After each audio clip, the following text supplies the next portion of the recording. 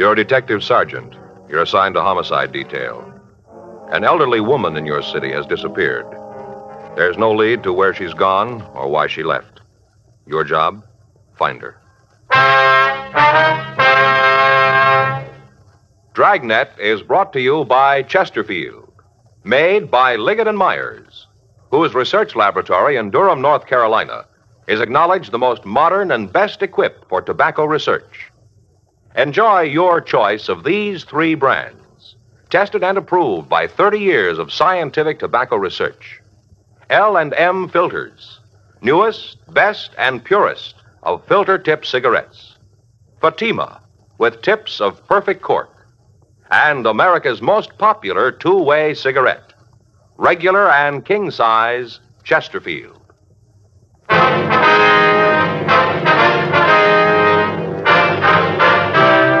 Dragnet, the documented drama of an actual crime. For the next 30 minutes, in cooperation with the Los Angeles Police Department, you will travel step by step on the side of the law through an actual case transcribed from official police files. From beginning to end, from crime to punishment, Dragnet is the story of your police force in action.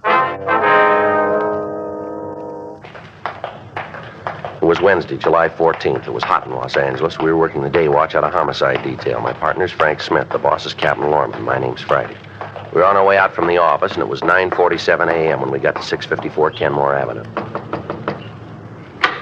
Yes? Miss Crocker? It's Miss Crocker, but I'm her. Police officers. Oh, yeah, come in. Thank you. This is my partner, Frank Smith. My name's Friday. Oh, how do you do, ma'am? Just sit down there on the couch. Move that Afghan. I was laying down when you got here. It's a terrible thing. I just know it. Yes, ma'am. If you tell us about it, please. You just bet I will. First off, can I get you something? Maybe a cup of coffee, a little piece of cinnamon toast? No, thank you, ma'am. Okay. If you change your mind, you just let me know. Yes, we will. Now, if you just tell us about Miss Gillespie, please. I hope if anything ever happens to me, I get this kind of service. Yes, ma'am. Are you a friend of Mrs. Gillespie? Her best. That's why I know something's happened to her. Uh-huh. She wouldn't just take off like this without telling me. Matter of fact, she didn't tell nobody. Just all of a sudden, she was gone. All right, if you'd start right at the beginning and just tell us the whole story, please. Well, Bertha Gillespie and me been friends for years. I see. Her and me been friends for years, ever since her husband died and she opened up the tea cozy. That's the little tea shop she has. Yeah. Nice place. She's done real good with it. All the ladies in the neighborhood go down there for afternoon tea. Serves those little tiny cake rolls with a pot of tea. Ladies' fingers, you know. Yes, ma'am. Well, a couple of days ago, I went down there to see Bertha. Do you know what day that was? Hmm? I said, do you know the exact date? Oh, now, let's see. This is Wednesday. I guess it must have been Saturday. Yes, that's it, Saturday. All right, would you like to go ahead, please? Well, I went down to the tea cozy, and there was a sign right on the door telling how Bertha was sick and she'd gone away for a couple of days. Was she in poor health? Bertha? Yes, ma'am. Bertha was as strong as a ox. Nothing wrong with her. Besides that, I saw her only Friday night. She didn't say nothing to me about being sick, not a word. I see. That's what made me figure that there was something wrong. For the past 10 years, if there was anything on Bertha's mind, she told me about it. You just bet she did. Well, isn't it possible that she just used the pretended illness as an excuse? That she just went away on a trip, maybe? Oh, Bertha wouldn't do that. Why do you say that? Oh, because she just wouldn't do it. Not with Saturday coming up. There isn't anything in the world that could make Bertha leave. Well, what's happening Saturday? Scrabble. Beg pardon? Scrabble. You know, the word game. Oh, yeah. Yeah, I know what you mean. Well, the ladies in the neighborhood have a sort of club. We meet down at the cozy and play our tournaments. Bertha's the champion. Hasn't been anybody that can beat her real good. You know, not regular. Yes, ma'am. That's why she wouldn't leave. This Saturday was her first big match outside the club. A woman from West Los Angeles was coming out here to challenge her. Bertha's been in training all week. Well, she wouldn't just walk out on the match. I'm telling you, officers, there's something wrong. Well, has Mrs. Gillespie any relatives here in Los Angeles? No. No, she's got some people back east. Mississippi, I think. Possible she might have left to go see them? I told you. Not with the big match coming on. Ain't nothing in the world that could keep Bertha from playing in that. Nothing, and you believe it. Yes, ma'am. Does she have any men friends? Oh, you mean romantic? Yes. Well, there's Chester, but that's not what I'd call a real romance. Bertha'd go out to the movies with him once in a while. Maybe he'd come over to the tea cozy of an evening, and they'd sit there and watch the television. But there'd always be somebody else there, mostly me. No, you couldn't say that it was any kind of a romance with Chester. Do you have his address? You going to talk to him? Yes, we'll have It won't do you any good. I already did. He don't know where Bertha is. If you'll just give us the phone number of this Chester, we'll check on your friend. Yeah, you check. You'll find out what I said is true. Yes, ma'am. I think somebody done Bertha in. She wouldn't just take off like this without telling me. Well, now, ma'am, did she have any enemies in the neighborhood? Anybody that you think might want to do her harm? No, not a soul, not a single one. Isn't anyone who didn't like her. Well, maybe Mrs. Ruman didn't care much for her, but I think that was a kind of a jealous thing. What do you mean? Scrabble. What's that? Mrs. Ruman, Helen, she thought she could play the game. Then when she challenged Bertha to a match, it was pretty terrible. 457 to 214. Helen was pretty upset. She tried to make out like she was a good loser, kind of smiled, laughed. But I could tell. She didn't like being skunked. Yes, ma'am. Can you think of any reason why anyone would want to harm Miss Gillespie? Well, not right off unless it was for money. What? Last time I saw her, she was carrying a lot of cash money around with her. Yeah? $2,500. 10:33 a.m. We put in a call to missing persons detail and checked the name Bertha Gillespie through the files. There'd been no report filed on her, and her name did not appear in the Gaga file. We checked the name through R&I, but she had no criminal record in Los Angeles. 10:47 a.m. We drove by the Tea Cozy restaurant. On the front door, attached with cellophane tape, was a hand-lettered note reading, "Taking a short vacation. Watch for reopening." Through the glass pane, we could see the interior of the shop. Everything appeared to be in order. Frank and I checked the rear of the building, but from what we could see, there was nothing out of line. 11:28 a.m. We put in a call to the missing woman's boyfriend, Chester Avon. He told us that he'd talked to the Gillespie woman on the previous Friday night, and she'd appeared in good spirits and had said nothing about leaving. We checked at her bank. We found that she'd made a withdrawal from her savings account to the amount of $2,500. This left a balance of over $12,000 in the savings account, $6,000 in the checking account. The manager of the branch told us that he'd spoken with Mrs. Gillespie when she'd taken the money, and that she told him that she was thinking of taking a short vacation. We got in touch with Miss Crocker and told her what we'd found. We asked her if she wanted to file a missing persons report. She said that she'd wait until the end of the week, and if her friend hadn't returned by then, that she'd come into the office. A month passed before we heard from her again. On the morning of Friday, August 20th, she called to tell us that she still hadn't heard from Mrs. Gillespie and asked that we conduct a formal investigation. She came down to the office and filled out a Form 316. Frank and I drove out to the restaurant to check it again. It was exactly as it had been when we'd last seen it. We tried the doors and found that they were still locked. 1:43 p.m. We went back to the office. Yes, sir. Mm-hmm. Well, it's kind of high, isn't it? Yeah. Well, did your people check into it? I see. Mm-hmm. Well, thank you, Mr. Jones. If you find out anything, we'd appreciate it if you'd give us a call. Right. That's Michigan 5211, extension 2521. Yes, sir. Either Officer Frank Smith or Sergeant Joe Friday. That's right. Thanks for your help. Yes, indeed. Thank you. Goodbye. Well, that finishes up the utility calls. Well, what do you got? Telephone bill for the past 30 days is just the service charge, no toll calls. Same with the electric lights. Uh-huh. They received payment in the last month, did they? No. Telephone company says they haven't been paid in over 60 days. Says they've sent a couple of reminders. Uh-huh. Only reason they haven't cut off the service is the bills have always been paid promptly in the past. I checked with our business office. Girl tells me the bill usually runs around $10. Possible, then, that the phone hasn't been used at all, huh?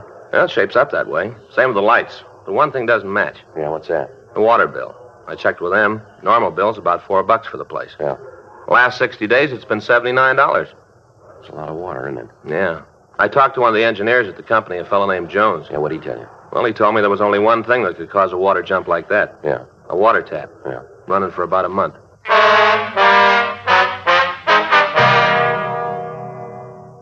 2:06 p.m. We called the bank where Mrs. Gillespie had her accounts.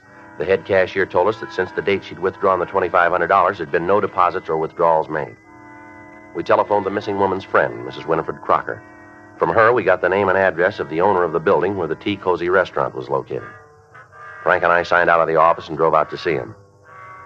The address we'd been given was a large house in the Silver Lake district. We rang the bell to the front door, but we got no answer. We walked around to the back of the property to a large garage. Now, Joe, if we find this guy, we can find out if she gave him some indication she was going to leave. Yeah. Sounds like there's somebody there. Yeah. In here, I guess. Uh-huh. Yeah? We'd like to see Virgil Medina. I'm him. What do you want? Police officers. We'd like to check out a few things with you if we can. What about? Well, it might be easier if we talked inside. I got no truck with the cops. I got none and I want none. Now you can just ask your questions from out there. All right, sir, if that's the way you want it. Well, that's the way it's going to be. Now get your questions asked and go about your business. You own a building located at 687 Kenmore Avenue? Why? Look, Mr. Medina, we're trying to conduct an investigation. We'd like to have your cooperation. If you don't want to talk here, we can go downtown. I own the building. Why? You have a tenant named Bertha Gillespie? Yes. Why? When'd you see her last? Well, about a month ago, at least that. Do you remember the exact date? I don't know. It's a long time ago. What's all this about Bertha anyway? What are all these questions? You got something you want to know about her? Go ask her yourself. Anything I can tell you that she can't, go talk to her. Leave me alone. Where'd you see her last? Down at the restaurant. What time of day? It was nighttime. Would you try to remember what date it was? It's pretty important. Wait a minute. I'll try to figure. See, I guess it must have been on a Saturday night. Yes, I'd say it was Saturday, the 10th of July. Do you have any way of being sure that that's the date? Now, look, you come around here asking questions, and I've given you an answer. You can take it or leave it. I got no way of being sure. That's the day I think I saw her last. She seem in good spirits? What do you mean by that? Well, sir, was she happy or was there something worrying her? Well, she seemed happy to me. I didn't pay a lot of attention. What are you cops trying to find out? You come right out and tell me what you want, and maybe I'll have the answer. But I haven't got time to stand around and waste time with you. Now, you tell me why you're asking these questions, or you can leave. Mrs. Gillespie's been reported missing. We're trying to trace it. Well, who done that? Who says she's missing? Well, that's not the important point here. We got the report. We've got to check it out. Well, whoever told you that's crazy? If Bertha's gone, there's a good reason for it. I guess she just finally got fed up and left town. What do you mean? She made a mint of money from that place. Regular mint. Used to tell me that when she had enough, she was going to just take off and see the world. Go around the whole world on a tramp steamer. She told me when she signed the last lease that she thought this would be the last one. She ain't missing. She just gone. Did she say anything to you about the fixtures in the place? What do you mean? Well, you know, the furniture, all the fixtures. They belong to her, don't they? Yes, I guess so. Will she make any arrangements to dispose of them? Not to me, she didn't. What if you have a key to the place? The tea cozy? Yes, sir. No, I don't. You own the building and you don't have a key to the restaurant? Well, no, I had one, but I lost it. Never had another one made. Why? What do you want with the key? We want to check the premises. Well, as far as I'm concerned, you got no right to do that. The place belongs to Mrs. Gillespie. You got no right to go tromping around in there. Afraid we're going to have to. Then you're going to do it without my say-so. All right, sir, if that's the way it's going to be. I'm telling you, she ain't going to like it. She ain't going to like you going in the place when she isn't there. Well, we'll take that up with her. Well, you better, because I'm not going to take any responsibility for it. We're not asking you to, Mr. Medina. I'll give you this, though. Yes, sir, what's that? You go nosing around, you're liable to come up with something that you ain't looking for. Yeah, well, thanks for your help, Mr. Medina. Don't mention it. Just remember what I told you about finding trouble when you ain't looking for it. Well, that doesn't happen often. Huh? We're looking for it. 3:14 p.m. Frank and I drove back to the Tea Cozy restaurant on Kenmore Avenue. We checked the front door of the place. It was locked. While Frank covered one side of the building, I took the other side, looking for open windows.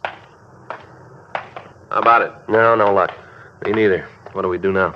Well, we'll have to try to force one of the windows in the back. All right. Come on. I think maybe we can get in here. You gonna break it? Well, we're going to have to. Wait a minute, Joe. Huh? You hear water running? Sounds like it's coming from inside. Yeah, might be. Well, let's get in there. All right. You want my gun? No, I'll use the handcuffs. See if I can knock a hole in the top half of the window here. Wait a minute. You better use your handkerchief. Let me borrow yours. Here. All right.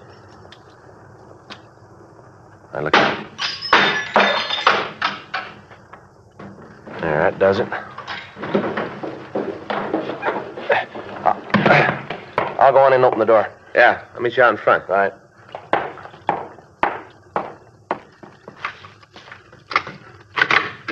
Frank? Yeah, here. Come on in. See anything? No, I haven't looked yet. Well, this must be the living room. Yeah. Everything looks okay here. A little dusty. Yeah. Water's running someplace. Wait a minute. Yeah. Sounds like it's come from over there. Yeah. Better turn it off. Yeah.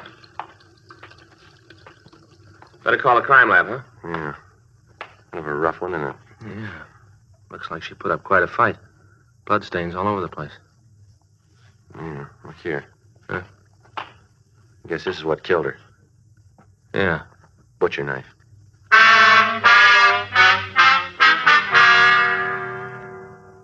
picture and the description that we'd gotten from Winifred Crocker, we identified the victim as the missing woman, Bertha Gillespie.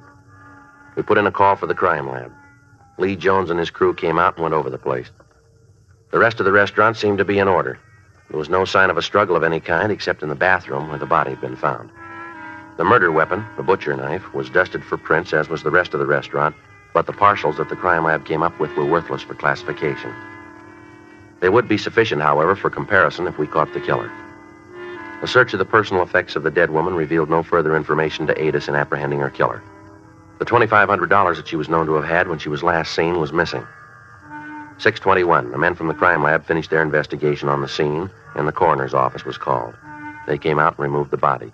They also locked the door and affixed the coroner's seal. 6:45 p.m., Frank and I got back to our car to go down to the office. Now, let's go, Frank. Yeah. Hey, wait a minute. Hold it, Frank. Huh? Oh, it's a little kid. You guys the cops? Yeah, son, what's the matter? A lot of excitement around here, huh? Yeah, that's right. Something we can do for you? No, I figured maybe there's something I can do for you. What do you mean? You know who did the murder yet? Well, why do you say it was a murder, son? I know who did it.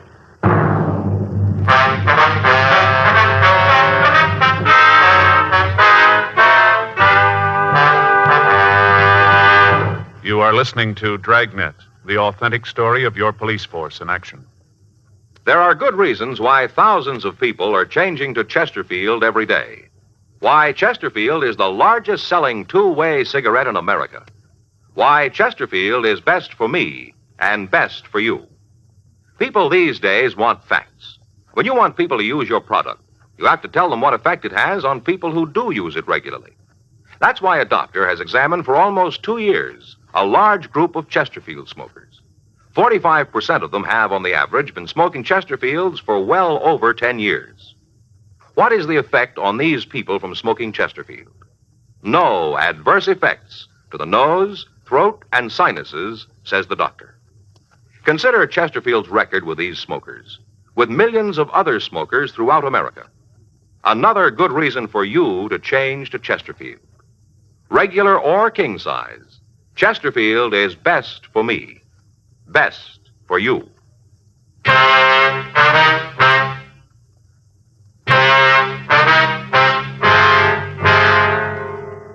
The working detective has learned by experience that approximately 60% of all homicides are solved within 20 minutes after the arrival of the authorities. 2 things are necessary in establishing the identity of a killer: motive and opportunity. In the present instance, we had the motive. $2,500 that the dead woman had withdrawn from her account was missing. However, a month had passed between the time the actual murder had taken place and it had been discovered. Ample time for the killer to cover his tracks. Now, before we could leave the scene, we had a witness who stated that he could name the killer for us. We asked the boy to get into the back seat of the police car while Frank and I questioned him. What's your name, son? Good, Eric. Kids always call me Gordy. Uh-huh. How old are you? 7. Now, what's all this about you being able to tell us who killed Mrs. Gillespie? I can. Well, who was it? Mr. Medina. You mean the man who owns the building? Yeah, that's who I mean. Well, that's a pretty serious charge, Gordon. Do you have any way to prove that? Guess I really can't prove it, but I know it's true. Well, how do you know? I just know, that's all. I seen him there. I just seen him going in and out. Well, when was this? 3 weeks ago. Maybe a month. But he used to go in and out all the time. Argue with Mrs. Gillespie. What do you mean by argument? Loud. Mr. Medina screamed at Mrs. Gillespie. Will you ever hear any of these arguments, son? Sure. My mother's a friend of Mr. Gillespie. We just live a couple blocks away on Dewey Street. I play over here all the time. I've heard Mr. Medina yell at her. What'd they argue about, son? Mostly about a lease or something. Seems like Mr. Medina wants Mrs. Gillespie to move out. She didn't want him. Made him pretty sore. You gotta talk to him. He'll tell you the same thing about how he used to fight with her. All right, son. Your mother ever hear any of these fights? Sure. You ask her. She'll tell you the same way just as I did. Okay, is she home now? Should be. Maybe she went out to the store or something. She should be home. Okay, son. Let's go, Frank. Yeah. Guess this is about the most excitement we've had for a long time. Yeah. Poor old Mrs. Gillespie. Sure a nice old lady. Real nice. Mm-hmm. Wasn't hardly anybody that didn't like her. Hardly anybody. How about Mr. Medina? 7:04 p.m. We drove young Gordon Eric to his home and talked with his mother. She verified his story about the arguments between the victim and Medina. She went on to say that Medina had threatened Mrs. Gillespie, saying that if she wouldn't vacate the premises, he'd take care of her. We had their statements taken, and at 8:40 p.m. we went by Medina's house and asked him to accompany us downtown. He finally agreed, although he was sullen and uncooperative. When we got him down to the office, we checked his name through the record bureau, but we found that he had no criminal record in Los Angeles. His prints were rolled and sent to Harlan Stahl for comparison with those found on the murder weapon. While we waited for the results, we talked to him in the squad room. You're going to regret this, you know that. Yeah. I'm telling you, you dragged me down here with all these questions. You just wait till my lawyers get here. He'll put a stop to all this foolishness. You want to tell us what it's all about, Medina? Tell you about what? How one of my tenants got himself killed? Now listen, I got property all over town, a lot of tenants. If I worried about each one of them, I wouldn't have no time to do nothing else. We understand you had some pretty big arguments with Mrs. Gillespie. Who said that? Who told you that? Is it true? Why, it's a lie. You bring the person in here who said it, and I'll tell them it's a lie right to their face. You just bring them in here. We can't do that, and you know it. Well, of course you can. You know why? You want me to tell you? Go ahead, you tell us. You can't show the person who said that because there ain't no such person. There's anybody in the world who says, I'll argue with Bertha. Uh-huh. You tried to get her to break her lease with you? That's none of your business. I told you before, I'm not about to answer a lot of questions that aren't none of your concern. A couple of things we better set you straight on, mister. You're a suspect in a murder. Now, if you're smart, you're going to realize that and give us some straight answers.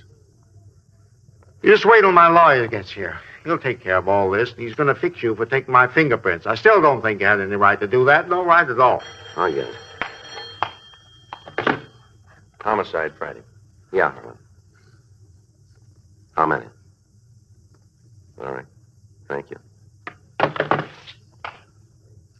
You want to tell us why you killed her, Medina? What are you talking about? That was our fingerprint man. They checked your prints against the ones we found on the murder knife. They match perfectly. You sure, are they? They're sure. I didn't mean to do it. I really didn't mean to, honestly. Just all of a sudden, I got so mad. I was standing there smiling. You should have known this. She had a way of smiling at you, and you knew that there wasn't anything that you could do. You just stand there smiling. I didn't mean to kill her, though. You got to believe that I didn't mean to kill her. Want to tell us how it happened? Have you got a cigarette? Yeah. Here you go. Thanks. Here's a match.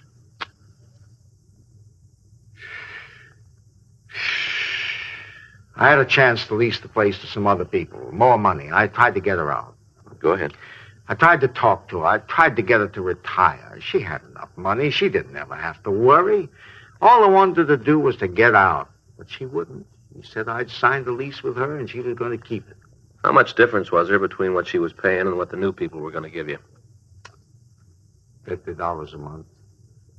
You killed her for that? Oh, yeah, you don't understand. You got to try. Now, really, this is important. If you knew Bertha, you'd know why I did it. You see, I went to her. I told her that I'd give her a lease on another piece of property.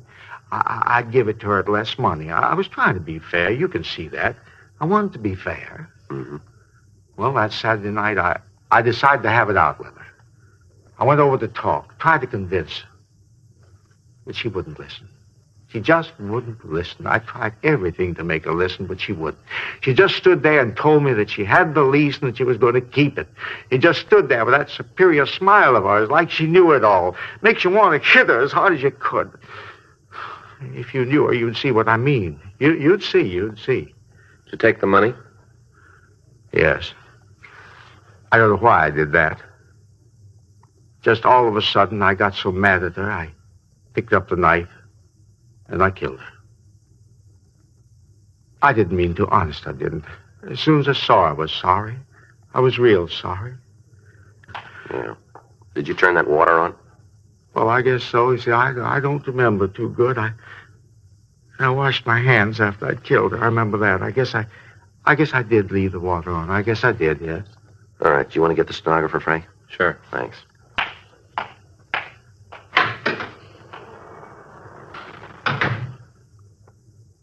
You'd seen the way she thought she was so much better than anybody else, you'd know. Was that right? Sure. All those old hens clucking around all the time, building her up, making her feel superior, real superior. Mm-hmm. If she just moved out, if she just let me have the place, it all would have been all right. If she'd just done that. That's a lot of money, you know. $50 a month. That's what I stood to make on the deal. Yeah. It was worth it, don't you think? $50 a month without turning a hand? Everybody'd figured that way, wouldn't they? Well, everybody'd think so. Now, when you get where you're going, you can ask him.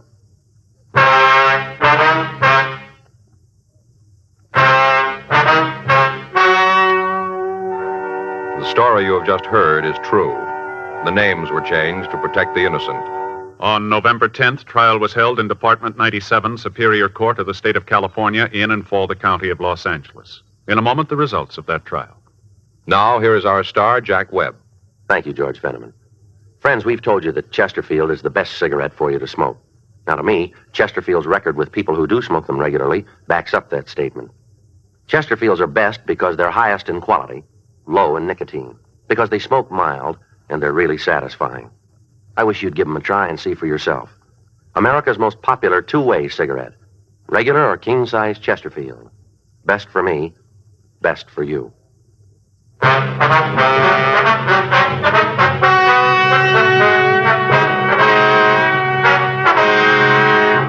Virgil Emil Medina was tried and convicted of murder in the second degree and received sentence as prescribed by law. Murder in the second degree is punishable by imprisonment in the state penitentiary for a period of from 5 years to life.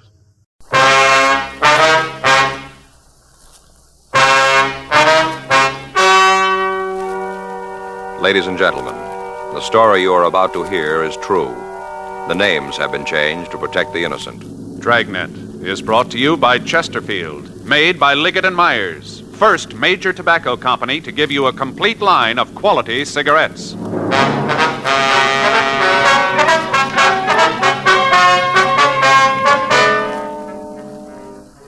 You're a detective sergeant. You're assigned to homicide detail. A young girl has been found in a cheap hotel room, apparently an attempted suicide. There's reason to suspect foul play. Your job, investigate. To sell a product, you have to make it good and keep it good. What do the latest reports show about Chesterfield? Well, our research laboratory has compared it with the leading cigarettes in the country. Chesterfield is highest in quality, low in nicotine. Another good reason why thousands of people are changing to Chesterfield every day. Smoke America's most popular two-way cigarette. Regular or king size, you'll find Chesterfield really mild, really satisfying. Best for you.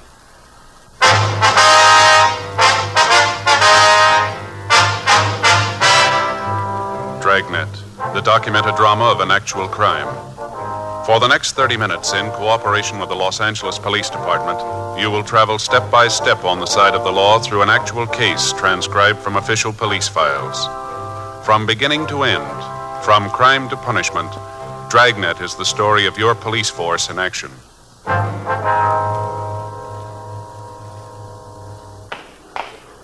It was Thursday, November 19th. It was warm in Los Angeles. We were working the day watch out of homicide detail. My partner's Frank Smith. The boss is Captain Lorman. My name's Friday. We'd just gotten a call from Georgia Street Receiving Hospital, and it was 9:46 a.m. when we got to the second floor. The treatment room. Yes? Would you like to see Dr. Hall, please? Come in, Joe. Joe, Frank? Hi, Doc. This the girl? Yeah. How's she doing? Well, not sure yet. Just finished the transfusion. And when you gonna know? We think she's going to live, but there's no way of telling right now how much damage has been done to the brain tissue. Mm-hmm. Bad bruise on her face.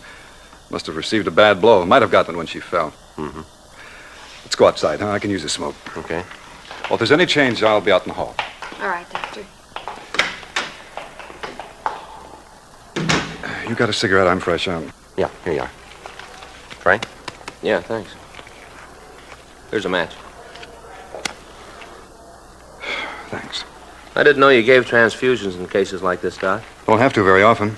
You see, a thing like this, the carbon monoxide in the gas joins with the hemoglobin in the red cells, won't let go. Blood takes the monoxide through the system and suffocates the brain tissue. We've given her some choramine, helps speed up the heart action. The way it looks, she's got a good chance of living, but we won't know how bad it really is until later. It's a rough one, isn't it? You find out who she is? Well, according to the stuff we found in her wallet, her name's Mona Fenton. Another thing that doesn't make much sense, Doc. She registered into the hotel as Mrs. John Norris. Near as we can find out, she wasn't married. How'd you come up with that? Well, when the office got word about it, we tried to get in touch with her husband. We called the phone number on the ID that we found in her wallet, talked with her mother. She says the girl's single. Well, how about the guy she was with? You been able to talk to him? No, haven't found out who he is. Name doesn't check out, huh? Not that we can find. How about the mother? She give you anything? We just talked to her for a minute. We're going over there when we leave here. Maybe she can come up with some answers. I sure hope so. A couple of more questions you can ask her. Yeah? What's that? Find out if the girl's been under a doctor's care. What do you mean? Checked her over when she came in. Found marks. On her arms? Yeah. I think she's an addict.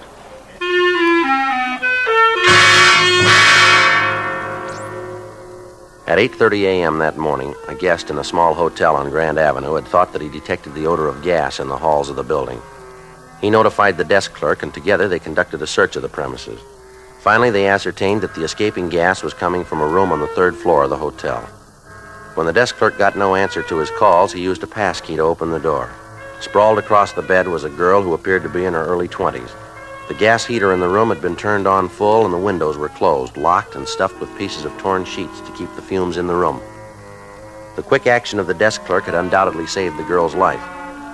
While the hotel guest called an ambulance, the clerk turned off the gas, opened the windows, and administered artificial respiration to the girl until the ambulance crew arrived. As an attempted suicide, the homicide detail had to make an investigation, and Frank and I were assigned to the case.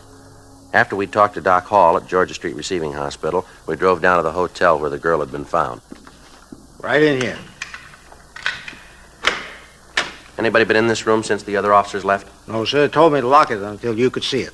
All right, sir. Now, this is just the way you found it, is that right? Well, yes, of course, the gas is turned off, and I opened the windows, but everything else is the same. I see. From what you said on the phone, she came in last night, is that right? Yes, sir. At least that's what the registration book says. They checked in at 10:15. Did you take care of him? No, I was out to dinner when they got here. Who checked him in? Jeff Christensen. Is he around? No, not right now. He'll probably be back tonight. You know where we can find him? I don't know. See, Jeff got paid last night. Got his week's wages. Last I saw him, he was on his way out on the town with some of his friends. Jeff goes out on the town. Maybe we don't see him a couple of days. I see. But you figure he'll be back tonight, huh? Oh, yes. Jeff only worked a couple of days last week, so he ain't gonna go on much of the town. Mm-hmm. Did you see the man Miss Fenton came in with? No, I didn't. They were already in the room when I got back from dinner. I checked the book. I got the money from Jeff before I left. The man must have gone out sometime early this morning. I guess I was asleep. My room's just back of the desk. Fella must have got out while I was asleep. I see. Did you get any calls from the room at all? Not a one. Like I told those uniformed officers we here, I didn't see them at all. Not a peep of them. Matter of fact, I was thinking how nice and quiet they were. But the way the room looks, they sure must have had some sort of argument. Yes, sir. Huh. Would you know if they brought any baggage with them? Matter of fact, I know they didn't. Sure looks like they did some heavy drinking, don't it? Mm-hmm. Yeah. Glasses. That bottle's almost empty. Yeah. I'd rather you wouldn't touch the bottle. Oh, yeah, well, I won't. Say, you talked to the girl's people yet? No, sir, we haven't. But you're planning to see them, aren't you? Yes, sir. Yeah, I wonder if you'd do me a favor. You know when you see her people? Yes, sir. What's that? Well, I don't much mind the dirty glasses and having to straighten the room up. That's all part of the hotel business. But I wish you'd say something about the torn sheets. Tell the people about them. I don't want to cause no trouble, but maybe if they know how about the sheets were all torn up, they'd want to make good on them. You will mention it, won't you? Hmm? Yes, sir. I'll call the office, Joe. Have them send out a crew, see what prints we can lift. All right, fine. Who else has a pass key to this room? Oh, you mean beside me? Yes, sir. Well, ain't nobody. Where's the key kept? That hangs on a nail next to the desk. That big nail there, it hangs right on it. Mm-hmm. Now, when you came into the room, did you notice if there was anything around the door to keep the gas inside? I don't follow you. Well, you found pieces of torn sheets around the windows, you say. Now, was there anything like that by the door?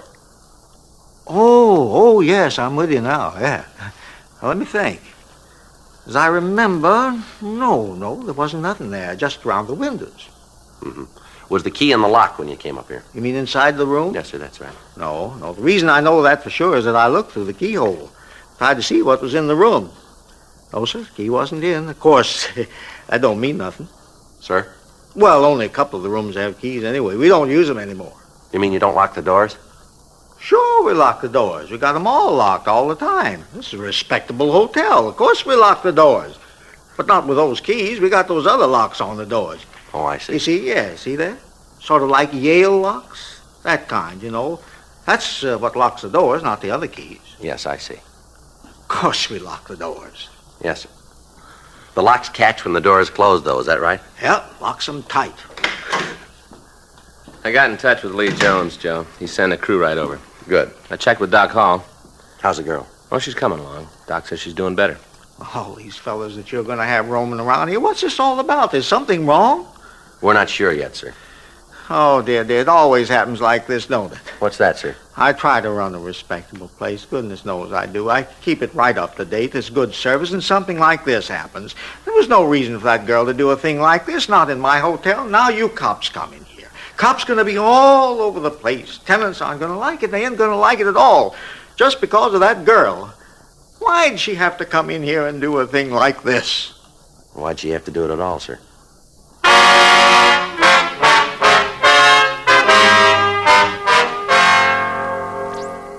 "11:26 a.m. We questioned the people in the hotel. None of them could remember hearing any undue noise coming from the room where the girl had tried to kill herself. Normally, the investigation would have been routine, but with the possibility of foul play, we had to check every angle and then check it again. The crew from the crime lab arrived and went over the room. Under the bed, they found an empty capsule, the type commonly used to dispense heroin. They also came up with a clean set of fingerprints on both glasses. They were photographed, and the water glasses themselves were removed to the crime lab to be booked as evidence. The registration card the couple had signed was turned over to Don Meyer in handwriting. The name was checked through our record bureau, through the phone book, and through the city directory, but when the leads were checked out, we were no further in knowing who the man was who'd taken the room with Mona Fenton. Word was left at the hotel for the handyman to contact us as soon as he returned. Word was also left that if the man who'd registered with the Fenton girl returned, we were to be called. 11:45 a.m. The men from the crime lab finished their investigation and returned to the office to compile the results. Frank and I left the hotel and drove out to the address listed on the girl's identification. It was a large white colonial home near one of the colleges. We rang the doorbell and waited. Yes? Mrs. Fenton? Yes, that's right. What is it you want? Police officers would like to talk to you. Oh, come in. Thank you. It's about Mona, isn't it? Yes, ma'am. I knew something like this would happen. I knew it all along. Beg your pardon? When she first had this crazy idea, when she first told me about it, I knew. Kids, try to tell them. Just try, and they tell you that times have changed. They say that you're not keeping up with the time. They know it all. Nobody can tell them anything. Well, what idea is this, Mrs. Fenton? When she wanted to quit school and take the job in that drive-in restaurant, the most ridiculous thing I ever heard of. But nobody could talk her out of it. Lord knows I tried. I knew something like this would happen. I just knew it. Yes, ma'am. Do you know any reason why your daughter might want to take her own life? Are you a policeman, too? Yes, ma'am. I'm Frank Smith. This is my partner, Joe Friday. How do you do? How are you, ma'am? Do you know any reason why your daughter might want to kill herself? It's a little hard to say, Mr. Friday. What's that? Mona and I had quite an argument about her leaving school. It was one of those silly things that starts and gets all out of hand, you know. We both have pride, and neither one of us was going to back down. Mm-hmm. I haven't seen Mona to talk to for over a month. Does she live here, ma'am? Yes, she does, Mr. Smith. But there's an outside entrance to her room. She comes and goes as she pleases. Doesn't eat her meals here, so I hardly ever see her. Mm-hmm. Do you know if she's been under a doctor's care? No, I don't think so. Why do you ask that? Well, is your daughter a diabetic? No, she isn't, Mr. Friday. Why all these questions about Mona and a doctor? What are you trying to find out? Does your daughter have any special boyfriends, Mrs. Fenton? She did have. Who was that? Richard Burdick, nice boy. Mona and he were planning to get married when they got out of school. Then, along with everything else, that just blew up. Everything seemed to go all at the same time. Did your daughter have any trouble with this Burdick? No, nothing you could call real trouble. It's just that they agreed to disagree. It was Mona's idea. Richard didn't want anything to change. He was very much in love with her. Uh-huh. Does he know about this? I don't think so, Miss Fenton. We haven't told him. I don't know what he's going to do when he hears about it. It's going to hit him awfully hard. He's the sensitive type. Does your daughter have any close friends that she might confide in? I suppose she does. She's talked about some of the girls where she worked. Would you give us their names, please? Well, yes, I will. I'll write them down for you, those I can remember. All right, fine. Has your daughter been in good spirits lately? As far as I know, yes. She's always seemed happy enough when I saw her. I told you we haven't said much more than hello the last month, but she seemed happy. Mm-hmm. You said that she broke up with this Burdick boy, is that right? Yes. When was that? 6 weeks, 2 months ago. You know what caused it? The job, all the other things. Mona kept making dates with him and then breaking them at the last minute. I guess Richard just got tired of being stood up. Well, did he and your daughter have any arguments that you know of? No. They just decided that it wouldn't work out for them. They just decided to stop seeing each other. Did your daughter have any other steady boyfriends? Anyone that she saw quite a bit of, maybe? Well, there was one boy. He was quite a bit older than Mona. She saw a lot of him the last couple of weeks. You know who he was? No, I never met him. I only saw him once. What if you could describe him for us? No, I'm afraid I can't. He drove by for Mona one night, going to pick her up for a date. Parked out in front and honked the horn. I see. I went to the front door to tell him to come in. Mona wasn't ready yet, but he wouldn't. Just sat out there and waited. I didn't get a good look at him. Could you describe the car for us? Not good. It was one of those foreign cars, a convertible. I think it might have been a Jaguar. I'm not sure about that, though. But you're sure it wasn't an American automobile? Yes, I'm sure about that. All right. How about the color of the car? Can you tell us that? It was awfully dark out there. I'm not sure.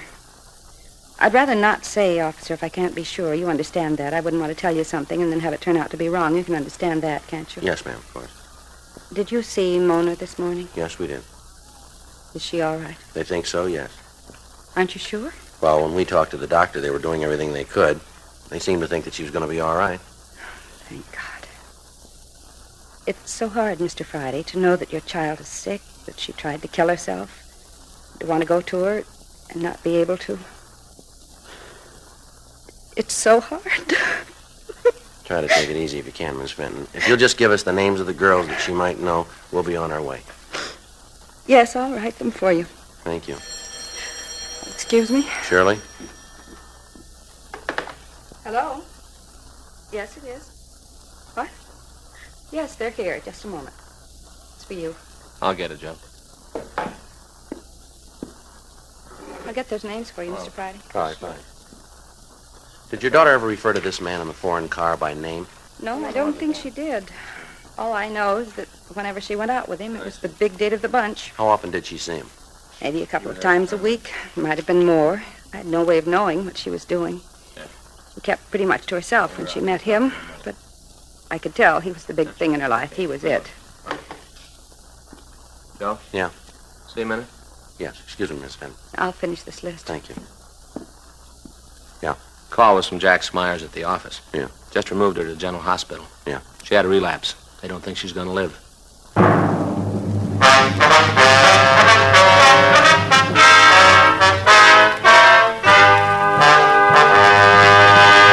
You are listening to Dragnet, the authentic story of your police force in action.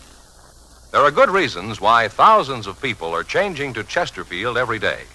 Why Chesterfield is the largest selling two-way cigarette in America. Why Chesterfield is best for me and best for you.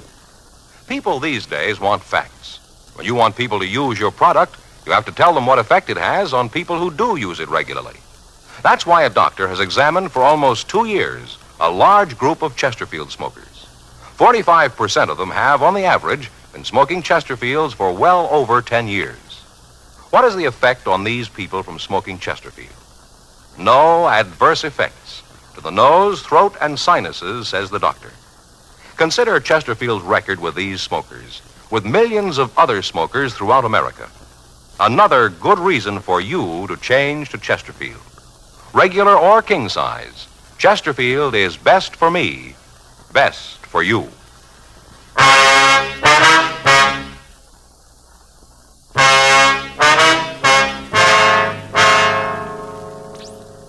We obtained the name of the drive-in restaurant where the Fenton girl was employed. We also got the names of the girls that she worked with and the address of her boyfriend, Richard Burdick. Mrs. Fenton also gave us a list of names of persons who might be able to aid us in the investigation. Under further questioning, the mother was still unable to furnish us with a motive for her daughter's attempt to take her own life. The apparent lack of a motive, or any type of a suicide note, coupled with the bruise on the girl's chin, made the likelihood of foul play more than possible. 12:57 p.m. We left the Fenton home and drove over to the drive-in. We stopped on the way and put in a call to the office. There still hadn't been any report of the handyman at the hotel, the only person who could give us a description of the man who'd registered at the place with the Fenton girl. When we got to the drive-in, we asked about a Peggy Gregson, one of the girls on the list. After a few minutes, the girl came over to our car. You want to see me? You Peggy Gregson? Yeah, why? We'd like to ask you some questions about Mona Fenton. Who are you guys? Police officers. We'd just like to talk to you. I gotta get it okayed with the manager. I'm on duty now, lunchtime. Pretty busy. I gotta get it okayed. I'll take care of it. All right, fine. I'll check with the manager, Joe. Right. Hope this isn't going to take long. I got a couple of customers waiting for orders. My partner will take care of it. Well, ain't the manager knowing that worries me. It's the tips they're going to leave. Make what I do, and the tips are important. Yes, ma'am. What's all this about Mona, anyway? What are the cops after her for? Well, she tried to kill herself this morning. Mona? Yes. Why? Why'd you do a thing like that? Well, we thought maybe you could help us there. Why, me? I haven't got anything to do with it. Well, we understand you were pretty friendly with her. Well, sure, I was a friend of Mona's, but I don't know anything about no suicide. I don't know anything about it, and I don't want to. Do you know any reason she might try to take her own life? Not a reason in the world. Not Mona. Do you know if she was under a doctor's care for any reason? No. I mean, I don't know. She didn't say anything about it, never said a word. Was she? Well, that's what we're trying to find out. Can you think of any enemies she had? Anybody who might have wanted to hurt her? How far is this going to go? Well, how do you mean, miss? I mean, who's going to hear about this? Who's going to hear the answers I'm going to give you? Well, no one. Now, what do you got for us? Well, I'll give you this for free. If anything happened to Mona, you go talk to Dick Burdick. Talk to him. He'll be able to tell you. Why'd you say that? Because it's true. No other reason. He's a real bum. You ask me, I think there's something wrong with him. You know, in the head. Would you have any reason to say that? All the reason in the world. Poor girl, this bum all the time coming around giving her trouble. All the time telling her how he's going to kill her and anybody that comes near her. Burdick said that to Miss Fenton, did he? Half a dozen times. Wasn't more than a week ago. Mona told me she told him off, told him to get lost. She didn't want any part of him, to leave her alone. He made a big scene. Mona told me all about it. One day this Terry drove in here. Got one of those flashy foreign cars. A Jaguar? I think so, yeah. All right, go ahead. Well, one day he drove into the place. Mona took care of him. I guess he liked Mona. He kept coming back, always parked in her station. Anyway, this Burdick kid found out about it. Wasn't anything for him to worry about, but he made a big thing about it. Told Mona she was supposed to stop seeing Terry. Said if she didn't, he was going to cause real trouble. Did he say what he was going to do? Oh, I think he was kidding. I don't think he really meant it. He's just a kid. Well, what did he say? I really don't think he meant it. Well, all right. Now, what did he say to her? Said if he found them together again, he'd kill them both.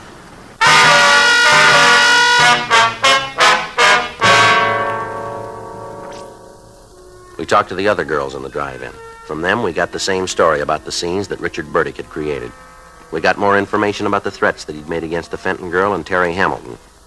From one of the girls, we got the address of Hamilton. 2:45 p.m.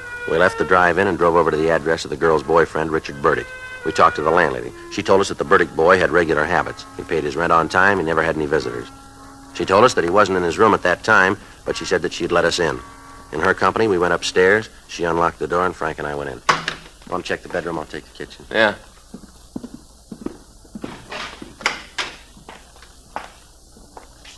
Well, there's nothing out there. How'd you do? Well, it looks like we're a little late. What? His clothes are gone. We checked the room further. Every indication was that Richard Burdick had left the apartment in a hurry. We talked to the landlady again. She could give us no reason for his disappearance. She gave us the name of his employer. We put in a call to them, but they told us that Burdick had failed to show up for work that day. 4:15 p.m. We put in a call to the hotel on Grand Avenue, but the handyman still hadn't returned and there'd been no word from him. We went back to the office and checked the name Richard Burdick through R&I, but we found no criminal record for anybody answering his description. We put out a local and an APB on him. At 4:39 p.m., we got a call from General Hospital telling us that the Fenton girl had regained consciousness and that we could talk to her. Frank and I left the office and traveled Code 2 out to the hospital. The doctor on duty told us that the girl was out of danger, but that she was very weak. He asked us not to get her excited, and he led us into her room. Miss Fenton? Yes, who are you? Police officers. Why can't you leave me alone? Go away. Just a couple of questions we'd like to ask you. I don't want to talk to anybody. Why didn't you leave things the way they were? Why didn't you leave me alone? Well, you had a lot of people worried, miss. No reason for it. Be better all the way around if things had happened the way I planned them. And you did try to kill yourself. Yes. Who was with you in that hotel room? You mean Mr. Morris? Yeah. It was Terry. It was always Terry. He was going to marry me, then he didn't. He said he would, and he didn't. That why you did what you did? Yes. You use narcotics, Miss Fenton? Hmm? Use narcotics? Yes, that was Terry's idea, too. I think that's all he wanted with me, just to get me hooked so I'd have to do what he said. I think that was the reason. How about this Richard Burdick? What about him? Do you have anything to do with you deciding to take your own life? In a lot of ways. The biggest mistake I ever made was leaving Richard. I thought it was smart, real smart. I was going to show him. Terry said he'd marry me, said he was in love with me. To get you started on narcotics? Yeah. At first it wasn't so bad. I loved him, really, I did. Then when I had to have the fixes, he changed. Told me he couldn't give it to me anymore, that I was going to have to pay for it. I tried to tell him that I loved him, but I wanted to be with him. That's why I went to the hotel to talk it over. Try to come to an understanding, some kind of an understanding. Mm-hmm. He said that he didn't want to have anything to do with me, that he wanted no part of me anymore. Said that I was going to have to pay for the H from now on. I didn't have any way to pay for it. He said it wasn't any of his business. Is he a user? Yes. It's all so stupid, Ma'am? The whole thing, I had it real good all the way around. And then I went ahead and ruined everything, tore it all down. Even if I'd have killed myself, it would have been no answer. Not the right answer, anyway. I know that. I know it real well. All right. Can you tell us where we can find this Terry? You bet I can. I want to see him feel like I do. I want him to know what it's like. Will you be willing to meet with him? Make a buy of narcotics for us? You name the time, I'll be there. I'll be there if I have to crawl. All right. You better get some rest now. I guess so. I'm pretty tired. Did you see my mother? Yes, ma'am. Is she real mad at me? No, I don't think she is. Would you call her? Ask her to come and see me. Tell her I'm sorry. Tell her I want to see her. No, she'll be glad to hear that. I hope so.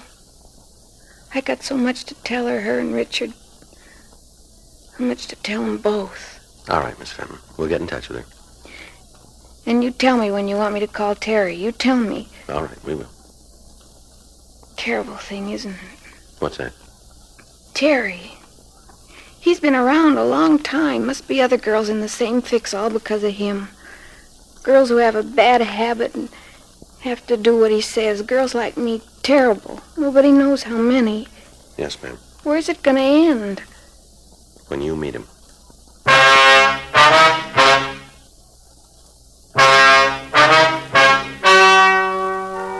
The story you have just heard is true. The names were changed to protect the innocent. On March 10th, trial was held in Department 98, Superior Court of the State of California, in and for the County of Los Angeles. In a moment, the results of that trial. Now, here is our star, Jack Webb. Thank you, George Veneman. Obviously, it would be impossible for you to question all the Chesterfield smokers that you'd run into, yet we're convinced that you want to know what effect a product has on people who do use it regularly.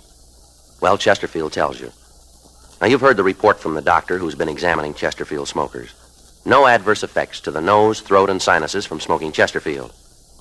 I think it would make good sense for you to change to Chesterfield today. Smoke America's most popular two-way cigarette. Regular or king size. You'll find Chesterfield's best for you.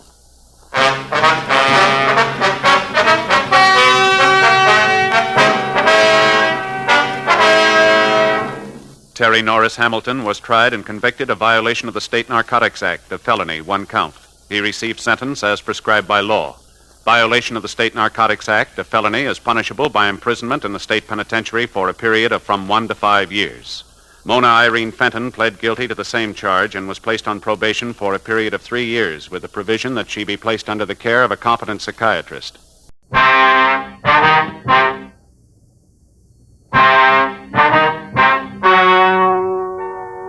Ladies and gentlemen, the story you are about to hear is true.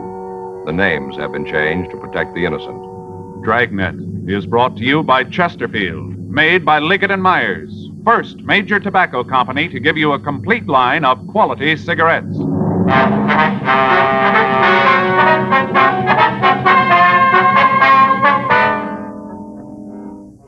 You're a detective sergeant. You're assigned to robbery detail. You get a call from an informant telling you that 3 known gangsters have moved into your city. You don't know who they are or why they're in Los Angeles.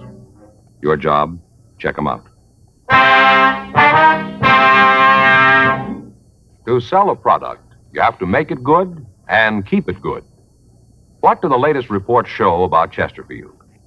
Well, our research laboratory has compared it with the leading cigarettes in the country.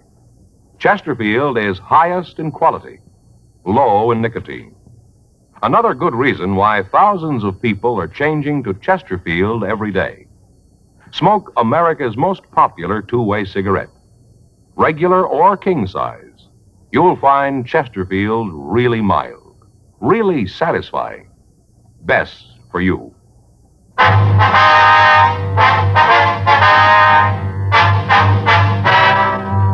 Dragnet, the documented drama of an actual crime. For the next 30 minutes, in cooperation with the Los Angeles Police Department, you will travel step by step on the side of the law through an actual case transcribed from official police files. From beginning to end, from crime to punishment, Dragnet is the story of your police force in action.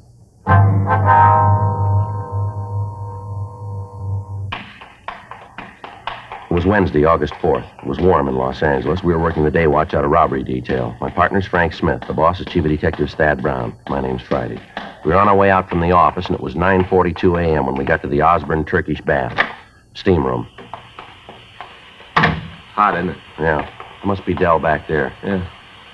Dell? Yeah, who is it? It's Friday and Smith. Oh, I'll be right with you. Okay. Hey, Joe, did you ever have one of these? Well, what? Turkish baths. You ever had one? No, I never have. I understand they're great for colds. You just sit there and it burns the germs right out. It's great. You ever have one? No, but Armin, my brother-in-law, he takes them all the time.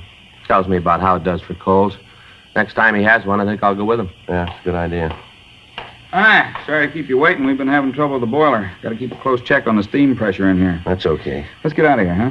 It won't make me unhappy. It sure is hot, Dell.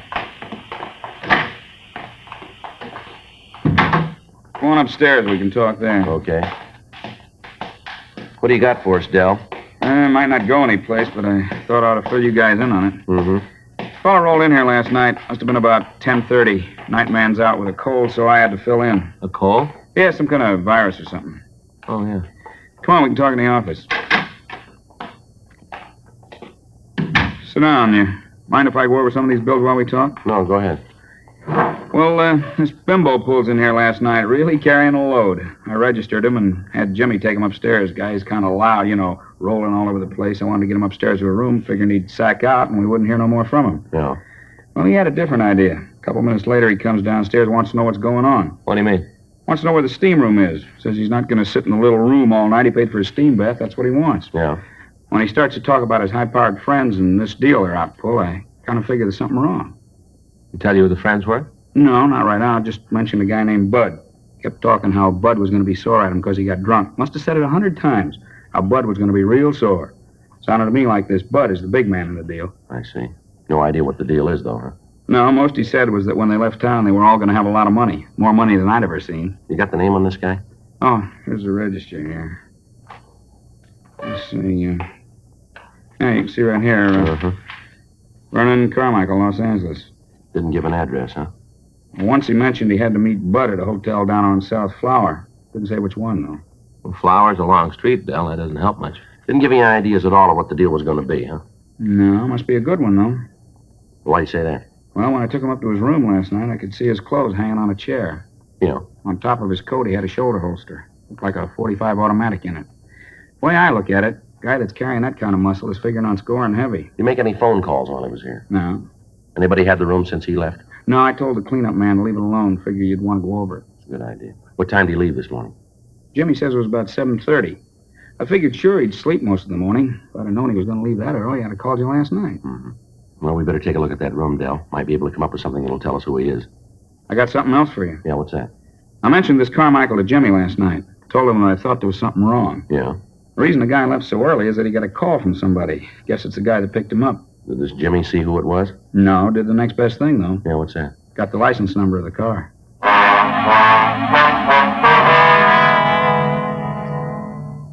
10:15 a.m. We got in touch with Leighton Prince, and Harlan Stahl sent a crew out to go over the room. Frank put in a call to the record bureau, and he had the name Vernon Carmichael checked. There was no record on anyone answering the description that we'd gotten from the manager of the Turkish baths. In addition, a radiogram was sent to the Department of Motor Vehicles in Pennsylvania, asking for all available information on the owner of the car bearing the license number that we'd been given. 11:30 a.m. Harlan Stahl's crew finished checking the room, and they told us that they'd been able to lift a complete set of clean fingerprints from a water glass. They were photographed and classified. In checking our files, there was no record of the prints. They were forwarded to George Brereton up at Sacramento to CII and to the FBI in Washington, D.C. 2 days passed. On Friday, August 6th, we got the word from DMV in Pennsylvania that the car was registered to a Howard Nielsen. The radiogram also gave us a description of the car and the registered owner's address in Pittsburgh. On receipt of this information, we got in touch with the police department in Pittsburgh and found that Howard Bud Nielsen had a misdemeanor record. Late Friday afternoon, the kickback from Washington, D.C. arrived with the information that the fingerprints found in the room at the Turkish Bath were those of Vernon Carmichael. His record listed arrests for petty theft and robbery in Pennsylvania. He'd been brought to trial, but he'd been acquitted.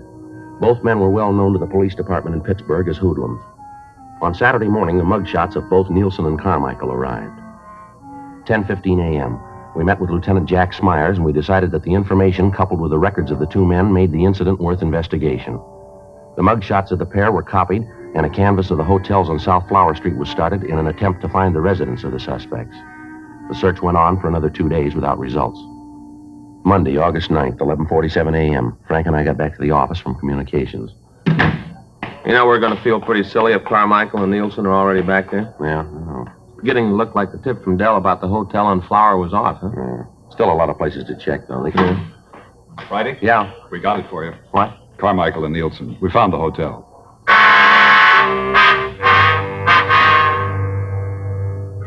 At 10:30 that morning, officers Murphy and Rafferty had gotten the first affirmative answer to their questions about the suspects. A room clerk in a small hotel at the corner of South Flower Street and Bunker Hill Avenue had recognized the mugshots of Carmichael and Nielsen.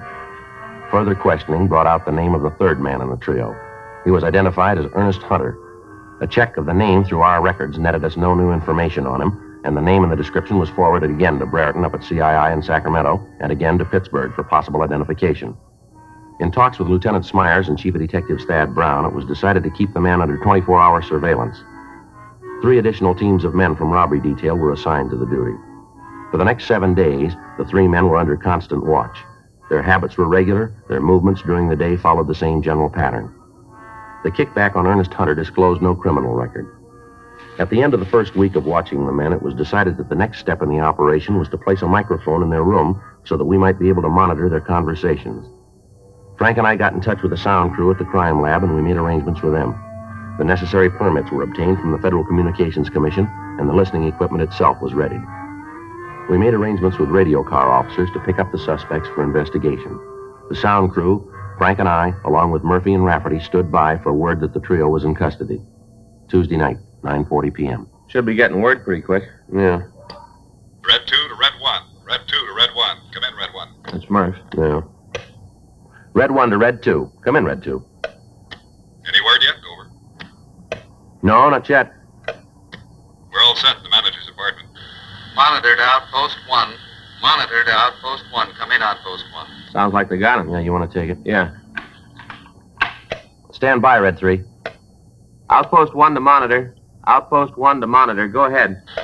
Monitor to Outpost 1. Information received that suspects are in custody. Repeat, suspects are in custody. Acknowledge. Outpost 1 to monitor. Outpost 1 to monitor. Message received. Outpost 1 out. You heard it. Yeah. Red 1 to Red 2 and Red 3. Red 1 to Red 2 and Red 3. You read me, Red 2 and 3? Red 2 to Red 1. Read you. Red 3 to Red 1. Receiving clearly. Red 1 to Red 3. Suspects are now in custody. Proceed with installation of listening equipment. Over. Roger, Red 1. Red 3, please keep contact. Will do, Red 1. Red 3 out. Red 1 to Red 2. Come in, Red 2. Red 2 to Red 1. Murph, can you see the suspect's apartment from where you are? Not good, Joe. It's down the hall and around the corner. First door. Over. Red 1 to Red 3. Come in, Red 3. Red 3 to Red 1. Are you in the apartment yet? Yeah, Joe. We're just starting to install the bug. Is there a radio in the room? Yeah, small table model. It's on the nightstand next to the bed. Can you fix that before you leave? Yeah, I'll pull one of the wires so it won't work. Good. Where are you putting the bug? We're laying it under the edge of the carpet near the door to the kitchen. Should be able to pick up the whole room from there. Well, there's nothing to do now until we get it finished, huh? Yeah. We got the recorder all set up? Yeah, it's in the room. Sound crew came in this afternoon and made the installation on it. Mm-hmm. You know how to work it? Yeah, I think so. Jack checked me out on it. It's pretty simple. Just like playing a piano. Press a key and away it goes. Well, I hope you got it. I've always had trouble with them. Last time out, I wanted to rewind one of the spools and listen to something. Ended up erasing everything we had. Yes, I remember that very well. I was afraid you would. Mm-hmm. Red 3 to Red 1. Red 3 to Red 1. Come in, Red 1. It's the sound crew. Yeah. Red 1 to Red 3. Have completed installation. We're leaving the apartment.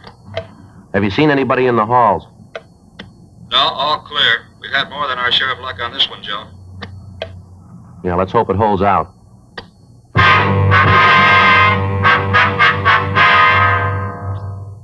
11:15 p.m. The installation of the listening equipment was completed, and Frank and I, along with Officer Pat Murphy, took up our positions in the room we intended to use as a monitoring post.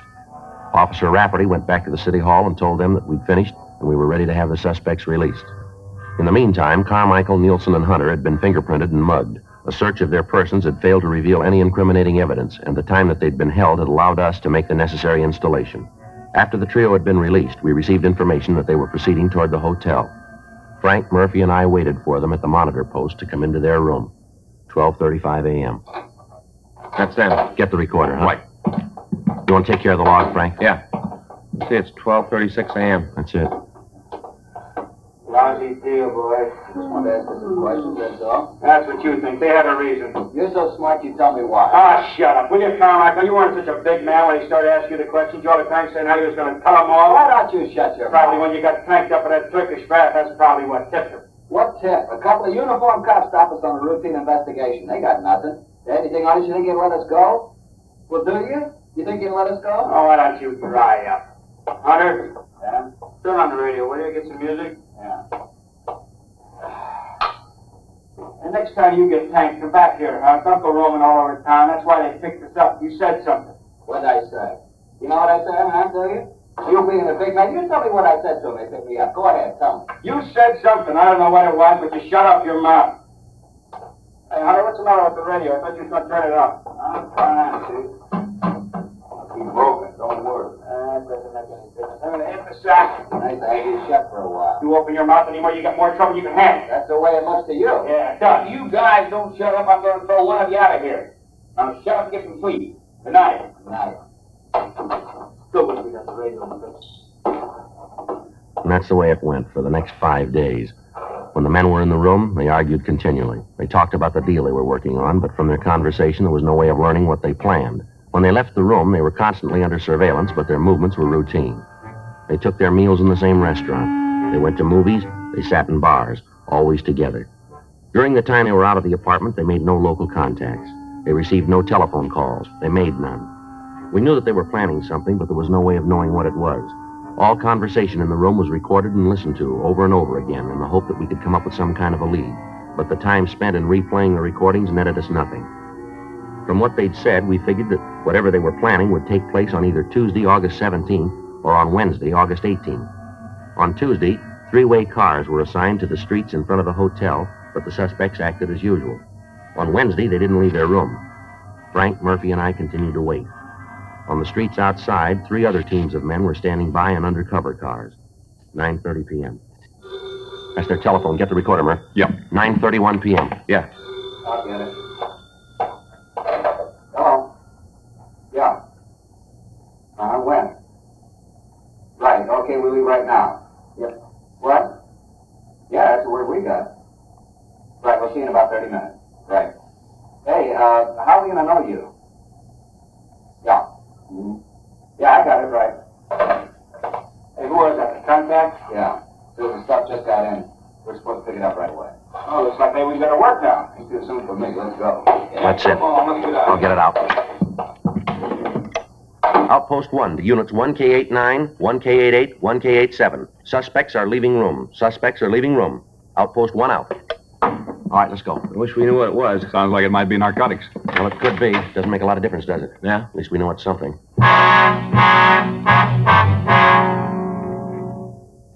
By the time we got to the street, the suspects were getting into their car and pulling away from the curb. Frank, Murphy, and I got to our car and followed them. They drove down South Flower to the corner of Palm Drive and turned left. 3 blocks further, they pulled into a gas station and apparently asked directions. They turned south on Broadway and drove about a mile.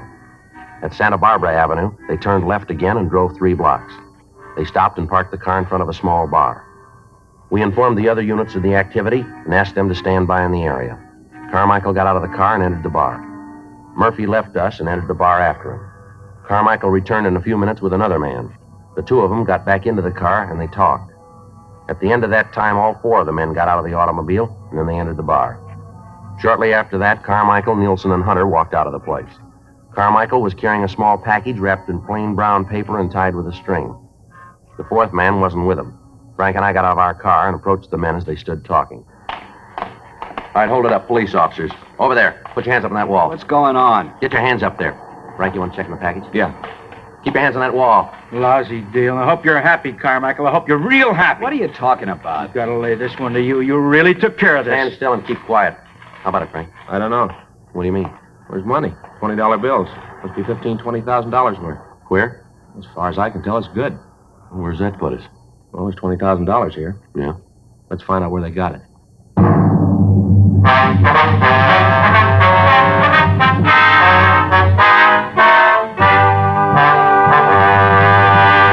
You are listening to Dragnet, the authentic story of your police force in action. There are good reasons why thousands of people are changing to Chesterfield every day. Why Chesterfield is the largest selling two-way cigarette in America. Why Chesterfield is best for me and best for you. People these days want facts. When you want people to use your product, you have to tell them what effect it has on people who do use it regularly. That's why a doctor has examined for almost 2 years a large group of Chesterfield smokers. 45% of them have, on the average, been smoking Chesterfields for well over 10 years. What is the effect on these people from smoking Chesterfield? No adverse effects to the nose, throat, and sinuses, says the doctor. Consider Chesterfield's record with these smokers, with millions of other smokers throughout America. Another good reason for you to change to Chesterfield. Regular or king size, Chesterfield is best for me, best for you.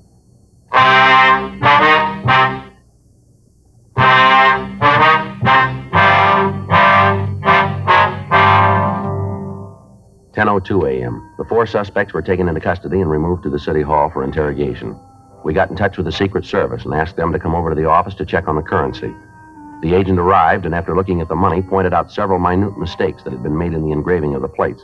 He went on to explain, however, that this particular printing was one of the best that he'd ever seen. He told us that the paper used in the bills would be analyzed and that we'd receive copies of the reports as soon as they were finished. 12:14 a.m. While Murphy, Rafferty, and the Secret Service man questioned Nielsen in the interrogation room, Frank and I talked to Carmichael in the squad room. We questioned him for about an hour, but he refused to say anything that would help us get a lead to the source of the counterfeit. 1:30 a.m. How long you figure you can keep this up, Carmichael? I don't know what you're talking about. Oh, now, come off it. We're getting tired of playing kid games here. We want to know where the queer came from now. Who says it's queer? Guy that printed it was pretty sloppy. He made a lot of mistakes. Joe? Yeah, Murph. See you a minute? Yeah. Be right back. Yeah. How you doing? Nothing. Nielsen won't say a word. Gives it to us that he didn't know what was going on. Says he just went out there to pick up a package. They say who they were running the errand for? Well, tells it just he went along for the ride. The whole thing was Carmichael's idea. Mm-hmm. We thought maybe we'd go to work on Hunter, see what we can get from him. Okay. You going to stick with Carmichael? Yeah, I guess so. From what we heard in the room, if there's going to be a break, I got a hunch it's going to come from him. Okay. You got anything, let us know, huh? Right away. Oh, the big man's back again. Your friend there tell you all about it? No, but yours did. Hmm? Nielsen just laid the whole thing in your lap. You're kidding. You want to talk to him? What'd he say? The way he tells it, he was just along for the ride. You're the big wheel in the whole thing. He said that? I said you could talk to him if you want to. Well, he ain't gonna make it. He ain't gonna lay it on me. You want to tell us your side of it? Yeah, I'll tell you the way it happened. That lousy bum. How do you like that, him saying I'm the wheel? I'll tell you. All right, now where'd the queer come from? I don't know. I thought you were going to tell us. I'm doing that. I really don't know where it came from. You turn up with $20,000 in $20 bills and you ask us to believe that you don't know where it was printed. I'm not asking you anything. I'm telling you what I know. That's it. Well, tell us about your part. Nielsen, Hunter, and me were approached in Pittsburgh. By who? I don't know. We're going that way again, huh? All right, so you don't believe me. That's the way it happened. The guy who approached you just walked up and said, here's $20,000, just like that, huh? No, the deal was that Nielsen, Hunter, and me were supposed to come out here. We were supposed to check into a hotel and wait for a call. Guy who called us would have the queer. He'd turn it over to us and we'd pass it. You bought the counterfeit? Yeah. What'd you pay for it? 2.5. For $20? Yeah, 2.5 for 20. You paid the other man we picked up? Yeah, we gave him $2,500. You ever seen the man before? What? The man you bought the queer from. Do you know him? No, never saw him before. He's not the man who made the original contact in Pittsburgh. No, a guy back east was an old man. How old? I don't know, maybe 55, 60, around in there. Not the fellow you met tonight. I told you that before. It's not the same Hear man. him use a name of any kind? No. Just to call him Pop, that's all. Pop. Give us a description of this man, Pop. What's in it for me? Well, what do you got now? Nothing. All right, it'll stay that way. You're in big trouble, Carmichael. If you're smart at all, you're going to cop out the whole thing and cooperate with us. Lousy Nielsen. Him all the time yelling about how it was all set. All the time saying we had it made. Sure, I'll go with you. I just want to see Nielsen get his, that's all. Just want to see him get his. We're going to want you to look at some pictures, too. I told you I'd go the route. You just tell me what you want to know. If I got the answer, so have you. All right. What'd he tell you? What? That lousy Nielsen. What'd he tell you about how it happened? He tell you the way I did? He tell it that way? Pretty much, yeah. Sure, that's the way it happened. Can't be told any other way. Well, Nielsen might give you an argument there.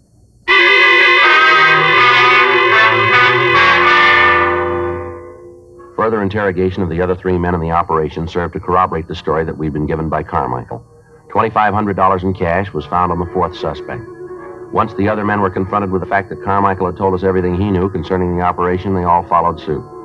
But other than telling us that they knew the head man in the counterfeiting act as Pop, they couldn't come up with any further information. From the man who'd been in the bar, we learned that he'd met Pop in Pittsburgh. He also told us that as far as he knew, the counterfeiter had been in prison at one time or another. However, the suspect was unable to tell us in what state or on what charges Pop had served time. He went on to tell us that he'd gotten the money in Pittsburgh and that Pop had told him that he'd be contacted later.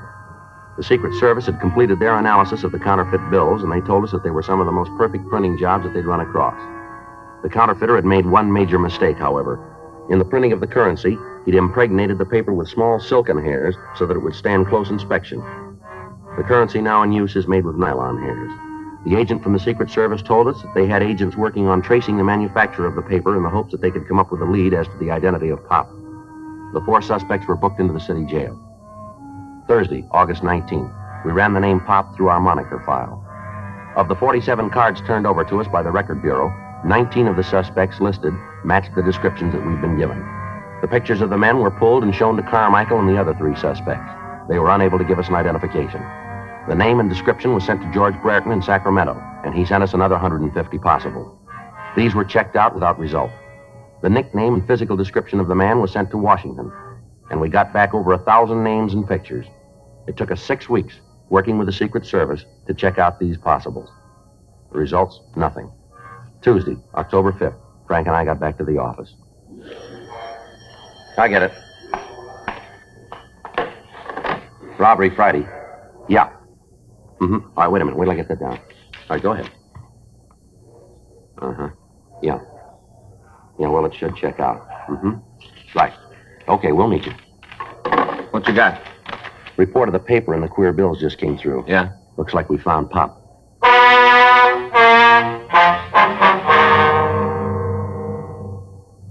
In checking the manufacturers of paper similar to that used in the counterfeit $20 bills, the Secret Service had come up with the name of a small print shop in the eastern section of Los Angeles. The paper used was of an unusual type, and there were not many orders for it. This particular shop had ordered large quantities of it in the past and was continuing to use it. In checking out the name of the man on the order blanks, the Secret Service had found that he'd been convicted of robbery and had served a term in the federal penitentiary in Atlanta. He'd been released and had come to California and opened a small print shop. We spent the next 2 days checking the suspect out. His name was given as Stanley Jackson, age 47. For the next week, the print shop and Jackson himself were kept under constant surveillance. On Thursday, October 14th, at 11:50 p.m., the suspect was followed to his print shop. I'll cover the front of the shop, Joe. Right, Murph. Come on, Frank. Yeah.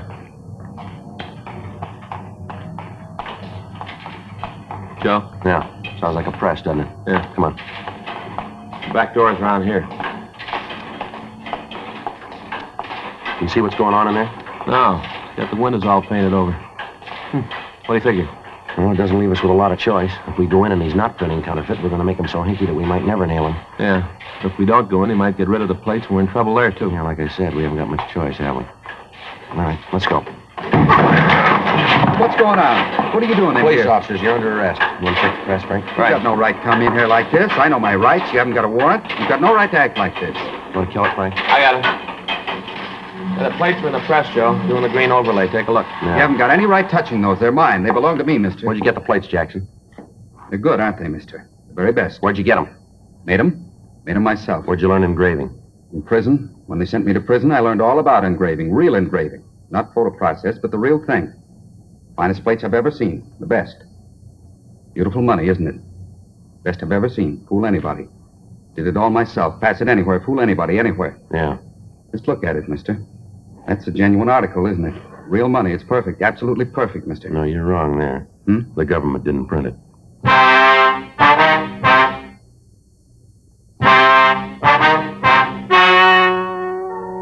The story you have just heard is true. The names were changed to protect the innocent. On January 11th, trial was held in federal court, Southern District of California. In a moment, the results of that trial. Now, here is our star, Jack Webb. Thank you, George Fenneman. Friends, we've tried very hard to set a Dragnet standard. Now, to put that in just a few words, we try to make each program the kind of entertainment that you want. Now, we're going to keep working real hard at that. And you know, the people who make Chesterfields feel the same way about their cigarette. To sell a product, you have to make it good and keep it good. And the latest reports from our research lab shows Chesterfield is highest in quality. Highest in quality, low in nicotine. Smoke America's most popular two-way cigarette. Chesterfield, regular or king size. They're milder, they're satisfying, they're best for me, best for you.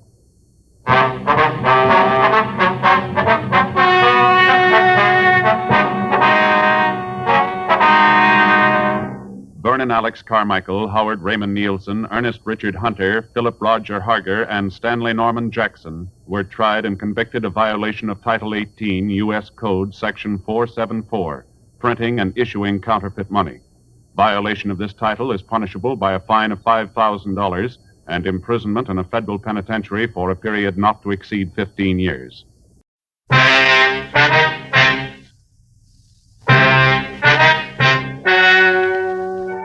Ladies and gentlemen, the story you are about to hear is true. The names have been changed to protect the innocent. Dragnet is brought to you by Chesterfield, made by Liggett & Myers, first major tobacco company to give you a complete line of quality cigarettes.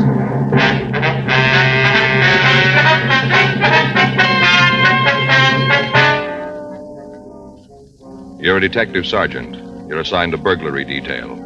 An organized gang of thieves is working in your city. Their method of operation is clever and fast. There's no lead to their identity. Your job? Stop them. To sell a product, you have to make it good and keep it good. What do the latest reports show about Chesterfield? Well, our research laboratory has compared it with the leading cigarettes in the country. Chesterfield is highest in quality, low in nicotine.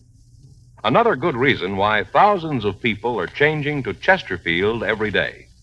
Smoke America's most popular two-way cigarette. Regular or king size, you'll find Chesterfield really mild, really satisfying. Best for you.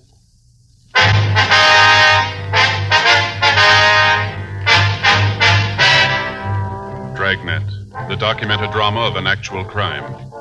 For the next 30 minutes, in cooperation with the Los Angeles Police Department, you will travel step by step on the side of the law through an actual case transcribed from official police files. From beginning to end, from crime to punishment, Dragnet is the story of your police force in action.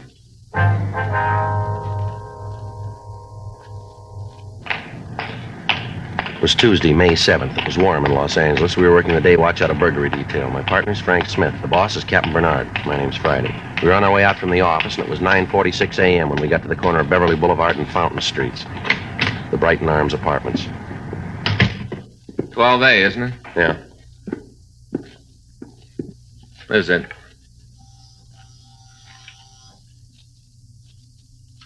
Want to try it again? Yeah.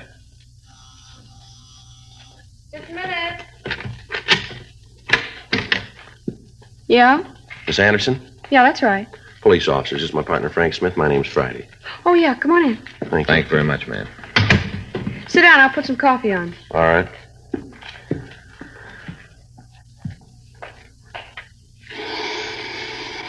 That's the only way to do it, Joe. What? Coffee grinder, hear it? Well, that's what it is, huh? Yeah. You buy the coffee beans and you grind them up as you need the coffee, real fresh. I'm going to get Fay one of them. Great gadgets. Yeah, guess so. You never tasted coffee that fresh, Joe. Whole different flavor. Well, if you say so. Yeah. Wait till I get Fay one. You'll be asked over for the first pot of coffee. That's nice. You got a match? Yes, ma'am. Here. It's about the burglary, isn't it? Yes, ma'am. A couple of questions we'd like to ask. Go ahead. We've got the report you gave the officers last night. Now, this list of stolen property, I wonder if you'd look at it and see if it's right. Here you are. Diamond watch. Yeah. The mink. Yeah, that's it. It's the mink that's important. Took me 3 years working to get that. Sure hope you bring it back. Yes, ma'am. We'll try. Have you got any ideas as to what time the theft might have occurred? Well, near as I can figure, it must have been around midnight. Why do you say that? Well, I got home from work about 11:30. I'm a hostess in a restaurant downtown. Go on, please. Got home, the coat was still here. I hardly ever come into the house without checking on it. You know, it's the only real thing of value I got. Yes, ma'am. Well, there it was, hanging in the closet. I went out to have a cup of coffee and pick up the papers before I went to bed. Whoever took it must have been waiting outside. He saw me leave and then came in. Why do you say he? Well, you said he must have been waiting. Oh, I didn't mean anything special, just a word. I see. Did you see anybody in the vicinity when you left the house? No, not that I can tell about now. The corner's a pretty busy place, Sergeant. Lots of people around there. A couple of restaurants. Always a lot of people around. Wonder if we could see how they got in, please. Yeah, right back here.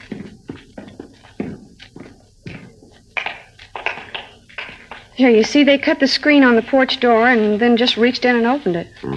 Top half of the door. You had it like this, did you? Yeah, you see, you just flip these two little things and the glass part of the door comes out. Always take it out on warm nights. Anything else in the apartment disturbed? Not that I could tell. Seems that they just went into the bedroom and took the coat. That and the watch and the other stuff, but it's the coat that's important. Yes, I understand. A mink coat means something special to a girl. I told you it took me 3 years of saving before I could buy it. It's a long time to do without things, Sergeant. An awful long time. Yes, ma'am. I only had the coat 3 days, and this happens. Just 3 days. Hardly even had a chance to wear it. Is the coat insured? I think so. Ma'am? Well, I just got it. I think it's insured.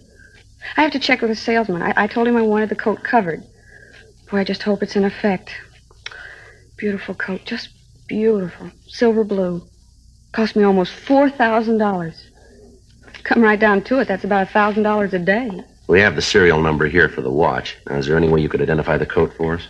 Certainly. All I have to do is look at it. I can tell. Well, yes, ma'am. But is there any mark, any type of label that would help us in identifying? Oh, yeah, I see what you mean. Well, there's a store label. You could tell by that. Oh, that's probably one of the first things the thieves will take off. Well, I suppose so. Well, there's my initials. They can't get those out. Ma'am? I got my initials on some of the pelts. Had it done when I got the coat. Had it marked right on the skins under the lining. My initials, J.A. You could be able to tell from that. Could you draw the initials for us? Yeah. Wait a minute. I'll get a piece of paper. Now, here, Miss Anderson. You can use this. Oh, thanks. Here's a pencil. Okay. Well, you see, it's sort of like this. J.A. Like that. Would you draw the coat and show us where the initials are? Sure. You see, here's the sleeves. Then the body part comes down like this. The hem's here, and the initials are right there. All right, Miss Anderson. This is exactly how the initials are. Oh, there goes the coffee. Can I give you a cup? No, thanks, no. No, thanks, ma'am. Well, excuse me a minute, huh? Yes, ma'am. Do you really think you're going to get it back? We're going to try. Did the men who were here last night get any clues? Beg your pardon? The men who were here last night, did they find anything that'd help? Not a great deal, no, ma'am. Well, I sure hope they find my coat. I just hate to think about it. What's that, ma'am? All that time. 3 years working to save for a coat. Then just to have it 3 days. You know how the models in the magazines kind of drag a mink coat along the ground? You know, sort of over their shoulders? Yes, ma'am, I guess so. Well, I just had it 3 days, you know. Yeah. I didn't even learn how to do that.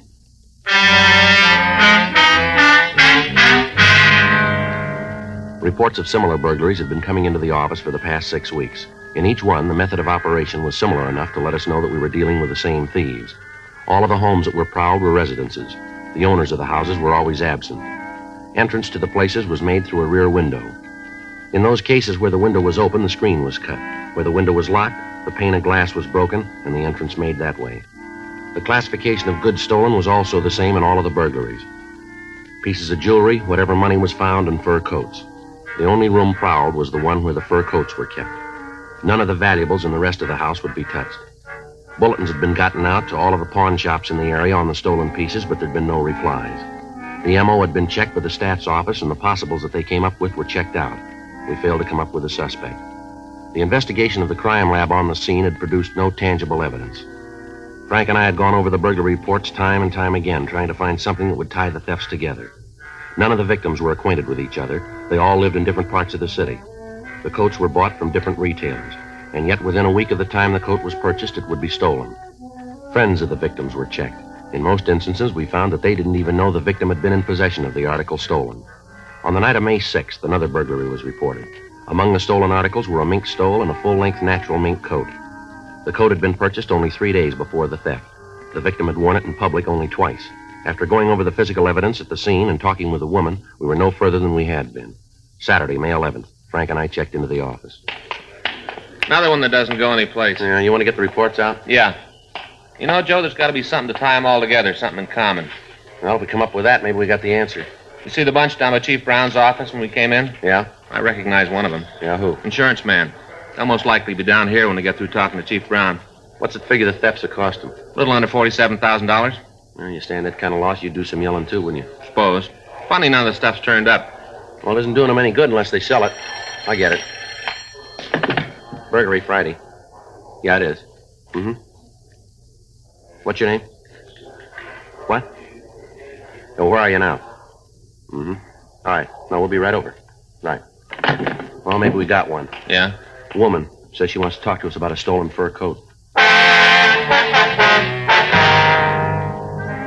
The woman gave the name of Wilda Chandler. She said that she had some information for us and asked us to meet her in a bar at the corner of St. Andrew's Place and Las Palmas Avenue. It took us 23 minutes to get there. See her? No, we better ask the bartender. Yeah. Yeah? Is there a Miss Chandler here? Chandler? That's right. She just called. Said to meet her here. Might be her in the back booth. Didn't give no name. Back booth. Thank you. Hey, wait a minute. Yeah. If it's her or your friend, will you do me a favor? What's that? Try to get her out of here. What do you mean? Get her out of here. All she's been doing is sitting back there playing that song. Playing the song, ordering doubles. We ain't got a girl in here this time of the morning. I gotta carry the orders back to her. Got a lot of other stuff to do. All right, we'll see about it.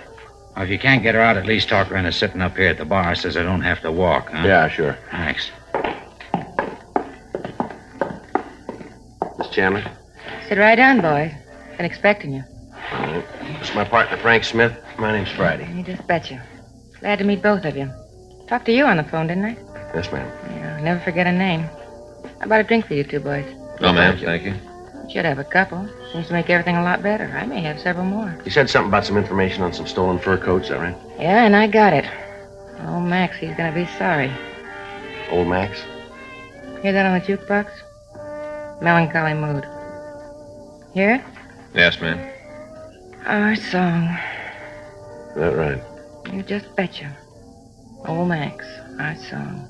Partner that goes, gone is every joy and inspiration. Tears are all I have to show. No consolation. Old Max left me. Tears in his fur coat. Uh-huh. Who's Max? You fellas sure you don't want a drink? No, ma'am. No, Max, just the tears in the coat. See? This is it. What do you think of it? Very pretty. That's a lie. It's a lousy coat and you know it. You want to tell us about the stolen coat, please? Yeah, I've been working for Max almost 2 months and I just found out. Guess you think that's pretty dumb, huh? Well, maybe if you'd tell us about it. 2 months. Matter of fact, I just got the message last night, Friday, May 10th. 1:22 a.m., if you want to be exact. That's when I got the message about old Max. Now, look, miss, you called us and said that you had some information on some coats. Now, I wonder if you'd be kind enough to tell us about You it. just betcha. Would you put this in the jukebox for me? Play number B7. Huh? Yes, ma'am. B7, huh? Yeah, melancholy mood. Old Max and my song. You know what? He's a no good. A real no good. This Max, has he got something to do with the burglaries? You just betcha. Old slick Max, he's a pistol. Yeah. Say, how about a drink? No, thank you. I didn't mean for you, for me. Suppose you tell us about Max and the furs, would you, please? If that's the way you want it. Max is a thief. Yes, ma'am. Oh, you know him? I don't know. A thief. Worked for him 2 months, even thinking about marrying him. All the time he's a thief. What's Max's last name? Barrett. Well, thanks for playing the song. It's real nice. That's B7. What about this Max? Told me how I was going to wear mink, and this is what I end up with. Now, look, Miss Chandler, if you have some information for us, we want to hear it, but we haven't got time to sit here and keep you company. You think it's all a gag, huh? You just think I'm lonely, so I called you. That's what you think, isn't it? Why don't you tell us? Well, it isn't a gag. I can tell you all about the coats, all about them. Yes, ma'am. That's why we're here. Would you go ahead? Well, I'm a hat check girl in a restaurant out in the country. It's a good racket. Got the job about 3 months ago. Doing real well at it. Then I meet this Max 2 months ago. Old Max walks in. Yes, ma'am. Gives me the big pitch. How he thinks I'm so pretty, all that kind of stuff, you know? Go ahead. Well, he really piles it on. How he's got a big deal cooking, and as soon as it comes through, him and me's going to get married. Tells me that while he's waiting for the deal to gel, he's selling insurance. Old Max selling insurance. Pretty funny, huh? Well, he tells me that the hardest thing about selling insurance is the contacts. You know, getting to meet the people who need it. Contacts. Yeah. And that's where I come in. You see, old Max, he doesn't sell insurance on people, not like on their lives. He doesn't sell that kind. Mm-hmm. He sells what they call personal property insurance on things like rings and coats, stuff like that. You with me? Yes, ma'am. So far. Go ahead. Well, he tells me that if I'll help him with his contacts, he'll cut me on his percentage. Says all I have to do is tell him when some woman comes in with a new coat. Her name and address, and he'll go see her and make the sale. It's me simple. All I gotta do is get the names and addresses. Did you do it? Sure. How dumb can you get? I gave him the names and addresses. I knew there was anything wrong. Can you tell us what names you gave him? I got every one of them. Got them at home. You can have them. When'd you find out he wasn't an insurance salesman? Last night, 1:22 a.m. I wasn't feeling so good, so I took off from work. Went by his place. Old Max is just coming in. Got the car parked out by his garage. The backseat is loaded with fur coats, all kind of other stuff. Watches, jewelry. That's when I knew he was a no good. Oh, Max, a pistol. A real no good. Yes, ma'am. What happened? Well, I asked him about the stuff, where he got it. Yeah? He told me all about it. How he'd been stealing. How all the names I'd been giving him were his sucker list. How as soon as I'd give him the information, he'd lift the stuff. All that time. 2 months, and I figured he was an insurance salesman. You know what he's doing with the coats? What? Well, is he selling them? Sure. He's got a regular order business. You call up and order a blue mink coat. If you want a platinum stole, just call Max. You'll have it. Is he disposing of it here in L.A.? Not old Max. He's too smart for that. Ships the stuff east. Is that right? Didn't I just tell you it was? You just betcha. Max gets an order, and he goes out and he fills it. Then he gets a hold of some young kid and offers him a trip to the east. Maybe Chicago, Detroit, New York. Wherever the delivery's supposed to be made. Gives the kid a plane ticket and sends him on the way. The carrier know what he's doing? Oh, no. Max just gives him the suitcase and tells him where to deliver it. How'd you find out about the operation setup? Old Max, he told me. Said that since I found out, he'd have to cut me in. Give me all the scoop. Barrett ever been arrested? I don't know, maybe. You any close friends in town, do you know? I guess. Never saw none of them myself. You want to show us where he lives? Sure. I want to see him get his. After the way he lied. Ain't nothing too bad for him. Oh, Max, a pistol. You sell all the stolen goods? What do you mean? Well, do you know where the stolen coats are and the rest of the things? Must be in his apartment. Can't think of any other place it'd be. Gotta be there. Do you know if he's there now? He should be. He don't ever get up before noon. Should be there. I just want to see you get him. Lousiest trick in the world, what he did to me. Yeah, what's that? Oh, that time him stealing those coats. Oh, that beautiful mink. Look at this. Yes, ma'am. That's a very pretty coat. I thought so, too. Take a close look. Old Max gave it to me to show he was on the level. Take a good look. Yeah? All that mink, and he gives me rabbit.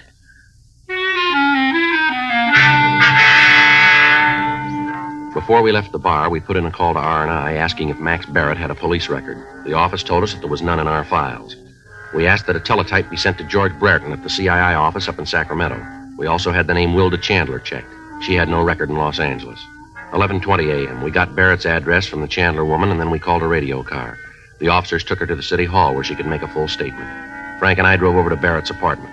Wilda Chandler had told us that the suspect drove a late model Pontiac sedan. We found the car parked in the garage in the rear of Barrett's address.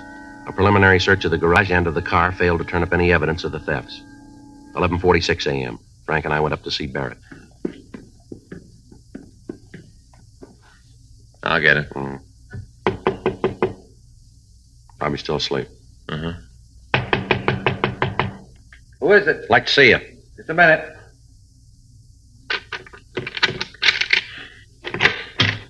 Yeah? You Max Barrett? Yeah, who are you guys? What do you want? Police officers. We'd like to talk to you. Get out! Hold it, mister. All right, now come on your feet, Barrett. What's this all about, anyway? What are you guys doing breaking in here like this? You want to check the closets, Frank? Right. You got no right to come in here and do this. What are you looking for? I got nothing to hide. You didn't act that way when we came in, did you? How'd I know you were real cops? You read all the time in the papers how guys say they're cops and then break in and rob people. That's what I thought you were. Phony cops. We showed you our identification, didn't we? Well, how'd I know it was real? I've never been mixed up with the law before. How'd I know you were really cops? How about it? Place is clean. Sure, it's clean. What'd you expect to All find? right, come on, get dressed. We're taking you downtown. For what? We want to talk to you. Any talking you got to do it here. I'm not going any place with you. You just keep believing that, mister. Now get your clothes on. Come What on. are you arresting me for? Suspicion of burglary. Are you serious? Get dressed. Okay, you take me in, book me. But you're going to be in real trouble, cop, because there's one big problem. Yeah? You can't prove it.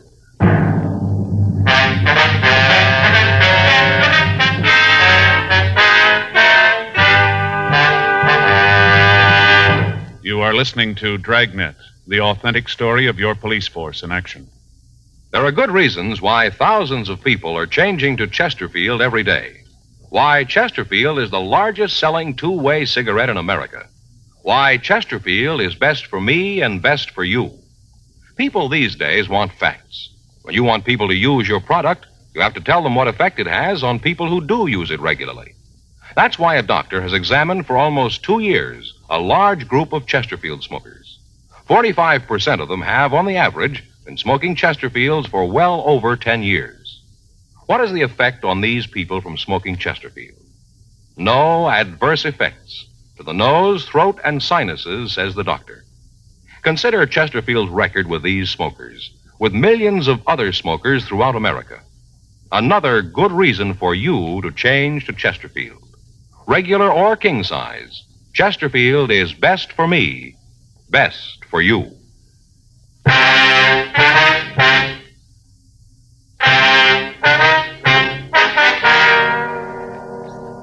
12:10 p.m. We called the office and arranged for a stakeout on Barrett's apartment in the event any of his associates contacted him. We asked his landlady about his friends. She told us that as far as she knew, the suspect was an insurance salesman. She said that he told her that because of his type of business, it would be necessary for him to keep late hours and that he didn't want to be disturbed during the day. We searched his apartment and his garage, but we were unable to turn up any of the stolen merchandise. We took him down to the city hall and got off all station radiograms with special attention to the police departments in Chicago, Detroit, and New York, giving them descriptions of the suspect and of the stolen property. We asked that their pawn shop details check the outlets in their cities. 3:15 p.m. We had Barrett brought to the city hall and we talked to him in the squad room. Okay, you made the boo-boo. Now, how are you going to get out of it? What do you mean? Well, you've had the chance to check my record. You know I'm clean. How are you going to get out of having me sue you? You got a job? Yeah. Where do you work? I'm an insurance salesman. What's the name of your company? What do you want that for? We want to talk to him. I don't want you calling them. They find out I'm down here. Before I get a chance to tell them about it, I'll lose my job. You kind of got this thing a little mixed up, haven't you? What do you mean? You've been trying to sell us how innocent you are all morning. Yet every time we ask a question, you give us a smart answer. Now, if you haven't got anything to hide, why don't you come off it and tell us the truth for a change? I'm doing that. When? What company you work for? I'm not going to tell you. This rate book we found in your car. This the one? Great Southwestern Life, that it? Why don't you call them and find out? We did. They say they never heard of you. Then it isn't them, is it? What are you doing with the rate book? That illegal, too? Where'd you get it? Friend of mine. I like to check the prices of other companies, keep abreast of things. What's the friend's name? You know I'm not going to give you that. Hey, who put you on to me anyway? You said it yourself. We're not going to tell you. Then it was that Wilda broad. Who? Who's playing cozy now? Wilda Chandler. She's the one who told you to pick me up, isn't she? She have a reason to do that? She might think so. Why don't you tell us about it?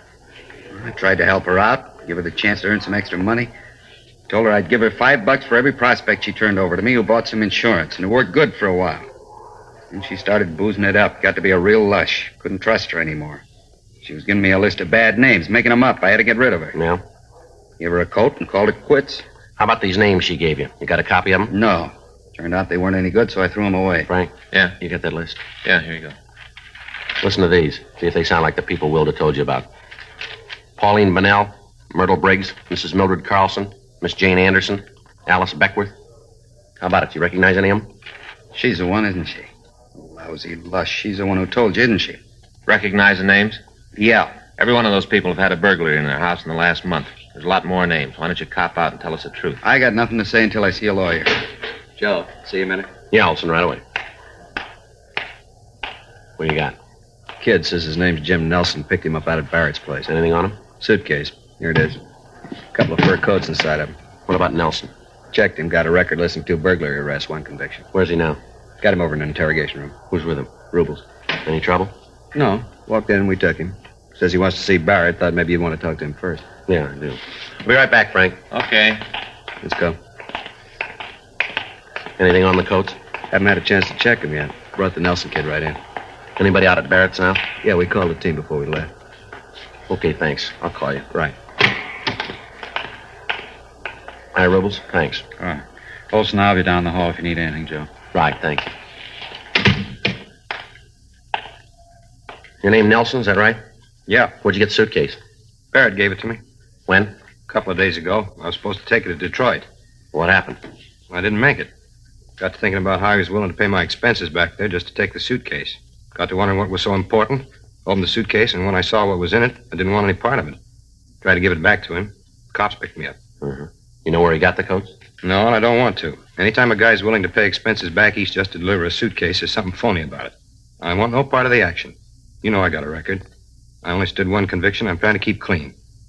You got Barrett here now? That's right. You gonna hold him? Yeah. I'd like to see him for a minute. Why? I'd like to tell him what I thought about the deal he tried to pull.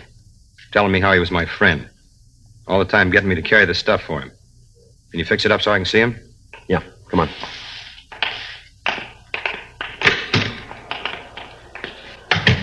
You gonna be able to nail him? We will now. Imagine a guy would pull a stunt like that on his friends. A guy'd do that, do about anything. Yeah. You willing to testify about how Barrett gave you the suitcase? I sure am. I want to see him nailed good. Barrett? Yeah? Turn around here. A friend of yours wants to see you. What are you doing here? Thought I'd be in Detroit by now, didn't you, Max? Just keep your mouth shut. They got nothing on us. Watch him while I get the suitcase, Frank. Yeah.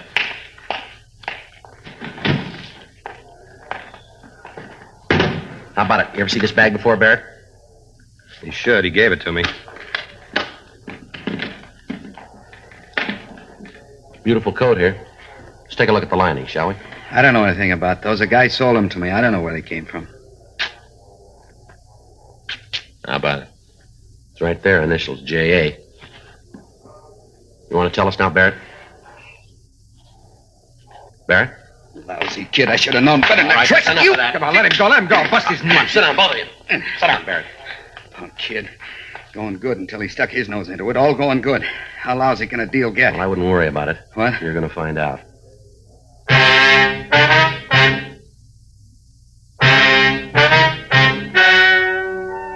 The story you have just heard is true.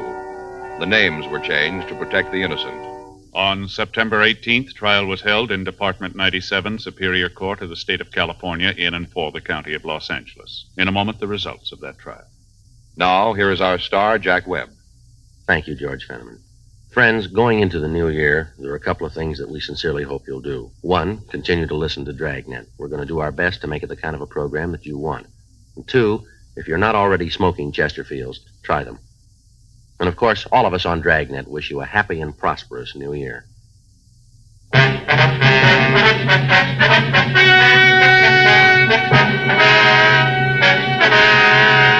Max Rudolph Barrett was tried and convicted of burglary in the first degree, 4 counts, and received sentence as prescribed by law. Burglary in the first degree is punishable by imprisonment in the state penitentiary for a period of not less than 5 years. His associates in the burglary ring were tried and convicted of receiving stolen property, which is punishable by imprisonment in the state penitentiary for a period of not more than 10 years. Because of the cooperation she gave authorities in apprehending the suspects, Wilda Noreen Chandler was released from custody.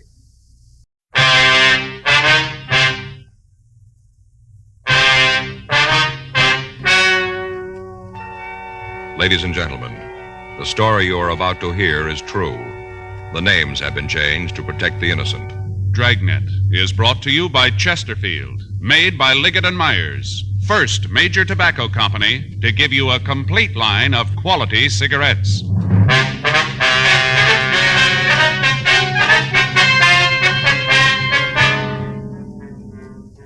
You're a detective sergeant. You're assigned to robbery detail. A gang has hijacked and robbed a bank truck. They've stolen over $100,000. There's no lead to their identity.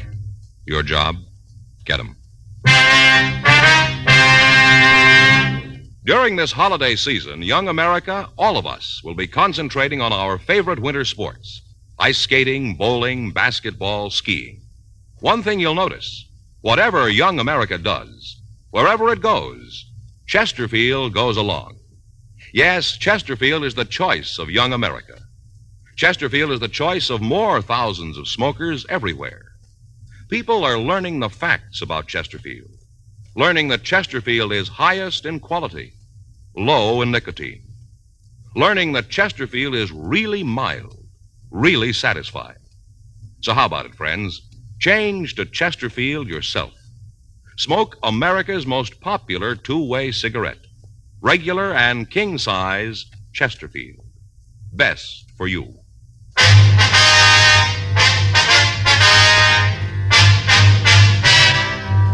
Dragnet, the documented drama of an actual crime. For the next 30 minutes, in cooperation with the Los Angeles Police Department, you will travel step by step on the side of the law through an actual case transcribed from official police files. From beginning to end, from crime to punishment, Dragnet is the story of your police force in action.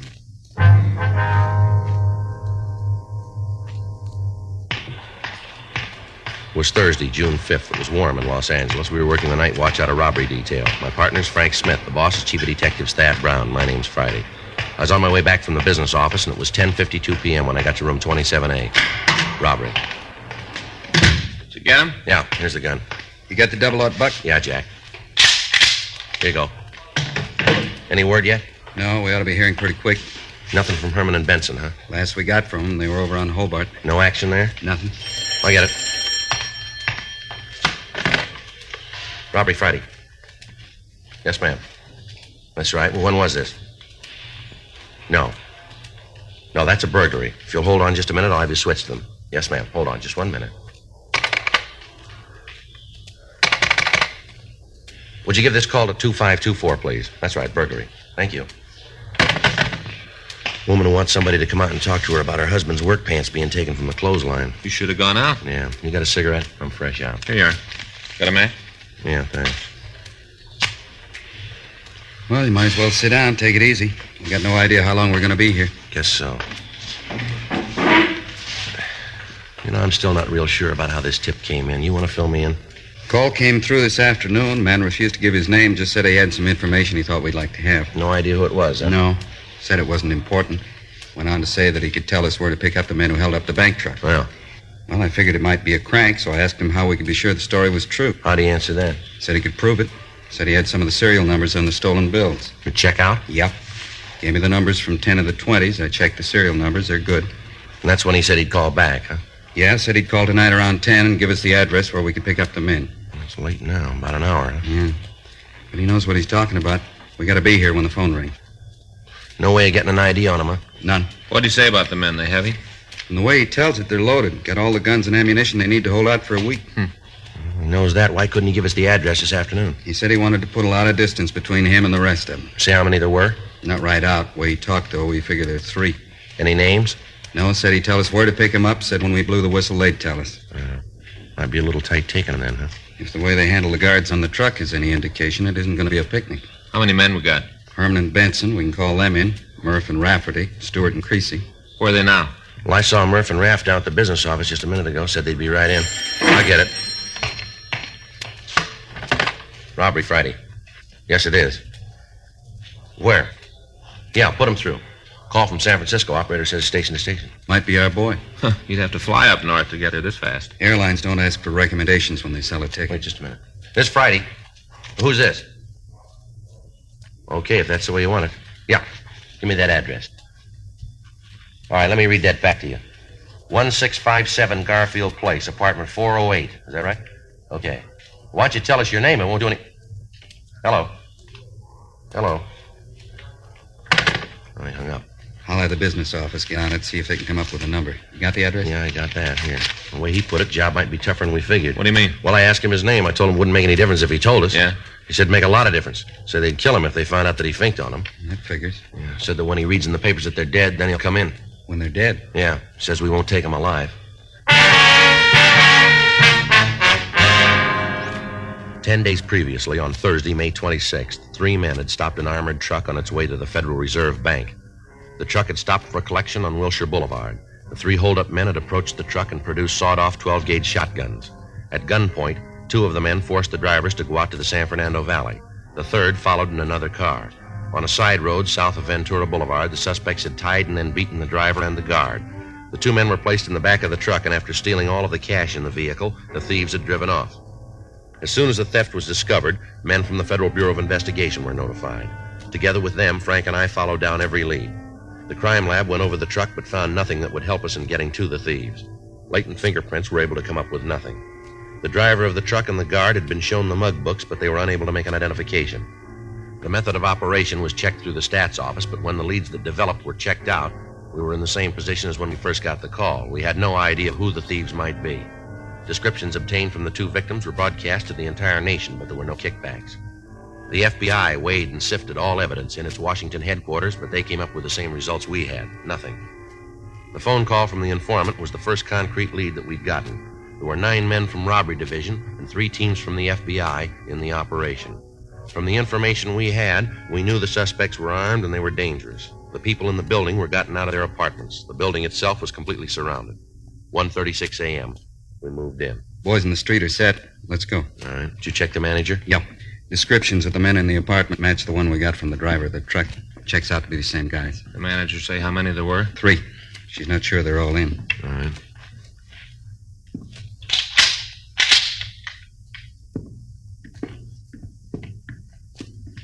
Sounds like somebody's moving around in there. Yeah. You ready? Yeah. Let's go. Police officers, stand still. What are you doing in here? You here alone? Yeah, alone. What are you looking for, convention? Where are the other 2? What 2? Nobody else, Joe. Closet over there looks like an arsenal. Loaded with guns. Couple of sawed-off shotguns. You guys got no right to come in here like this. I don't know what you're looking for, but you ain't gonna find What's it. your name? Hank Peterson. You rent this apartment with 2 other guys. Manager tells us that they're Harvey Fitzgerald and Lou Colton. Is that right? Yeah, they live here. Where are they now? I don't know. Out. Maybe to a movie. I don't know. When do you expect them back? Well, look, they're big fellas now. They don't have to get me to sign a report card. They do what they want. They went out. I don't know where. They didn't tell me. They also didn't tell me when they'd be back. Well, what's this all about? Where'd you get those guns in the closet? They don't belong to me. Who do they belong to? One of the guys. Which one? Why are you coming in here and asking all these questions? I ain't done nothing. You got no beef with me. I know anything about the guns. Maybe Lou likes to hunt. I don't know. They belong to Colton, huh? Yeah, he brought them. You don't know where he is now? I told you. If I knew where he was, I'd tell you. I don't want any trouble. I don't like to have people pointing guns at me. Would you put that one away? Turn around. What? I said turn around. Get over to the wall. Put your hands up on it. Big deal. What happens now? You kick my feet out and I fall down? Stand still. I'll get it, Joe. You ain't gonna find nothing on me. I tell you, I'm clean. Nice try, Peterson. Here's a .38 Colt. Joe had it in his belt. You go around pretty heavy for a fellow that doesn't want trouble, don't you? I carry a lot of money. Sometimes I think some guys are trying to take it away from me. I gotta protect myself. Yeah. Anybody's got the right to protect themselves. Yeah, you got a permit for this gun? No, I didn't get around to it yet. I'm going to, though, right away. I'll get one. You know how it is. You mean to do something, but you forget. Hey, can I stand up straight now? Yeah. Come on, Peterson. Get your hands behind you. Maybe you guys will tell me what this is for. What are you looking for? We'll tell you downtown. Well, you know you're making a big mistake. Is that right? Well, sure, you really call this one wrong. You're dragging in an innocent man. I'm clean. I made a mistake when I didn't register the gun. I'll cop to that, but that's the edge. I don't go past there. No, you got it wrong, Peterson. Read me how. We got you going in for the bank truck robbery. You and your 2 friends, you're going to stand for it. Keep talking about my 2 friends. I got no friends. I move in with a couple of fellas. All of a sudden, I got a piece of some action they're shoving. You got it wrong, cop. You aren't going to tell us you happen to be here at the wrong time, are you? Look, I'm from Chicago. I got a lead on a job out here. It gets cold in Chicago in the wintertime. I don't like the cold. Get a lead on a job out here in California, so I put an ad in the paper telling how I'd like to drive out with the guy, share expenses. The fellow that answers the ad wants to leave when I got to go is Lou Colton. I took a third of the tab driving out. We got into town. He's got this apartment lined up, this one right here. I got no place to stay, so he says for me to pad down with him. That's it. The beginning, the middle, the end. Anything outside of that, I don't know. If you got trouble with Lou, then take it up with him, but don't make me fit in. I got no part of the action. I don't want any. What about the gun? The gun you had on you. I tried to explain that. I meant to get a permit for it. I didn't get around to it yet. What about the ones in the closet? Well, talk to Lou. They belong to him. Maybe he's going to open a museum. All right. Let's get out of here. Come on, let's go. Look what you did to the door, breaking it up like that. No reason. All you had to do was knock. Landlady's going to be pretty sore about it. I'd have let you in if you'd have knocked. Breaking up a door like that, she's going to be real sore. Probably won't talk to me. Well, it's going to be a while before she's got the chance.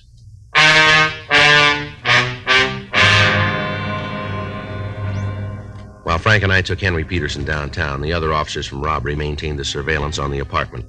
Because of the construction of the building, it was impossible to wait inside of the room. However, all of the entrances were covered. 2:40 a.m. We checked the suspect through R&I, but we found that he had no record in Los Angeles. His fingerprints were taken and forwarded to Washington for checking. He was printed and mugged and then placed in a cell in the felony section at the main jail. The rest of that night, the watch in the apartment continued without results. The following morning, Frank and I met with Lieutenant Smyers at a special show-up of the suspect for the driver and the guard of the armored car. Without hesitation, they both stated positively that Peterson was one of the men who'd held them up. The kickback arrived from Washington with the information that Peterson was wanted for escape from the state penitentiary in New Jersey. He'd been convicted on a charge of murder and robbery and given a life sentence. The record showed that he'd escaped from the prison on Friday, May 9th, 2 weeks before the truck had been robbed. 4:15 p.m., we had him brought from his cell, and Frank and I talked to him in the interrogation room at the main jail. You got a cigarette? Yeah, here. Thanks. Here's a match. What do we got going? Same thing. We want to know about the robbery of that armored car. You figure there's something I could tell you on it, huh? We wouldn't be here otherwise.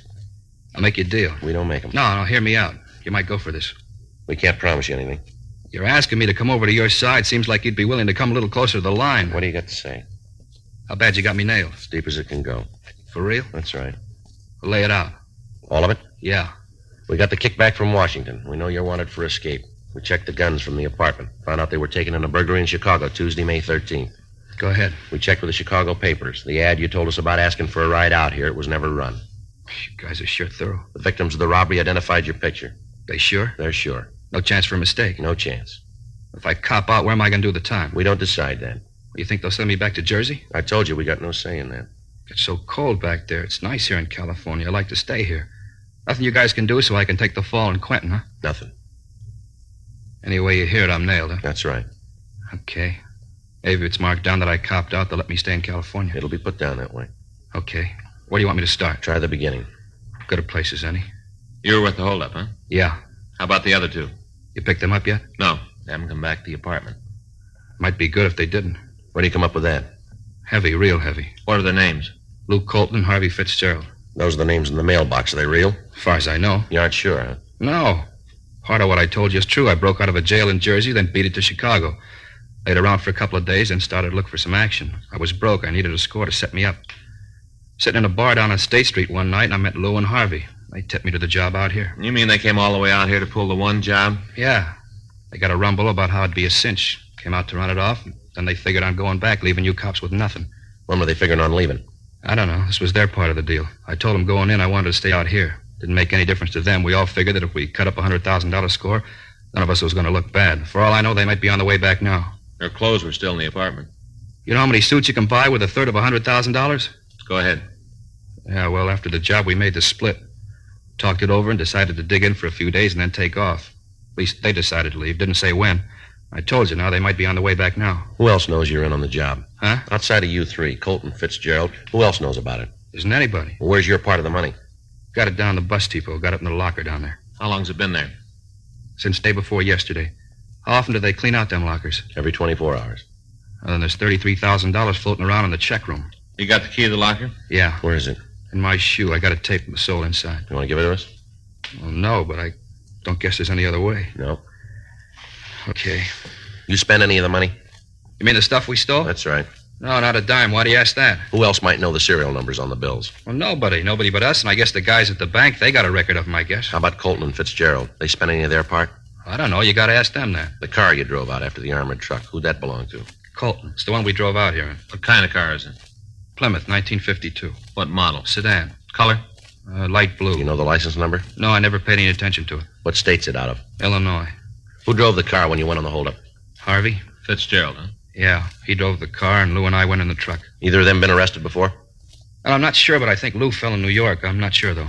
How about Fitzgerald? No. At least he never said anything about it. Only way I knew about Lou is that he talked about the food in Sing Sing. That's the way I knew about him. You know what he fell for? Armed robbery, I think, and there was a kidnap rap, too, but he beat it. He out clean? I don't know. Seems like you planned a job with two guys that you didn't know very well, doesn't it? I was hungry and I was cold. I wasn't about to ask for a life story when they offered me a part of the action. How'd they pick you? I told you, I was in a bar on State. Lou and Harvey came in. Both of them were carrying a load. I was sitting there drinking beer, just the three of us in the place, and Lou was drinking pretty heavy. He gets in a beef with the barkeep, and I saw the roll he was carrying, so I figured that if I could take his side in the brawl, maybe I could make a touch. We walked out of the bar, and he offered to buy me a meal. Next thing I know, I'm on the way to California. I'm a partner in a piece of goods that looks safe. All that time in the car, and you didn't find out anything about your two partners? We drove straight through. When we weren't driving, we were sleeping. Anyway, I wasn't a solid member of the club. I wasn't about to get my nose mashed in for having it someplace where it didn't belong. I figured if they wanted me to know something, they'd tell me. Did you go with them for the guns? No, they already got those when I fell in. You knew they were stolen? Guys turn up with that kind of muscle and can't come from anywhere else. Sure, I knew it was stolen. Colton and Fitzgerald have any friends out here? No, not in L.A. Anywhere on the coast? Well, I hear Lou's got some people up north. Where? Maybe San Francisco, Marin County, I don't know. Might even be Oakland. Somewhere around the Bay Area. They say anything about going up there?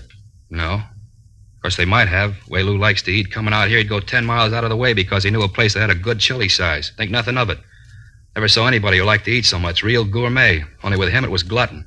He mentioned any names of people he knew up north? No, just said he had people. Anything about the car they're driving that'd make it easy to spot? What do you mean? Well, like a dented fender, a scratch, anything to identify it. Yeah, it might be something. There's a kind of scratch in the back left fender, I think. Woman backed into us on the way out here. Cut right through the metal. You think of any reason why they might ditch the car? No. We kept a close tab on the papers right after the job and looked to see how much you had on it. When we didn't see anything, we figured the car was all right. I don't think they'd ditch it. It'd be pretty easy to trace. Lou owns it outright. Unless you want to try to grab cold plates, he'd drive it like it was. Okay. We'll get you your things, and you can come over to the city hall and make a statement. How about the key to the locker? Oh, yeah. Here it is. Probably some money due on the package I'll have to owe you.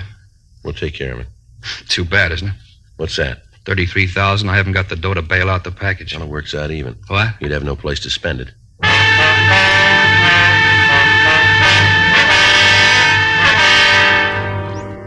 An immediate APB was gotten off carrying the names and descriptions of the two suspects, also a description of the car.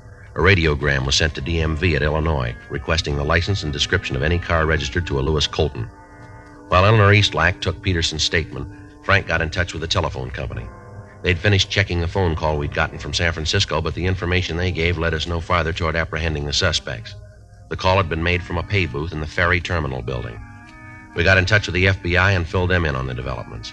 As a result of Peterson's statement, the number of men maintaining the surveillance at the apartment on Garfield Place was cut to one team working days and one team working the night watch.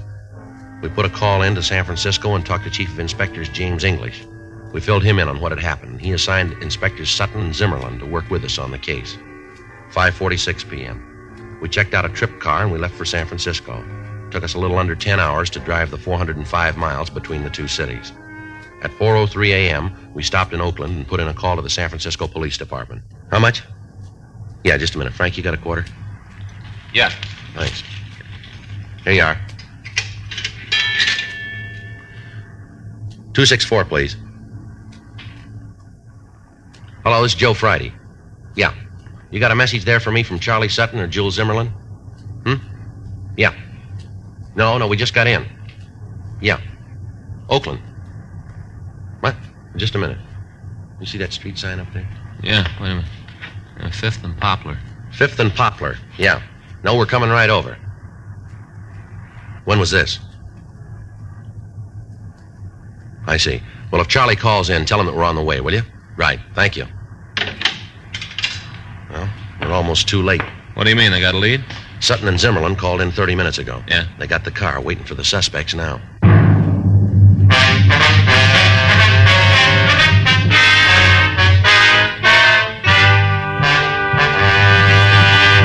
You are listening to Dragnet, the authentic story of your police force in action.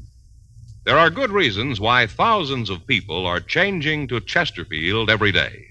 Why Chesterfield is the largest selling two-way cigarette in America. Why Chesterfield is best for me and best for you. To sell a product, you have to make it good and keep it good. What do the latest reports show about Chesterfield?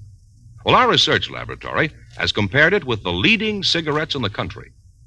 Chesterfield is highest in quality, low in nicotine. People these days want facts. When you want people to use your product, you have to tell them what effect it has on people who do use it regularly. That's why a doctor has examined for almost 2 years a large group of Chesterfield smokers. 45% of them have, on the average, been smoking Chesterfields for well over 10 years. What is the effect on these people from smoking Chesterfield?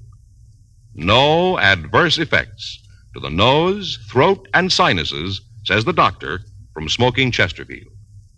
Consider Chesterfield's record with those smokers, with millions of other smokers throughout America. Another good reason for you to change to Chesterfield. Regular or king size, Chesterfield is best for me and best for you.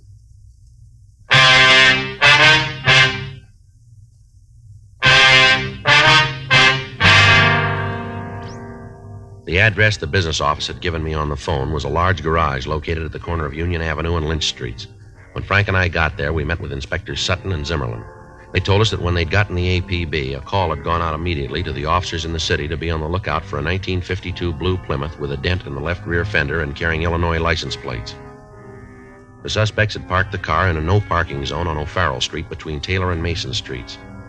At the peak hour of traffic, the car had been towed away from the parking place and left in a garage. While it was in the garage, the information on it had been received from our department, and an immediate stakeout was placed on it. We felt reasonably sure that the suspects would return for the automobile. They had no reason to think that there might be anything wrong. The address of the garage had been left so that they might find the car. All that would be necessary to release it would be the payment of the fine for overtime parking along with the towing and garage fee. The garage itself was a large building. It provided 4 stories for parking. The suspect's car was on the basement level. We were able to keep watch on it from a small office near the exit ramp. The attendants were instructed to act as if nothing was wrong when the suspects came in. Once we knew that they were in the building, the entrances and exits would be blocked and they would be taken into custody. There was nothing to do but wait. 5:30 a.m., no sign of Colton and Fitzgerald. 6:15 a.m., Frank went out and brought back some hot coffee. 6:45, 7 a.m. People began to come into the garage to get their cars, but not the 2 suspects. The later it became, the more difficult it would be for us to take the 2 men into custody. If there was going to be any shooting, we'd be in a bad position with civilians in the range of fire. 7:30, 8, 8:04 a.m. Somebody coming down there. Yeah. You see who it is? No. Jules. Yep. You and Charlie want to cover the other side? Right. And watch it. We should be able to get a pretty good look at him. Yeah. Lousy deal. You parked the car and you pulled off the street. What kind of town is this? They got a sign. You should have put it in the garage. Yeah, you and your smart ideas. You read. Why didn't you see the sign? Who can tell you anything? It's Colton and Fitzgerald. Yeah. You see Jules and Charlie? Wait a minute. Yeah, over by the gray Merc. Looks like they're all set. All right, let's go. Now, let's get this crate out of here. We can have some breakfast with the rope if we got. Where the cops pick their bank. They shoot it would be more than needed. Still not sure it was the right thing to do. Look, you don't have to think. If I wanted somebody for that, you'd still be back east. You know one of these days you're going to open that mouth just a little too wide. Yeah, what do you guys want? Police officers, you're under arrest. Run her! Hit him off, Joel! The ramp, Joe. I'll get him.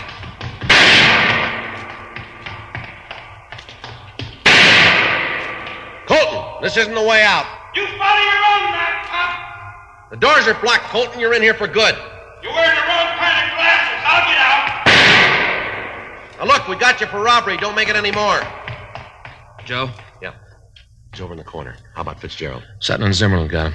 2 of their guns in their lap. On no part of trouble. Colton doesn't figure it that way. I'll try to get around him. All right, watch yourself. Keep those people back out of the doorway. Go on, Frank. I'll cover you.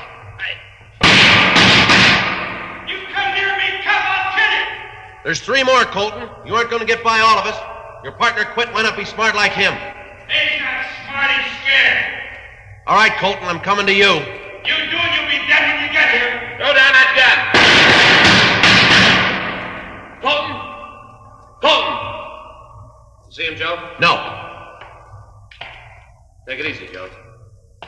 Colton. How about it? He's hit. I can't tell how bad. He's still got the gun. Colton! You can hear me? Throw that gun out here. Nothing. Come on.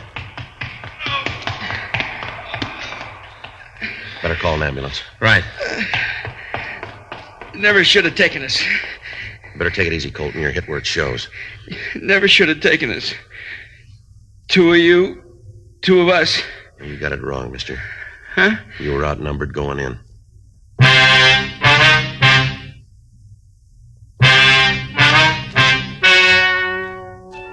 The story you have just heard is true.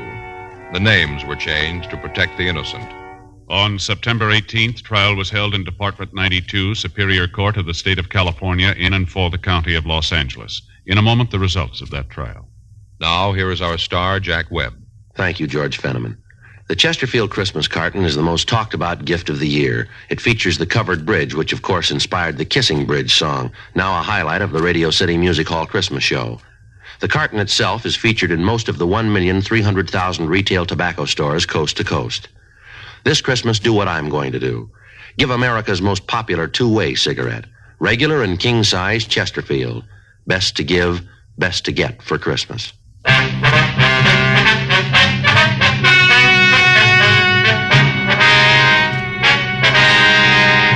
Harvey Ned Fitzgerald and Louis Jeffrey Colton were tried and convicted of kidnapping, robbery in the first degree, and violation of the Dangerous Weapons Control Act.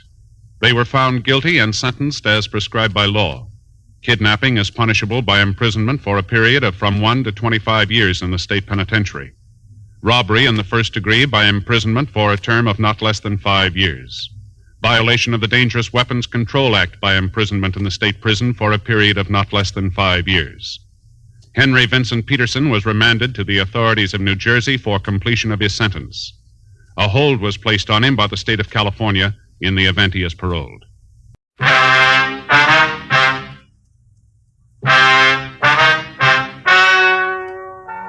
Ladies and gentlemen, the story you are about to hear is true. The names have been changed to protect the innocent.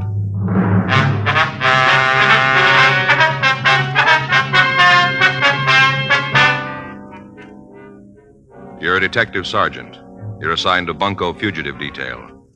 An organized gang of pickpockets is working in your city. None of the victims can give a description of the suspects. There's no lead to their identity. Your job? Get them. With the winter season coming on, young America and all of us will be concentrating on our favorite winter sports: ice skating, bowling, basketball, skiing. One thing you'll notice: whatever young America does, wherever it goes, Chesterfield goes along. Yes, Chesterfield is the choice of young America. Chesterfield is the choice of more thousands of smokers everywhere. People are learning the facts about Chesterfield, learning that Chesterfield is highest in quality, low in nicotine, learning that Chesterfield is really mild, really satisfying. How about it, friends? Change to Chesterfield yourself. Smoke America's most popular two-way cigarette, regular and king-size Chesterfield.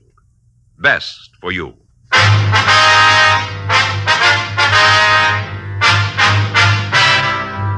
Dragnet, the documented drama of an actual crime. For the next 30 minutes, in cooperation with the Los Angeles Police Department, you will travel step by step on the side of the law through an actual case transcribed from official police files. From beginning to end, from crime to punishment, Dragnet is the story of your police force in action.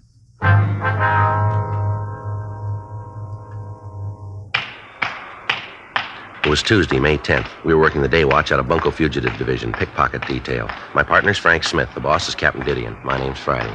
I was on my way back from communications, and it was 11:14 a.m. when I got to room 38. Bunko. Joe? Yeah. Anything come in from St. Louis? Yeah, they checked the Carney's plan back there. No trace of Beck.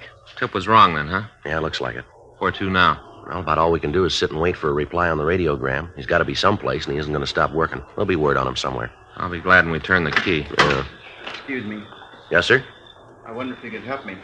Oh, we'll try, sir. You want to come on in? What's it all about? I've been robbed. Sir? They took my money, all of it, every bit. I don't know how, but they took it all. I don't know what to do. Well, do you want to sit down? Yes, please. I don't know how they did it. I tried to be so careful, but they took it all. 37 years doing without, and now I got nothing. Well, this is my partner, Frank Smith. My name's Friday. Maybe if you tell us what happened here, we could help you. Yes, maybe. I'm Louis Bonning. Yes, sir? I live at 1820 Woodworth Court, Los Angeles, 12. I have a room there. I see. $14 a week in privileges. If you tell us what happened, Mr. Bonning, we might be able to do something for you. I'm trying to tell you. I'm trying to think of what happened. I don't believe it yet. Oh, now, you said you were robbed. Is that right? Yes, $5,200. All gone. Well, were you held up? No, nothing like that. If it was that way, I'd know. But just all of a sudden, I put my hand in my pocket to feel the money, and it wasn't there. Nothing was there. I had a pocket full of empty. Well, now, sir, do you usually carry that much money around with you? No, mister. I got it from the bank this morning. I'm going away. I was leaving Los Angeles. That's why I had the money, so I could leave.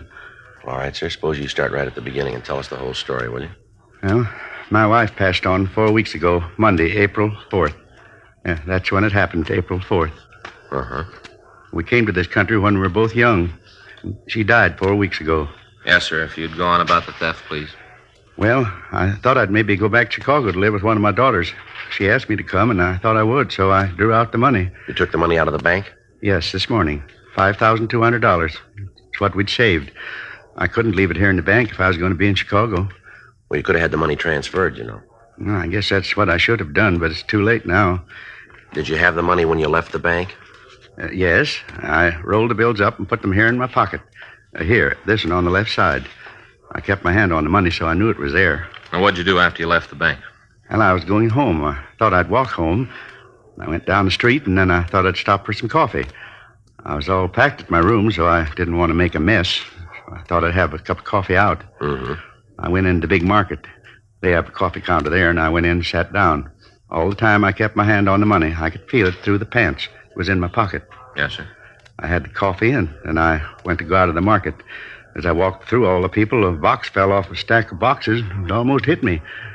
I didn't think anything about it. Nobody was hurt.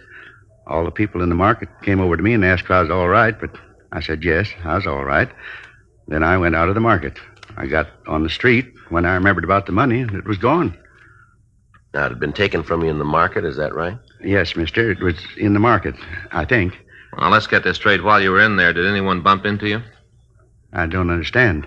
I mean, anyone jostle you, bump into you without reason? No, I don't remember it. Did anybody follow you from the bank to the market that you noticed? It was hard to tell, mister. There are a lot of people on the streets. It would be hard to tell if there was anyone. Yes, sir, I understand. But was there any one person you recall having seen this morning? One face that you might remember, maybe? No, mister. I tried to think about it, but there's no one. I see. Do you think you'll get it back for me? Sir? The money. It makes a big difference. How's that? Before, when I had the money, I could go and live with my daughter. With the money, I could be independent. It'd be a different feeling. You understand, don't you? Yes, sir, I do. That's why it's so important you get the money back, so I can go live with my daughter. So I can do that. That's the only reason I trouble you. The only reason I have to ask you to find the man. That's the only reason I got it. It's a little different with us, sir. Huh? We've got another one. For the past several weeks, we've been getting reports of the existence of an organized gang of pickpockets working in Los Angeles. Contrary to most opinion, a pickpocket seldom works alone. Like everything else, it's gotten to be a highly specialized operation. Normally, there are several men to each team. The jug mob, who usually spends his time in banks looking for the victim.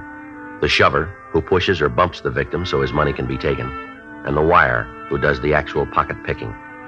In certain types of operation, the jug mob is replaced by the short, who works streetcars and spots people who have large amounts of money. Under normal circumstances, a professional group of pickpockets can take approximately $5,000 a day out of a tip or a crowd. 11:47 a.m. We had the victim, Louis Bonning, look through the pictures of known pickpockets for a possible identification of the man who'd taken his money. He was unable to find anybody who looked familiar. We told him to go home, and we said that we'd be in touch with him. 12:35 p.m. Frank and I checked back into the office. It's a rough one, huh? Yeah, they all come out that color, don't they? I sure hope we can do some good for him. Yeah, nice old guy. You want to get in touch with Slim Ramos? Let's go down and talk to him. He might be able to come up with something. Yeah, I'll get his number. I gotta get a new book. This one's getting almost impossible to use. Yeah. Look at this. Numbers all crossed out, you know, when they change the prefixes. Yeah. Sure made a mess out of my book. Here it is. Exbrook. 4. 3.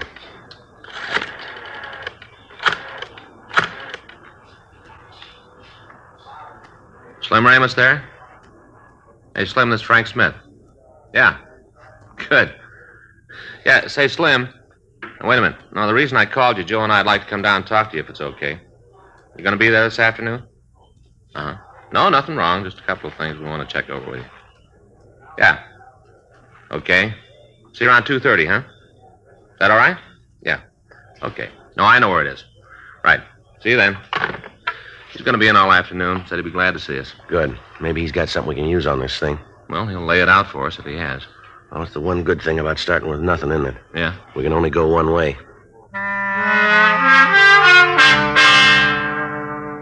12:06 p.m. Frank and I checked out of the office and we started for Santa Monica. Slim Ramos had been one of the best pickpockets in the business. He'd been arrested and served a term in San Quentin. After he'd been paroled, he'd opened a small stand on one of the amusement piers near the beach. From his past record, Ramos had been cooperative with the police department, and several arrests were attributed to his information. Ramos was operating a Wheel of Fortune booth at the end of the pier. Frank and I parked the car and walked out. Quite a place, huh? Yeah. I got to bring the kids down here some Sunday. They get a real kick out of it. Yeah. That's Slim's booth there, isn't it? Yeah. I don't see him. He said he'd be here. He might be around back. Yeah. I'd sure like to win one of those hams. Yeah. Big ones, aren't they? Uh-huh. Slim, you around? Yeah, hold on. Be right out. Hi, Joe, Frank. Hi, How are Slim. you? I was in the back packaging some groceries. Uh-huh. What can I do for you? I'd like to talk to you about a cannon operation. Yeah, I should have known. Come on back here. We can sit down. All right. Hey, watch your heads on the counter. Yeah. Got a couple of chairs back here. Come on, I can finish up the sacking. All right, go ahead. Oh, what's it about? You got any rumbles about a bunch working the downtown area? What kind of operation? Jug mob? Seems like I heard something about a bunch coming in from the east. KC, I think. Seems I heard they worked a couple of still dates with a carny back there. Boss didn't know they were working. When he found out, he had them kicked off the lot. You got any names for us? No, not right off. Got to check around. Might be able to come up with them. What's the bit? Yeah, they've been scoring good working the downtown area. Took an elderly man for his life savings this morning. Uh-huh. Figures. Huh? They always pick on the elderly ones. Bump into a young guy, might give you trouble. Pick the old ones, they don't seem to notice it. Yeah. How you been doing, Slim? Oh, good. Got it real good. I ain't killing the world, but my rent's paid. I know there ain't going to be a fuzz on my tail tonight. But I got it real good. How long you been here now? I guess it's been about a year. Thought if I could get permission, I might go out with a carny this year. You know, work the front end. Mm-hmm. Got a letter from a friend that's got a grind store with one of the big ones.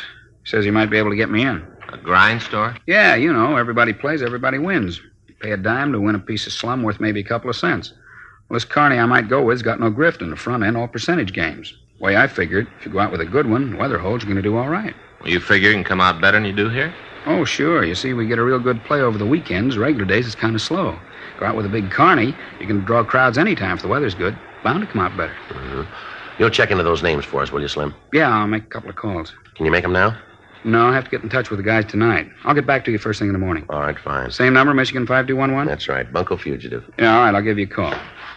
Buy you guys a cup of coffee? No, thanks, Slim. We're just going to eat. You want to come along? We'll buy you one.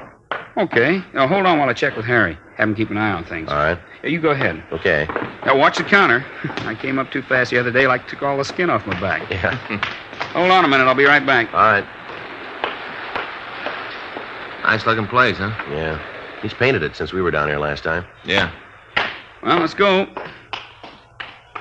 You painted up the place, huh, Slim? Yeah, thought I might turn a bigger tip if the place looked good. You know, people like a clean-looking place. How are the rest of the booths doing down here, Slim? Oh, pretty good. I told you, weekends we do great. Other times it's a little slow. Uh-huh. Any grift down here? No, at least if there is, I haven't heard of it. Guy in the Santa Monica Police Department, Lieutenant Cunningham, he keeps the place real clean. Yeah, that's right. Last thing I heard about was a guy who was working with a camelback wheel. A what? Camelback. Like mine, only this was gaffed. How? Smoothest pitch around. The arrow is connected to a spindle. The spindle goes through a stand. Looks like there'd be no way to G it. Plain pipe. Looks clean. What's the gimmick? Well, the frame rests on 4 pins. Pins are supposed to be what anchors it to the counter. Uh-huh. Now, 3 of the pins go into one piece of the counter. They really do hold the wheel in place. The other one goes through a separate piece of wood on the booth side of the counter. There's a space between the board on the booth side and the one the 3 legs go through. Yeah. Now, the pin in the 4th leg is loose. It's connected with a bunch of levers inside the pipe, acts as a brake on the wheel. All the operator has to do is lean against the board, and he's got complete control of the wheel all the time. Well, that's a real nice deal, isn't it? Yeah, the way they figured, it's perfect. In case they get a cowboy in the crowd, the mark can pick the wheel right up out of the counter. Shows that there's no wires running to it. The wheel's gaffed, there's no way to prove it. Set it up with a couple of sticks in front, let them win a couple of times, you got it made. That's the way they figure it. Doesn't work out, though. Well. Like on my wheel. I got 120 numbers on it. Figure I get good action, I'm going to have maybe half of them covered. Right off, the odds are on my side. Uh-huh. Out of the rest, there's only one winner. Half of them covered means a gross of about $6. I give away $5 worth of groceries. Even with a winner, I come out every time. Percentages prove it. Look at it that way, you don't need a gaffed wheel. Yeah, it's too bad more of them don't figure it like that. So. Yeah, I suppose. Took me a long time to find it out. Yeah, but you came up with the answers. I hope I can do the same for you on the cannon operation. So do we. It's funny.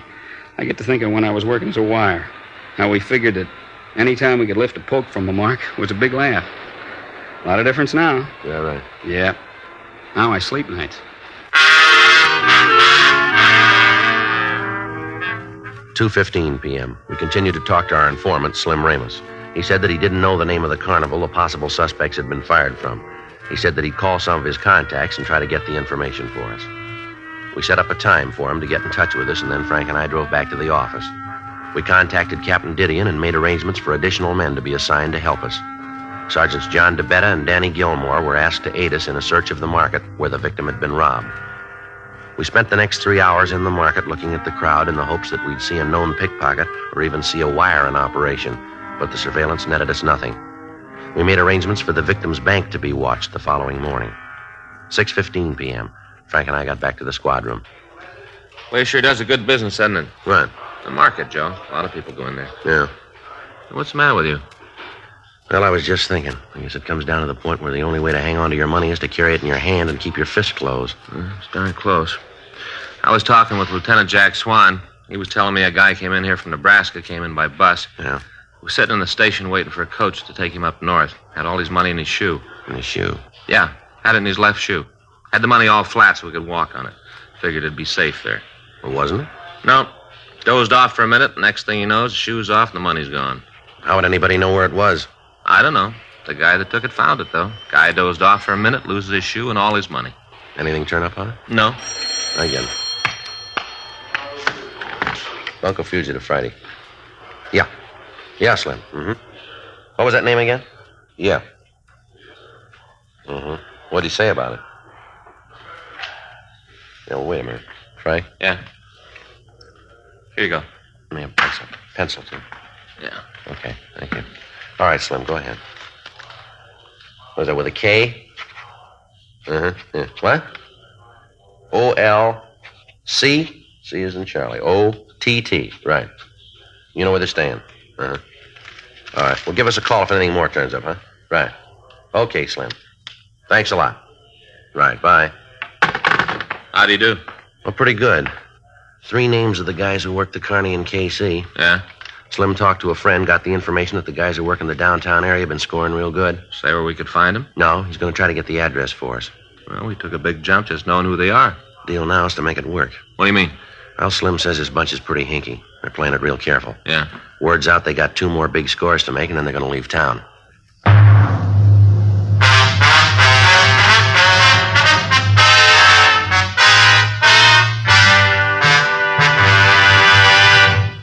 You are listening to Dragnet, the authentic story of your police force in action.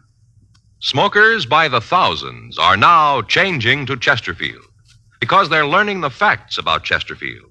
Facts like these. A doctor has been examining Chesterfield smokers for 20 months, almost 2 full years now. We've just received his latest report, and it confirms again no adverse effects to the nose, throat, and sinuses from smoking Chesterfield. That's a matter of record. And so is this. Chesterfield is the only cigarette proved highest in quality, low in nicotine. Those are the facts about Chesterfield. More good reasons why Chesterfields taste so good, smoke so much milder. How about it, friends? Smoke America's most popular 2-way cigarette, Chesterfield. Regular and king size. Best for you.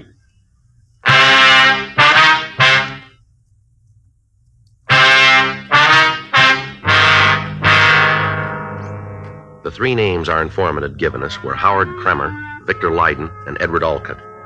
We had the names checked through our record bureau, but we found that none of the 3 men had been arrested in Los Angeles. We got a radiogram off to the police department in Kansas City, the last place the trio was known to have worked. We asked that all information on the thieves be forwarded to us. We also sent a teletype to George Brereton up at Sacramento, CII, asking him to check the names for us. The following morning, Wednesday, May 11th, we got word from Kansas City that the officials there were forwarding mugshots and descriptions of the three men. During the day, Frank and I met with Captain Didion, and a surveillance of the downtown area banks was set up. On Friday morning, when Frank and I checked into work, a special delivery letter was waiting for us. In it, we found the records and pictures of Kremer, Leiden, and Alcott. The pictures were handed over to the photo lab, and they started to reproduce them. The descriptions were sent to the print shop, and MO sheets were made up. As soon as possible, the pictures and the bulletins were distributed to all bank guards in the area. Additional officers from Bunko Fugitive were placed in the vicinity. Frank and I maintained a rolling stakeout in the downtown area. At 9 p.m. Friday night, the banks closed, and we'd gotten no report that the thieves had worked. Local broadcasts were gotten out on the men, but there were no replies. Monday, May 16th, the plan was put into effect again. No results. Tuesday, the gang didn't work. Began to look as if they might have closed up operations in Los Angeles and moved on. Wednesday, May 18th, Frank and I came back from lunch. I get it.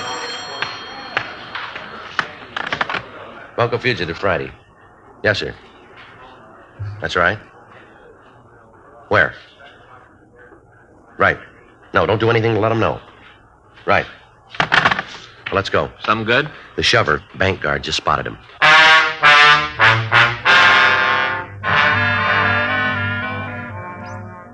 The call had come from a bank at the corner of 7th and Jackson Streets. The guard told us that he'd seen one of the suspects enter the bank and, under the pretense of filling out deposit slips, observe the withdrawals that the customers were making. It took us a little under 3 minutes to get to the address. We checked with the guard, and he pointed out the suspect. Frank pretended to make out a deposit slip while I waited at the new account desk. When we entered the bank, the suspect was standing at the teller's window. In front of him was an elderly man. As the line moved up, the suspect began to examine the slip that he'd made out. Then, as the elderly man took his turn at the window, the suspect walked away and stopped by the door. He waited for the man to finish his business at the teller's counter. Then, as he passed through the door, the suspect fell and stepped behind him.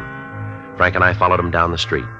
As he walked through the crowds, he was joined by Edward Alcott, the shover in the operation. The elderly man entered a small tobacco store, and as he went through the door, the wire, Howard Kremer, joined the other two suspects. As the elderly man stood at the counter waiting to be served, the shover walked over to the magazine rack. He stood looking at the magazines for a moment, and then as he turned away, he seemingly tripped and fell against the proposed victim. Both Frank and I knew it was coming. We were watching for it, and yet we missed the actual theft. The wire moved in and removed the victim's money so fast that we couldn't see it. The shover took the wallet from the wire, and the gang was ready to move on. Frank and I stepped into him. All right, Mr. Police Officers, you're under arrest. For what? Stop dreaming. You know the route. Now, come on. Beat it. Come on, grab the guy.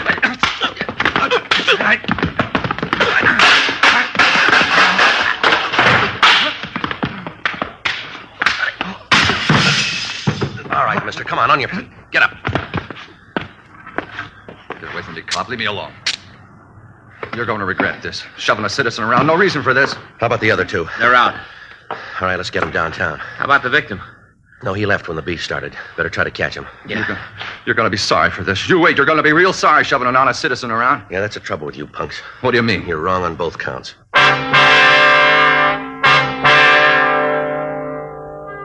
The three suspects were taken into custody and brought downtown. The victim's wallet was found on the person of Edward Alcott. It was identified by the owner and booked as evidence. 3:15 p.m. We took the wire, Howard Kremer, to the interrogation room.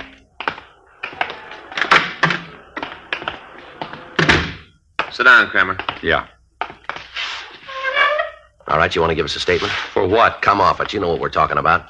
You got to have me cross with somebody else. I'm trying to level with you. I don't know what you're talking about. You want us to lay it out for you? I don't care much either way. You guys slam into a store where I'm trying to buy a pack of cigarettes, and all of a sudden I got handcuffs on. You tell me I'm hooked for being a pickpocket. That's the way you want to tell it, huh?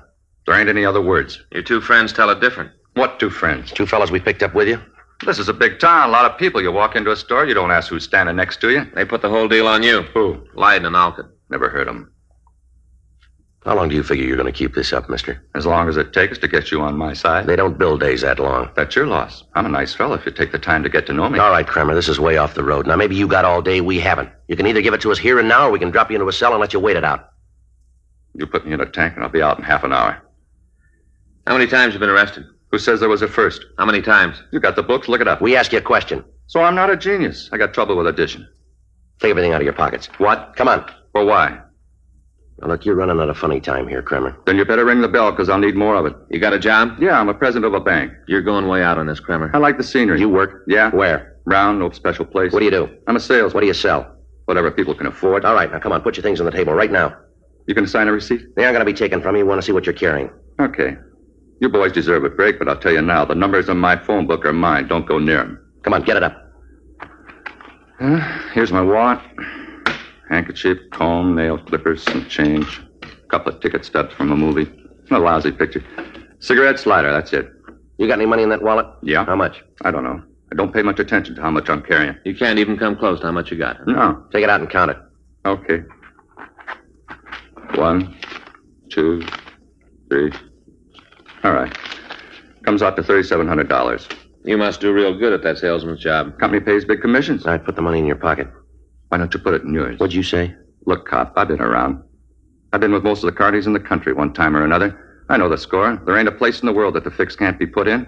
Now, why don't you just take the money? You drop it in your pocket, and I'll forget I was ever in here. Won't be nobody hurt. The old guy's may be out a couple $100, but so what? He won't miss it. Why not put the fix in? We'll both come out all right. No, the fix just curdled, Kramer. What? You said we had the record. Well, you called it. We got all the word about you. Way down the line, you talk about how you worked with carnies. How long? Huh? What's the longest time you ever stayed with one outfit? I like to move. Yeah, sure you do. That's the way the people who run the show want it. Decent carny doesn't want a guy like you around. You or anybody like you. You've been on the road taking money away from people who can't afford it for a long time. Now we nail you and you come in here acting like a big man. You do the indignant bit, and then when that doesn't work, you try to buy your way out. Well, you've had it, mister. We know it, and your two buddies know it. When are you going to take a good look? You really figure you've got it made, huh? We know we have. The other two guys really cop out? The whole thing. All comes down to how you engineered it. You buy what they say? We buy it. Uh-huh. Then there isn't much more for me to say, is there? Not a great deal, no. Okay, let's go. How about a statement? Why? Make it easier on yourself. Easier if I cop out? You know what I mean. Yeah, all right. Bring the girl in. I'll give you a statement. Right. Yeah. Mind if I have a smoke? What was that? I said, you mind if I have a smoke? No, go ahead.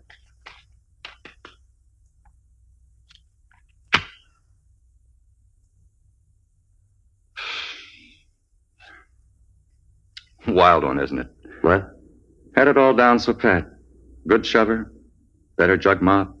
I'll sit in the front row with any wire in the business. All that, and it don't add up to a winner. That's like you said. Huh? You got trouble with addition.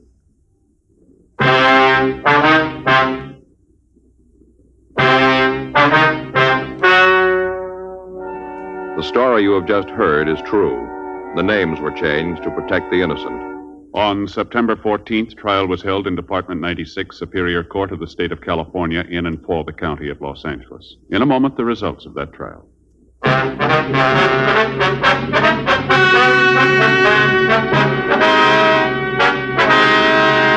Howard Nathan Kremer, Edward Francis Alcott, and Victor Frederick Leiden were tried and convicted on 6 counts of grand theft money and received sentence as prescribed by law. Grand theft money is punishable by imprisonment in the state penitentiary for a period of not less than 1 nor more than 10 years.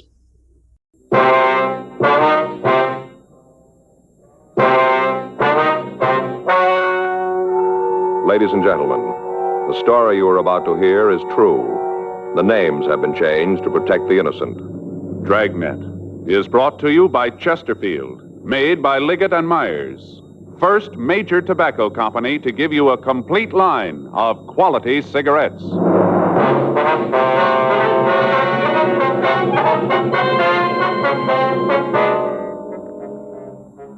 You're a detective sergeant. You're assigned a robbery detail. 2 hold-up men have been operating in your city. You've got descriptions of the men and of the car they're driving. Your job, get them. Smokers by the thousands are now changing to Chesterfield. No wonder. More and more smokers are learning this fact for themselves. Chesterfield, low in nicotine, highest in quality. A published fact, proved by chemical analyses of the country's 6 leading cigarette brands. Chesterfield, the only cigarette ever with a record like this. Regular or king size, Chesterfield is best for you.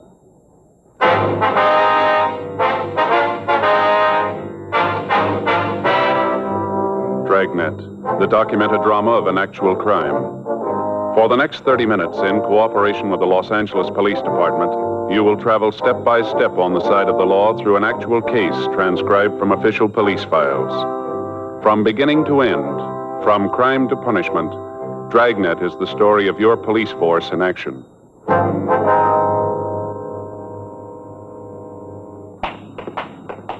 It was Tuesday, April 14th. It was warm in Los Angeles. We were working the day watch out of robbery detail. My partner's Frank Smith. The boss is Chief of Detectives Thad Brown. My name's Friday. We were on our way out from the office, and it was 10:46 a.m. when we got to the corner of Calhoun Street and Van Nuys Boulevard. The Universal Hobby Shop.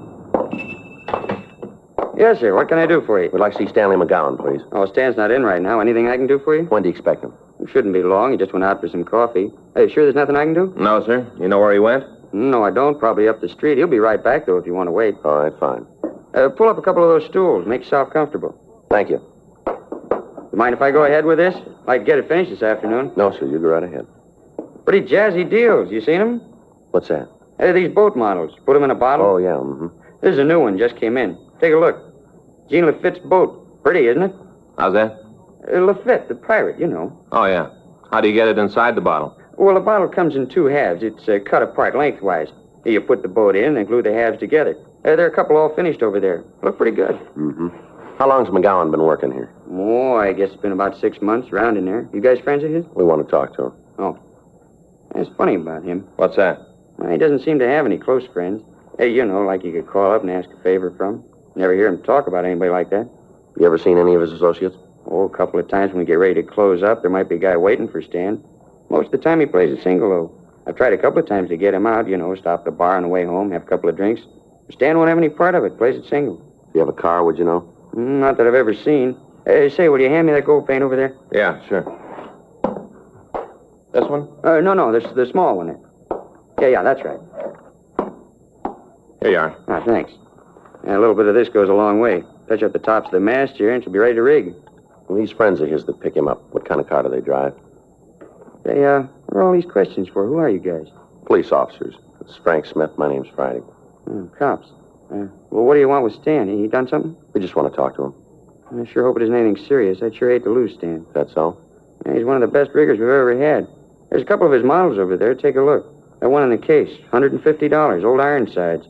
One of the best boats we've turned out. Stan did that. Sure got a steady hand. That's what it takes when it comes to rigging, steady hand. Want to go out now, Rudy? Yeah, in a minute. A couple of fellas here want to talk to you. You want to see me? Your name's Stanley McGowan? Yeah, that's right. What's this about? They're cops, Stan. Yeah? This is Frank Smith. My name's Friday. I'd like to talk to you, McGowan. You sure? What about? Might be better if we went out to the car, huh? Make no difference to me. You fellas stay here. I'll go out for some coffee. All right, thank you. Bring you back some? No. No, thanks. I won't be long. Okay.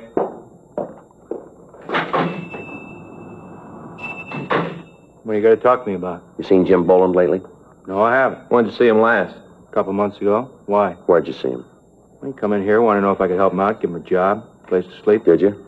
No, I told him he could bunk at my place for a couple of days till he got squared away. Nothing I could do about a job. Why'd he come to you? I don't know. I met him at Q. Didn't have much to do with him. Hey, why'd you guys come to me? What makes you think I might be running with him? We didn't say you were. Same thing. You figure I know where he is? Well, the record says you knew him. We're just checking it out. I got nothing to do with him. I'm reporting every month. You check with my parole officer. He'll tell you. I've been carrying the bucket since the day I got out of the joint. I'm going to keep on carrying it. We got no beefs with you, McGowan. We just want to get in touch with Boland. I'm sorry. There's nothing I can do to help you out. Anything comes up, I'll give you a call. You mention any of his friends in town when you saw him? Some guy named Phil, that's all. You know who he is? No, I never met him. Jim said they were cooking up some kind of deal. You know what it was? No. Look, I'd like to feed you guys, but there's nothing I can tell you. As far as I'm concerned, I want to stay away from Jim and the crowd he runs with. I want no part of him. I did my time. Couple more months, I'll finish up with the parole. I don't want to fall again. Nothing you can tell us about this guy, Phil, huh? Not a thing. You know where he met Boland? Seems like Jim mentioned it. I think it was some bar down on West 7th. It's just a guess, though. I couldn't back it. You know if Phil drove a car? Yeah. You know what kind? It seems like it was a Lincoln, late model sedan. How about the color? It was dark. I saw it once when he came by to pick up Jim. It was nighttime. I couldn't tell too good. It was just a dark color. Where was this? My place. I told you Jim bunked with me a couple of days right after he got in town. He just said you offered to let him stay with you, is that right? Well, same thing. Anyway, he was only there a couple of days. Say where he was going? No, I didn't see him. Him and me had a beef about how he wasn't looking for a job. He used to sit around all day reading magazines. We finally had a fight about it. I told him to get out. Wanted no part of him. I came home that night. He was gone. I haven't seen him since. I don't much want to either. Mm-hmm. Look, what are you after him for? What's he done? Just want to talk to him. You got a piece of these market jobs around town? Why do you ask that? Sounds like Jim, the way he works. I just figured maybe it was him. Check the board. He violating parole? They tell us he hasn't shown up for 3 weeks. That's too bad. Kind of figured maybe he'd swing it this time. How do you mean? A couple times up in the joint, we'd get to talking. He said he finally learned it. Figured out there was no way to beat it. Said if he got his parole, he's going to stick by it. Get a job, carry a bucket. Too bad. Mm-hmm. All that talk, I really believed he meant it. So did the parole board. 6 weeks before, on March 3rd, the manager of a large supermarket had arrived at work. When he opened the front door, he found that a customer had followed him into the building. When the manager told the person that the store wasn't open for business yet, the man had drawn a gun and demanded that the safe be opened. The manager complied, and after taking $1,400 from the safe, the thief had fled. The manager was able to give us a good description of the hold-up man and an accurate description of his car. He was unable to give us the license number, and he could tell us little about the man who remained in the car. Immediate broadcasts were gotten out on the thieves, but they'd apparently made good their escape. On March 12th, the procedure was repeated. Again, we were able to get good descriptions, but we were unable to come up with the suspects. In the following 4 weeks, the thieves hit 5 more times. Each time, the M.O. employed was the same. The descriptions from each of the victims tallied with those that we'd already gotten. The description of the car was the same. This information was turned over to the stats office for compilation. Their findings listed 14 possible suspects. The packages of these men were pulled from R&I, and the mugshots were shown to the victims. In each instance, one picture was picked as bearing a close resemblance to the hold-up man. The prime suspect was identified as James Boland, WMA, 32 years old. He'd been arrested twice for violation of Section 211 of the Penal Code. He'd been convicted once and had been sentenced to San Quentin for a period of from 5 years to life. However, at the prison, his behavior and attitude had been good, and he'd been paroled on February 19th, 10 days before the first holdup. We'd found that Boland had violated his parole and was wanted by the state adult authority.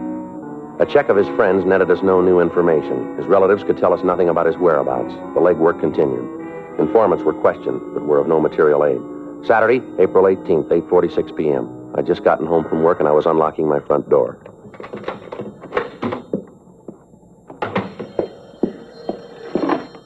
Hello? Oh, yeah, Dave. Mm-hmm. Yeah, well, I just got it. When was that? Yeah, I guess so. Yeah. I'll have to call my partner. Right. Yeah, where? Yeah, I know where that is. Well, let's see. It's 8:47 now. It'll take us about, 15, 20 minutes. Right. Okay, we'll see you there. Yeah, sure. Bye.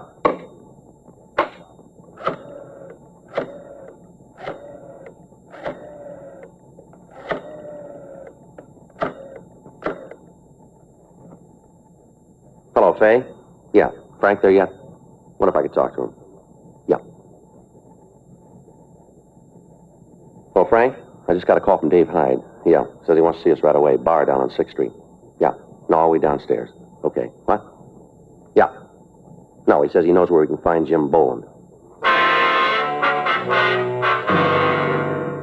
10 minutes later, Frank picked me up and we drove down to the cocktail lounge that our informant, David Hyde, had picked as a meeting place. When we walked in, we couldn't see Hyde, but the bartender told us that he was in one of the rear booths. We walked back. Hi, fellas. Come on. Hi, Dave. Hi, Dave. What do you got for us? Lousy bum. All the things I did for him. All the things, and now he's got a chance to settle up, and he says he's having no part of me. You talking about Boland? Boland. What a bum. All I done for him, this is the way he pays me back. Boy, you just wait till I spread the word around. There won't be anybody in town who'll have anything to do with him. He's through in this town. THREW. All right, Dave. Settle down. Give us the word. Where'd you see him? Bar over on 7th. Big man now. Got a roll. Looks like a branch of Fort Knox. A lot of money. But he's too good for his old friends. Too good. Say, how about you fellas popping for a drink for a pal, huh? How about it? You've had enough. Come on. When'd you see Boland? Just this morning. Big man. Got good clothes. Driving a big car. Asked him for a loan. Just to get squared away. Pick up a couple of tabs I got around town. Just see me over the hump. You know what kind of car he's driving? Yeah, big Lincoln. Brand new. Got red leather trim on the seats. Even got one of those seats that goes up and down, but he can't give a pal a helping hand. I spread this word around town. He's really finished. Ain't a guy in town to touch him with a 12-foot pole. A real darb, a real darb. You know where he's living? I don't know. Probably got a house out in Bel Air. Looks like he can afford it. Who's he running with, you know? Yeah, some guy who's lighting cigarettes. What's that? Some guy who lights his cigarettes all the time. Supposed to be some gun from the East. Thinks he's such a big shot. The cheap kind, you know. Kind of guy who has his suits cut so as you can see they're carrying a gun. You know, cheap. You know this fella's name? A couple of times I heard old Jim call him Phil. Phil something, I don't know. A real darb. Hey, fellas, how about a drink? I'm feeling real bad. You still on H? Oh, no, I swear to you. I haven't had a pop in a long time. I'm trying to get off the stuff. Figured if I could get drunk enough, it wouldn't be so bad. Rough go. Come on, how about a drink? You've had enough, Dave. You know if Boland's carrying a gun? I don't know for sure. I didn't see one. This darb Phil's got one. Got his coat cut so as you can see it. Real cheap, small time. You want to show us where you saw Boland? I'll take you there if I have to carry you on my back. No way to treat a friend. All the times I've helped him when he's had a bad yen, and now he treats me this way. Real dog in a manger. I got a lot of friends in this town, a lot of buddies. Word gets out about Jim, he's finished. Miserable bum. I think about the rough times him and me had together. I get ill. I-L. All right, let's go. If you nail him, you going back to the joint? Suppose so. How long are they going to give him? It's up to the court. Ain't a court in the world that'll give that bum what he's got coming. All I want to see is that he gets it good. I want to see him turn the key and lose it after what he did to me. I'll tell you something else, too. Yeah, what's that? He's building a big habit. Is he hooked? He ain't chipping with it. I bet money he's shooting 4 or 5 caps a day. That much easy. You sure about that? Well, why'd I lie to you? What reason I got to lie? All right, Hyde, let's go. Hey, how about a quick belt before we go, huh? I'm feeling rocky. Just a quick one. Huh? Let's pick up Boland first, then we'll see what we can do for you. Yeah, then you'll take care of it, huh? We'll see. Yeah, just so he gets his every pound. Can't wait to see the look on his face when he finds out the whistle's been blown. Oh, I can't wait. Neither can we. Let's go. 9:13 p.m. Hyde, Frank, and I drove over to West 7th Street. Our informant pointed out the bar where he'd seen the suspect, Boland. He told us that when he'd seen him last, Boland said that he'd be in the bar that night. We called the office and told them where we were, and then we went into the place. Boland wasn't there, but the bartender said that he was expected. The three of us sat down in a booth at the rear of the place, and we ordered black coffee for our informant. We waited. 9:30 p.m. 10. 10:30. There he is, coming in now. When you saw him this morning, did he say this guy Phil was going to be here? No, not to me. How about it, Joe? You better get out of here, Dave. Use the side door, will you? Yeah. We'll check with you later. All right, let's go. Boland? What? You Jim Boland? What do you want? Police officers, you're under arrest. All right, Boland, come on, get up. Come on your feet. Stand still. He's clean, Joe. What's going on? What are you pulling a deal like this for? I didn't cause any trouble. All right, come on, let's go. Somebody blew the whistle on me. Somebody did. I'm going to find out, and I'm going to get to him. I swear I'll get to him. Where's Phil? Huh? Phil, where is he? I don't know what you're talking about. All right, Boland, let's go. Listen, you tell whoever it was blew the whistle they better start looking for a place to hide, because I'm going to get to him if it's the last thing I do. You called it. What? It might be.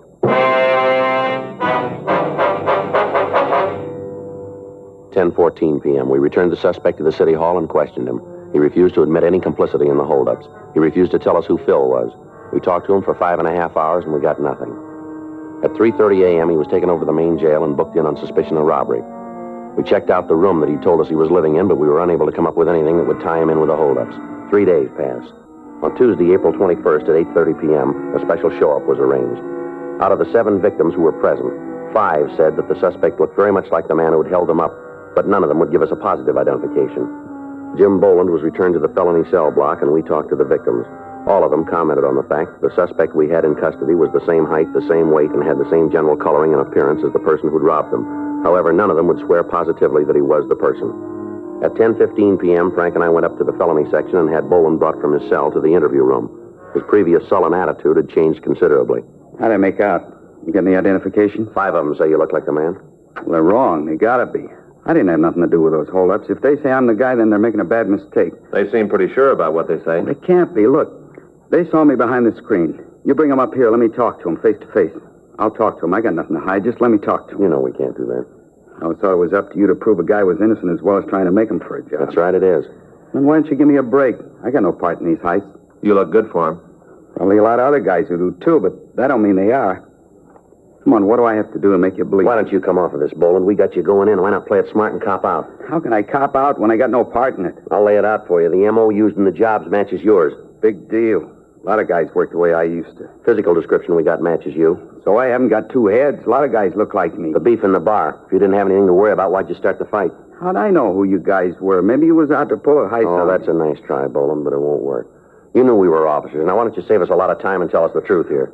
You guys wouldn't know it if it bit you. There's one way to find out. Yeah? Try it. You got a cigarette? Here. You want one? Yeah. Okay. I'll level with you. I figured you was after me for PV. I didn't have any idea about the 211 rap. That why you started the fight? I swear it is. How about the money you got? Where'd it come from? I got real lucky with a pair of dice. You expect us to believe that? That's the way things are. Where'd you hit the light?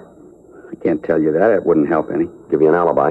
Either you believe it or you don't. That's the way it was. I'm trying to level with you. We got a rumble that you're back on H. Now, how about that? Where'd you hear that? We heard it. Yeah. Well, you tell him I haven't had a pop in over 4 years. Not since I went up to the joint. How about this Lincoln you're driving? Don't belong to me. Who owns it? Phil? Now we're back to that. You going to tell us who Phil is? Listen, the guy's a friend of mine. I don't want to bring nothing down on him. He's leaving you way out in the cold. I suppose so. Well, if I tell you, you won't know, will he? Not from us. Okay. Name's Phil Spence. How well do you know him? Say hello to, buy him a drink, that's all. That's not the way we get it. I don't care how you get it. That's the way it is. This Spence, you ever fallen? I hear yes. What for? 211, ADW. Where? Here, California. He on parole? No, he got out clean. At least that's the way I hear it. You know where we can pick him up? I told you I buy him a beer once in a while. I don't pay his rent. You're the one who said you wanted to go down the middle. All right, but I'm giving it to you that way. I don't know where his pad is.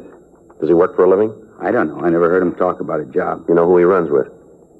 Some guy named Ed. You ever see him? No. Know where he can be reached? Sometimes I hang around the bar where you picked me up. How about it, fellas? You're going to buy the story? Yeah, we'll check it out. I swear it. I got no part in it. Sure, you got me cold for PV. I know I got to go back for that, but I want nothing to do with the rest. We'll check it out. You do that. You'll find out what I said's the truth. You willing to identify these two other guys for us? How do you mean? Check over some mugs? Sure. Just as long as you believe me. We'll see. You won't regret it. A lot of things I can tell you if you get me out of this. A lot of information I can give you. Let's go. You're going to give me a break, huh? We'll check it. Say, either one of you guys got some extra butts? I'm out. Yeah. Here, take these. Thanks. Anything else you need? Not unless you can fix it for me to shave. We'll talk to the jailer about it. Beard's starting to itch. I'd like to get it off. We'll see what we can do. You going to start checking my story now? That's right. You go to work on it. You'll find out. Yeah, sure. I'll pay you back. Just believe me, I'll pay you back.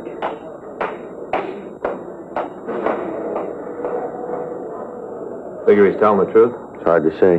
The identifications weren't too sure. Everything else is. There's only one way. Yeah. Check him out.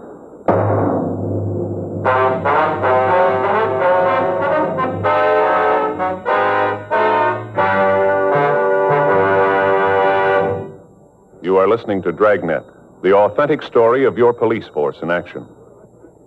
At cigarette dealers, in vending machines, at supermarkets and stores coast to coast. Chesterfield, please. Smokers by the thousands. Yes, smokers by the thousands are now changing to Chesterfield, the only cigarette ever to give you one, proof of low nicotine, highest quality. Chemical analyses of the country's 6 leading brands confirm that. 2, the only cigarette ever to give you this proven record with smokers. Again and again, over a full year and 1/2, a group of Chesterfield smokers have been given thorough medical examinations.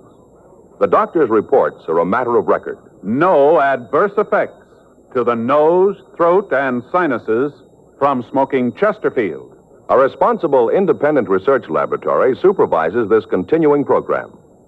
Chesterfield, the only cigarette ever with a record like this.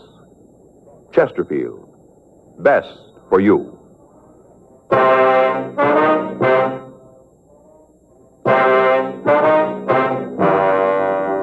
Tuesday, April 21st. After we left the suspect, Jim Boland, at the main jail, Frank and I went back to the city hall and checked the name Phil Spence through R&I. There were 9 packages carrying records for men with that name. Two of them had served terms for robbery in the state penitentiary at Folsom, California. We got off communications to George Brereton up at Sacramento and to Washington, requesting information on known criminals having that name. 12:30 a.m. We went back to the jail and had Boland brought from his cell. We showed him the mug shots from the packages we had, but he failed to give us an identification. We talked to him about Phil Spence. He gave us all of the information he could about the missing suspect's habits. At this point, we were still not sure that Boland wasn't implicated in the holdups, but we had to check out what facts we had. The one point which seemed to verify Boland's story was that the victims were unable to give a positive identification of him. 1:30 a.m. We went back to the office and checked out for the night. The following morning, Wednesday, April 22nd, we started to recheck Boland's story of his movements during the times of the holdups. Upon re-questioning some of the witnesses, we found that they weren't as sure as they had been of the facts. That afternoon, we got a kickback from Sacramento. It contained 3 more possibles. CII said that they were sending us mugshots of the men by airmail special delivery. Boland gave us a list of places Spence was known to frequent. We came up with the name of a girl that the suspect was known to see from time to time. We got the address and we went out to talk to her.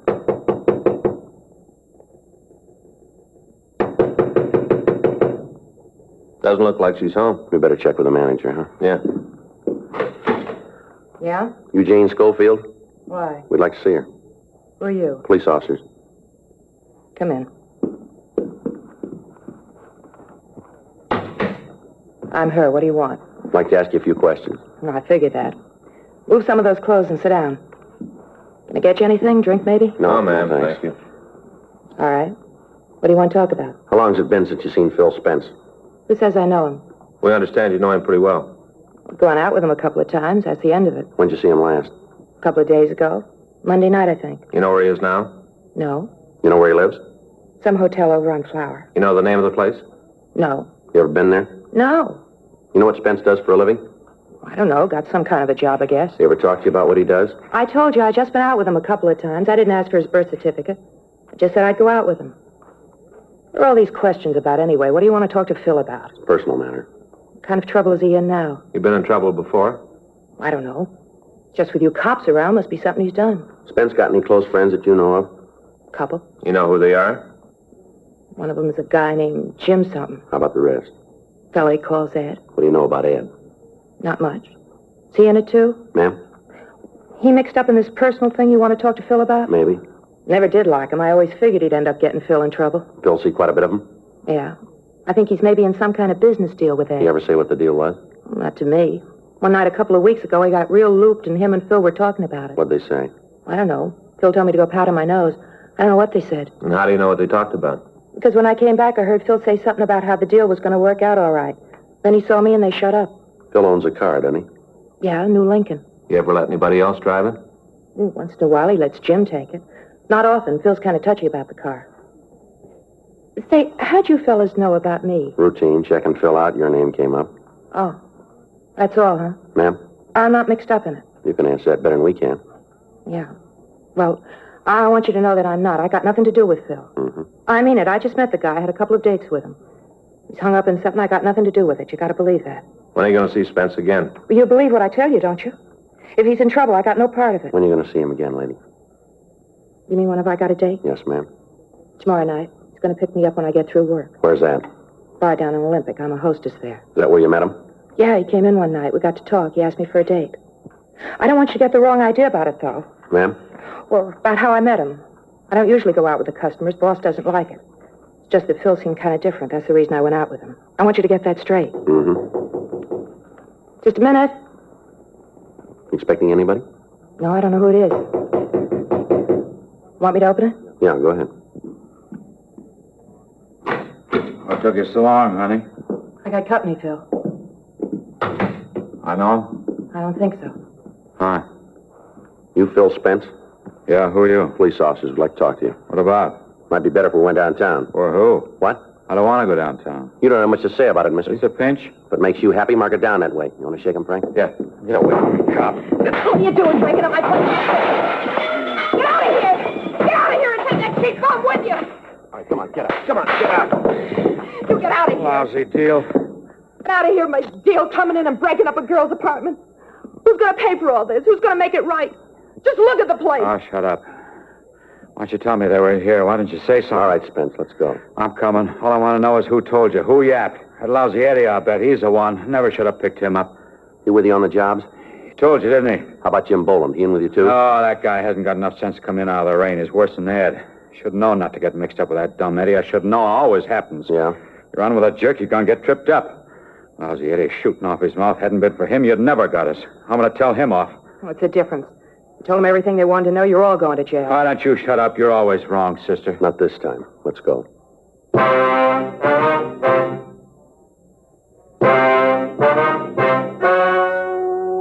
The story you have just heard is true. The names were changed to protect the innocent. On August 13th, trial was held in Department 92 of Superior Court of the State of California in and for the County of Los Angeles. In a moment, the results of that trial. Now, here is our star, Jack Webb. Thank you, George Fenneman. Well, this is brief, but I think very much to the point. Chesterfield is the only cigarette that gives you proof of low nicotine, highest quality. That's what I want in my cigarette, and that's what you should look for in yours. Chesterfield, regular or king size, best for you. Try 'em.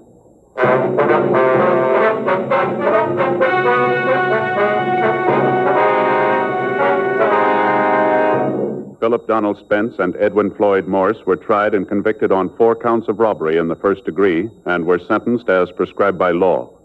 Robbery in the first degree is punishable by imprisonment in the state penitentiary for a period of not less than 5 years. Jim Nathan Boland was released to the state adult authority for action on violation of his parole.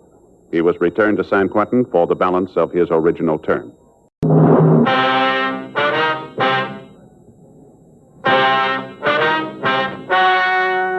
Ladies and gentlemen, the story you are about to hear is true. The names have been changed to protect the innocent.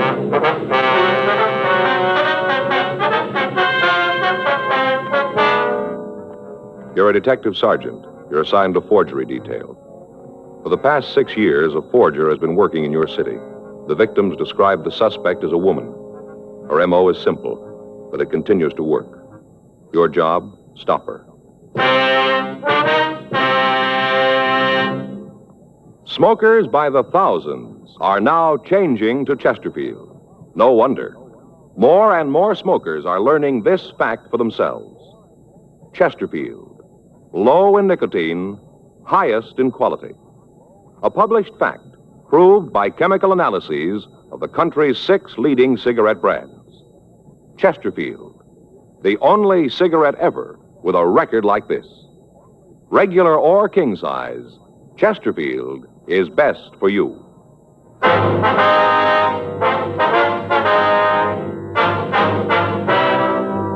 Dragnet, the documented drama of an actual crime. For the next 30 minutes, in cooperation with the Los Angeles Police Department, you will travel step by step on the side of the law through an actual case transcribed from official police files. From beginning to end, from crime to punishment, Dragnet is the story of your police force in action.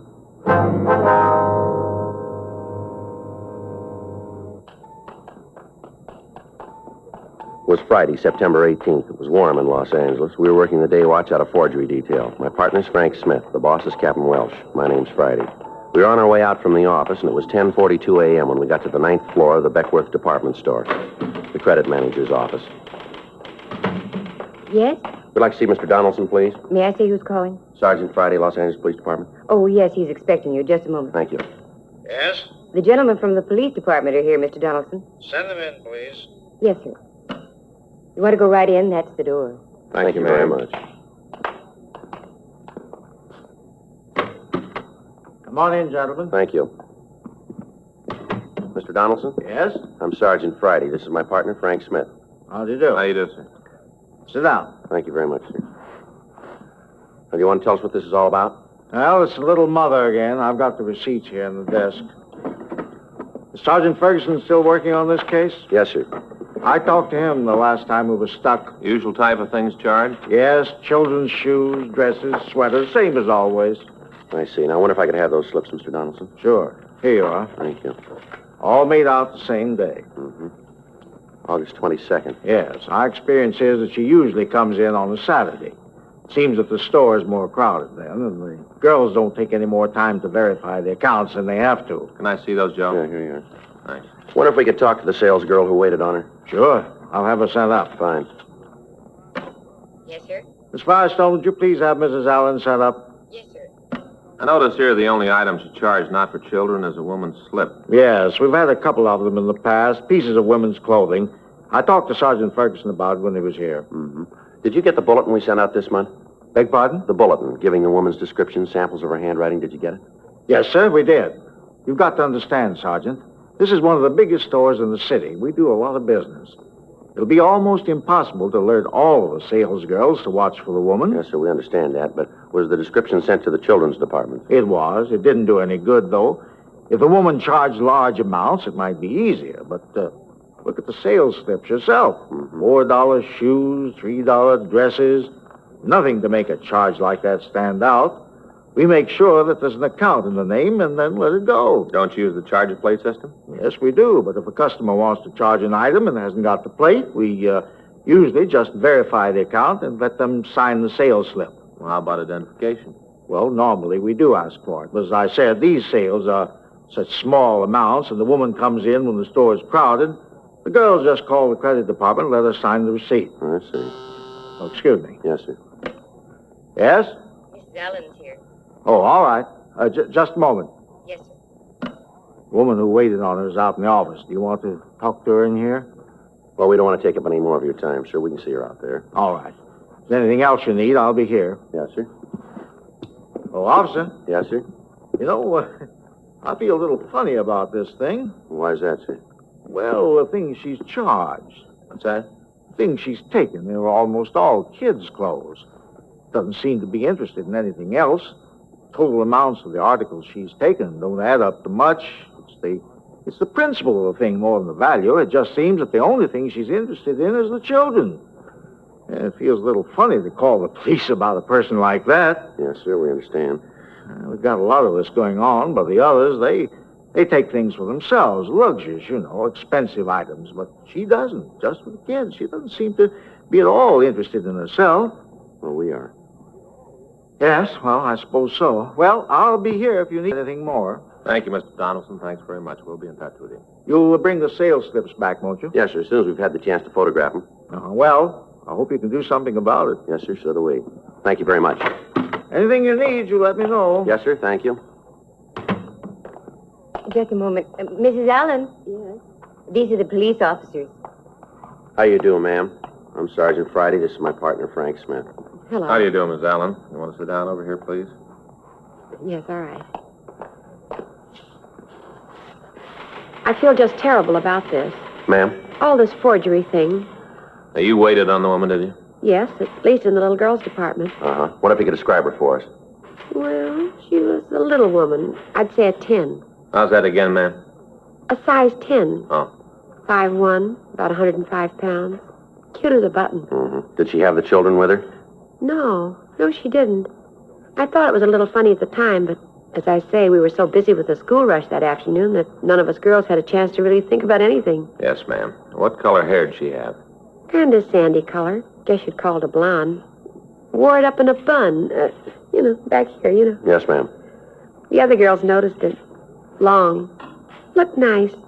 Different than all the other short haircuts. Kind of old-fashioned and homey. Yes, ma'am. How was she dressed? Not very well.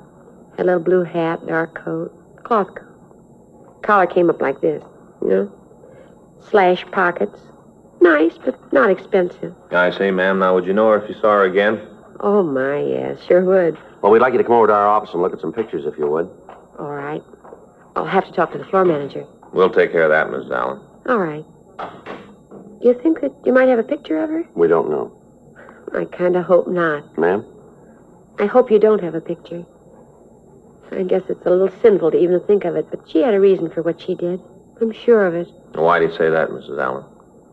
Officer, I've been selling for a long time. I met a lot of people in that time. Nice ones and nasty ones. And believe me, this is one of the sweetest people I've ever served. Mm-hmm. I understand that you call her the Little Mother. Is that right? Well, we don't, ma'am. That's what the newspapers call her. Well, it fits her to a T. Right to a T. Where she bustled around those dresses, looking, testing. She was just like a mother hen trying to find something for her brood. Little doll, cute as a button. She just got to have a reason for what she's doing. Sergeant Friday? Yes, Mr. Donaldson? I'm glad I caught you. I think we've got it. Sir? The little mother is downstairs now.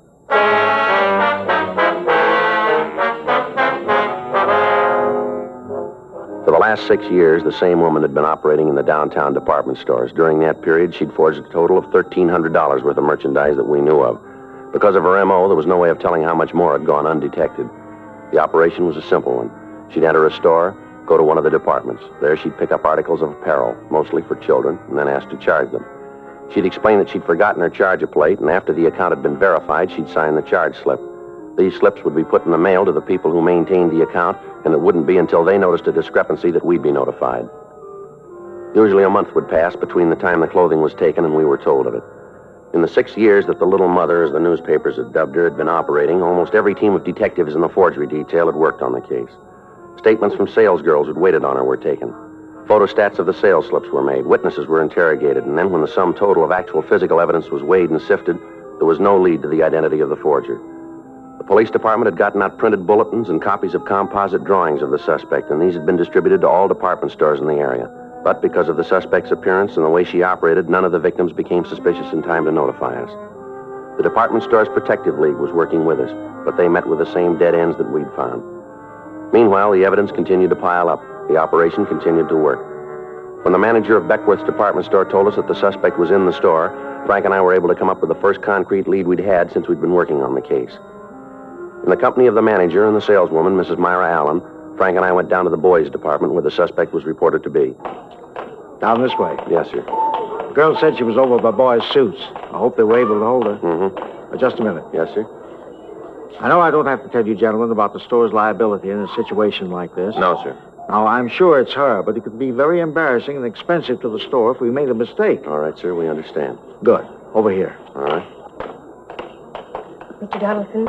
Mr. Donaldson? Yes, Miss Franklin. Where is she? It's not my fault. You've got to believe that. What's the matter, miss? Don't tell me you stopped the wrong person. You caused trouble with an innocent party and she could sue the store. I'm sorry, Mr. Donaldson. Where's the woman, miss? That's what I'm trying to tell you. Yes, ma'am? She wouldn't wait.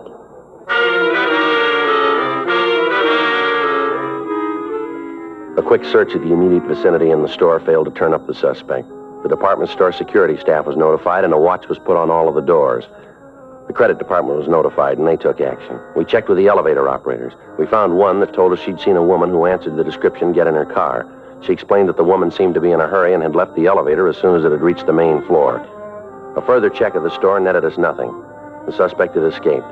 In the downtown crowds, it would have been almost impossible to try to find her on the streets. However, an additional broadcast carrying a complete description of the clothing she was wearing was gotten out to all cars in the area. The first good chance we'd had for apprehending her was gone. We had to go back to the legwork and the waiting. 3 months passed. During that time, Frank and I cleaned up a series of counterfeit payroll check cashings. Another 30 days went by without activity for the little mother. There were 4 new sales slips added to the file, but when the leads resulting from these were checked out, we were no closer to her than we'd been 6 years before. Thursday, December 17th, 12:55 p.m. I checked into the office. Joe, that you? Yeah. What do you got? Oh, just talked to Skipper. Yeah? Got a couple of more beefs about the little mother. When did they come in? This morning. Where are they? Don Myers got him. He's checking the handwriting.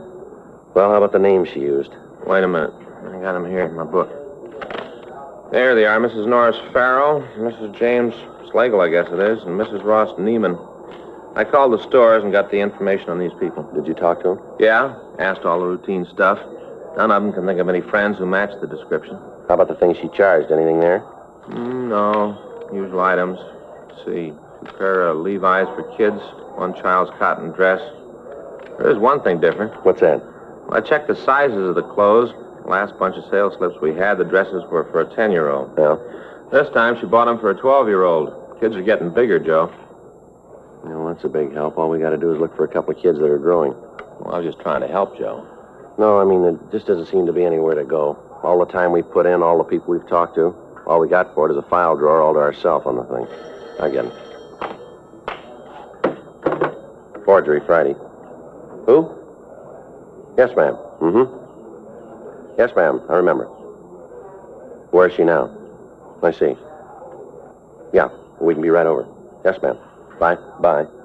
Well, we got it. What do you mean? That was Mrs. Allen. Remember the sales lady over at Beckworth's? Oh, yeah, I think I do. What'd she have to say? Told me she's having lunch in a restaurant at the corner of Jackson and Hill. Yeah? Our suspect's sitting next to her.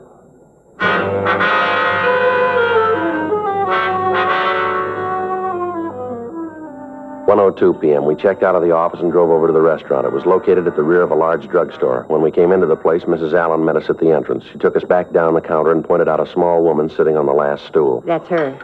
You sure, ma'am? I'm positive. That's her. All right, let's go. Yes.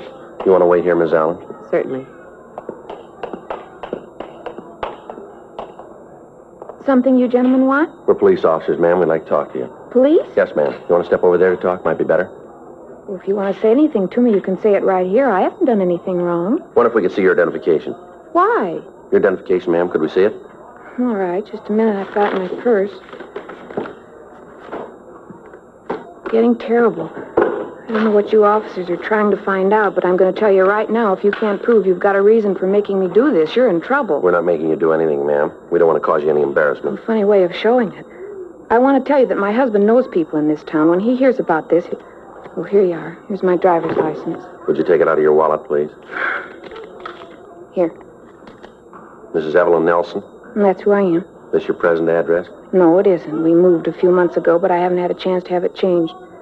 Is that all you want? No, Miss Nelson, it isn't. I wonder if we could talk to you in our office. Why? I always thought you had to arrest people before you could order them around. We're asking you to come over to City Hall with us, if you will, ma'am. There are a few things we'd like to check out. What things?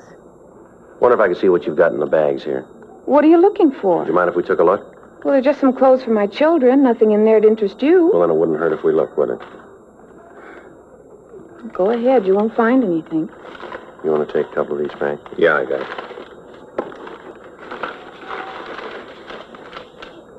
Well, what about it? Did you find anything wrong? Maybe a gun? No, ma'am, but I wonder if you could explain this.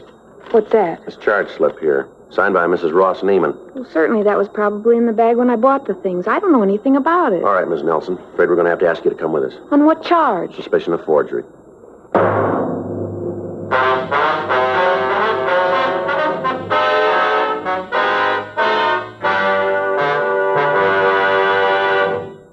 You are listening to Dragnet, the authentic story of your police force in action. At cigarette dealers, in vending machines, at supermarkets and stores coast to coast. Chesterfield, please. Smokers by the thousands. Yes, smokers by the thousands are now changing to Chesterfield, the only cigarette ever to give you one, proof of low nicotine, highest quality. Chemical analyses of the country's 6 leading brands confirm that. 2, the only cigarette ever to give you this proven record with smokers. Again and again, over a full year and 1/2, a group of Chesterfield smokers have been given thorough medical examinations. The doctor's reports are a matter of record. No adverse effects to the nose, throat, and sinuses from smoking Chesterfield. A responsible independent research laboratory supervises this continuing program. Chesterfield, the only cigarette ever with a record like this. Chesterfield, best for you.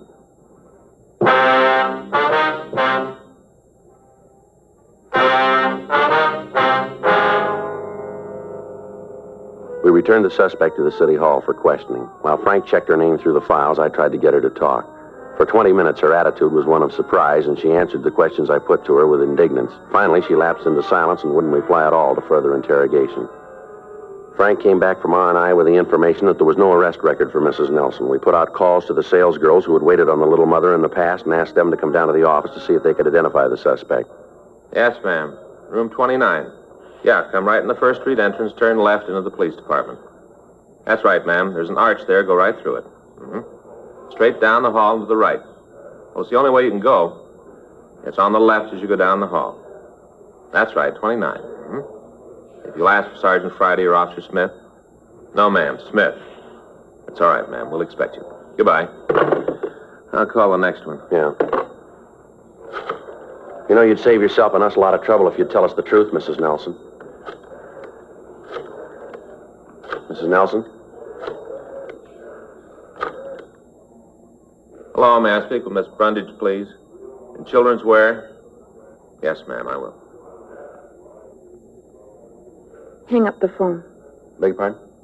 You don't have to go through this anymore. All right, ma'am. You want to tell us about it? Mrs. Nelson?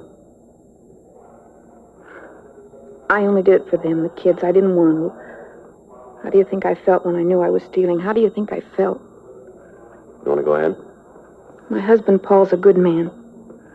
What he's done, he thinks is right. I can't quarrel with him. But he doesn't know, he doesn't understand. It isn't that he doesn't love the kids. He does. He really does. It's just that he doesn't understand. You can see that, can't you? He doesn't understand about them. Do either of you have a handkerchief? I came away this morning without one. Yes, ma'am. Here you are. Thanks. Want to go ahead, please? All his life he's worked. Put in long hours without a thought of what he was doing to himself. Every nickel he made was put away so he'd be able to feel secure, so he wouldn't have to worry about anything. It was all right when we first got married. I could understand it then.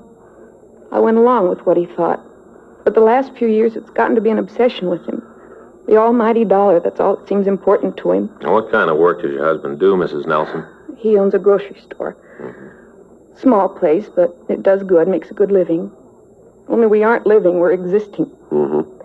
He gives me $10 a week to run the house and buy clothes for the kids. I've tried, Lord knows I've tried, budget meals, cheap cuts of meat, day-old bread. Any way you spend it, no matter how you figure, $10 just doesn't go very far. Now, Mrs. Nelson, didn't you talk to your husband about it? Didn't you ask him for additional money for the expenses? Yes, I'd ask him, and he'd tell me that I had to make do all the time, make do just a little longer until he had the money in the bank. Then we'd be all right. Only the more it went on, the worse it got. It didn't seem to make any difference how much money we had.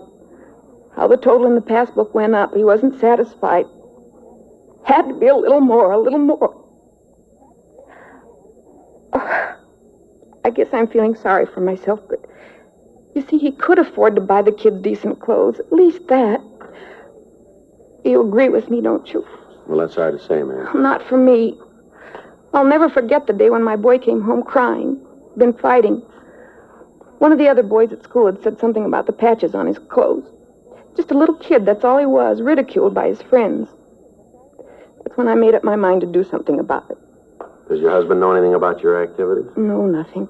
How'd you explain the new clothes for the youngster to him? I didn't have to. Last year, he's been working so hard at the store, I hardly ever see him. The kids don't hardly know him. He even spends Sunday at the store dressing the windows. You mean he spends all his time there? Every minute he's not asleep. He let one clerk he had go so he could save the money. Always save the money. It doesn't make any difference who gets hurt. Get that dollar and put it away. That's what counts. Put the dollar away. You know something, officer? What's that, Miss Nelson? I haven't been able to sit down and talk to my husband for 6 weeks. 6 weeks. He gets home at 12:30, 1 o'clock in the morning. He's up and gone at 6:30. Kids are always asking when Daddy's coming home. How do you answer him? How do you make him understand? I can't. I've tried the only way I know how. And I did it so wrong. All right, Miss Nelson. We'll try to work it out. Can I use your phone? I've got to tell the children what to do about dinner. I'll call for you if you like, ma'am. What's the number? Hollywood 98844.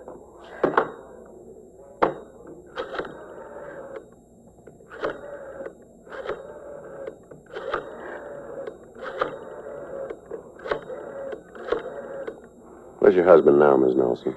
At the store, I guess. You're going to call him? I think we should, ma'am. Let him know what's happened. I guess so. Somebody's got to take care Hello, of the I'm kids. calling for Mrs. Nelson. I wonder if I could speak to her son. This is Sergeant Friday, Los Angeles Police Department. Who? Yes, no, she's down here now. Room 29. All right, fine. Was that my boy? I wanted to talk to him. No, ma'am, that was your husband. He's on his way down here.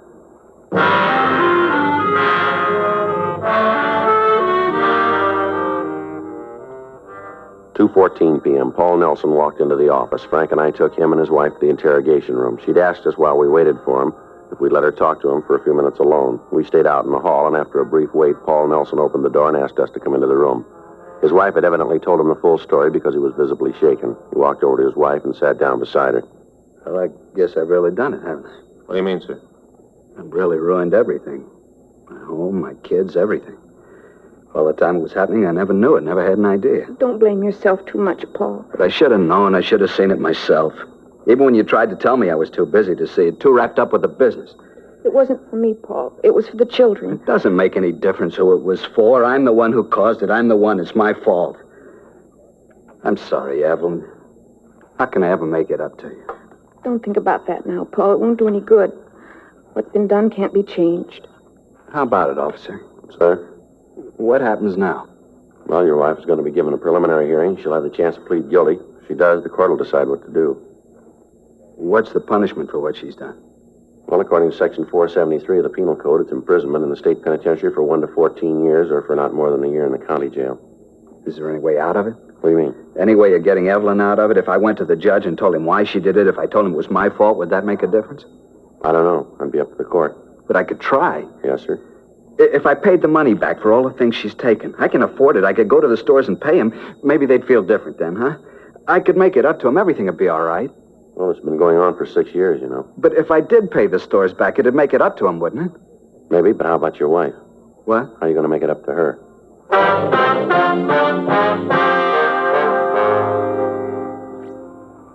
4:30 p.m. The suspect was released on a writ. The next afternoon, Frank and I met with Mr. and Mrs. Nelson and their attorney. We talked over the case. It seemed that the husband's change of heart was permanent. He swore that he'd never give his wife cause for unhappiness again. 2 weeks later, in Department 89 of the Superior Court, Mrs. Nelson entered a plea of guilty to 14 counts of forgery. When the court reviewed the circumstances and was informed that Mr. Nelson intended to make full restitution, the probation board recommended that Mrs. Nelson be placed on probation for 3 years. After the hearing, Frank and I had a brief talk with the couple. They thanked us for our consideration and understanding. Apparently, the cause of trouble between the Nelsons had been erased. Another 2 weeks went by. January 22nd, Frank and I got back from lunch and we checked into the office. Here they are, dear. Mr. Friday, Mr. Smith? Ms. Nelson, Mr. Nelson, how are you? Just fine, Sergeant. How are you two? Fine, thank you very much, ma'am. What can we do for you? That's what we want to do for you. Sir? You got the boxes, honey? Yeah, here they are. It's not much, but we thought that you'd like them. Made them ourselves to say thanks. Look at that, Joe. Mm-hmm. That's not necessary, ma'am. You didn't have to do that. No, we wanted to. Toll House cookies. Eve made a box for each of you. Real good, lots of chocolate. Well, that's very nice of you. We just hope you'll enjoy them. Yes, ma'am, I'm sure we will. Yes, ma'am. How are things going with you? We're just fine. Paul and I have gotten everything straightened out. I help him out at the store now. That way he's got more time to spend with the kids. Things just couldn't be much better. Well, we're glad to hear that. It's a funny thing to say, Mr. Friday, but it's true.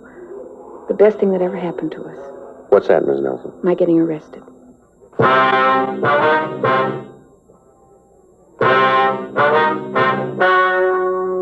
The story you have just heard is true. The names were changed to protect the innocent. On January 8th, a meeting was held in the county probationer's office in and for the county of Los Angeles, state of California. In a moment, the results of that meeting. Now, here is our star, Jack Webb. Thank you, George Fenneman. Friends, we've been getting letters from people all over the country telling us that they've switched to Chesterfield. And just as I've been telling you, thousands of smokers are changing to Chesterfield because only Chesterfield gives proof of low nicotine, highest quality. That's why I recommend you try them today. Regular or king size, you'll find Chesterfield best for you.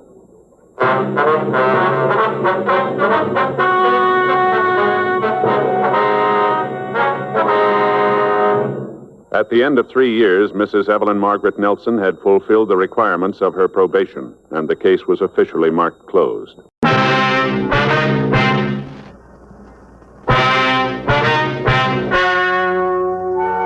Ladies and gentlemen, the story you are about to hear is true. The names have been changed to protect the innocent.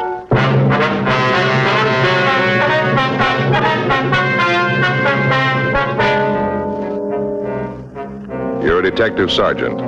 You're assigned to homicide detail. You get a call that a man has barricaded himself in his apartment. The report says he's going to kill himself. Your job, stop him. Smokers by the thousands are now changing to Chesterfield, the only cigarette ever to give you one proof of low nicotine, highest quality. 2, this proven record with smokers. No adverse effects to the nose, throat, and sinuses from smoking Chesterfield. Chesterfield, regular or king size, low in nicotine, highest in quality, best for you.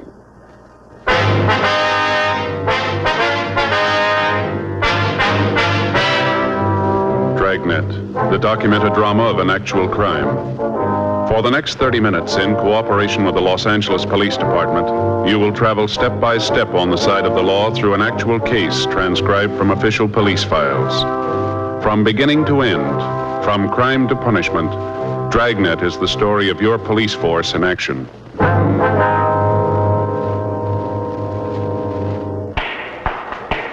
It was Wednesday, November 18th. It was cold in Los Angeles. We were working the day watch out of homicide detail. My partner's Frank Smith. The boss is Captain Lorman. My name's Friday.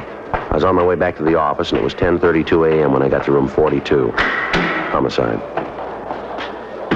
Joe? Yeah? That didn't take too long. No, Saul just got the coffee made. Here you are. Thanks. Boy, it sure is hot. Mm-hmm. Anything come in? No, it's been pretty quiet. I got it. Homicide, Friday. Yes, ma'am. Mm-hmm. Yes, ma'am. When was that? Mm-hmm. No, ma'am. No, if you'll wait just... Yes, I understand, but... Yes, ma'am. If you'll wait just a moment, I'll transfer you to robbery. Yes, ma'am. Well, I'll explain it to you over there. Right. Would you hold on, please? Would you give this call to 2511, please? Yes, that's right. Sure dismal weather. Yeah. Feels like it's going to rain, doesn't it? Paper says it might hit tonight. Yeah. Well, I hope it clears up before Sunday. What do you got figured out this time? Well, Joe, I don't understand why you say it that way. You don't, huh? No. Well, what do you got figured?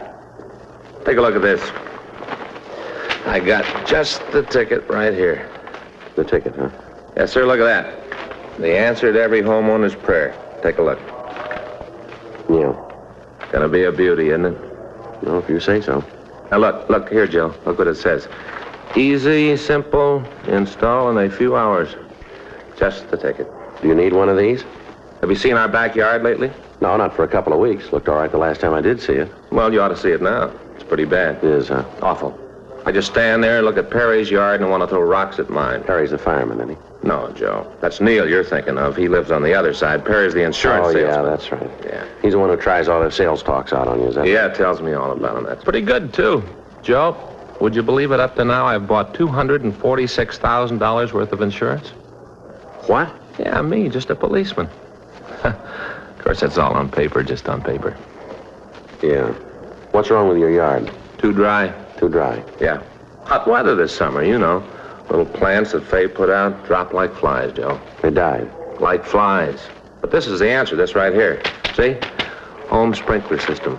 Install it yourself. What's that? Look at it. Well, what is it? It's a home sprinkler system, Joe. Read what it says here. Resists corrosion, rust, and rot. It's the answer. It is. Right. I'm going to put one of these little gems in my backyard. Just turn on the faucet. Everything's all watered. Don't have to stand there with a hose. Just turn it on and it's watered. You're going to put this in yourself, are you?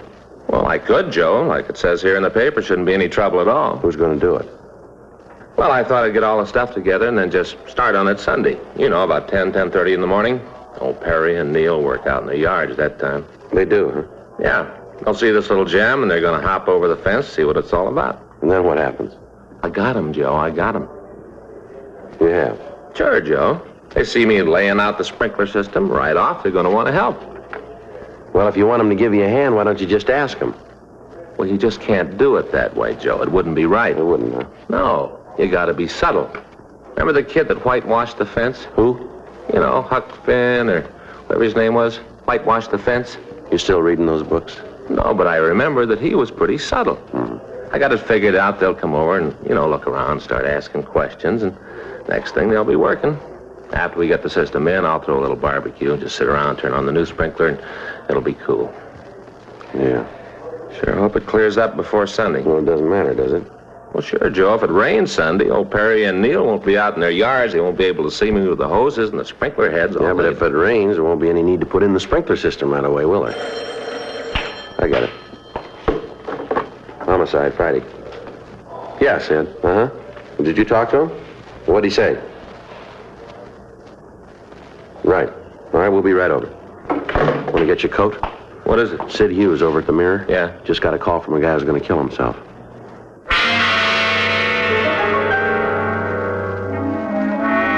"10:37 a.m. Frank and I notified the complaint board what had happened, and then we left the office. As we drove out of the City Hall garage, it started to rain. We turned up First Street and then over to Spring. Sid Hughes, the reporter who'd called me, was waiting in front of the Mirror building. Sid, over here. Oh. You got the address, Sid? Yeah, here. 2682 North Ardmore, out by the Ambassador. Hi, Smith. Hi, Sid. All right, let's go. What do you got on it, Sid? Well, a couple of minutes ago, the guy called. I answered the phone. Told me his name was Jan Patachek. Said he was going to kill himself. Yeah? I talked to him for a couple of seconds. It was easy to see he wasn't just another crank. He meant what he said. How'd he happen to call you? I don't know. He said something about the paper treating him right. Said he wanted to thank us. You know what he's talking about? No, I got Casey Shawhan working on it now. He's our city editor. Yeah, I know. He's checking the morgue file, see if he can come up with anything. You ever heard of him, Frank? No, name does nothing to me. How come you figure he's on the level, Sid? Well, the way he talked, I can't put my finger on it. Just something in the way he sounded. You knew he meant what he said. What'd you tell him? Well, I tried to bluff it through, told him that there wasn't anything so important he ought to kill himself over. Yeah? I asked him to let me talk to him, asked him to wait until I could see him. What'd he say to that? Told me it wouldn't do any good. Nothing could make him change his mind. Said I'd be wasting my time. Yeah? Told him I had a lot of it. Wouldn't do any harm to let me see him. He went along with that, did he? Yeah, said he'd wait 15 minutes. Told me to come alone, not to figure on trying anything. Yeah. Frank, you better kill the siren when we get near the place. Right. What time you got? 10:42. Can we go any faster? What's that? I told you I believe the guy. Yeah? He said to get there before 11:05.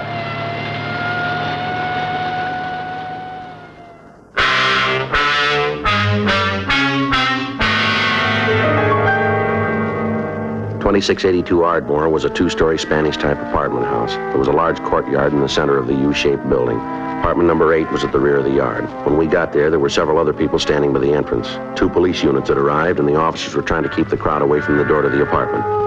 11:03 a.m. As we walked back toward Patachek's apartment, Sid Hughes and I tried to figure some way to talk the man out of carrying out his threat to take his own life. I'm not sure how to handle this thing, Joe. I'd feel pretty bad if I went in and botched it up. I wish you could do it. Well, has Patachek ever seen you before? I don't think so. Why? Well, we can try a switch if you want to. Tell him I'm Sid Hughes. That'd be better, Joe. You got some idea what to do in there. I'm not sure I could swing it. All right. I told him I'd shove one of my cards from the newspaper under the door. That way he'd know it was me. All right. Now, after you're inside, I'll try and get in touch with Casey and see what he's been able to come up with on Patachek. Good. Oh, better leave your gun here. Told him I'd come unarmed. All right. You think it's a good idea to go in there without a gun, Joe? Well, we haven't got much to say about it. The big thing right now is to try to get him out alive. Yeah, I guess you're right. Okay, you want to hang on to this for me? Right. All right, let's give it a try.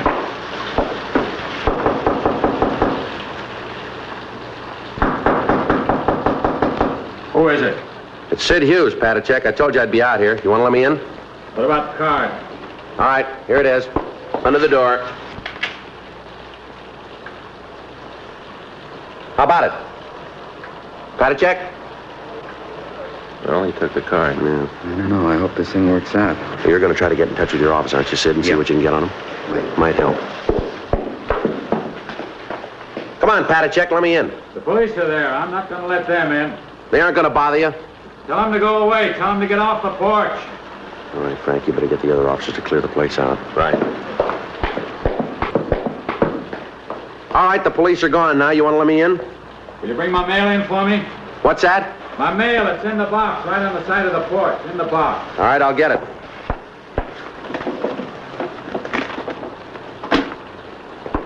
All right, now let me in, huh? Come on. I'll stand right there. You don't need that gun. I'm not going to cause you any trouble. Turn around. I told you I was coming unarmed. Turn around. We'll see. All right, let's go upstairs. All right. Just a minute.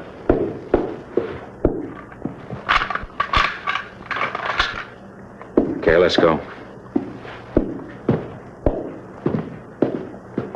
Why don't you put the gun down? You aren't going to need that. I feel better with it. Mind if I take off my raincoat? No, go ahead. Make yourself comfortable.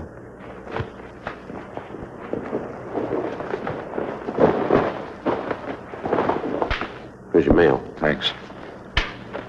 Aren't you going to open it up? No reason to. There's nothing important. You can't tell. There might be. There isn't. I know that. You want a cigarette? No, but you go ahead. Here, have one of these. I want to be able to see your hands. All right.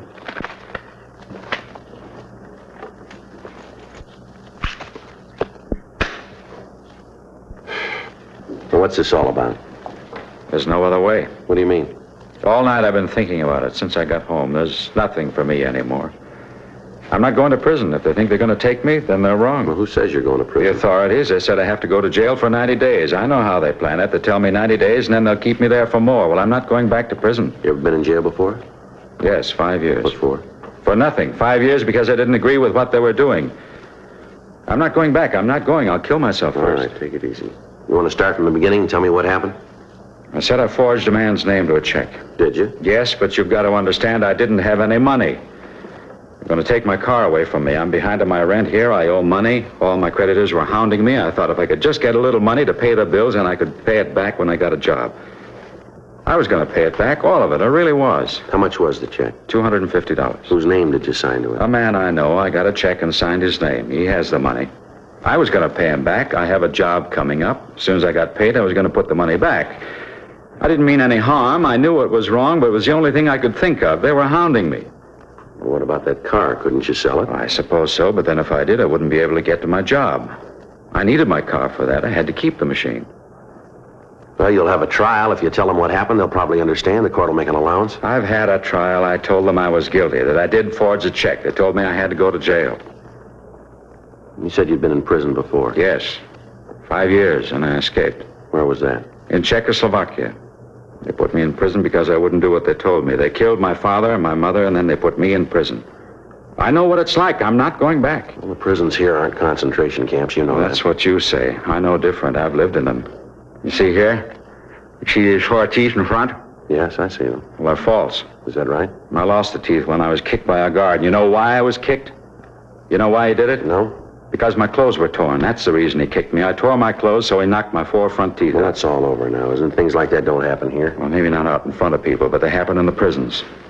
I'm not going to have it happen to me again. There were 800 of us, all arrested at the same time. 800, Mr. Hughes. Yeah. 800 men, people I knew. 800 human beings with homes and families. And I'm the only one alive now. All the rest were killed. All taken to Buchenwald and run through the showers. Now, don't tell me about prisons, Mr. Hughes. I know. I've lived in them. Tell me something. Yes. You remember the name of the judge who sentenced you here on the forgery charge? Yes. Well, let me call him. Let me get him over here and talk this thing over. We can work something out. There's no reason for you to do a thing like you're planning here. It's not that important. Maybe not to you. It isn't to anybody. But we can work something out here. Let me call the judge. No, sit down, Mr. Hughes. Look, I'm not a stupid man. I have degrees from 3 universities. I speak 4 languages. I spent 5 years jumping every time a guard looked at me. 5 years wishing they'd kill me. 5 years wishing I could live in hell because it'd be much better than the way things were. Now they think they're going to send me back. They're not. You understand that, don't you, Mr. Hughes? Don't you? Yeah, I think I understand it. Look, you said yourself that you thought about it all night. Now, isn't it possible that you're making this thing more important than it really is? No. I came in here to help you. I want you to help yourself. Get your hands off me, Mr. Hughes. Now get over there. Look, I don't know how to tell you, Patachek. I don't know how to make you believe me, but none of us want to hurt you. We want you to be happy here. That's one of the reasons you came to this country, isn't it? Yes, I read the books about freedom. That's why I came here. Now they're trying to take that freedom away from me. Before I even have it, they're trying to take it away from me. I forged a check. I admitted it. I told them I did it. But I told them I'd pay the money back. That didn't seem to make any difference. They still said I had to go to jail. You said yourself that you were put in prison for not agreeing with the authorities. Isn't that what you said? Yes, that's what I said. Well, they don't do that in this country. You know that. Everybody's entitled to his own opinion, live his own life. We got laws that are written by the people to protect the people. You understand that, don't you? The people themselves write the law. Yes, I understand that. Well, you don't break a law just a little bit. Either you keep it or you don't. Do you understand that? Yes. Well, you broke the law, didn't you? Isn't that right? I told you I did. I broke the law. All right, now listen. After you've broken a law, you can't make it right by saying you'll pay the money back. But the fact that you do want to rectify your mistake will certainly be taken into consideration by anybody in authority. You understand that? I don't know. I try to think. I've thought about it over and over. I can't come to any answer. Where you going? Gotta take something for this headache. Got a bad headache.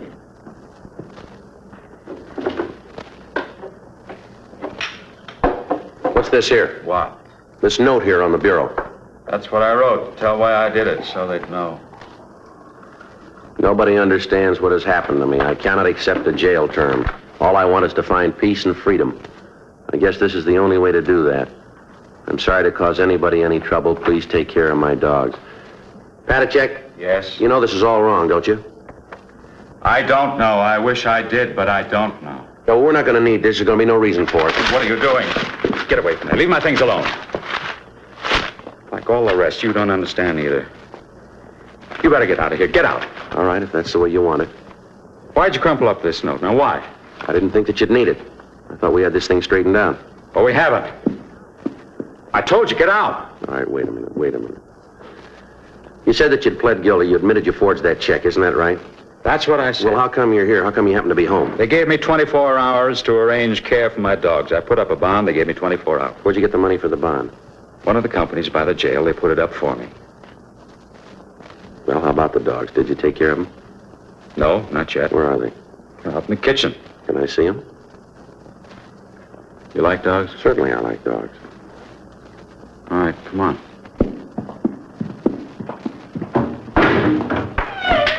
There they are. This one's Marta. This little one's Eric.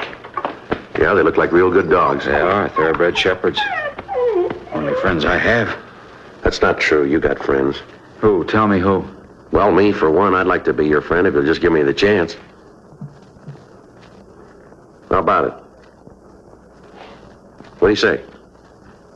What's that on your belt? What? The leather case on your belt. What is it? You don't have to answer. I'll tell you. It's a bullet clip. You're not Sid Hughes, are you? Are you? No, Jan. No, you're a policeman. You're here to take me to prison, but you made a mistake, a big mistake. Yeah? I'm going to kill you.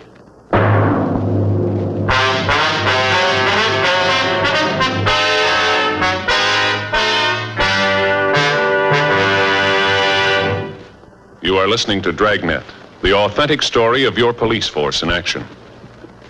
At cigarette dealers, in vending machines, at supermarkets and stores coast to coast. Chesterfields, please. Smokers by the thousands. Yes, smokers by the thousands are now changing to Chesterfield. The only cigarette ever to give you one, proof of low nicotine, highest quality. Chemical analyses of the country's 6 leading brands confirm that. 2, the only cigarette ever to give you this proven record with smokers. Again and again, over a full year and 1/2, a group of Chesterfield smokers have been given thorough medical examinations. The doctor's reports are a matter of record. No adverse effects to the nose, throat, and sinuses from smoking Chesterfield. A responsible independent research laboratory supervises this continuing program. Chesterfield, the only cigarette ever with a record like this. Chesterfield, best for you.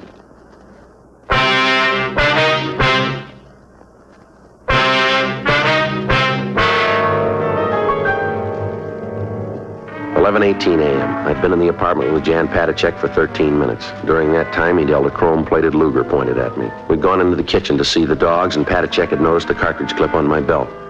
When I'd given my gun and holster to Frank, I'd forgotten to take the clip off. Patachek had noticed it when I kneeled down to pet the dogs. He'd looked at it for a minute, and then he motioned me to go into the living room. He followed, keeping the gun pointed at me. When we got into the center of the room, he told me to sit down, and he walked over to the other side of the room and sat on a chair. There's some cigarettes on the table next to you. Please give me one. Yeah, sure. Here. Just throw it over here. All right, here you are. Thanks. Take one yourself if you like.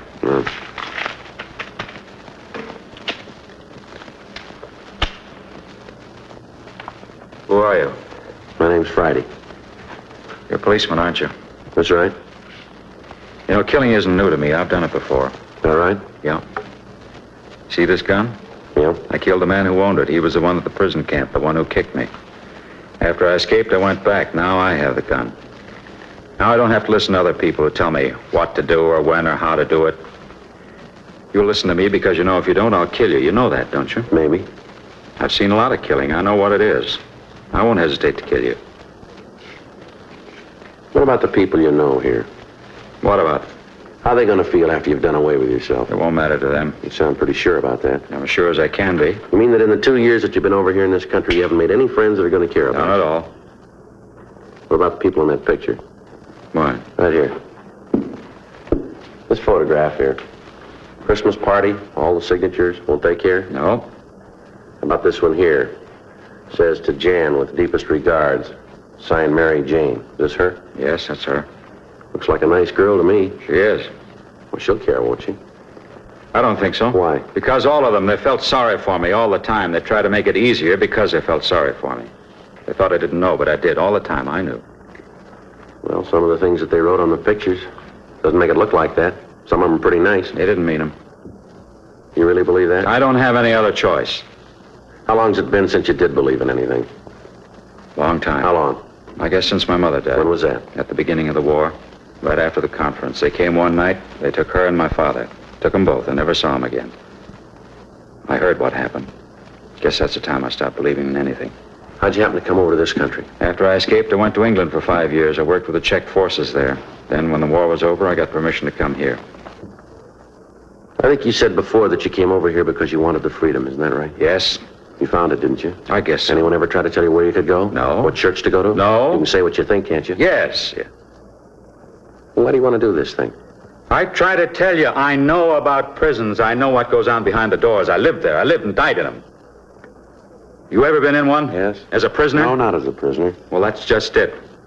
Maybe they got you fooled, too.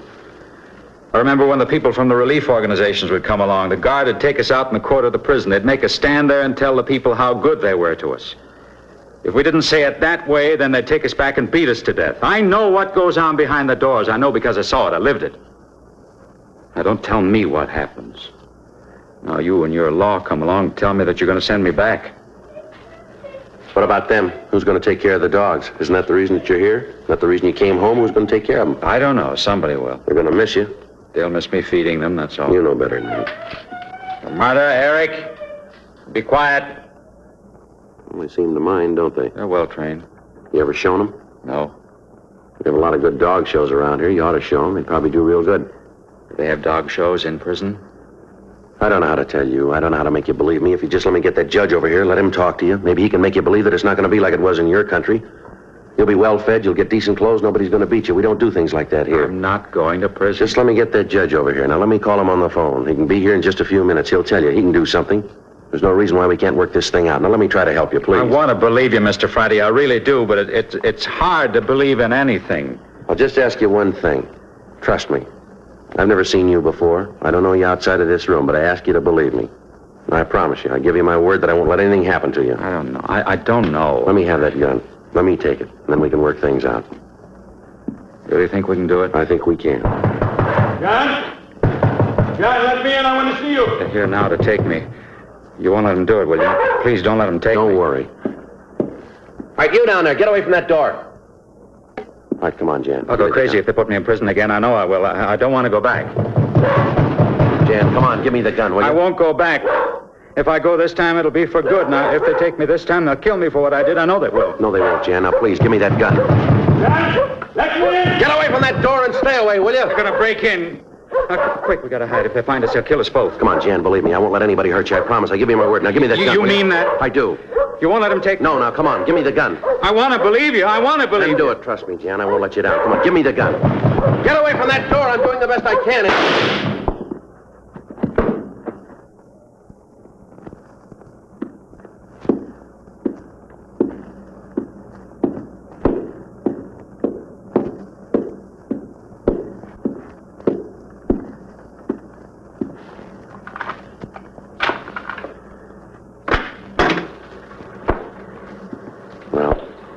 Who is he? Now, just stand still, you. All right. We did all we could, Joe. This guy got by us. Says Patachek owed him money. We tried to stop him, Joe. Yeah. You the man who was with him? That's right. Well, you had no business up there. That's what you get for trying to impede justice. That's just You want what to tell me get. something? What were you doing pounding on that door? Patachek owed me money. I heard he was going to jail. I wanted to get it before he left. I had a right to be here. If you'd kept your nose out of this, I'd have gotten it straightened out. Sure you would have. Patachek's dead. I know that. I heard the shot. I'm out $200 he owed me. Think I'll ever get it back? I hope you're happy. You just took $200 away from me, didn't you? Come on, Frank. Sit. Yeah. Let's go.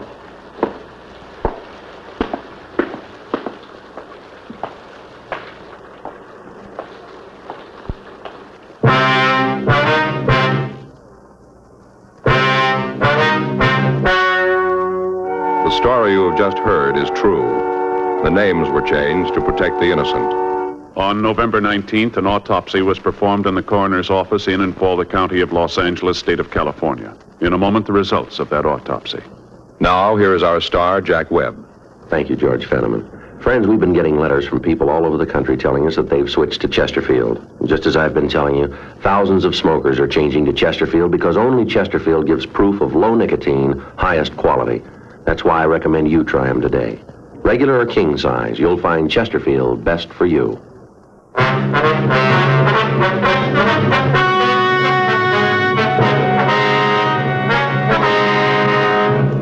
The coroner's autopsy disclosed that the death of Jan Patachek resulted from a self-inflicted gunshot wound. It was officially recorded as a suicide.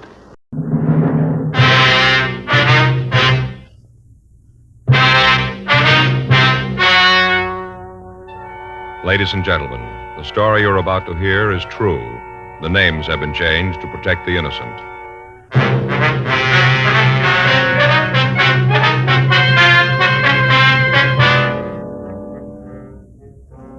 You're a detective sergeant. You're assigned to auto theft detail. You get a call from the owner of a used car lot. He tells you he thinks he bought a stolen car. Your job, check it out.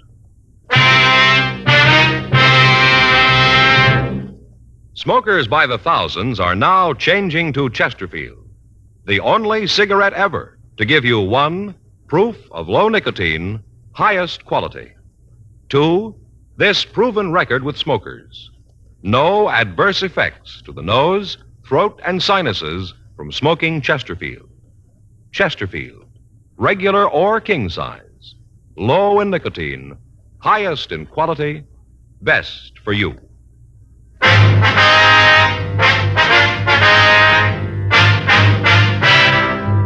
Dragnet, the documented drama of an actual crime.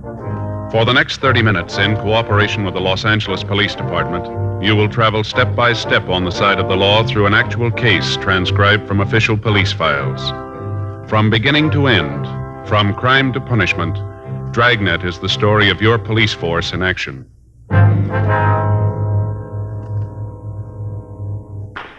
It was Monday, May 4th. It was warm in Los Angeles. We were working the day watch out of auto theft detail. My partner's Frank Smith. The boss is Captain Nelson. My name's Friday. I was on my way into the office, and it was 7:56 a.m. when I got to room 40. Auto theft.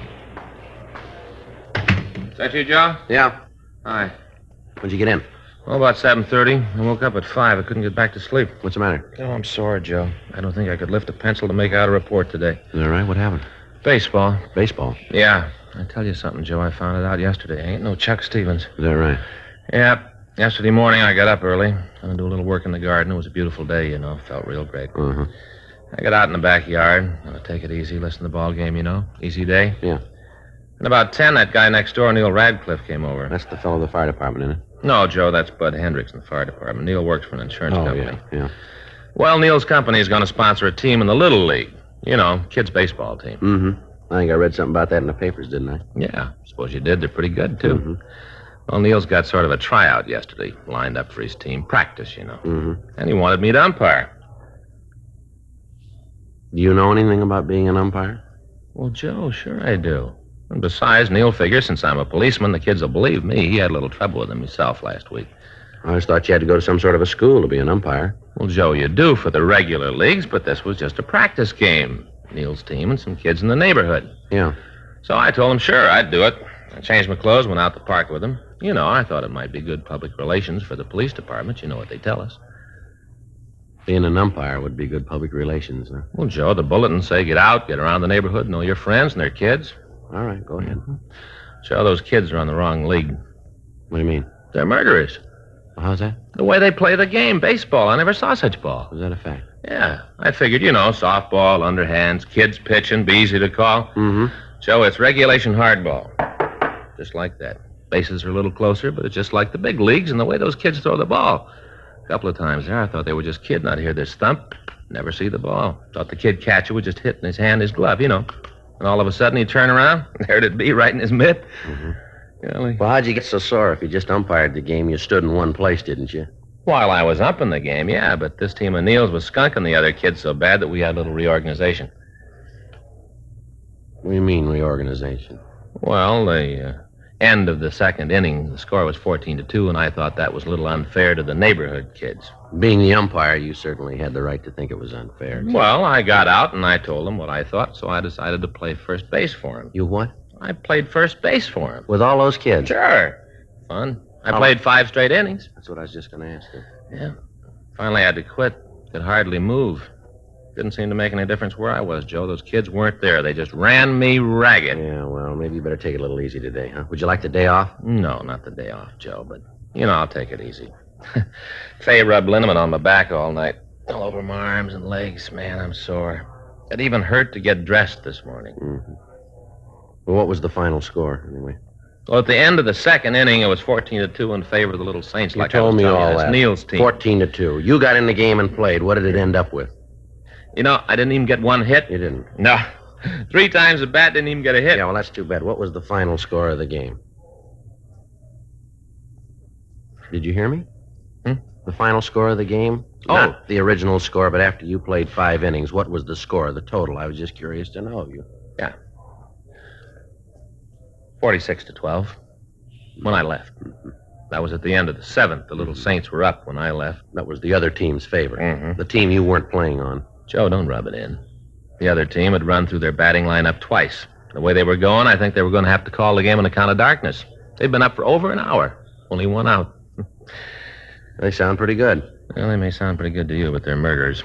Joe, those kids grew up. There isn't going to be a ball club in the country that's going to have a chance against them. I never saw anything like it. Mm-hmm. I'm sorry I missed being there to see you play. I bet you are. It was pretty bad, Joe, really. Well, you'd never know it. Had me marked down for 10 errors when I left. Only 10? It wasn't 5 innings. Mm-hmm. I guess you got to be pretty bad to run up a score like that. Oh, I wouldn't say that. I was, Joe, though. I was pretty bad. Mm-hmm. I get it. Auto theft Friday. Yes, sir. Mm-hmm. Sure, we'll be right out. Want to give me that name again, please? Uh-huh, and that address. Fine. No, right away. Yes, sir. Friday. That's right. Right, bye. What do you got? Well, I don't think you're going to get much rest today. There's a used car dealer out on Washington Boulevard. Yeah? He thinks he bought a stolen car.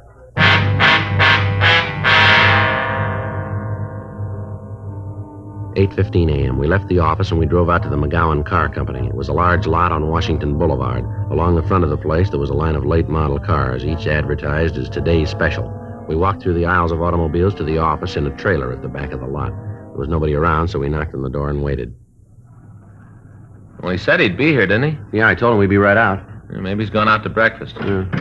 Yeah? Mr. McGowan? That's right. Police officer, sir. You called our office. My name's Friday. Oh, yeah. Come on in. Thank you. Come on in the back. Just having a cup of coffee. Fix you guys up with one? No, sir, not for me. How about you? Yes, sir. Sure. I'll have a cup with you. Good. Go on back and sit down. I'll bring it right back. Thank you. Say, I didn't get you fellas' names. My name's Frank Smith. It's my partner, Sergeant Friday. Oh, glad to meet you. I talked to you on the phone, didn't I, Mr. Friday? Yes, sir, that's right. Thought so. Never forget a name. Never do. There's your coffee.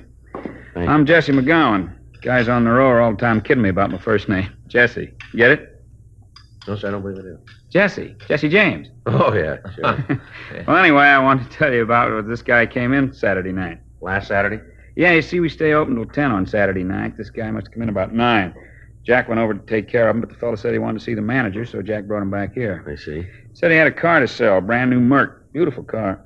Say, I got a box of donuts here if you'd like one. No, thanks. I think I'll have one. Didn't get a chance to eat this morning. Got to worrying about this deal. Mm-hmm. Got some of these new kind with the cinnamon on top. Sure good. Well, I told this guy we'd like to buy the car, but we were kind of overstocked on Mercs. Yeah? He said he'd just come out from the east and bought the car when he got here. Said right after he paid for it, he lost his job and had to get some money out of it. Uh-huh. I asked him if he'd like to make a trade, transportation car and money to boot. Offered him a good deal on a Nash Rambler. Just got a couple of 51s in. Yes, sir. He said he wanted to sell the car outright. Said he was going to leave town. He wanted to get his money out of the car. I asked him how much he wanted for it. Mm-hmm. He told me he'd have to let it go for $2,200. It's about $800 under what he must have paid for it. Mm-hmm. Right away, I figured there was something wrong, so I had the mechanic look it over. Only had 3,200 miles on it. Hardly broke in. Beautiful. Radio, heater, white sidewalls, continental hookup. Real beaut. What'd your mechanic say about it? Said it was in perfect shape. So I asked the guy who the legal owner was. What'd he say? He said he was. He'd paid cash for it, had the pink slip made out to him all right. He had the identification to go with it. You bought the car then, did you? Yeah, sure looked like a good deal. I gave him a certified check made out to cash for the amount. He gave me the keys. That was the last I saw of him. Well, aside from the fact that it's an unusual deal, why do you think there's something wrong with it? Well, for the first thing, the price he wanted for the car was too low. I had the feeling that if I'd have given him any trouble on it, he'd have come down on it. Do you have the pink slip here? Oh, yeah, I brought it with me this morning. I got it here in my wallet. Any other reason you think the deal might be phony? Well, it's hard to put it into words, Sergeant. Nothing I can point out to you, just a feeling. You stay in this business very long, you kind of get to know people. Mm-hmm. Yeah. Oh, there it is. Thank you. Yeah, there's been a lot of gags about used car salesmen, about how we're always after somebody. Most of the time, though, it's the other way around. That right? Yeah, the bums were put out of the business right after the war. Public wouldn't stand for the way they did business. Got to rely on people coming back if you're going to come out in the long run. I guess it's like almost any other kind of business. Yeah, I suppose so. What kind of identification did the man have to prove he was this, was it Lewis Carter? Yeah.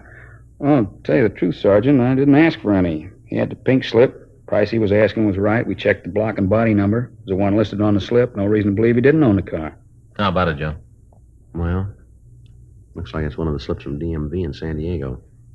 You mean there is something wrong? What if I use your phone, please? Sure, you bet. It's right there. Help yourself. Thank you. Can I dial a Michigan number on this? Yeah. All right.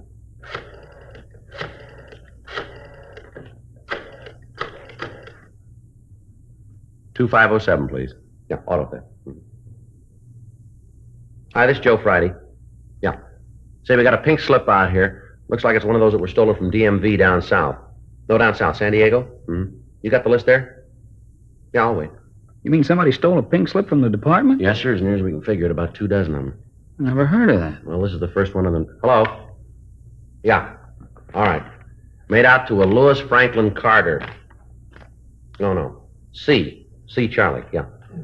A, R, D dog, yeah. E-R. Carter, yeah. Mm-hmm. Registration number is 660 dash. No, 2 6s. 660 dash. 2 more 6s. 667. 660 dash 667. That's right. Address 4287 Ingram Street, Los Angeles. LA 5. Engine number 585509. All right, I'm sorry. 58550925. That's it. Mm-hmm. Mercury 8. Uh-huh. Yeah. Well, that's what we figured. You got anything on the car? Mm-hmm. No, it was sold Saturday night. That's right. Yeah, there should be something out on it. Okay. Right. Thank you. How about it? The car stolen? No report yet, sir.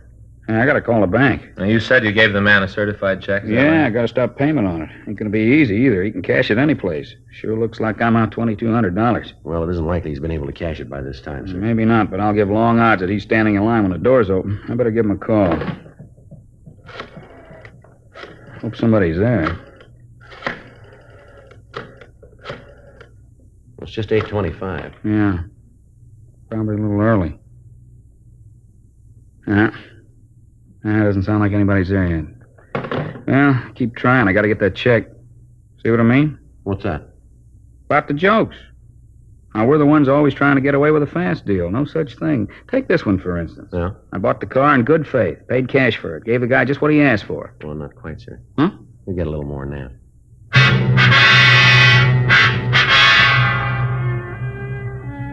We got a complete description of the suspect, Lewis Carter. We put out a local and an APB on him, and then we asked Dean Bergman to come out and go over the car for fingerprints. The owner of the used car lot, Jesse McGowan, told us that the car had been washed and cleaned thoroughly, that he didn't think we'd be able to come up with any fingerprints. 9 a.m. We put in a call to the bank and asked them to stop payment on the check and to notify their branch offices to do the same. McGowan supplied the number of the check, and the information was gotten out to the other banks and check cashing agencies in the area. Bergman finished checking the car, and he told us that the only print that he'd been able to find was a partial thumbprint under the dashboard. We rolled the prints of the man who'd washed the car, along with those of McGowan and the other people on the lot who'd come in contact with the automobile. None of theirs matched. We checked with the office and told them that we'd check out the address listed on the pink slip. 9:37 a.m. We pulled up in front of 4287 Ingram Street. It was a large two-story place that had been converted into a rooming house. There were several cars parked in the front yard. We went up to the front door and rang the bell. Want to try it again? Yeah. I didn't know there were any of those around anymore. Don't see many of them nowadays. What? What kind of doorbell? Oh, yeah. Yeah? I'd like to see Lewis Carter. I'm him. What do you want? Police officers. We'd like to talk to you. Cops? What do you want with me? Might be better if we talked inside. Huh? Inside? Oh, yeah. Come on in. I just got up. Either one of you guys got a cigarette? Yeah. Thanks. How about a match? Here. Thanks. Well, what do you want to see me about? Something wrong? You own a 53 Mercury convertible? Yeah, why? You know where it is? It should be out in front. Why? You leave the keys in your car when you park it? Once in a while I forget it, yeah. Look, I don't know if it's there now, though. Your car's been stolen, Mr. Carter. Huh? Your car's been stolen. Wait a minute. Yeah, you're right. Well, where is it? You got it back for me? Is it in the police garage? No, sir, I'm afraid it's not that easy. It was sold Saturday night. Sold? Who to? A used car dealer out in Washington. Who owns the car, sir? Well, I do. Do you have the pink slip on it? No, I didn't get it back from the Department of Motor Vehicles yet. Why? Well, the man that sold the car had the pink slip with him. Well, I don't care if he did have it. The car doesn't belong to him. He had no right to sell it. When's the last time you saw your car? I guess it was Saturday afternoon. I came home early. I parked it out in front. Yeah, Saturday afternoon. Uh-huh. How is it you didn't know the car was taken? Officer, you saw the front of this place. Must be half a dozen cars parked out there. The rumors, they use the yard. You didn't use the car over the weekend, then, is that it? Oh, no, I didn't. I got home Saturday afternoon, like I told you. I spent the whole weekend doing some painting in one of the upstairs rooms. It's been vacant a long time. I figured maybe if I put a little paint on it, I might be able to rent it. Mm-hmm. You see, my wife used to take care of the place. She and I had some trouble. She went back east to see her mother. Seems like the house went to pot after she left, and we're really going to have trouble when she comes back and sees this mess. How many people do you have living here? 9. Mm-hmm. I'd like to have you take a look at this description, see if any of them fit it. You figure it might be one of them? Well, we'd like you to check the description if you would. Okay. No, I'm pretty sure it isn't one of them. None of them match this. Wonder if you can give us their names. Oh, sure I can. Why do you have to have them? Just routine. Oh, yeah. Well, I can give them to you, but I'm sure they aren't mixed up in it. Yes, sir. The thing I can't figure is how he got the pink slip. It was stolen, sir. From the state? Yes, sir. Last month, someone broke into their offices in San Diego and stole 24 registration slips. How much you get for the car? $2,200. $2,200. Thing cost me over $3,000. Guy must be a jerk, huh? I don't know. It didn't cost him anything.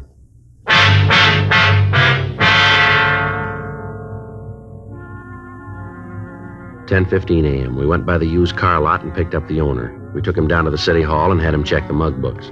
After going through the pictures, he was unable to give us an identification of the man who'd sold him the stolen automobile. We checked the names of the people who lived at Lewis Carter's house. One of them had a record of arrest on charges of violation of Section 4127A of the Los Angeles Municipal Code. He'd served a short term in the city jail, and then he'd been released. His physical description, however, did not match that of the suspect we were looking for. 11:35 a.m. We had the used car dealer taken back to his lot, and Frank and I checked into the office. About the only thing we got working for us is the check. Yeah, I hope they get the word out in time. He gets his hands on that money, and he can go a long way. I get it. Auto theft Friday. Yes, sir. Yes, sir, we did. Right. That's right. Be there as soon as we can make it. Right. Bye. Well, he isn't going far. What do you mean? He's at the bank now.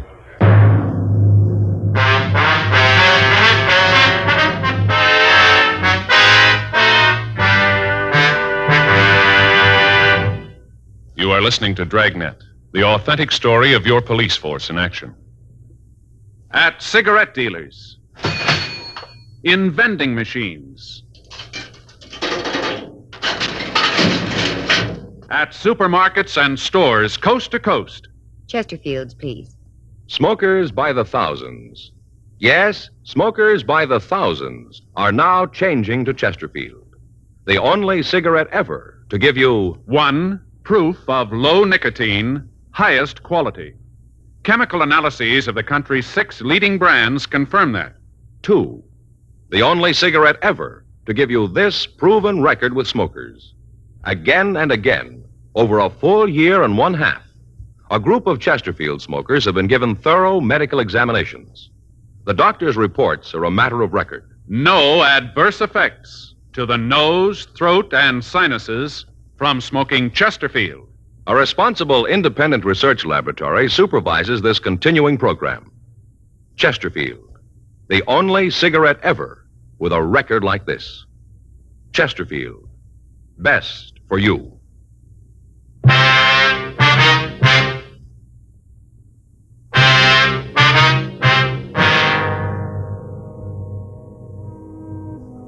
We'd gotten a call from a branch office of the bank that the check had been drawn on. At 11:30 a.m. that morning, a man had walked into the bank and presented a check for the amount of $2,200 drawn on the account of Jesse McGowan.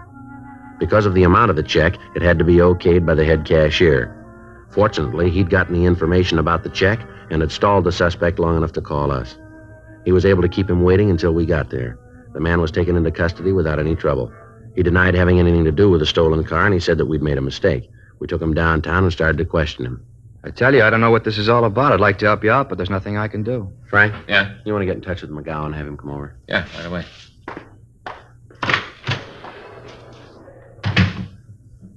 Do you want to tell me again where you got that check? It was against the law to have a check. I'd like to know where you got this one. I won it. Where?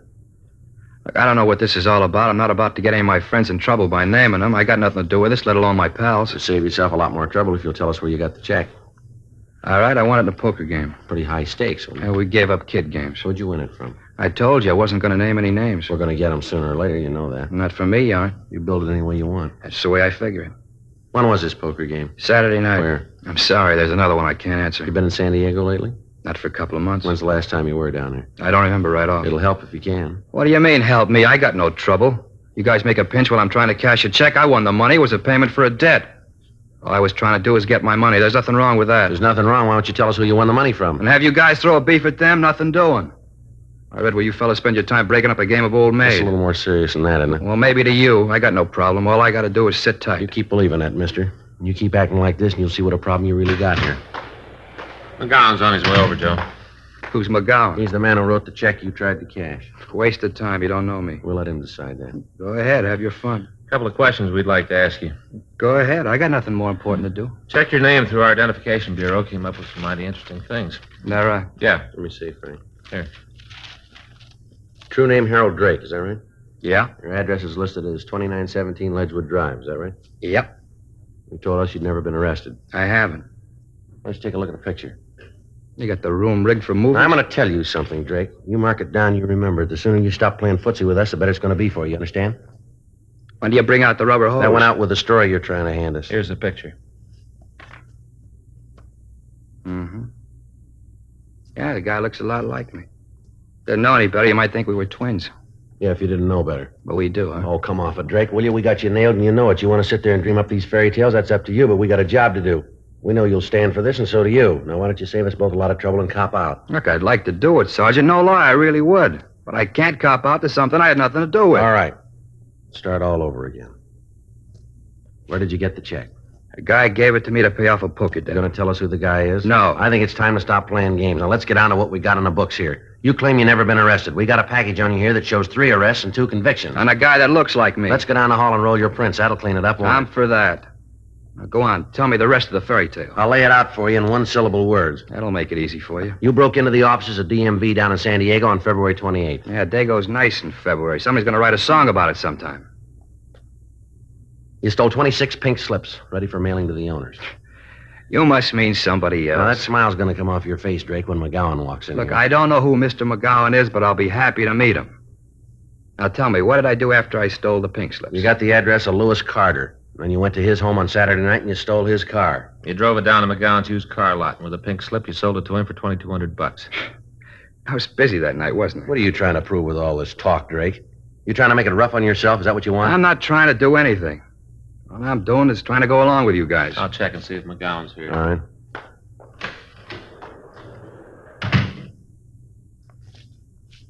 Can I have one of those? Yeah, help yourself.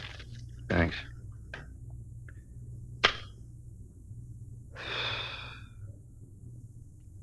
I wouldn't have your job for all the money in the world. All right. Yeah, it's a lousy way to live. Going around trying to get people to cop out to things they didn't do. That's the way it looks to you, doesn't it? From anywhere I sit, it turns up just that way. A couple of things wrong. What? Your record, for one thing. If you can prove it's mine. All we got to do is walk down the hall and you've had it. As soon as we check the prints, we've turned the key. Sounds good the way you tell it. Going to sound better the way the judge says it, isn't it? Who's writing for you? You were arrested in 1939 for auto theft. You served 3 years. Arrested in 1945, suspicion grand theft auto. Dismissed. Yeah, you see. They knew they had the wrong guy. Nobody's told us. Another arrest in 1946, grand theft auto. Served 4 years. Case of mistaken identity. Is that what happened both times? Some people got very bad eyes. Now, you take this fellow McGowan you're bringing in here. Wouldn't be at all surprised if he had bad eyes. You know, there's one way to get yourself out of this, and that's to tell us where you got that check.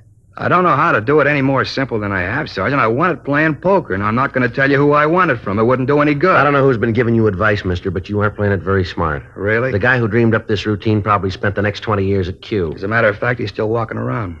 All right, mister, let's go down the hall and check your prints. Come on in, Mr. McGowan. Yeah, that's a man. You sure about that? Swear to it in court. What are you trying to do? Cause me a lot of trouble? I haven't done anything, and you know it. Now you come in here and you say that's the man. You know what they can do to me? All right, Drake, that's enough of that. Let's go, Mr. McGowan. Swear to it in court. That's the man who sold me the car. How about it, Drake? Nothing more, huh? Yeah, we'll roll your prints and check them against the record. I got a couple of parcels from San Diego. If yours match up, and I think they will, you've had it. No way out, huh? Not that I can see. Oh, what happens, now this is just a wild question for the sake of argument. What happens if I cop out, plead guilty? We got nothing to say about that. You can't help out, huh? No, sir. Save the taxpayers a lot of money, no trial. I told you we got nothing to say about that. Not much to gain then by copping out, huh? We got you made if you do or you don't. Maybe make it a little easier if there's no jury trial. That's up to the judge. Nothing you can do? It'll go into the book that way. Mm-hmm. Got another cigarette? They're right there. Help yourself. Thanks.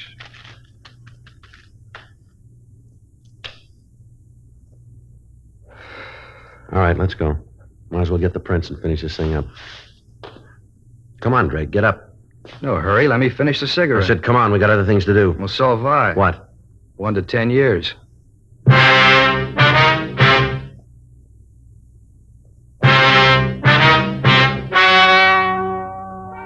The story you have just heard is true.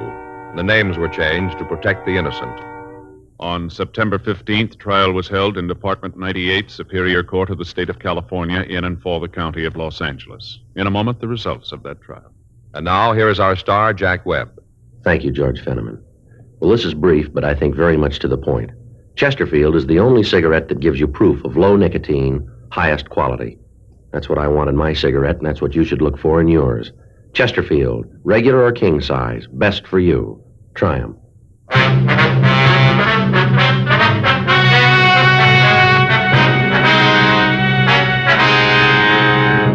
Harold Alex Drake was tried and convicted of grand theft auto, 3 counts, and was sentenced as prescribed by law. Grand theft auto is punishable by imprisonment in the state penitentiary for a period of from 1 to 10 years.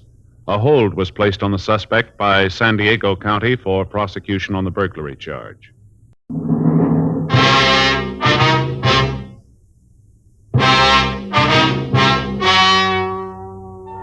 Ladies and gentlemen, the story you're about to hear is true. The names have been changed to protect the innocent.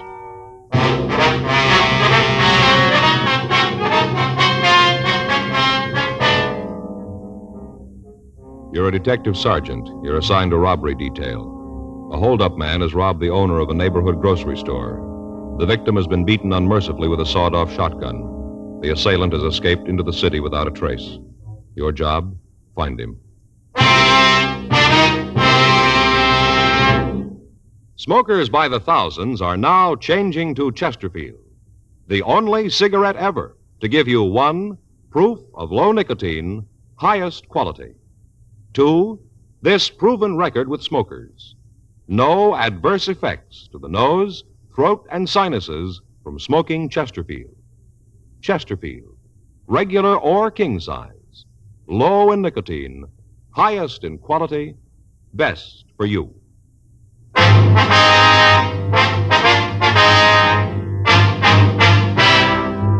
Dragnet, the documented drama of an actual crime.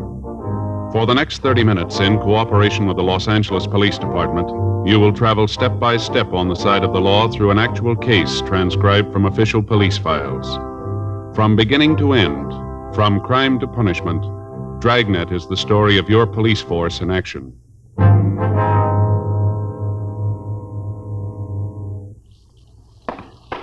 It was Wednesday, February 18th. It was raining in Los Angeles. We were working the day watch out of robbery detail. My partner's Frank Smith. The boss is Chief of Detectives Thad Brown. My name's Friday. The office had called me at 3:46 a.m., and by the time I got dressed and out in front of my apartment, it was 3:59 a.m. Frank was there waiting to pick me up. What's the best way to get there? Down the freeway, I guess, and cut over on the Liso, huh? All right. Who called you, the hospital or the office? The office said that Bailey had regained consciousness. We might be able to talk to him now. The rain's going to slow us down. Well, I better use the light and siren, Frank. We may not have much time. Huh? The way the skipper put it to me on the phone. Yeah? They still don't know if Bailey's going to live.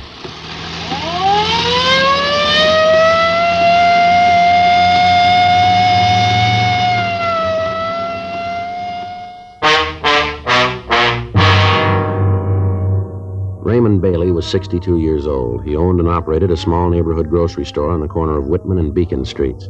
2 days before, on Monday night, a man had entered the store and at the point of a sawed-off shotgun had robbed Bailey.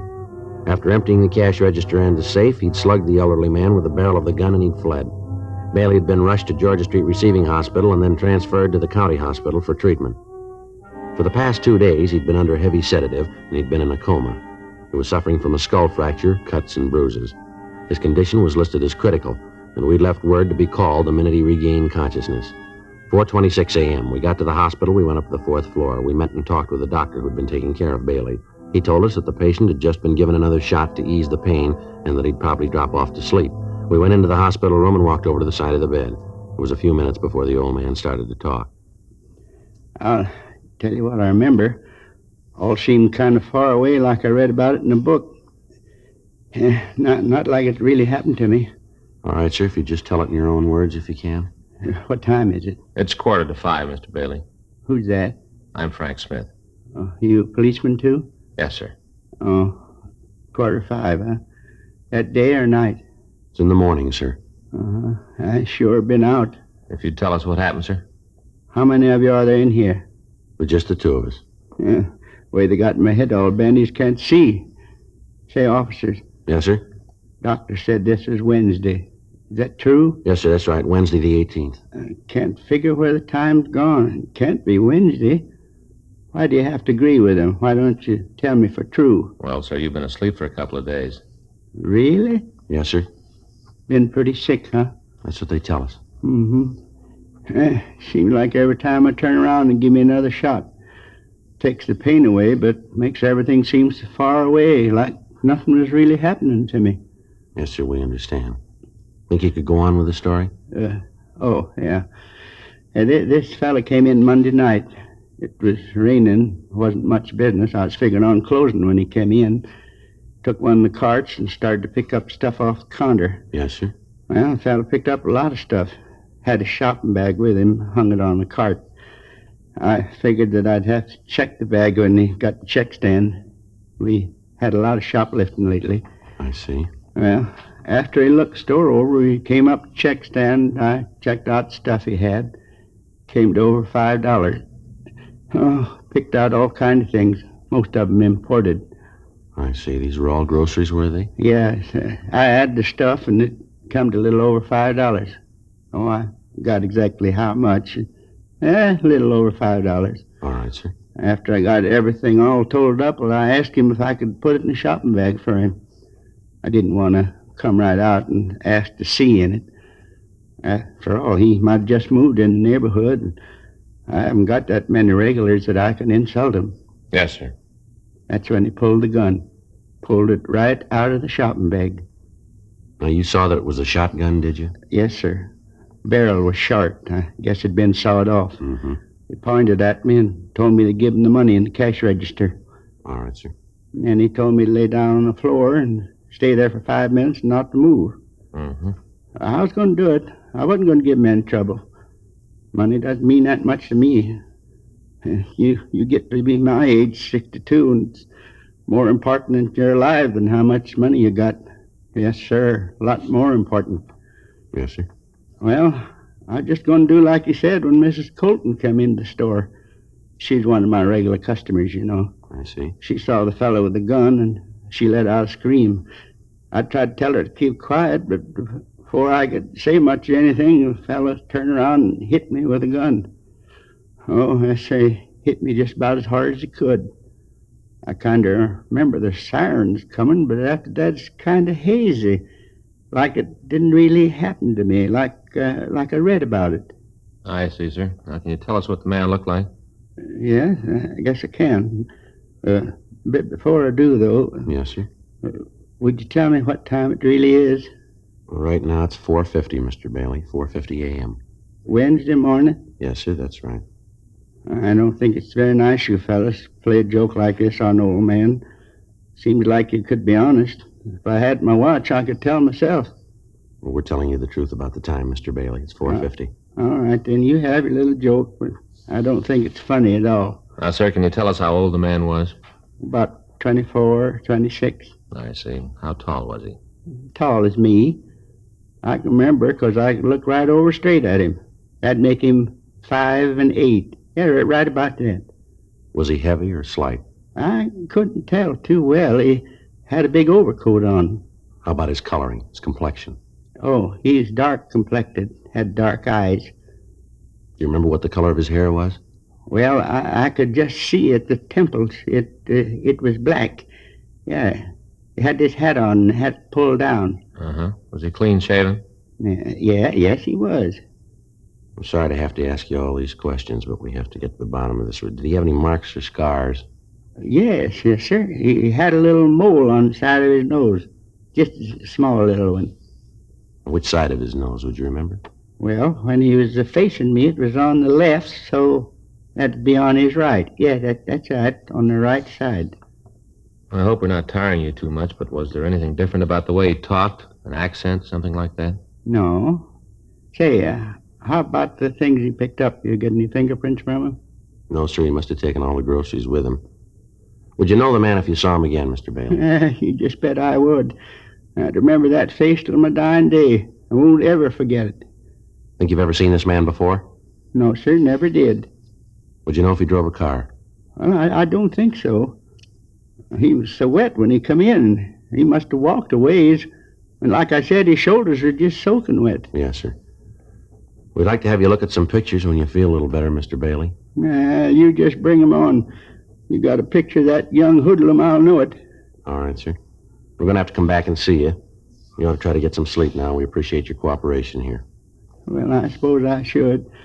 Last couple of minutes, you fellas been getting a little further away from me. Seems like none of this is happening to me, just like I'm dreaming it. Well, we'll be back to see you, sir. Is there anything you need? No, sir, not a thing. All right, fine. Thanks very much, and you get some rest now. Yeah, I'll try. Hey, one thing you could do for me. What's that, sir? Would you ask the nurse to come by? I think the joke is funny, but you fellas carried it on too far. I'd like to know what time it really is. All right, Mr. Bailey. We'll send her in. Thank you. Goodbye, sir. Goodbye. Goodbye. Pardon me, nurse. Yes? What if you check Mr. Bailey in there? He'd like to know what time it is. He's been asking the same question the last 2 days. He won't seem to believe any of us. Mm-hmm. Would you know where you could find Dr. Cardell? Yes, sir, just down the hall, 2 doors past the turn. Thank you very much. Sure like to find out when we'll be able to look at those mug shots. Yeah, it's got a good description. Gonna make it easier. Yeah. I guess this is it. 2 doors past the turn. Yeah. Come in. Sorry to bother you again, Doctor. That's all right. What can I do for you? We were wondering when it would be possible for Mr. Bailey to look at some pictures for us. I mean, when he's well enough. Well, with the way he's been reacting to treatment, he'll live. Yes, sir. But you saw the bandage. Yes, sir. He's totally blind.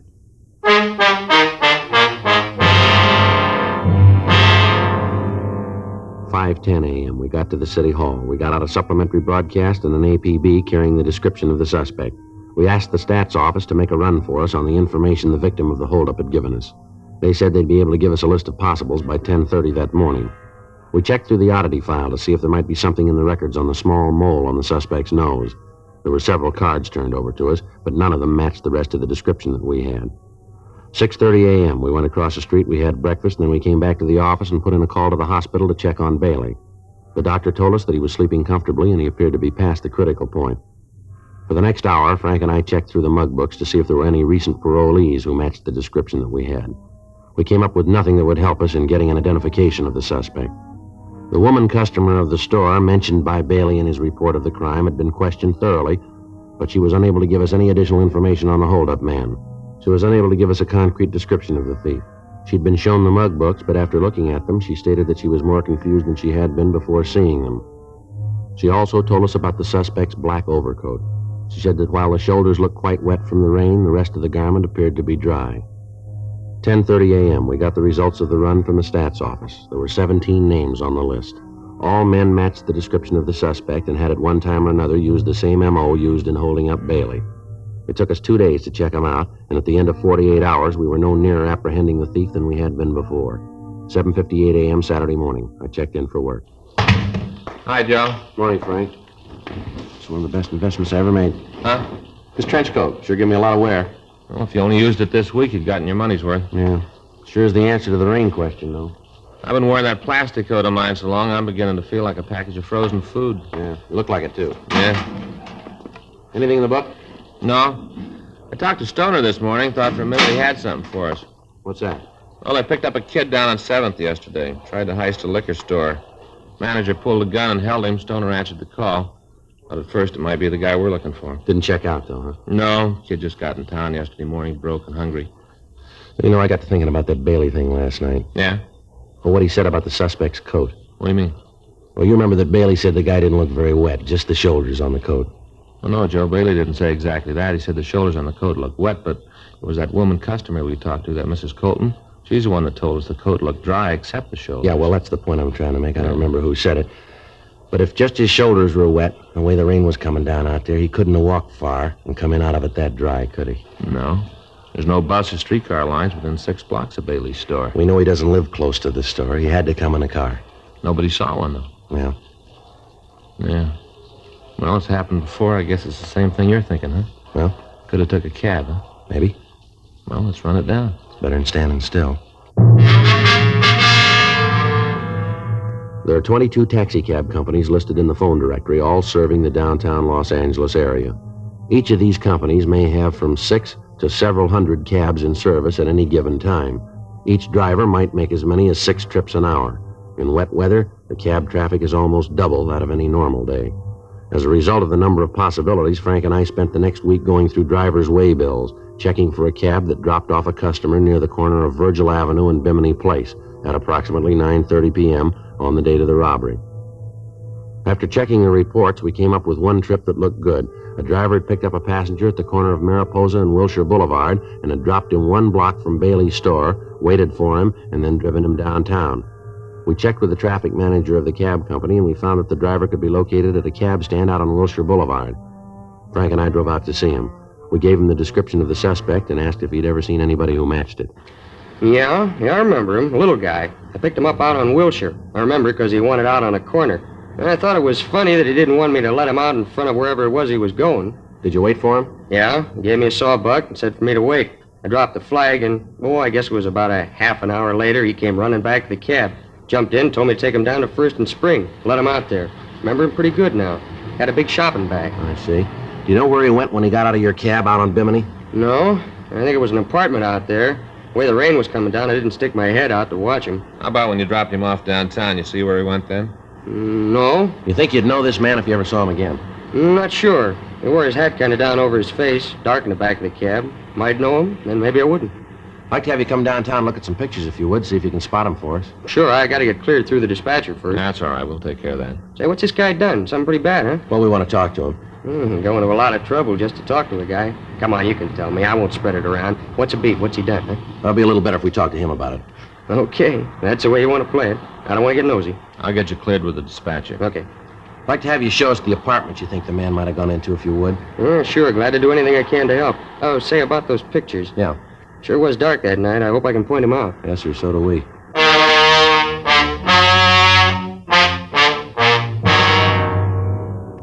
We took the cab driver downtown, and he went through the mug books, but he was unable to come up with an identification.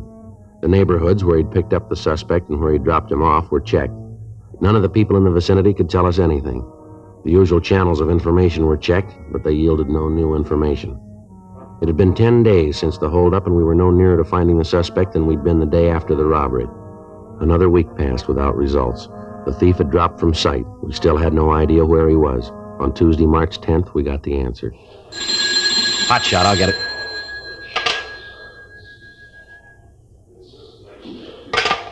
Anything? Yeah, he just hit again.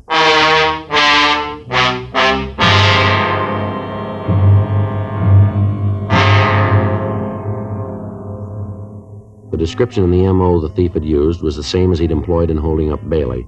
During the following 3 days, he hit 3 more times. Each time, he got away without a trace. From the information we were able to get, it became apparent that he was using taxicabs to get to and from the scene of the holdups. We checked the cab companies and got their full cooperation. They agreed to help us as much as they could, but explained that with the tremendous volume of business that they handled each day, it would be almost impossible to check every passenger that the drivers carried. We got out printed descriptions of the suspect, giving detailed information of the hat and the coat that he wore, the shopping bag that he carried, and the fact that he asked the drivers to wait for him. Another week passed without results. The bandit had stopped operating. Thursday, March 19th, 3 additional teams of men were assigned to the case, and a rolling stakeout was set up in the general area where the holdup man had been working. Additional cars were planted at the cab stands along Wilshire Boulevard and in the vicinity of 1st and Spring Streets. Another 2 days passed. On Thursday, March 21st, Frank and I were sitting in our car, staked out at the cab stand at the corner of Wilshire and Leeward, 8:46 p.m. That looks like it's going to rain again. Yeah. Those clouds have been moving in all afternoon. Pretty black, aren't they? Yeah. Sure cold, too. Mm-hmm. Attention all units. All units. 9648 Eldon Place, a 211 code 3. All units in the vicinity of 9648 Eldon Place, a 211 code 3. Let's go. Right. Couple blocks over. Yeah. Well, this is 9400. Should be 2 blocks down from here. Right. Better hold it. There's a cab headed this way. You see who's in it? No, he's pulling over to the other side. I'll take a look. Yeah, might be. You want to check it? Yeah. All right, I'll swing around. The cab's taking off. You see it? Yeah, he's up ahead, just turning off on Wilshire. See him? Yeah, I hope we don't lose him. There's only 1 man in the back seat. You get a good look at him when we pass? Not too good, no. Hat pulled down, that's about all. See him? Yeah, there he is, up ahead. Yeah, probably pulled a gun on the driver. All right, stick to him now. Yeah. It looks like he's headed for MacArthur Park. Yeah. Turn right. Yeah. There's a cab. Come on, pull up. Come on.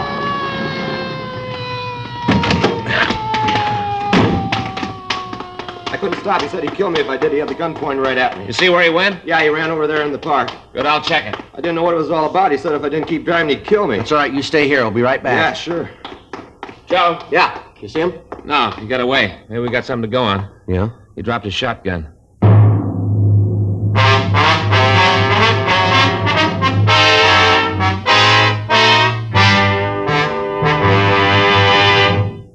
You are listening to Dragnet, the authentic story of your police force in action.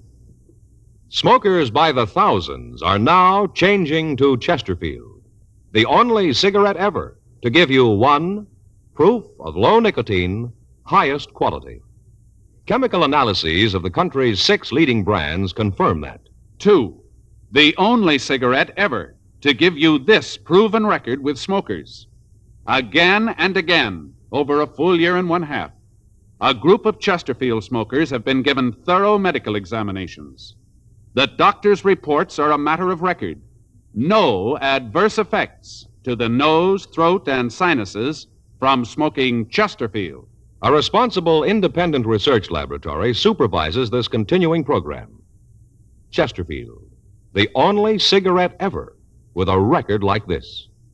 Chesterfield, best for you.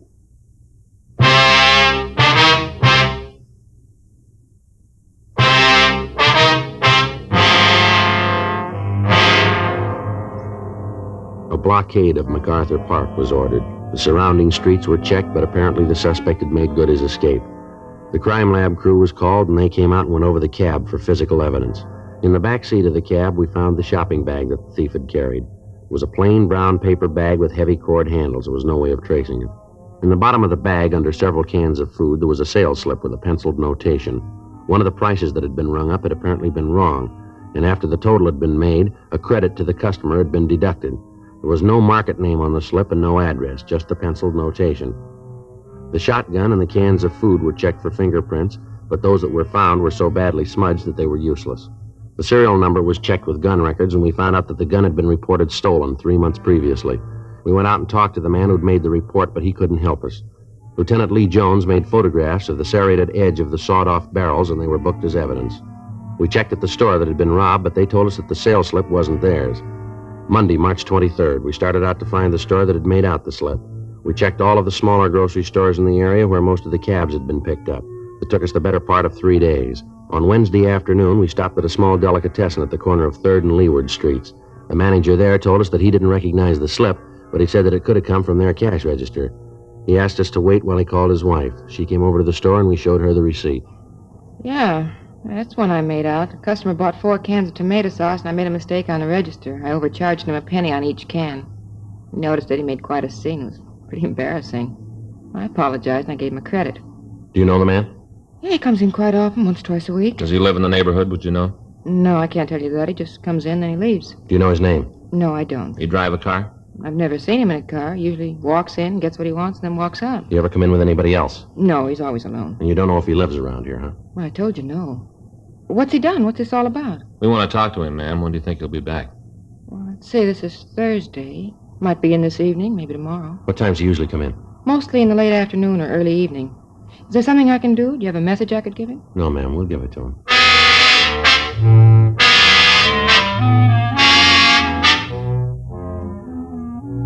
We called the office and told them where we were. Sergeants Murphy and Rafferty were sent out to help us cover the place. They'd stopped by the business office and brought out 2 shotguns for us. Frank and I checked the small store for someplace to stake out. The only place we could find where we could keep the entire store under observation and yet not be seen ourselves was on top of one of the large refrigerators that held frozen foods and dairy products. Murphy and Rafferty took up their positions outside of the store, and we waited. At 5:30, it started to rain again. There was no sign of the suspect. 7 p.m., 8 p.m., still no sign of him, and the rain got heavier. 8:30, 9 p.m. Oh, every time this thing switches on, it feels like the dentist is working on the teeth. Sure not much room up here. Don't shove me off. Yeah, there just isn't one. What's that? Well, there just isn't any way a man can lay on top of an icebox and be comfortable. Yeah. Evening. Yeah. Glad to see you back.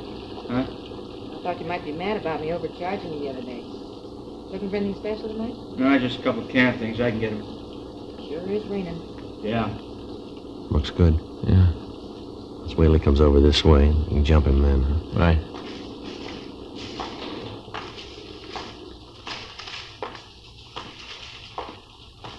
All right, now. Hey, what's going on? Watch it, Joe. Let's go.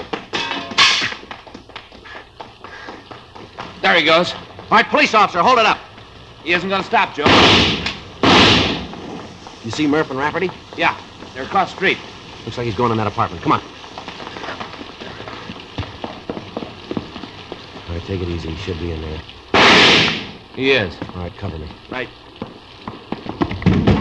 All right, give it up, mister. Get away from me, cop. You come after me, I'll kill you. Come on downstairs. You're going to save yourself a lot of trouble. You okay, Joe? Yeah. He's still alive. You want to call the ambulance? Yeah. Who told you? Who tipped you off? You did. I never talked in my life.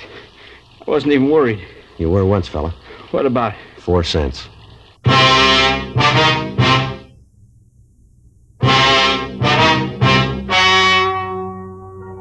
The story you have just heard is true.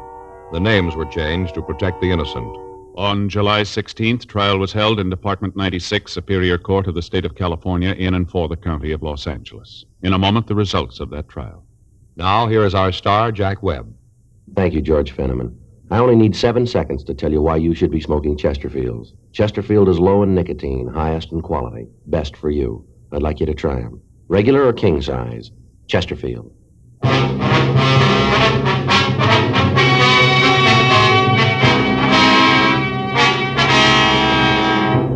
Earl Russell Craig was tried and convicted on 3 counts of robbery in the first degree and 1 count of assault with a deadly weapon.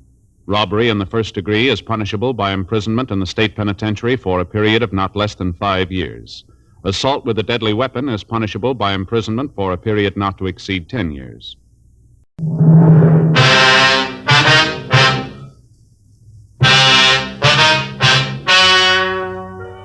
Ladies and gentlemen, the story you are about to hear is true. The names have been changed to protect the innocent.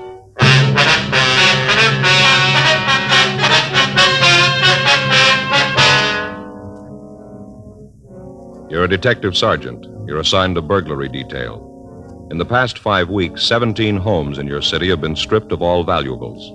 There's no lead to the thief, no description. Your job, get him. Before you buy your next pack of cigarettes, think this over. A doctor has been examining a group of Chesterfield smokers with special attention to the nose, throat, and sinuses. His latest report, after a full year and a half, says no adverse effects from smoking Chesterfield. Don't you want to try a cigarette with a record like this? Chesterfield, regular or king size, they're low in nicotine, highest in quality, best for you.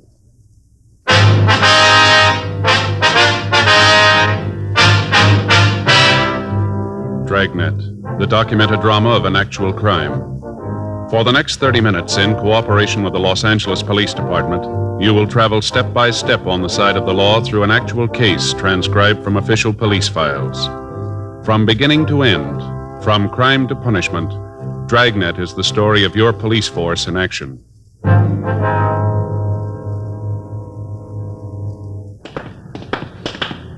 It was Wednesday, June 3rd. It was hot in Los Angeles. We were working the day watch out of burglary detail. My partner's Frank Smith. The boss is Captain Wisdom. My name's Friday. We'd just been relieved from stakeout, and we were on our way to get something to eat. It was 12:27 a.m. when we got to the corner of Fedora and Ardmore Streets. The Cakes and Griddle Cafe. There's a couple back here, Joe. Yeah, that's fine.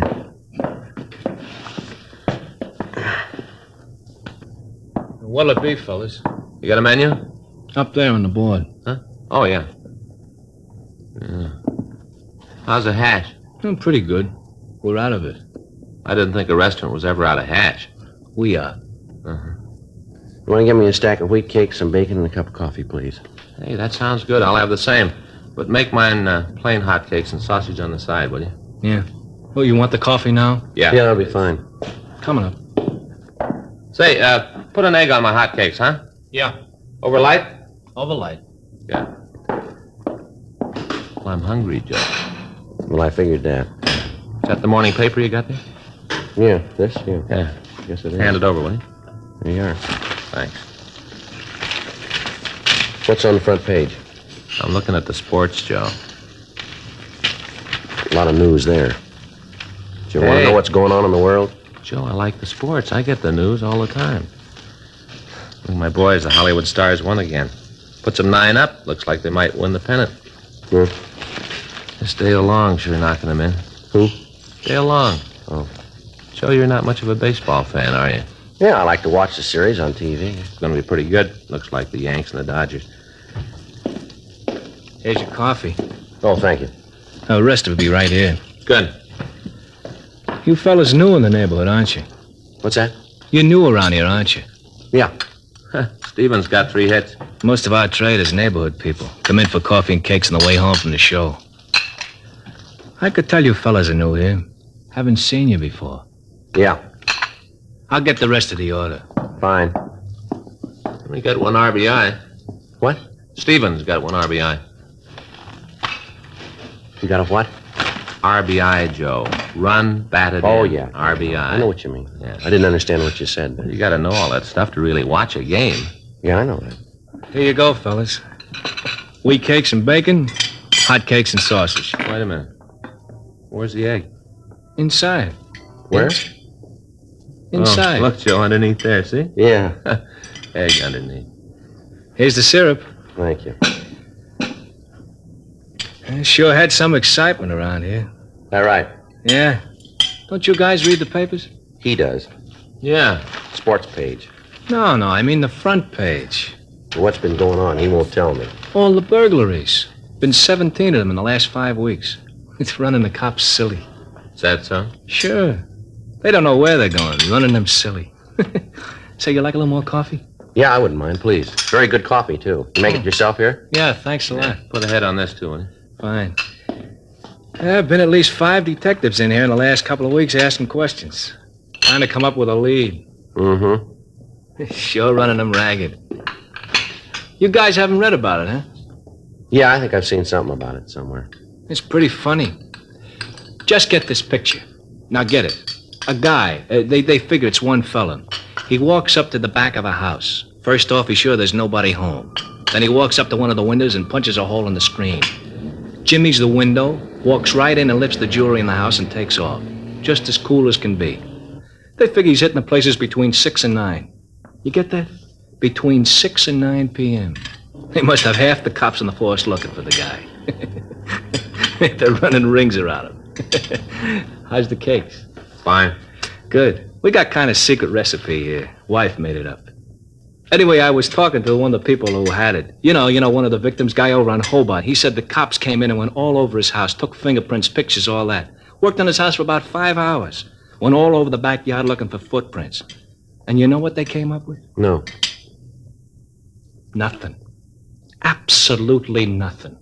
All that time, all those men, and they didn't come up with nothing. He sure got the cops running in circles. You got a check? Check. Oh, yeah, here you go. Stack of wheats, bacon, hot sausage and egg, 2 coffees. I won't charge you for the refills. That's very nice of you, thank you. Oh, that's all right. Let's see, comes to $1.25, taxes $1.29. Okay. You got any pennies, Frank? Yeah, I got 2. Here, take a nickel, break it apart. Wait a minute, I'll get my wallet, Joe. Maybe I got a couple in there. Hey. Yeah. Hey, how come you guys are carrying guns? You ain't gonna hold up the place, are you? There isn't any money here. We're police officers. Detectives? Yeah. Oh. Say, I hope you guys ain't sore about what I said. About you running in circles. No, forget it. That's all right. Well, now, come on. Let this one be on the house. Take your money back. Sort of a way to say I'm sorry. No, that's all right. Forget it. I'd like to pop for the cakes. No, thanks. Thanks just the same. Well, hope you come back again. Sure. Say just a minute. Yeah. I'd like to ask you a question. Mm-hmm. About this fellow who's been pulling the jobs. Yeah. When do you figure you're going to get him? When he runs out of circles.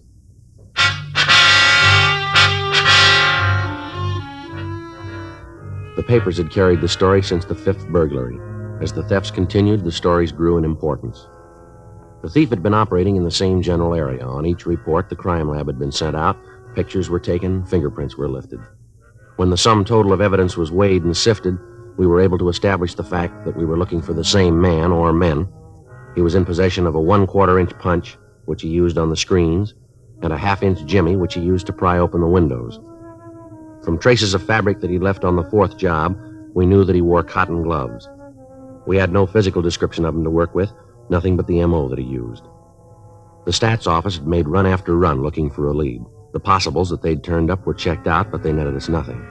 Communications had been gotten off to the rest of the nation asking for information on known criminals who used the same M.O., but the replies were of no help. All recently released convicts from the state penitentiaries and work farms were checked. We found nothing. The pawn shops in the Southland were alerted to be on the lookout for the stolen goods. Again, nothing. Informants and other sources of information were questioned and re-questioned, and at the end of 5 weeks, we were right back where we started. The newspapers took up the stories in full force. They ran cartoons of the thief, picturing him as an invisible phantom who could almost announce the time of the next housebreaking to the police and then proceed according to plan without interference. Every known method of apprehending the burglar was tried. None of them worked. Captain Wisdom assigned 4 other teams of men to the case. Metro Division sent out another 2 cars to aid in the rolling stakeout. Apparently, we were stopped cold. 2 more days passed, and on Friday, June 5th, we got a report of another burglary. 9:36 a.m. Frank and I left the office to check it out. Yes, something you want? We'd like to see Miss Santos if we could. Who are you? Police officers, ma'am. Is Miss Santos in? Oh, well, I'm her. Come on in. Thank you. Come on, hurry up. I don't want to let the flies into the house. Yes, ma'am. Whew, never saw so many flies around as this summer. Sit down. Thank you. Can I get you anything? Cup of coffee? No, thank you, ma'am. You don't mind if I have some? No, you go right ahead. Just having another cup before I get started on the house, sort of the lull before the storm. Ma'am? The kids are downstairs playing. They'll be up in a minute. They get to running around. It's impossible to get anything done. Yes, ma'am. All I can do is get a second cup of coffee in the morning. Excuse me, Mint. I'll be right back. Sure. Just make yourself comfortable. Thank you. Thank you, ma'am. Now then, this is about the burglar last night, isn't it? Yes, ma'am. We'd like to go over the list of stolen articles with you. Uh-huh, that's it. Everything they took. I'd like to check it if we can. Wasn't anything else in the house for them to take? Well, let's see here. According to what we have on the report, you listed $47 in cash, is that right? Yeah, that's from the jar. Ma'am? We got a little candy jar upstairs. Keep loose change in it. Whenever I have anything left over from my household money, I put in there. Anthony, he's my husband. Yes, ma'am. Well, whenever Anthony's got any loose change in his pocket, he drops it in there. Adds up in time. $47. Yes, ma'am. You're pretty sure about the amount now. Yeah, you see, we keep a little piece of paper in the jar. Got the amount written on it so as we can tell how much we've added to it. Mm-hmm. Whoever stole the money didn't take the paper, just the money. Had exactly $47. Yes, ma'am. Now, you list a ruby and diamond woman's wristwatch, is that right? Gonna use it for a trip to Las Vegas. Big pardon? We were gonna use the money in the jar for a trip to Las Vegas. Only needed $150 more. Now we gotta start all over again. Yes, ma'am. Now, about the watch? Oh, yeah, well, they stole that, too. Had 2 rubies on one side, 3 diamonds on the other, little gold band. Took that, too. Anniversary present from Anthony. He's my husband. Uh-huh. Gave it to me on our 5th anniversary, February 2nd. Now, you list a diamond ring. Wonder if you can give us a little better description of the ring. My engagement ring. Solitaire, not very big. Had it on my dressing table on one of those little ring gadgets. You know, the little block of wood on the little stick? Yes, ma'am. You put your rings on it when you're doing the dishes? Not very big. Yes, ma'am. Now, was there anything else of value taken? No. A couple of cheap little costume pieces, bracelet, couple of pins, nothing really worth anything. I'd like to have descriptions of the pieces if we could. I can give them to you. All right, fine. You really think you're going to be able to catch the fellow that took the things? Well, we don't know. We're sure going to try. Have there been any strangers that you've noticed in the neighborhood lately? No, none that I can think of right off. Any strange cars, ma'am? You married, officer? Yes, ma'am. Got any kids? Yes, ma'am, too. Mm-hmm. Will you just ask your wife how much time she's got to take notice of cars driving up and down the street? Noticing whether people are loitering in front of the house or not. You just ask her. She'll tell you. You men all the time talking about the modern conveniences. Help out the housework. Just zip and the house is clean with the vacuum. Swish the dishes around. They're all clean with the new soaps. Yes, ma'am. Well, maybe it's better than our mothers had it, but they still haven't come up with nothing short of a straitjacket that'll keep you from having to run after the kids all day. Yes, you ma'am. ask your wife. She'll tell you. Yes, ma'am. You ask yours, too. You'll see. I'm not married, Miss Sanders. Well, then you wouldn't know. Well, you can talk to his wife. Those fellas last night, they gained clues? We haven't checked with them yet, ma'am. Seems like they should be able to tell something about who did it. All that powder they was putting around, the pictures they was taking, all the excitement. Took me 2 hours after they left before I could get the kids to sleep. All that trouble, they should have something that's going to get the things back. Should know one thing. What's that, ma'am? Man that stole the watch. Wish they'd taken the book. Beg your pardon? The record book. It was right in the drawer of the dressing table. The way those people at the store are. If you don't find them, they will. I don't believe I understand, Miss Sanders. The people where we bought the wristwatch. They'll find him, sure. They won't let him get away with it. Ma'am? The watch, it isn't paid for. 10:42 a.m. We started to canvass the neighborhood. For the next hour, we talked to the people in the houses on both sides of the street. None of them could add anything to the story given us by the latest victim. 12 noon, Frank and I called the office and told them we'd be out for 7. As we were leaving our car, a tall, elderly man approached us. He identified himself as Ross Dunham. He explained that he lived in the corner house on the same street as Mrs. Santos. Yeah, my wife told me you were by the house this morning. Yes, sir, we were. Got something that maybe you can use. What's that, Mr. Dunham? Well, I noticed it right off. Didn't want to say anything about it to the missus. You know, women get upset. Thought it'd be better not to mention it. Yes, sir, what is it? Night before last, Thursday, I saw the car. What car was that, sir? The one I want to tell you about. I was going downtown to tell you officers about it. Felt kind of like it was my duty. You know, public spirit. Yes, sir. How about the car? Well, it was kind of warm night. Mrs. and I were sitting out on the porch in the glider, just taking the night air. Then I saw the car go by. Didn't think much about it at first. I see. Must have been about 6:30, right after supper. We just sitting there taking the air, having a glass of iced tea. Then I saw the car go by again, slow like. like he's looking the houses over. Could you describe the car for us, sir? Yeah, got written right down here someplace. Car went by the house 2 more times that night. 4 times all told. 4. Uh-huh. Yeah, I think I got it in my wallet. Might have left it in my other pants. I thought sure. Oh, no, here it is. There it is. Even got the license number. Yes, sir. It gonna help? Well, we don't know, sir. We'll check it out. Can I have that paper, please? I'll call it in, Joe. Have him check DMV. Right. Sure hope it gives you guys some help. The way the burglar's been running around here, terrible. The man isn't safe to leave his house. I've been thinking about having those little bell alarms put on the windows. Did the officers talk to you last night, sir? You mean when they came out to see Mr. Santos? Yes, sir. No, they didn't. I saw the police car. I thought about going down to talk to him. But the missus would have wanted to know what was going on. Told her about the car, and it'd upset her. She's kind of nervous. Breaks out in a rash whenever anything happens like this. I see. Got just about every kind of ointment in the world. Doctor says it's in her mind. Sets all in her imagination. You believe that? Well, I wouldn't know, sir. I don't put much stock in it. I used to get rashes when I'd eat fresh peaches. Don't anymore, though. See you in a minute, Joe. Yeah, would you excuse me, Mr. Dunham? Yeah, sure. Mm-hmm. Did you get anything? Yeah. Didn't have any trouble making the car. Got a good suspect. Yeah, who? Guy named Oakes. Oakes? Yeah. Works on a burglary. It's a police car. We thanked Mr. Dunham for his cooperation in the attempt to help us. As a public-minded citizen, he'd done what he thought was right. During the time we'd been working on the case, we'd turned up dozens of well-meaning citizens who wanted to cooperate. Each of the tips, no matter how remote, we checked out. This meant using additional man-hours and pulling officers off other assignments to investigate the possible leads. But in every event, we appreciated the tips. 3 more days passed. The thief hit once more. In spite of the close surveillance we were keeping on the area, he somehow managed to get into the vicinity, commit the crime, and leave without being observed. The pressure from local citizens clubs and insurance companies got a little heavier. On Tuesday morning, June 10th, a meeting was held in Chief of Detectives Thad Brown's office. The detail and results of our investigation were gone over again. Additional bulletins were gotten out requesting information on the M.O. The area of the rolling stakeout was increased to 96 square blocks. That's 2 square miles. A new plan for surveillance was worked out. Under the new conditions, we were able to keep the entire neighborhood under almost constant watch. Additional teams of men were assigned from Metro Division. To date, the thief had stolen jewelry, money, and other personal property amounting to a little over $8,000. The check on the pawn shops was tightened, but none of the merchandise turned up in the normal outlets. Every night between the hours of 5:30 and midnight, the dragnet of the area was put into effect. During the next week, the theft stopped completely. Apparently, we'd stopped the burglar, but we still hadn't caught him. Wednesday, June 17th. I checked in for work. Joe? Yeah? I think we got something. What's that? I was just down the hall with Bates. Yeah.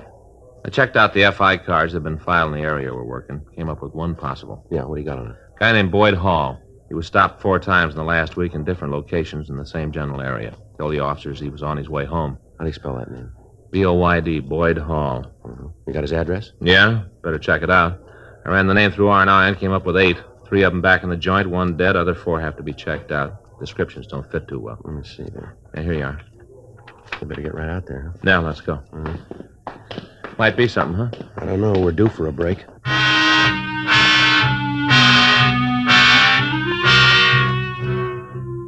"15 minutes later, we turned off Vermont Avenue onto Venice Boulevard. 4 blocks to the left, and we turned onto Dewey Street. Another block and a half, and we pulled up in front of the address. Well, this is 1800. Ought to be right. Here. Mm-hmm. Well, we're still batting 1,000. 1804 Dewey. Yeah. Vacant lot.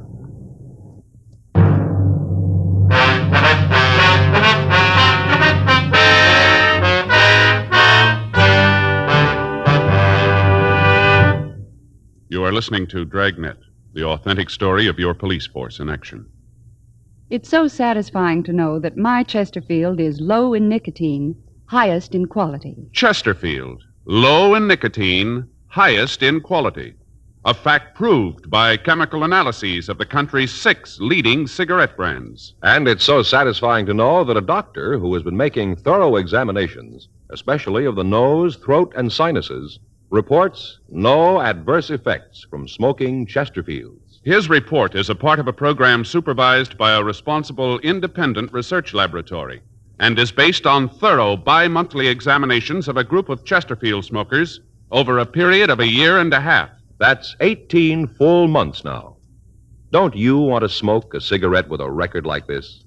Regular or king size. Chesterfield is low in nicotine, highest in quality. Best for me, best for you.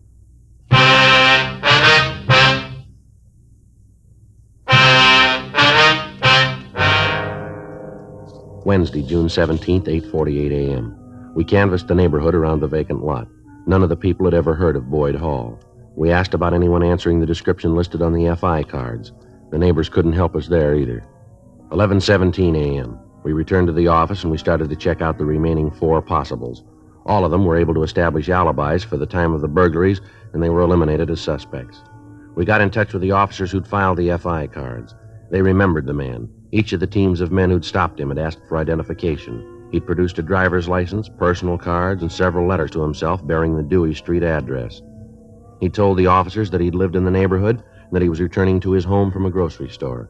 The officers had checked the bag of groceries he was carrying and found nothing suspicious and let him proceed on his way. We got in touch with Sergeant Zook at the warrant office and asked him to check and see if there were any outstanding traffic warrants on Boyd Hall. He called back to tell us there were none. APBs and local broadcasts were sent out asking for information on anyone answering the description using the name Boyd Hall. We got in touch with the Department of Motor Vehicles and asked them to give us all the information they could on the suspect carrying California operator's license number Z941511, issued 12/5/52. They checked their files and told us that there was no record of a Boyd Hall being issued that particular license number. They also stated that no number had been given out on the Z series. This left little doubt that the license was a forgery and the name was an alias. In the meantime, the rolling stakeout continued. 2 days passed while we followed down leads. Saturday, June 20th, Frank and I were in position for the night surveillance. 8:30 p.m. Joe, up at the corner getting off the streetcar? Yeah, maybe. Description fits. He's carrying a shopping bag. Now, let's take a look. Right. Pull up here is good. Right.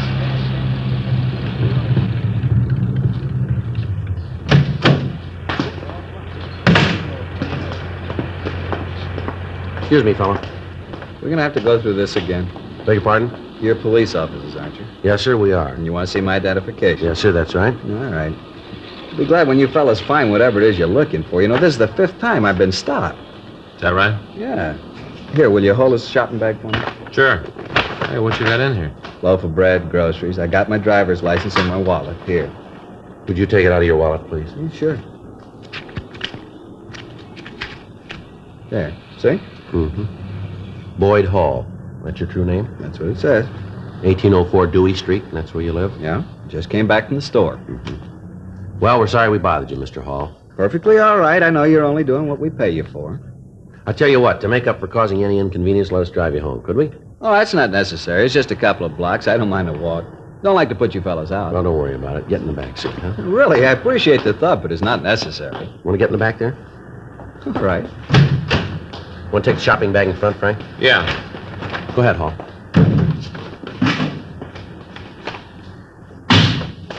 The way you guys acted, you'd think there was something wrong. Nothing is there? No, I was just saying the way you guys... Never mind. How long you lived in this neighborhood, Hall? A little while. We just bought the house. About how long would you say? Not long. How long? A couple of months. I think it's right at the next block, Frank. Yeah. Say, I sure appreciate this, but you guys don't have to go out of your way. Just drop me off the corner. I can walk. It's just a little ways down. No, it's no trouble at all. Here we are. Well, I sure want to thank you, officers. It's a real pleasure to know that our taxes are paying for the kind of service you've just given me. Well, it's going to get a little better. Hmm? Never mind. Want to get out of the car? We'll walk up with you. Yeah.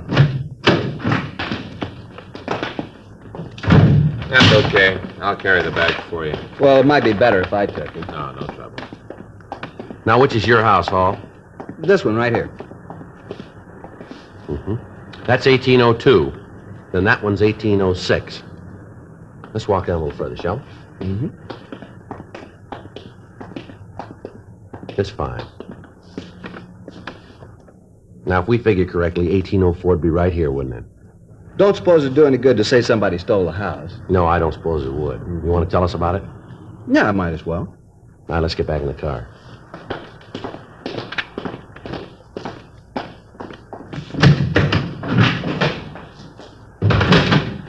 All right. Well, what do you got in this shopping bag? Sure is heavy. Let's see. A box of breakfast cereal. And a loaf of French bread. You ought to take this bread back, Hall. Look here, somebody cut it right in half. See here, Joe? Yeah. All hollowed out. Punching a jimmy inside. Burglary tools. You want to tell us where you got them? How about it, Hall? All right, let's go, Frank. Yeah.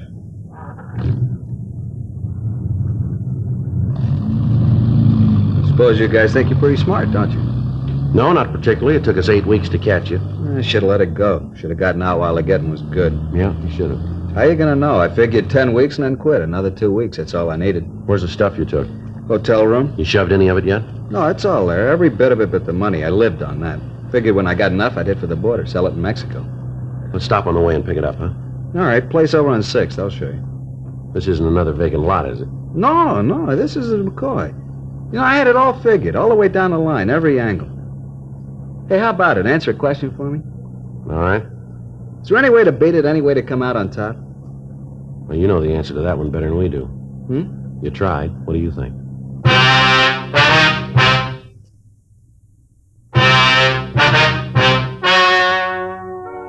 The story you have just heard is true. The names were changed to protect the innocent. On October 15th, trial was held in Department 96, Superior Court of the State of California, in and for the County of Los Angeles. In a moment, the results of that trial. Now, here is our star, Jack Webb. Thank you, George Fenneman. Friends, as you heard George tell you earlier, we've received the full 1.5-year report. It comes from the doctor who's been examining Chesterfield smokers with special attention to the nose, throat, and sinuses. Now, the report shows again no adverse effects from smoking Chesterfields. I think that's very important to you as a smoker, and I hope you'll keep it in mind next time you buy cigarettes and get Chesterfields. Regular or king size, Chesterfields are low in nicotine, highest in quality. Best for you.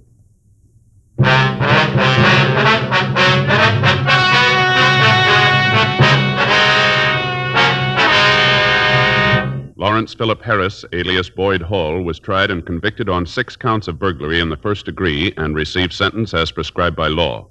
Burglary in the first degree is punishable by imprisonment in the state penitentiary for a period of not less than 5 years.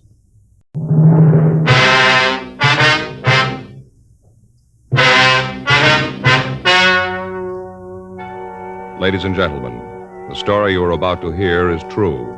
The names have been changed to protect the innocent.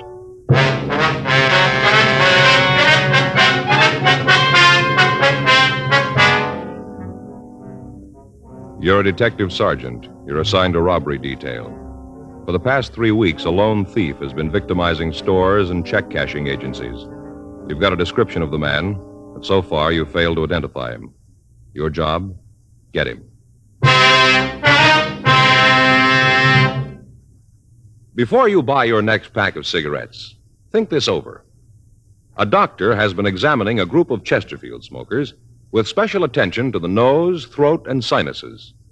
His latest report, after a full 1.5 years, says no adverse effects from smoking Chesterfield. Don't you want to try a cigarette with a record like this? Chesterfield, regular or king size, they're low in nicotine, highest in quality, best for you.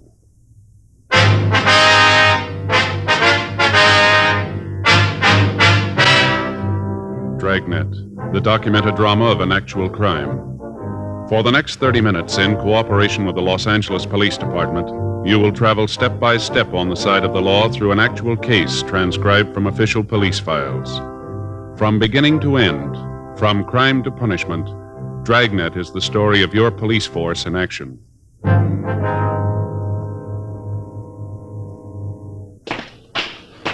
It was Friday, June 10th. It was warm in Los Angeles. We were working the day watch out of robbery detail. My partner's Frank Smith. The boss is Chief of Detectives Thad Brown. My name's Friday.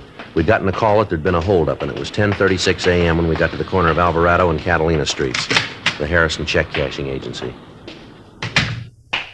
I'm sorry, you'll have to come back. We've had some trouble and we're not open for business. Come back in about an hour. Police officer, sir. Oh, well, where have you been? I was held up, held right up. Yes, sir. Yeah, fellows in the police car was here. They told me that you'd come out. Well, where have you been? It's taken you long enough. Didn't you use the siren? Yes, sir. We came out just as soon as we got the call. Just seems us taxpayers would get better service than that. Well, sir, the call just came in 4 minutes ago. Oh, well, all right then. Well, now let me tell you all about it. Yes, sir, if you would, please. Oh, you just bet I would. Well, now, first off, I had trouble sleeping last night. I knew right off it was going to be a bad day. I can always tell, when I've had a bad night, the next day's always a doozy. Did you give the officers in the radio car description of the man who held you up? Yes, sir, I sure did. I gave it to them right off. Now, you're going to let me tell you all about the holdup? Yes, sir, if you go ahead, please. Well, I had a bad night. Real bad. I knew...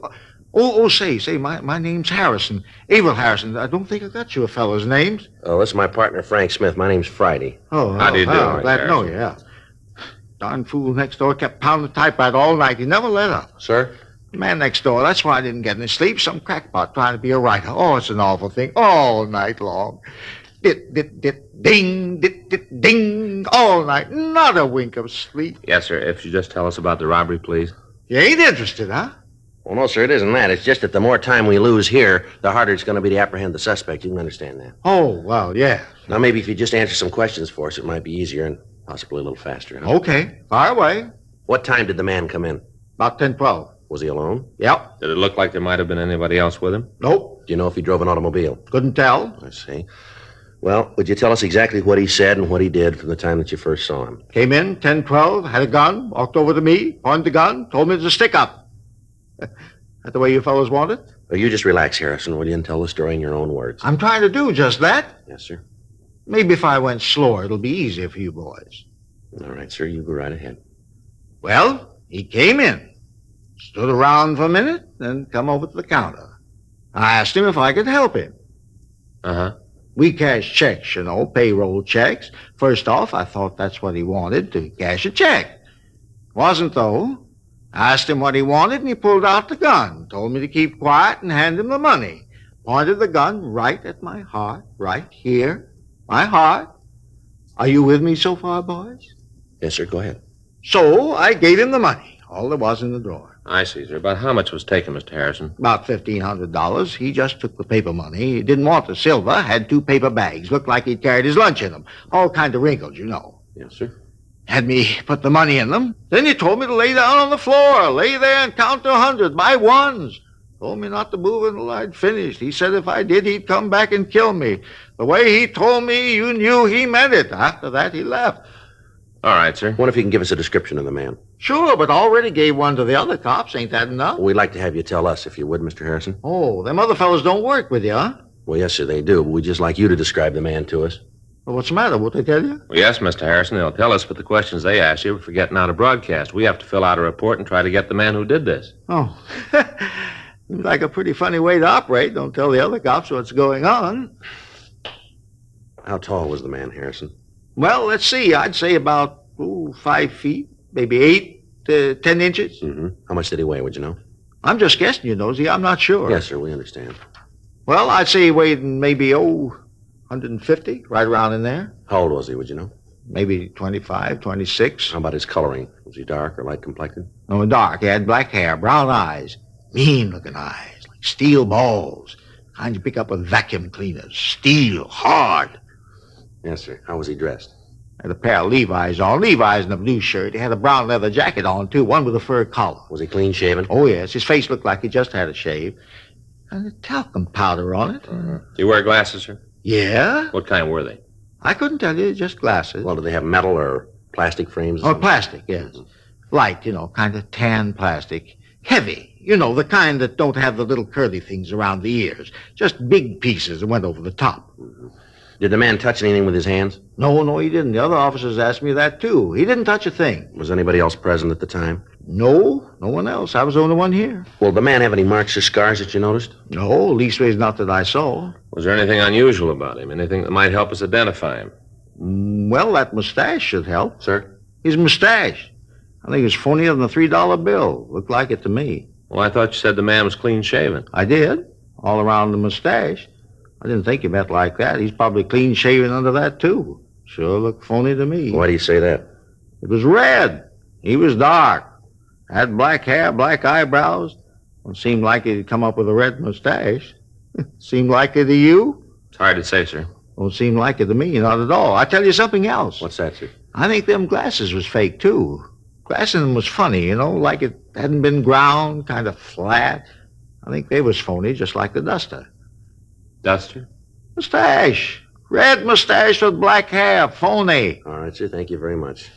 And we'd like you to come down to the office and look at some other pictures, if you would, see if you can identify the man. Be glad to. I'll not do it today, though. Why is that, sir? Well, I already told you had a picture of him down there. I'd probably miss him. It's been a real bad day for me. Well, tomorrow'll be better, though. Why is that, sir? Gonna get some sleep tonight. That's so? Bribed the landlady. Yeah? She let me in his room. I took it. What's that, sir? Ain't gonna do much typing without his ribbon, is he?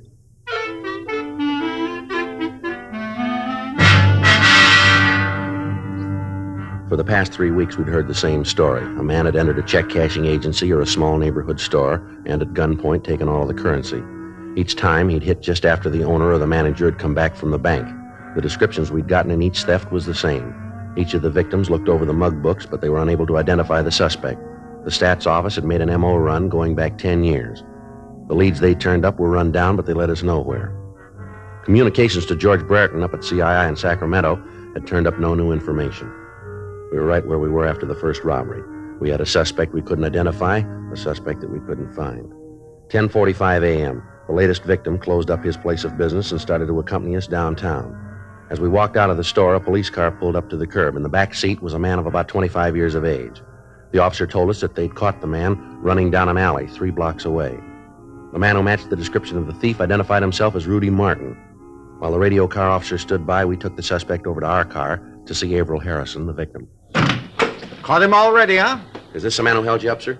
Let me get out and take a good look. All right.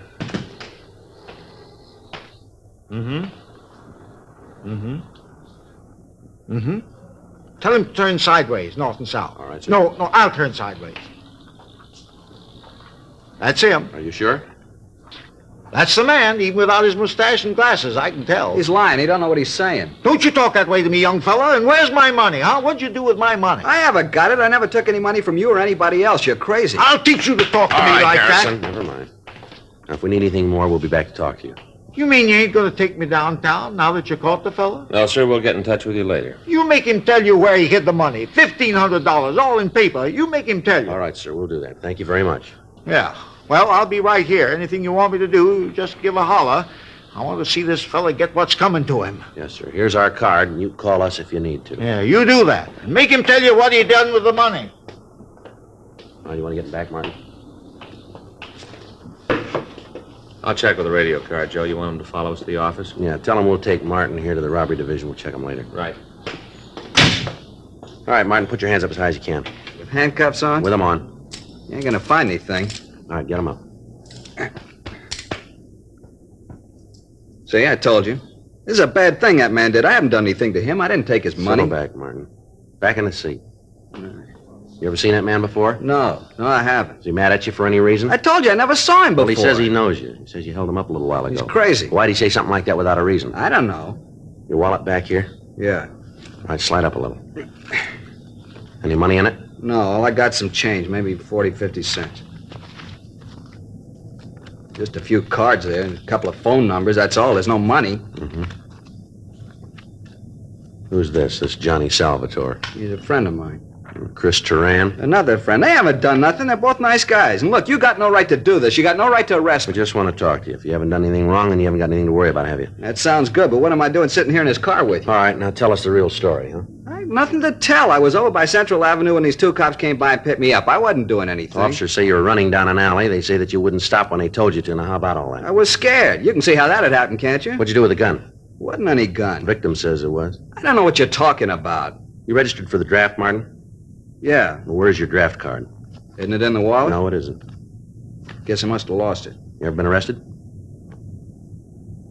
Did you hear me, Martin? Hmm? How about it? Yeah, a couple of times. What for? Bag. Where? Here, back east. Where back east? KC. You sure that's all? Yeah. What were you doing in that alley this morning? I was on my way to see a guy. Who? A friend of mine. Okay, Joe. Yeah? I'll call in. We can get started. Right. 1K80 to Control 1. 1K80 to Control 1. Control 1 to 1K80. Go ahead. Prisoner in custody. Show us out to room 27A, City Hall. KMA 367. Roger, 1K80. KMA 367. You all set? Yeah, let's go. Now, who's this friend you're going to see, Martin? You have to know that? We have to know. Chris Tarrant. What are we going to see him about? Job. He said he could line one up for him. Where do you live? Rooming house down on Wall. All right, you want to tell us what you did with that money? What money? I don't know how to tell you any better. I didn't have anything to do with that guy. I don't know nothing about any robbery. I was on my way to see a friend about a job. A couple of cops picked me up. That's all there is to it, nothing more. If you think you can make this thing stick, then you go right ahead. I don't think you can. Well, we got a lot of time, Martin. So have I. I got nothing to do. Night's sleep and a couple of meals. That's what I stand to come up with. I got no problems. Go ahead, lock me up. You're going to have to let me go. I don't care what the old guy says. I didn't hold him up. Not him nor anybody else can say I did. The clothes you got on match the ones the hold-up man wore. So what? A lot of people wear these kind of clothes. Victim identified you. The guy made a mistake. I told you that. All right, Martin, you called it. I hope you know what you're talking about. The victim of the robbery identified you, and there's 5 more we think we can tie you into. We make you on the rest of them, you got real trouble here. Now, you'll save us and yourself a lot of time if you'll tell us the truth. You wouldn't know it if you saw it. Well, there's one way to find out, isn't there? Yeah? Try us.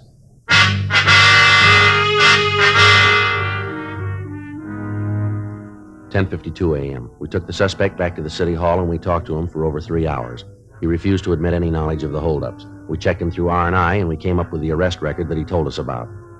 In checking his record, we found that the suspect was wanted for draft evasion. In the meantime, the other victims of the holdup man had been brought down to the office. The suspect was placed in a show-up with several other persons. They all failed to identify Martin as the thief. In checking further with the last victim, Harrison, he stated that he'd probably made a wrong identification. We had a search of Martin's room made, but we were unable to come up with anything. The 2 friends he'd mentioned were checked out, but there was no record on either one of them. The suspect was turned over to the federal authorities for prosecution on the draft evasion charge. We were right back where we started 3 weeks before. The next morning, Saturday, June 11th, we started all over again. This time we went back into the files 15 years. Anybody who even vaguely matched the description was checked out. The M.O. of the thief was rechecked. The machines came up with an additional 17 possibles. Each of these were checked out. It took us 2 weeks, and at the end of that time, we were back where we started again. We had nothing but a description that apparently didn't match anybody in our files, and an M.O. that didn't fit any known criminal. During the time that we'd been checking out leads, the bandit was inactive. Additional cars from Metro Division had been assigned to the detail, and rolling stakeouts were maintained around check-cashing agencies throughout the city. The hold-up man had apparently dropped from sight. Saturday, June 25th, I checked into the office. Robbery, Smith. Yeah. Oh, yeah, Ben. Huh? Oh, just a minute. Little John. You see him, Joe? No, I don't think he's here. Little John? No, he's not here. No, Ben, he isn't here. All right, wait a minute. I'll check the book. Yeah, here. No, I left about an hour ago. Yeah, I'll be back. Want him to call you? Okay, wait a minute. Here's a pencil. Uh-huh. 0281? Right, yeah. Okay, Ben. I got something here. Teletype from San Diego from Hewin and Davis. Yeah? What is it? I'll read it to you. R.E. your APB, dated June 10th, R.E. robbery. Robbery occurred this city last night. M.O. and description matches your suspect. We have identification as Jerry Lane. San Diego number 146382. Are sending mug shots. Huh, looks like a break. Well, it might have been. You didn't let me finish. Yeah? He got away. 12:15 p.m. A special delivery letter arrived from San Diego with the mug shots of Jerry Lane. There was also a note from Sergeant Carl Davis. He explained that the suspect had held up a small liquor store in the city and had badly beaten the owner. A witness was shown the mug books and was able to pick out the bandit. He was identified as a Jerry Lane. He had only one arrest record, and that was for a misdemeanor offense in San Diego County. We checked the name through our identification bureau, but there was no record on him in our files. The mug shots from San Diego had been taken over 4 years previously, but the victims of the robberies in Los Angeles had no trouble identifying it, even without the glasses and the mustache. Additional broadcasts were gotten out carrying the name, and radiograms were sent to Washington and to Sacramento requesting any available information. Another week passed while the search went on. During that time, the holdup man hit once more, this time in National City, just south of San Diego. From the reports we got, the M.O. matched the one previously used. The suspect made good his escape. Tuesday morning, 11:30 a.m., Frank and I had been out running down a lead. We just got back to the office. Well, there's another one that didn't go anyplace. Yeah? You know, Joe, if somebody could figure out a way to filter out the bad leads, it'd sure save a lot of legwork, wouldn't it? Yeah, I guess I get it. Robbery Friday. Yeah, all right. It's Ewan. Yeah? Hi, Pappy. Yeah. When was that? Yeah, anything on him? Mm-hmm. Yeah, well, you're probably right. Well, I guess the only thing we can do is put out another broadcast. Yeah. No, nothing up here. What'd you say? Right, yeah. Well, if anything else turns up, let us know, will you? Right. Oh, wait a minute. Say hello to Carl. All right, Pappy. Yeah, we'll be talking to you. Right. Thanks. Bye. What's he got? Well, it's our suspect, Jerry Lane. Yeah? He's going to have to stand for more than a 211 charge now. What do you mean? Latest victim just died.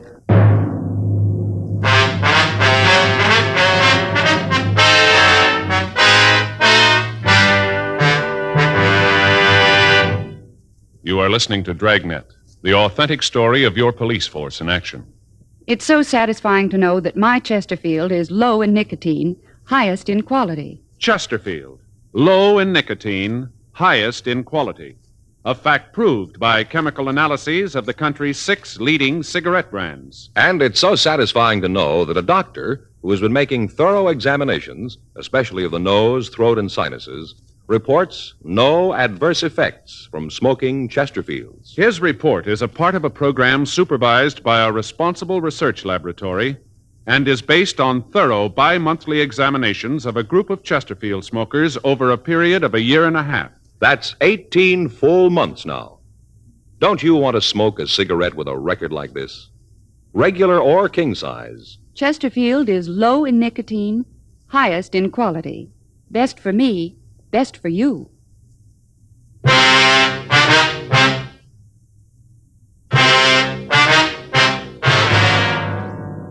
From the information we got on the phone, it looked like Jerry Lane would be headed for Los Angeles. One of the witnesses to the latest robbery said that the suspect drove away in either a 1942 Plymouth or a Dodge Coupe.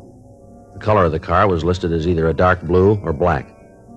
Descriptions of the car and of the suspect were printed up and distributed to all law enforcement agencies between Los Angeles and the Mexican border.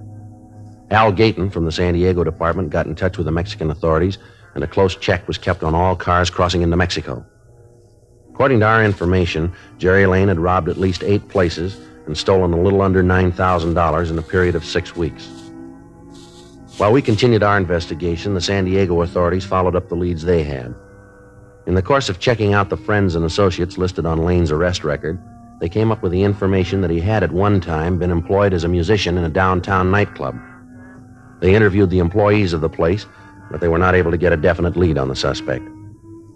With the mugshot that they'd sent us, and knowing that he was a professional musician, we checked with the local office of the Musicians Union. They told us that he was not in good standing, and they were unable to give us the address of the suspect, but they did give us the name and address of a bar where he'd worked several years before. At 8:30 p.m. that night, Frank and I talked to one of the waitresses in the place. No, they cut out the band a year or so ago. Not enough business to keep it going. Uh-huh. Did you work here when they did have a band? Sure, I've been here since they remodeled the place. Been 4 years anyway. Hey, you fellas like a drink? Be on the house. No, thank you. No, very ma'am. much. Thanks. You know a man named Jerry Lane? What does he do? Well, he's a musician. We understand he plays clarinet. Lane. Yeah, it seems to me I do remember him. Not too tall, kind of nice looking if you went for the type. Yeah, I remember him. You know where we can get in touch with him? No, I haven't got the slightest idea. Had to be a pretty big lush. Had to let him go. Union told him lay off the booze, but he didn't pay no attention. Always showing up late. A real lush. Possible the owner might know where he is? It isn't likely. I'm married to the owner. I know most of the stuff that goes on around here. I see. Can you give us any idea where we might be able to get a lead on him? Some of his friends? Maybe another musician? No. Hey, wait a minute. Ma'am? I might know someone. Let me make a phone call. Well, if you give us the phone number, we can put in the call. No, I'd rather not do that. You see, this girl used to see a lot of Jerry. Maybe she don't want to get mixed up in a thing like this. I'll call her and find out. If she knows, she'll tell me. If she doesn't, there's no harm done. Okay. Got a dime? Just a minute. Here's 2 nickels. Thanks. I'd rather you leave the door open, if you will. All right.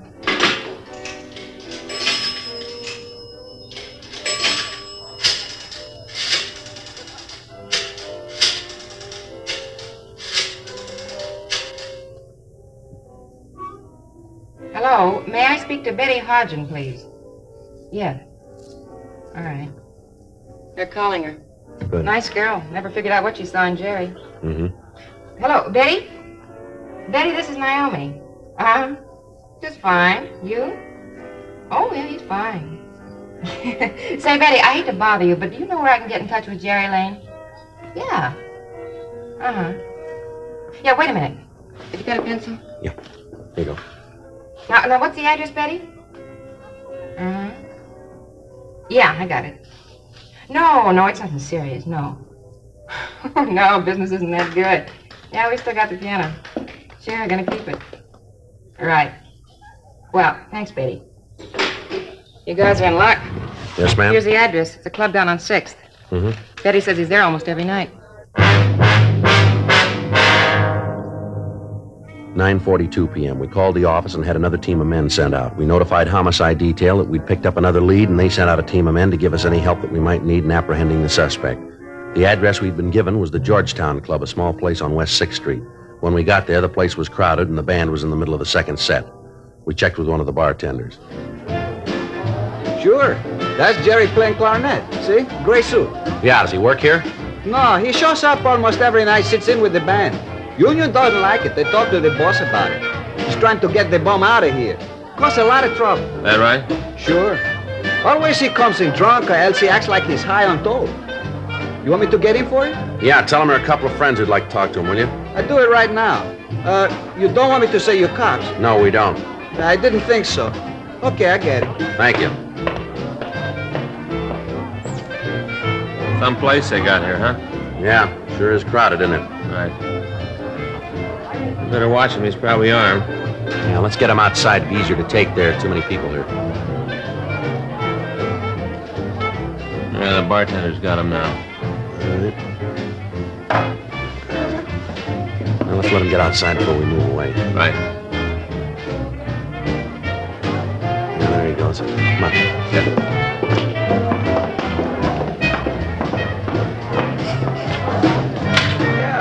Sure, well, where are they? You said a couple of friends. Where are they? You said they would be here. Now, wait a minute. Here they are. Oh. I know you. Where did I know you fellas from? You Jerry Lane? Yeah, what do you want to see me about? I gotta get back in there. If you fellas don't need me no more, I'll get back to work, huh? Yeah, thanks a lot. Go No ahead. problem. I know what's this all about. I don't know you guys. Police officers, you're under arrest. What for? Frank? Yeah. Stand still.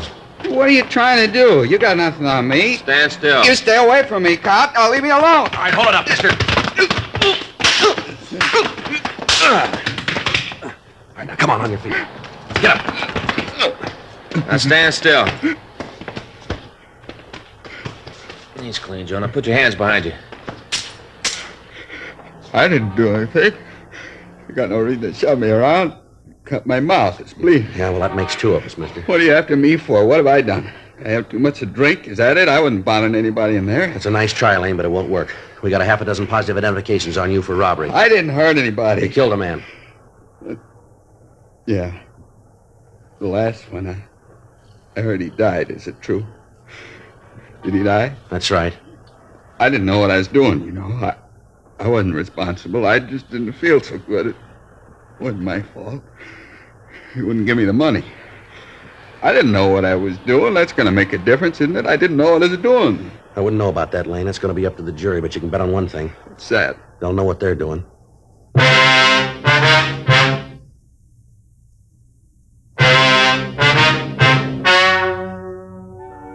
The story you have just heard is true. The names have been changed to protect the innocent. On December 17th, trial was held in Department 92, Superior Court of the State of California, in and for the County of Los Angeles. In a moment, the results of that trial. And now, here is our star, Jack Webb. Thank you, George Fenneman. Friends, the big Labor Day weekend is coming up, so make sure you have plenty of Chesterfields. Get a couple of cartons when you do your weekend shopping. Now, I can tell you why you should be smoking Chesterfields in just 10 words. Chesterfield, low in nicotine, highest in quality, best for you.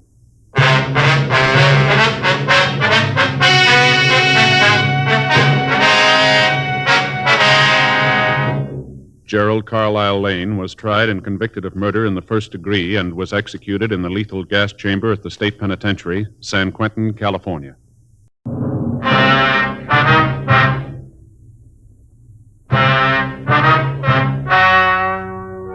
Ladies and gentlemen, the story you are about to hear is true. The names have been changed to protect the innocent.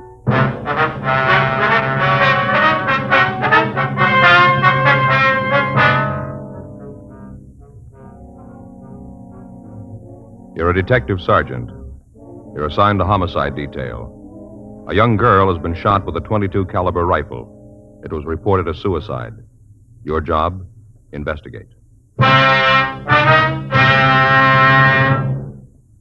Here is Chesterfield's record with smokers, and important to you. No adverse effects to the nose, throat, and sinuses from smoking Chesterfield.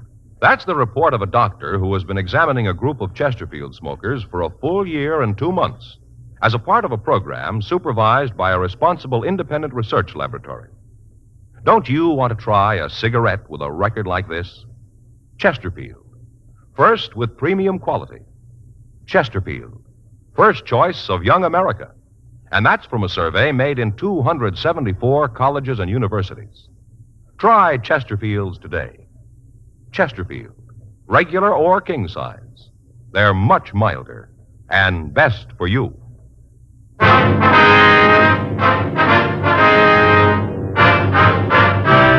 Dragnet, the documented drama of an actual crime. For the next 30 minutes, in cooperation with the Los Angeles Police Department, you will travel step by step on the side of the law through an actual case transcribed from official police files. From beginning to end, from crime to punishment, Dragnet is the story of your police force in action.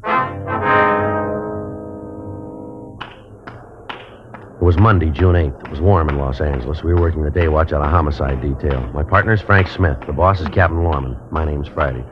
I was on my way into the office, and it was 8:03 a.m. when I checked into room 42. Homicide. Joe? Yeah. Back here in the skipper's office. Ray Geesey wants to talk to you. All right. Morning, Joe. Hi, Ray. What do you got? Suicide. Anything on it? Here's the report. Team from the business office went out last night. Get on it right away, will you? Right, Ray. Let's go. Huh? Yeah. Want to check this stuff before we get started? Might as well give us an idea what we got to do. What's the report say there you got? Well, let's see. According to this, business office got a call at 2:30 this morning. Landlady out in the Westlake Park district called in and said that this young girl had committed suicide. They get an ID on her? No, they got her listed as Jane Doe, number 17. There's a description here. Better check it with missing persons, huh? Uh-huh. How'd the landlady happen to find the body? Well, according to the report, she heard the water running in the apartment, finally went up to see what it was. She knocked on the door, nobody answered. She opened it and went in, found the body. Well, the girl didn't live in the apartment then? No, place is rented to a Ross Mitchell. Anything on him? No, because he wasn't home. He was checked through R&I, no make on him. How about prints on the victim? No go. Checked them out. Nothing on her here. We can send them on to Washington. Yeah. And they found a suicide note. There's a copy of it here. What's it say? Ross, I've tried to make you understand. Nothing seems to do any good. I've told you that I won't stand in the way of your career, but you don't want to try to make a go of it. I know this doesn't solve anything. It's the only way I can think of. Any signature? No. The report says that the original copy's over at the crime lab for processing. Well, I guess we better start with the landlady, huh? It's the best lead we got. Galindo and Bates are out there now. Place was staked right away. Friday, you want to talk too? Right, thanks, Ray. It's Friday talking. Yeah. Uh-huh. No, we just got it. Is that right? Okay, Max. No, have him wait there, will you? No, we'll be right over. Right, thank you. Well, it's a little break. Max over at the coroner's office says they know who the girl is. Yeah? Her father just identified the body.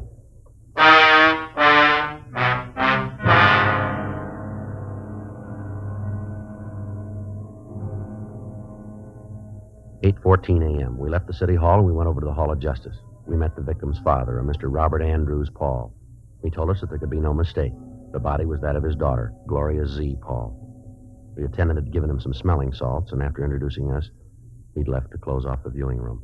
I don't understand why she'd do it. None of it makes sense. When'd you see your daughter last, Mr. Paul? Saturday afternoon. That was the last time. I never saw her again. She was gone Saturday night and all day yesterday, is that it? Yeah. You hear from her at all? No. Weren't you worried about her at all? No, sometimes she doesn't come home, stays with a girlfriend, but When I didn't hear from her last night, I got worried, started calling around. Did she say where she was going when she left? Told me she was going over to see Peggy.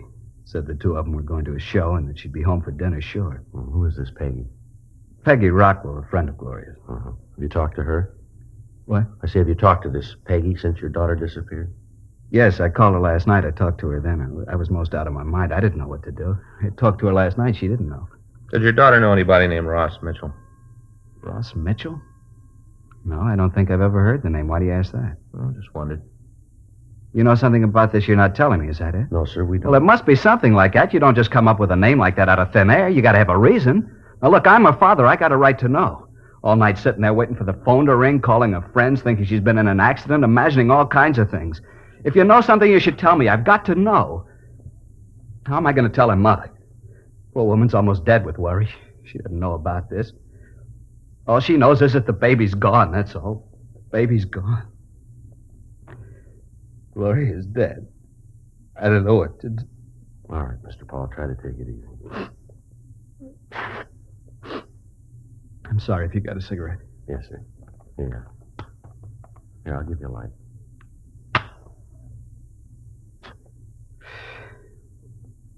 Sorry about that. It's all right, sir. We understand. Now, do you think you can give us an address where we can talk to this Peggy Rockwell? Yes, she works a restaurant over on 7th. I've got her home address, too, if you want it. Yes, sir. We hope you'll understand us, Mr. Paul. We don't mean any offense here. What's that? Did your daughter have any steady boyfriends that you know about? No, I don't think so. No one that she went with steady. No one man she liked more than the others? I think there was. I don't know who. Her mother asked her about it a couple of times, wanted to know who the fellow was, but Gloria'd never say. Just said that it wasn't serious, it didn't matter. How'd she seem to get along with this man, would you know? All right, I guess. I told you I never saw him. I didn't know who he was. But whenever Gloria had a date with him, she acted like it was something special. Did your daughter have a job? Not regular. She used to model once in a while, and then maybe she'd pick up a day's work in pictures, not much. Mm-hmm. Can you think of any reason why she'd want to take her own life? No. She seemed pretty happy, never gave any indication there was anything wrong. Has she been ill lately under a doctor's care? No, not that I know about. Well, Mr. Paul, is it possible she might have been seeing a doctor and you wouldn't know about it? No, her mother would have known. She'd have told me. Now, I'm pretty sure she was feeling all right. Anything about her job that bothered her? What do you mean? Well, was she happy with what she was doing, the kind of work she was doing? Oh, yeah. Gloria didn't want a career. She was looking for a husband, one to settle down and raise a family. Mm-hmm. Well, can you think of anything at all that might make her want to take her own life, as I asked you before? I can't understand it. None of it makes any sense to me. Where she was found, she didn't know anybody in that part of town. I don't know what she'd be doing over there. Did she drink? I don't think I understand. Well, did she drink much, sir? Bars, cocktail lounges? No, she didn't. Now, Gloria was a good girl. She didn't drink or smoke. She was a good girl, and I don't understand all this. First this thing with Ross, and now you want to know if she drinks. I don't know what you're trying to get at, but I don't like it. You're trying to make Gloria something that she isn't. She's a good girl, always has been. Just a home and family, that's all she wanted, nothing more. I don't know why you're asking me all these questions. I'm her father. You're the police. It's up to you to find the reason. That's your job. Not to come around and say things about my girl. I'm sorry. We're not saying anything, Mr. Paul. You are, too. You're trying to make me believe that Gloria wasn't a nice girl. Now, I know different. I raised her since she was a baby, gave her all the care I could. I don't know why she'd do a thing like this. You don't? No. Why ask me these questions? Well, sir, you said it yourself. Huh? You're her father.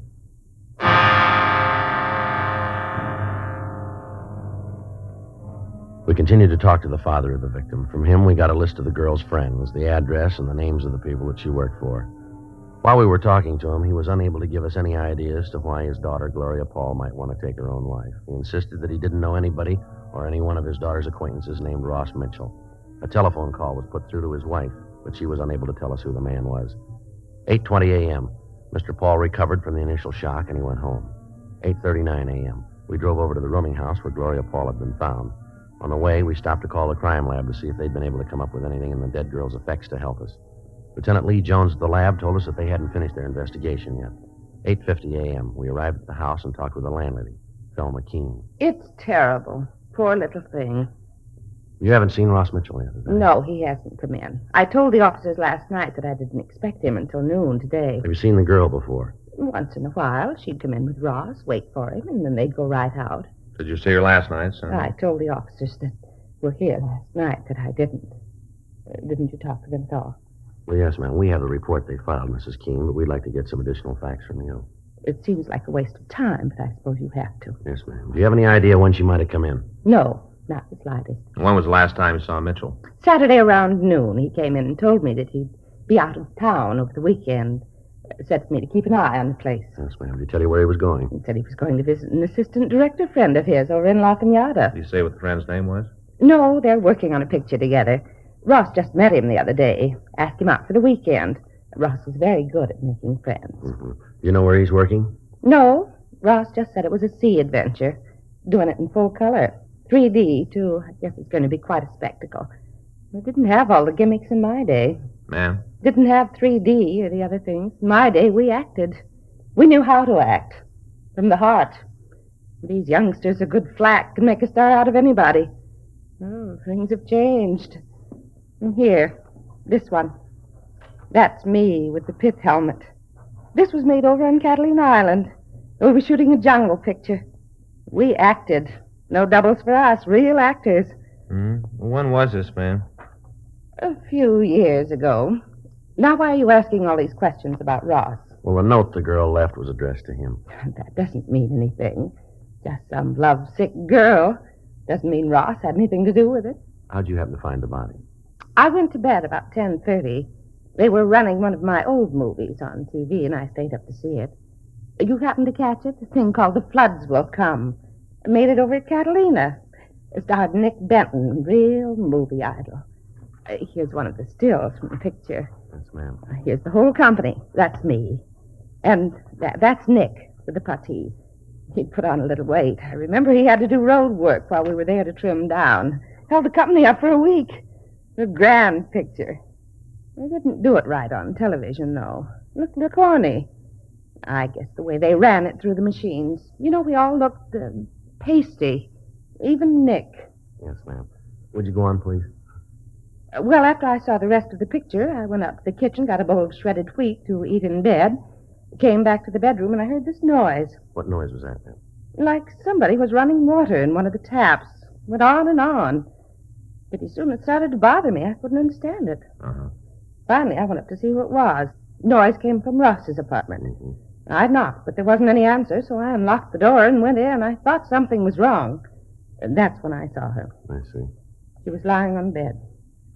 Right away, I called the police. Now, before you went up, did you hear any other noises? Any sound of a struggle, anything like that, maybe? No, just the water running. Well, how about the shot, ma'am? You hear that? No, I didn't. A lot of shooting in the picture I was watching. Did you touch anything in the room? No, I turned the lights, but that's all. The room was dark when I went in. Just turned on the lights, and then I called you. According to our report, there wasn't any purse found with the body. Did you see one when you went in there? I didn't. But if I had, you'd gotten it. What are you trying to say? That I stole her purse? Is that what you're trying No, to say? ma'am, that's not what we're trying to say. Better not. I've got a reputation in this town. I know a lot of big people. I'm not going to have you come in here and call me a thief. Well, we didn't mean to offend you, ma'am. Who has a key to Mitchell's place besides him, ma'am? No one. He's got the only one. I don't like a lot of keys to the rooms out. I tell all the tenants that. Have you got any idea how the girl might have gotten into the room? No. Do you know who the gun belonged to? Yes, it was Ross's. You pretty sure about that, are you? Yes, I saw it when he moved in. Commented on it then. He said that he'd had it since he was a kid. Kept it out of sentiment. Now, what's this all about, anyway? You seem to think that there's something wrong. Is that it? No, ma'am. It's just that in things like this, we have to make a complete investigation. You can understand. Oh, well, I want to do all I can to help you, but I do have an appointment. If there's nothing more you want, I'd like to be going. That's all right, Miss Keene. If we want to talk to you, we'll be able to reach you here? Yes, right here. We'll give you a call to tell you about the inquest. Am I going to have to be there? Yes, ma'am. You and Mitchell. Why him? Well, it was his apartment, ma'am. But he didn't have anything to do with Well, it. maybe so, ma'am, but he'll still have to be there. It's not fair. A thing like this can ruin him. By the time the papers get through with it, he'll be finished. It can ruin his career. He doesn't know anything about it. He won't be able to tell you anything. You're wrong there, ma'am. Huh? He's got a lot to explain.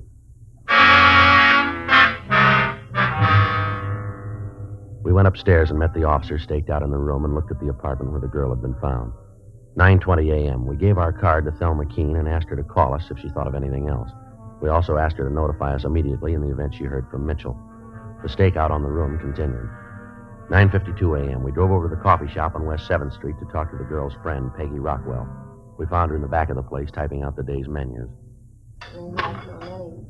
What about Gloria? Something wrong? When was the last time you saw her, miss? Well, let's see. Saturday night, she stayed at my house. Left about noon on Sunday. I had the day off. Figured that maybe we'd do something, but Gloria said she had something to do. Last I saw her was on Sunday morning.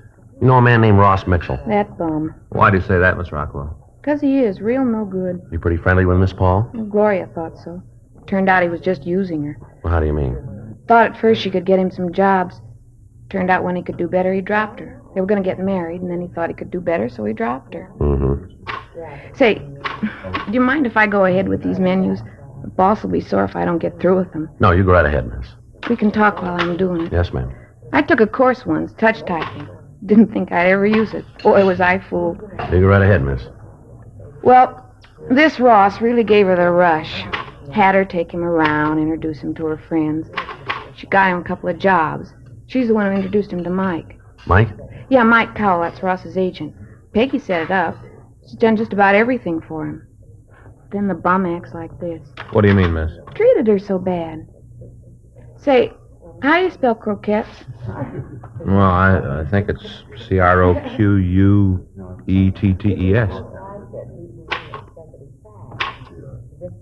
O-Q-E-T-T-S.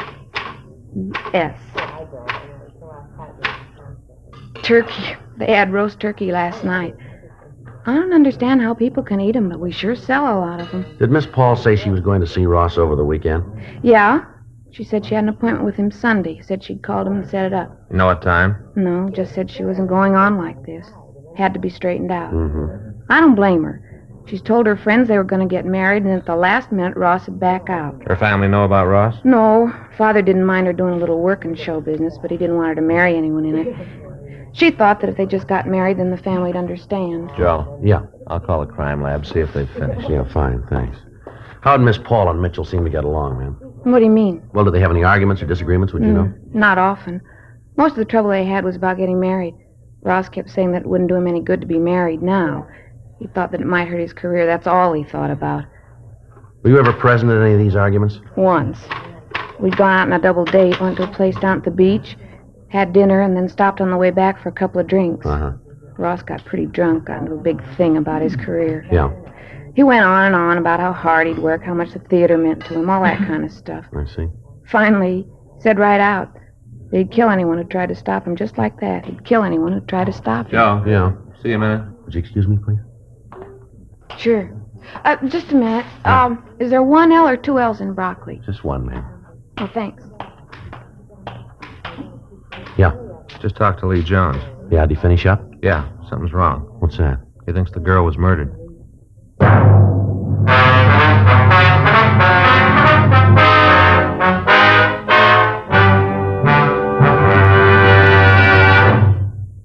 You are listening to Dragnet, the authentic story of your police force in action.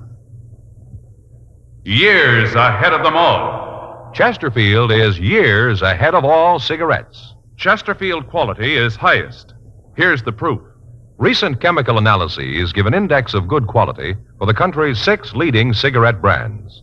The index of good quality table, which is a ratio of high sugar to low nicotine, shows Chesterfield quality highest. Chesterfield quality highest. 15% higher than its nearest competitor. Chesterfield quality highest. 31% higher than the average of the 5 other leading brands.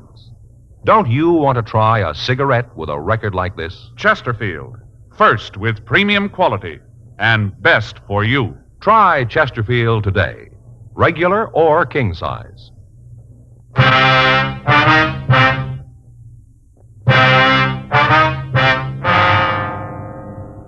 10:37 a.m. We drove to the crime lab and talked with Sergeant J. Allen. He told us that when they checked for powder burns on the body, they hadn't found any. They measured the reach of the dead girl and found that it would have been almost impossible for her to have pulled the trigger on the rifle, leaving the fingerprints they found on the gun. Blotter test failed to show any traces of nitrate powder on her hands. They checked the handwriting on the suicide note found in the room against samples of Gloria Paul's writing and found that they didn't match. From their findings, they said that it was their opinion that the girl had not killed herself, that she'd been murdered. We went back to the city hall and got out a local and an APB on Ross Mitchell. We called the landlady of his rooming house. She hadn't heard from him. 12:30 p.m., we went back to the rooming house and relieved the stakeout. We asked the landlady not to say anything to Mitchell about our being there. 12:45 p.m. Still no sign of the suspect. 1 o'clock. 1:30.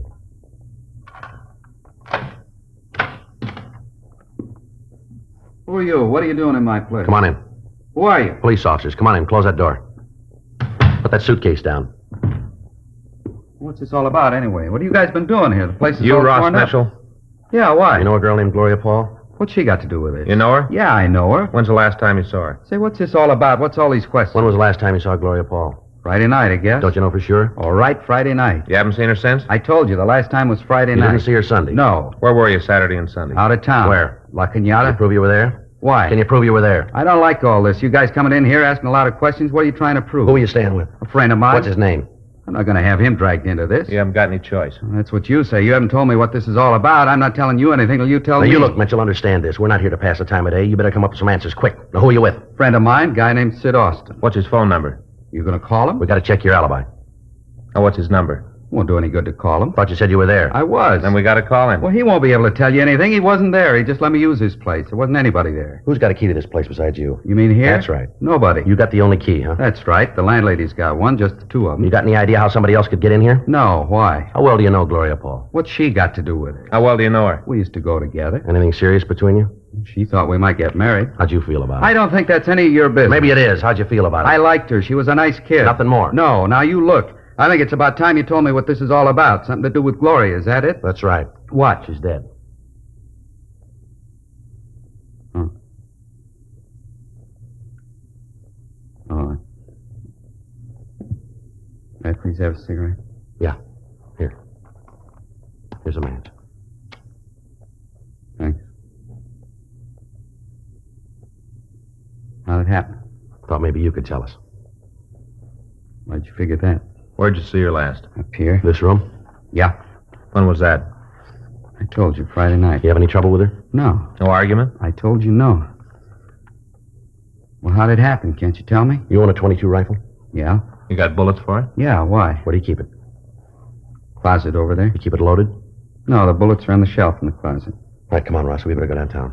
What I for? want to talk to you. What for? You got to tell me before I have to go. You got to tell me what you're holding me for. Suspicion of murder. Now, come on.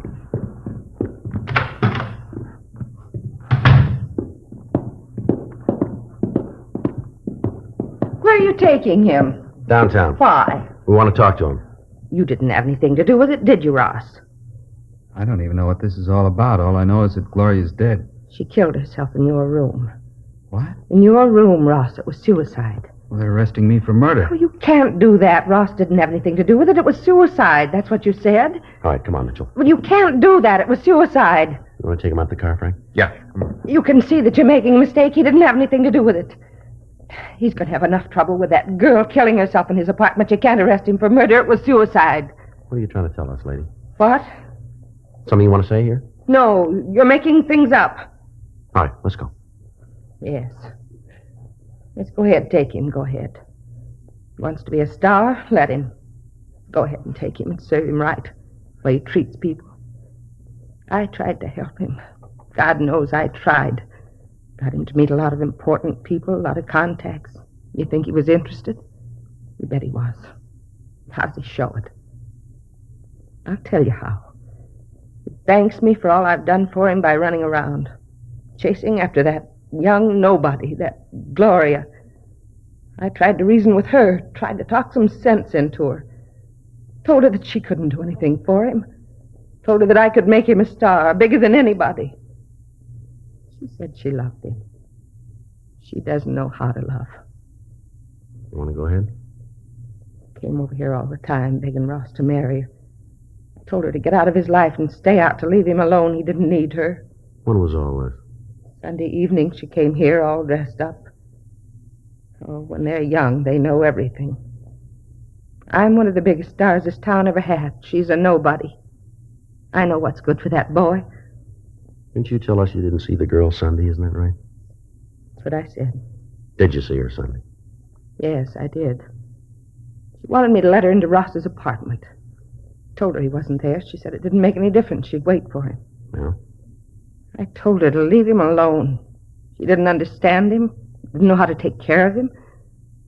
I know the right people. He could have written his own ticket in this town. He could have been big. You don't want him. I killed her. All right. Do you want to get a coat, ma'am? Yes. Doesn't make any difference. I did it to help him. I thought you'd think it was suicide. I didn't think you'd figure anything else. You wrote the note, did you? I did. That's what you've got to understand. For him, that was all that counted. He'd married her and he'd been through. I had to stop it. I didn't want to kill her. But you can see I couldn't let him marry her. Ross is a fine actor.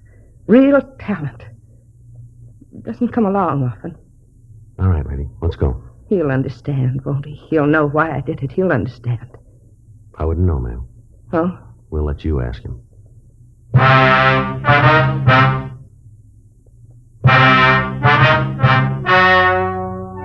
The story you have just heard is true. The names were changed to protect the innocent. On October 14th, trial was held in Department 89, Superior Court of the State of California, in and for the County of Los Angeles. In a moment, the results of that trial. Now, here is our star, Jack Webb. Thank you, George Fenneman. Friends, Dragnet Radio is taking a summer vacation. We'll be back in the fall. George Fenneman will tell you all about that in a minute. Meanwhile, I hope you'll watch our TV show regularly, and I also hope that all of you who are not Chesterfield smokers will try them. I like to feel that when we resume broadcasting in the fall, every one of you will have switched to Chesterfield. You'll find their best for you. And, of course, when you go on that vacation this summer, be sure to take along a couple of cartons, will you? Chesterfield. And we all hope you have a very pleasant summer.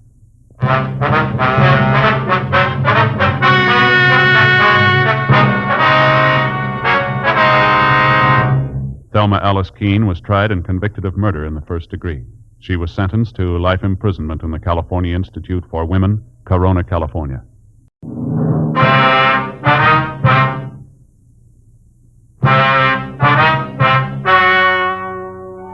Ladies and gentlemen, the story you're about to hear is true. The names have been changed to protect the innocent.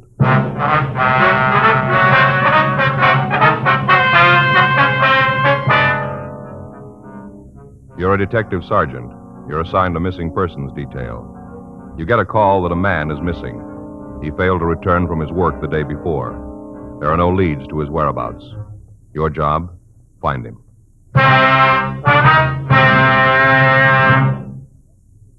Here is Chesterfield's record with smokers, and important to you. No adverse effects to the nose, throat, and sinuses from smoking Chesterfield. That's the report of a doctor who has been examining a group of Chesterfield smokers for a full year and 2 months as a part of a program supervised by a responsible independent research laboratory. Don't you want to try a cigarette with a record like this? Chesterfield. First with premium quality. Chesterfield. First choice of young America. And that's from a survey made in 274 colleges and universities. Try Chesterfields today. Chesterfield, regular or king size. They're much milder and best for you.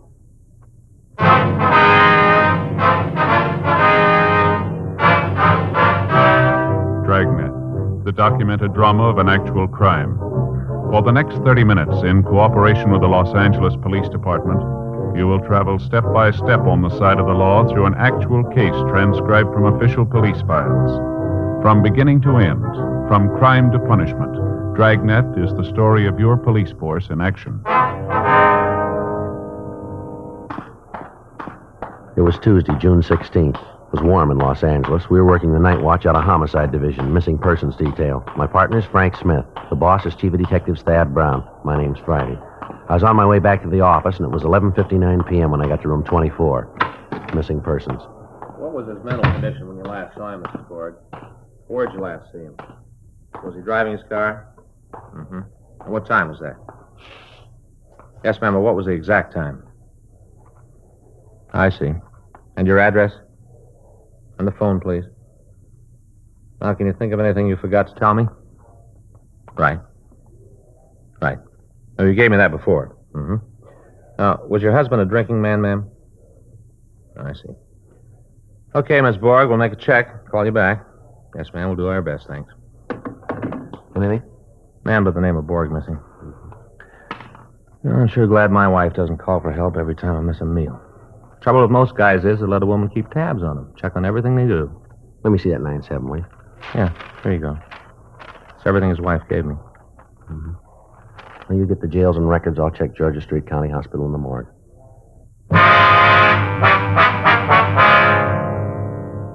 It looked like a routine investigation. Lots of things can keep a man from getting home.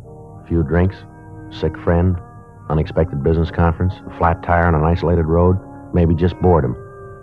But there are other things that can keep a man from getting home. It had to be checked out. Henry Borg, 51, male, white American, address 1571 East Berendo Street, had failed to return home at the usual time on Monday. His wife called one of the men he worked with and found that he hadn't been at work all day that day. He still hadn't come home the next afternoon. She called us. I checked the Gaga file to see if he was one of our regular customers, mental case or alcoholic. He wasn't. Frank and I checked the jails, the hospitals, and the morgue. They had no record of him there. No John Does fitting his description. And Borg had no criminal record. We could assume that he was at least alive. Frank called Mrs. Borg back, told her not to worry, and asked her to call us immediately if she heard from her husband. Wednesday, 3:10 p.m., still no word of Henry Borg. The day watch had made another check of the jails, the hospitals, and the morgue. Mrs. Borg called 3 times. The day watch officer's notes described her as very upset. I called her back and asked her to come in the next day to file a missing persons report. I asked her also to bring in the best picture she had of her husband. Thursday, 2:40 p.m. Mrs. Borg was waiting with Frank when I got to work. She'd already filled out the Form 316. She was holding an aging Pekingese dog in her arms. Joe, this is Mrs. Borg. How are you, ma'am? My partner, Joe Friday, ma'am. Hello, Officer Friday. I talked to Mr. Smith and filled out the paper. Here's that picture you wanted. Oh, yes. Thank you very much, ma'am. It's a good likeness. Mm-hmm. Now, Miss Borg, I see here that you haven't put anything down under personal habits for your husband. Well, I don't understand. Well, does your husband drink at all, ma'am? Henry? No. He takes a glass of beer with his supper when he comes home, but he's not what a person would call a drinking person. Gamble? Gamble? Yes, ma'am. Cards, dice, horses? Oh, I should say not. He never does nothing like that. You've never known him to gamble at all, then? Henry? I should say not. Now, Miss Borg, you say here that your husband has no relative. Oh, only brother Ed, older brother, but I didn't put him down. We don't know where he lives. Haven't heard a word about him 9-10 years. Mm-hmm. What about your family? Your husband friendly with your family? My family hasn't spoke to me since the day I married Henry Borg. Mrs. Borg, I see you only have one friend listed, a Hal Bishop. That's the man your husband rode to work with, isn't it? Yes. Do you know Mr. Bishop's address? No, I don't. Did your husband ride to work with Bishop every day? You say he left his car at home Monday. Did he ever drive it to work? Well, he usually drove our car, but then he'd ride with Mr. Bishop pretty often, too. I didn't think anything about it. It didn't seem like anything. Well, did your husband spend much time with this Bishop? No, just work. Henry used to like to spend his free time with me. All right, now, ma'am, please don't get upset here. Did your husband have any financial problems, debts that were worrying him? Financial difficulties, like bills and things? No, Henry always took care of it. Do you think there might have been anything you didn't know about that was worrying him? Officer, if Henry was worried about anything, I'd have known it. He'd have told me for sure. Mm-hmm. Now, what about your home? Do you own it? What do you mean? Was there a mortgage on it, I mean? Yes. Do you have the pink slip on your car? No. Well, is it possible that your husband was behind in the payments? No, he would have told me. Or did he owe money down where he worked? No, not that I know of. Or his job, maybe. Was he worried about that? Mr. Snyder, that's his boss. Well, he always said Henry would have a job as long as he was in the contracting business. Henry makes good wages. Mm-hmm. You say here his mental condition was good. Has that ever been poor? You ever know your husband to black out? How do you mean, black out? Well, has he ever suffered from lapse of memory? Is there any history of epilepsy in his family? History of epilepsy? Oh, no, not Henry. He's a healthy man. He hasn't had a sick day. Now, Miss Borg, have you and your husband been getting along lately?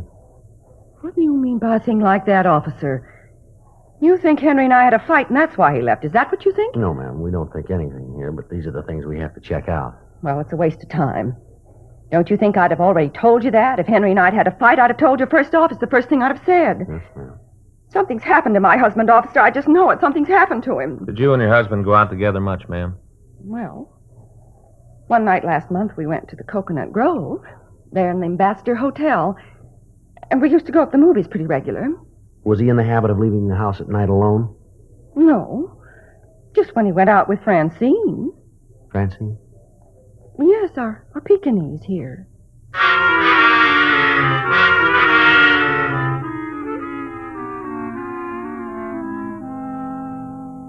3:55 p.m., Thursday, June 18th. Began to look as if Henry Borg was in trouble. From what we'd been told, he wasn't a man who had just suddenly decided to leave home. We had to find out if the facts we'd been given were accurate. Thursday, 4:10 p.m. We contacted Borg's friend, Hal Bishop, just as he was leaving the construction job where they both worked. He said he hadn't gone by Borg's house to pick him up Monday because Borg hadn't asked him to. The way they worked it, Borg always told him the day before if he wanted a ride. At first, Bishop said he hadn't noticed anything strange about Borg recently. Then he decided Borg had been a little irritable the last few days. He said it wasn't like him to be irritable, that he'd never known Borg to miss work before, and that he'd never heard of any trouble between Borg and his wife. He said that Borg didn't talk much about his wife. We called on the neighbors of the Borgs.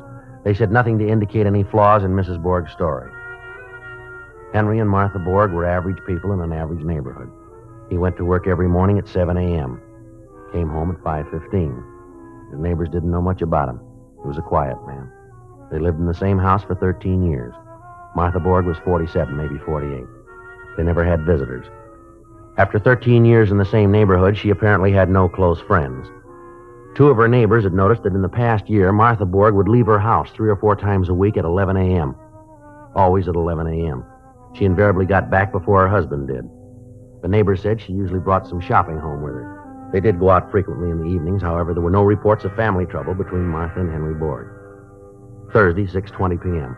We talked to Adolph Wernicke, whose grocery store was on the corner a half a block from the Borg home. They'd been trading with him ever since they moved to the neighborhood. I don't know what to tell you about Mr. Borg, officer. He always seemed like a nice fellow to me. Didn't say much, but nice. Sure is funny, him disappearing like that. You got any idea if he had any trouble with his wife? No, that wife, she's a funny one. Different from Mr. Borg as day and night. Well, how's that, sir? I don't know. High hat, sort of. She's all right, I guess. Kind of show-off, though. Kind of person who dresses up when she goes shopping around the corner. Likes to buy fancy groceries, stuff I never get calls for. Like those anchovies up there on the shelf. Now, I'll bet you I won't sell 2 cans of them in a year, but Mrs. Borg comes in and she'll buy them. Now, Mr. Borg, he don't like that kind of stuff at all. Told me so himself. Yes, sir, but how'd they get along? Do you ever say anything about his wife? To tell you the truth, officer, I don't know. As far as a man and his wife arguing, I don't pry. Hurts business. Come to think of it, he did say one thing. That was a long time ago, about 2 or 3 months ago, maybe more. What was that? What'd he say?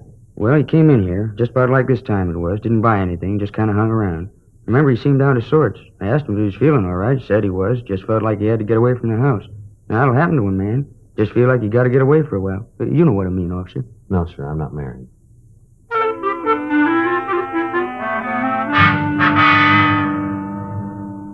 Thursday, 7:50 p.m. Borg's description and the circumstances of his disappearance have been broadcast to all units. Still no word. 4:10 p.m., Friday, June 19th. We checked Borg's union. He hadn't reported for a new job. We filed an all-points bulletin. 8:05 p.m. I checked back into the office. Mrs. Borg was waiting. Sergeant Friday, I'd like to know just what's going on around here. My husband has been missing almost a week, and I don't see why something hasn't been done about it. If you can't find my husband, then why don't they put more men on this case? This is a terrible thing. I'm a woman alone, and the police haven't done a single thing. My husband may be dead. He may be dead, and nobody's doing anything about it. In my work, you hear it every day, but you can't get mad. It's against regulations, and you can't blame them either. They're in trouble, so you let them talk. You try to explain. They don't listen, but you try. Well, we're doing all we can, ma'am. They're always talking these days about giving policemen more money. It seems to me there are certain policemen who aren't even earning the money they get right now. Yes, ma'am.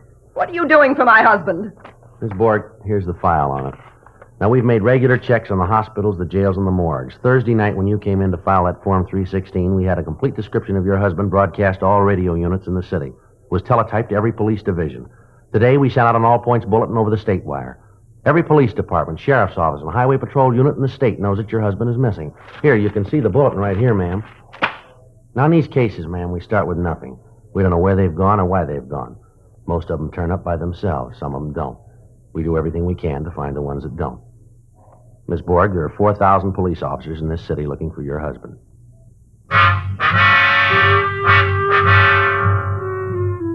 8:57 p.m. When we thought Mrs. Borg was feeling better, we sent her home. We reminded her again to notify us immediately if she heard from her husband. 9:10 p.m. The desk at Central called and told us that they'd picked up a John Doe. From what they said, he apparently was suffering from amnesia. While I went down to Homicide to check out some reports, Frank went over to Central to see the man they picked up. 9:16 p.m. Frank came back to the office. Joe? Yeah.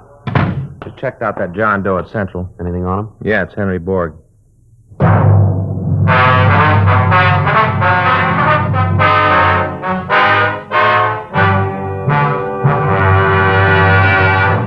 You are listening to Dragnet, the authentic story of your police force in action. Years ahead of them all. Chesterfield is years ahead of all cigarettes. Chesterfield quality is highest. Here's the proof. Recent chemical analyses give an index of good quality for the country's 6 leading cigarette brands.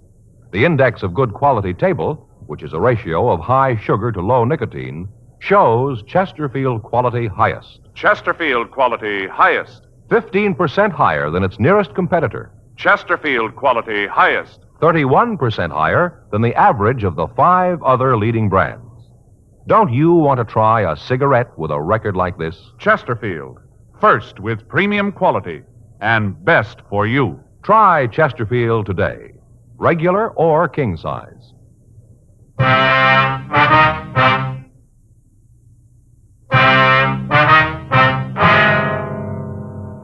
9:18 p.m. Officers Gorman and Mayer brought in Henry Borg, alias John Doe. They found him wandering around in the 900 block down on South Spring Street, the financial district. Wasn't much reason for anybody to be loitering around there at that time of night. All the businesses in the area were closed. The officers investigated. When they questioned the suspect, he would not or could not reply. They took him to Central Division, where the watch commander, Lieutenant Hale, had him shaken down. His wallet was missing. No papers, no identification. In his pockets, the officers found 8 cents, a key ring, and several keys. No cigarettes, no matches. He was dressed in a good quality worsted suit, very rumpled. No tie, no hat. Gorman and Mayer had rolled his prints at the city hall and sent them to latent prints for classification. During this time, no one let him know that we had any idea who he was. The 2 officers that had picked him up stood by. Frank and I walked over to where he was sitting. Do you know who you are? Feel sick? Been drinking, maybe? What'd you have, a rough night? Look, if you can talk, mister, I think you better make things a lot simpler here. We're trying to help you. How about telling us who you are? Maybe there's something wrong with you, mister, but we don't think so. We want to know who you are. We want you to tell us. If you don't, the only thing we can do is let them book you at city jail as a John Doe. That's the law. Now, look, if you're trying to hide something, if you're wanted, we're going to know it in a few minutes anyhow. If you want to wait, we'll wait it out with you. You want us to think you're an amnesia case, is that it? Well, maybe you got a good reason, but it won't work. I've been in this department a long time. I've seen a lot of phony amnesia cases. I've only seen one real one, and he didn't act like you. You want to know what I think? I think you're pulling a phony. Come on, how about it, mister? I get it. Missing persons, friend. All right. Yeah. You bet. Thanks very much. Right. Okay.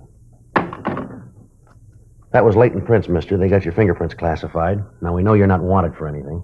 Look, we know you're not a bum. Your clothes are good, and you look like a guy who takes good care of himself. A man like you doesn't walk around without a wallet. What happened to you? You got a problem? Tell us about it. Maybe we can help you. Now, why don't you tell us who you are? You probably got a wife. She must be mighty worried about you right now. All right. Book him. I lost my wallet. How? I don't know how. Where? I don't know where I've been. Now, you listen to me, mister. We want to know who you are. We want to know where you've been, and we want to know right now. I don't know who I am. Let me see your hands. What? Your hands. Come on, hold them up. Let me see them. That's it. Now, I'm going to tell you something about yourself, mister. You work for a living, don't you? Hard work, with your hands. Like a mason, maybe, huh? Yeah, maybe you're a mason or a hod carrier. You could be a painter, some kind of construction work, I'd say. Something like a plasterer, for instance, huh? You couldn't be a plasterer by any chance, could you, mister? I don't know. Okay. You ready to talk to us now, Henry? I wasn't trying to fool you. I was only trying to fool myself. Now, we've been looking for you since Tuesday, Borg. Your wife's pretty worried. I'm not going back. No matter what you do, I'm not going back. We're not going to make you go back. That's up to you, Borg. All they pay us for, mister, is to find you, to make sure you're okay. None of our business if you go back. I'm not going back. All right, now, look, you're pretty upset, Borg. Why don't you tell us about it? It's crazy. It's crazy what I did. It doesn't make any sense. You fellas, you wouldn't be interested.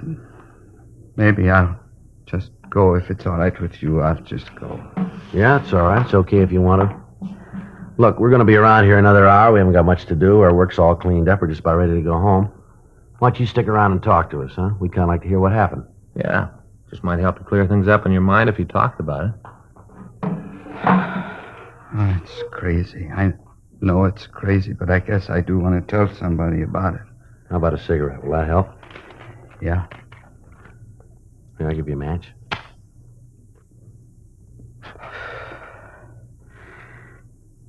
I am a man 50 years old. I work hard. I learned my trade as a boy of 16. I've been at it ever since.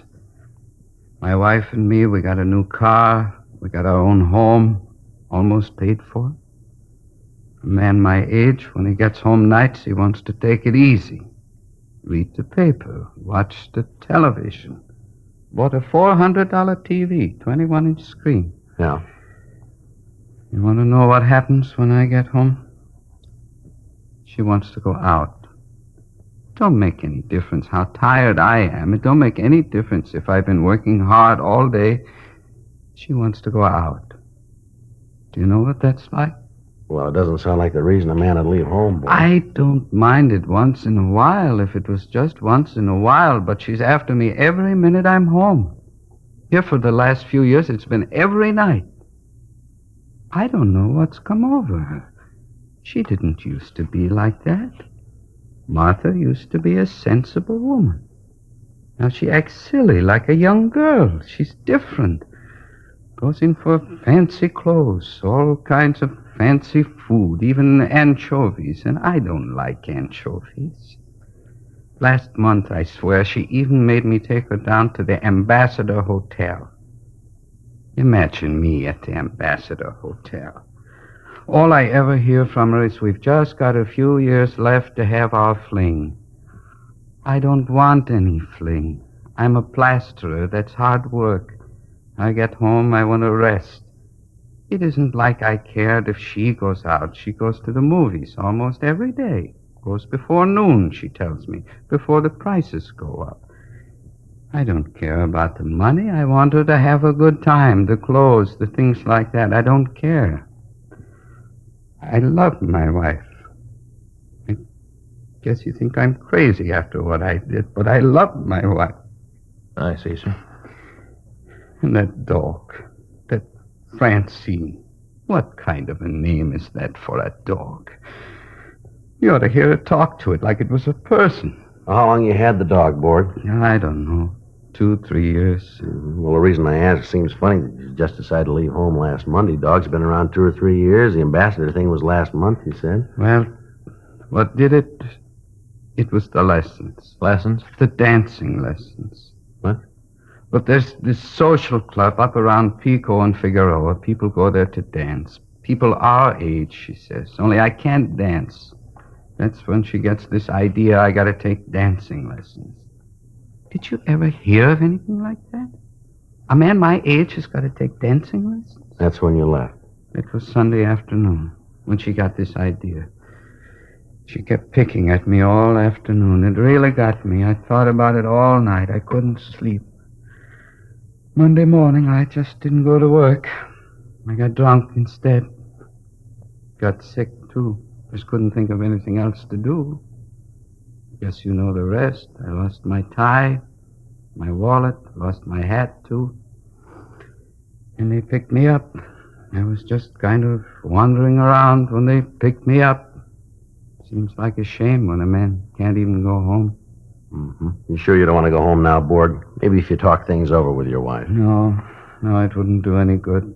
Nothing I could say to her would do any good. I can't go home.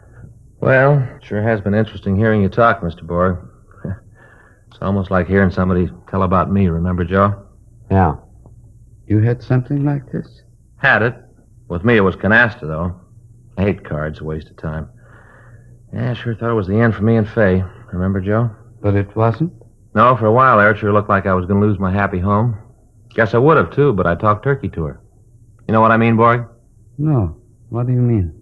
Talk turkey to him. Make him understand. You let a woman push you around, Borg, you're dead. Well, with Martha... Look, they're all the same. I sat her right down on the sofa, and I said, now, look, Fay. And I told her what the score was. She took it, too. It's the only way to do. You try what I say, Borg. You'll see I'm right.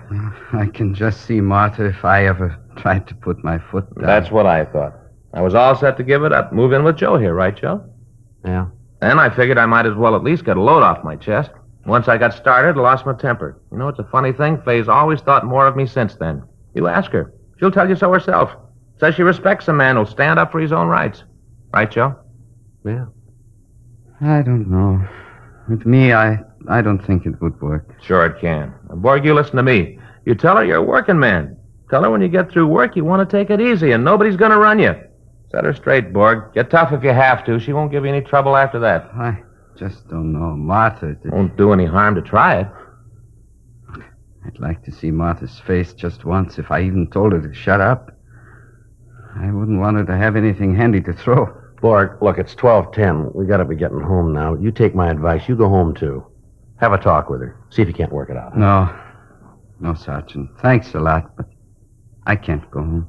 Well, like I told you, it's none of our business, but I think you ought to try it. Well... Here. Well, look, you're gonna need car fare. Here's $1. You take this and go on home. That'll get you there. Well, okay. You'll get this back, Sergeant. I'll pay it back to you. I guess maybe you're right. Can't hurt anything to try it. That's the stuff. Thank you a lot. I didn't mean to put you fellas out this way. Good luck to you, Borg. You'll see it'll work. Maybe it'll work. Well... But I don't know. Martha... I'll get out a cancellation, Joe. That should wrap it up, huh? Yeah. What time did you say it was? It's 12:10. Yeah. Well, Joe, I better make a phone call first. This time of night? Why? What's the matter? I just remembered I told Fay I'd call her.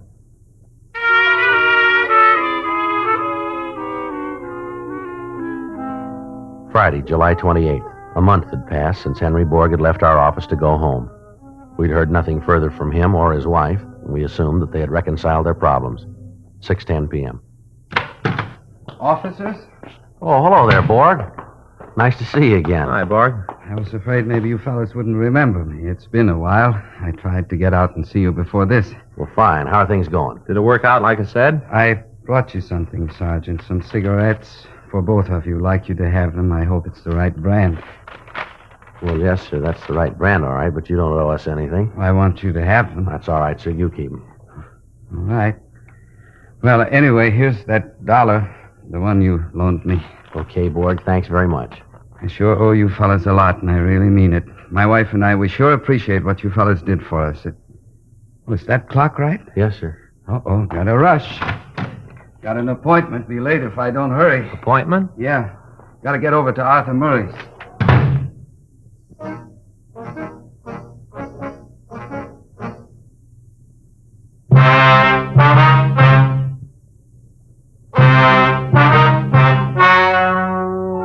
The story you have just heard is true.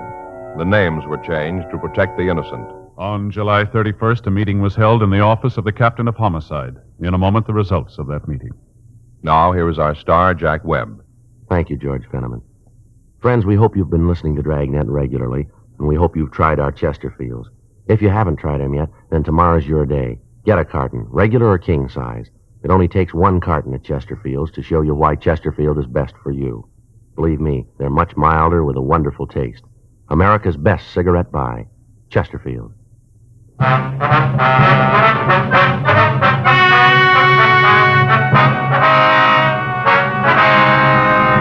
Since the subject, Henry George Borg, had committed no crime, he was not held, and the case was officially marked closed.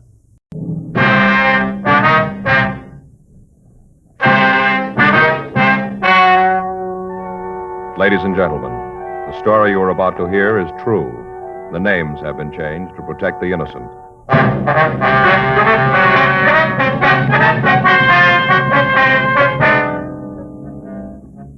You're a detective sergeant. You're assigned to homicide detail. You get a call from a man telling you that a woman has been badly beaten. Before you can get the name of the victim or any other information, the caller hangs up. Your job? Investigate. Here is Chesterfield's record with smokers, and important to you. No adverse effects to the nose, throat, and sinuses from smoking Chesterfield.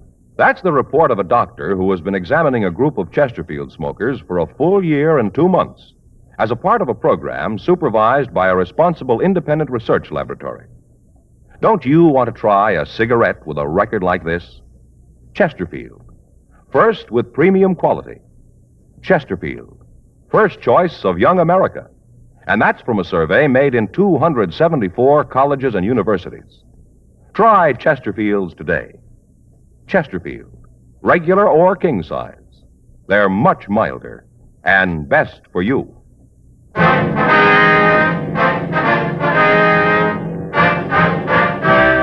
Dragnet, the documented drama of an actual crime. For the next 30 minutes, in cooperation with the Los Angeles Police Department, you will travel step by step on the side of the law through an actual case transcribed from official police files.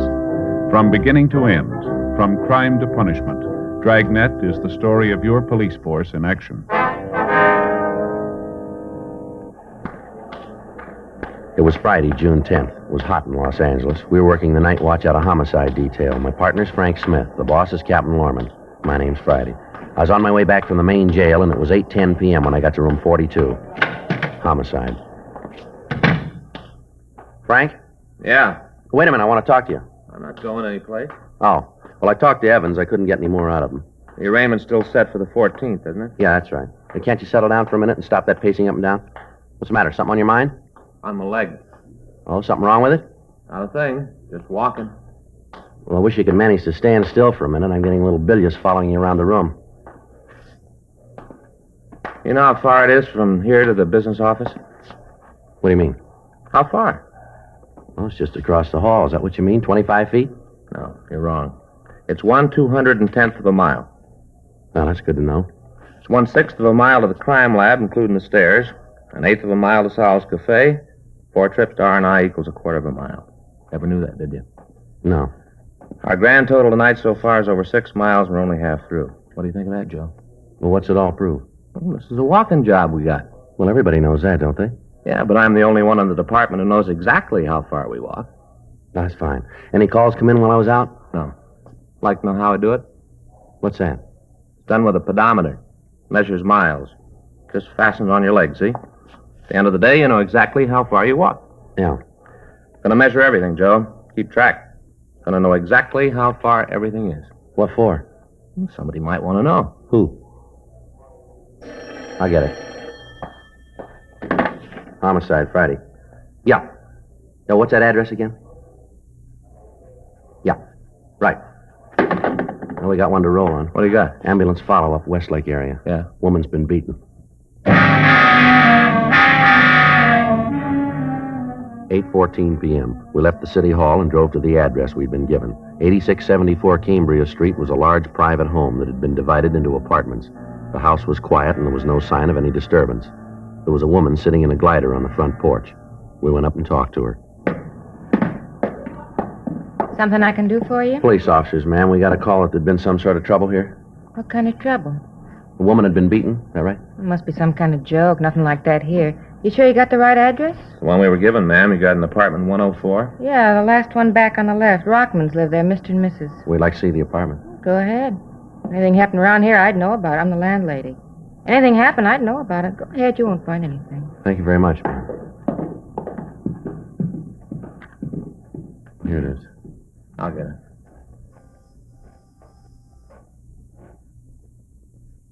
Better try the door, huh? Yeah.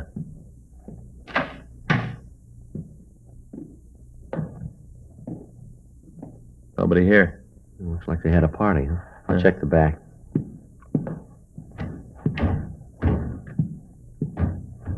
No? No one out there. Coffee on the table's cold. You find anything? Where's that door go, ma'am? Bedroom. Joe, girl on the bed. No. Yeah, really worked her over, huh? How about it? See if I can find her pulse here. Yeah, she's still alive. What is it? Something happened to Hazel? Joe? It's pretty bad. Both eyes black, bleeding. Is this Mrs. Rockman here? Yeah, it's Hazel. What's wrong? Where's her husband? I don't know. When'd you see him last? About 5 minutes ago. Where was that? On the front porch. He just walked out.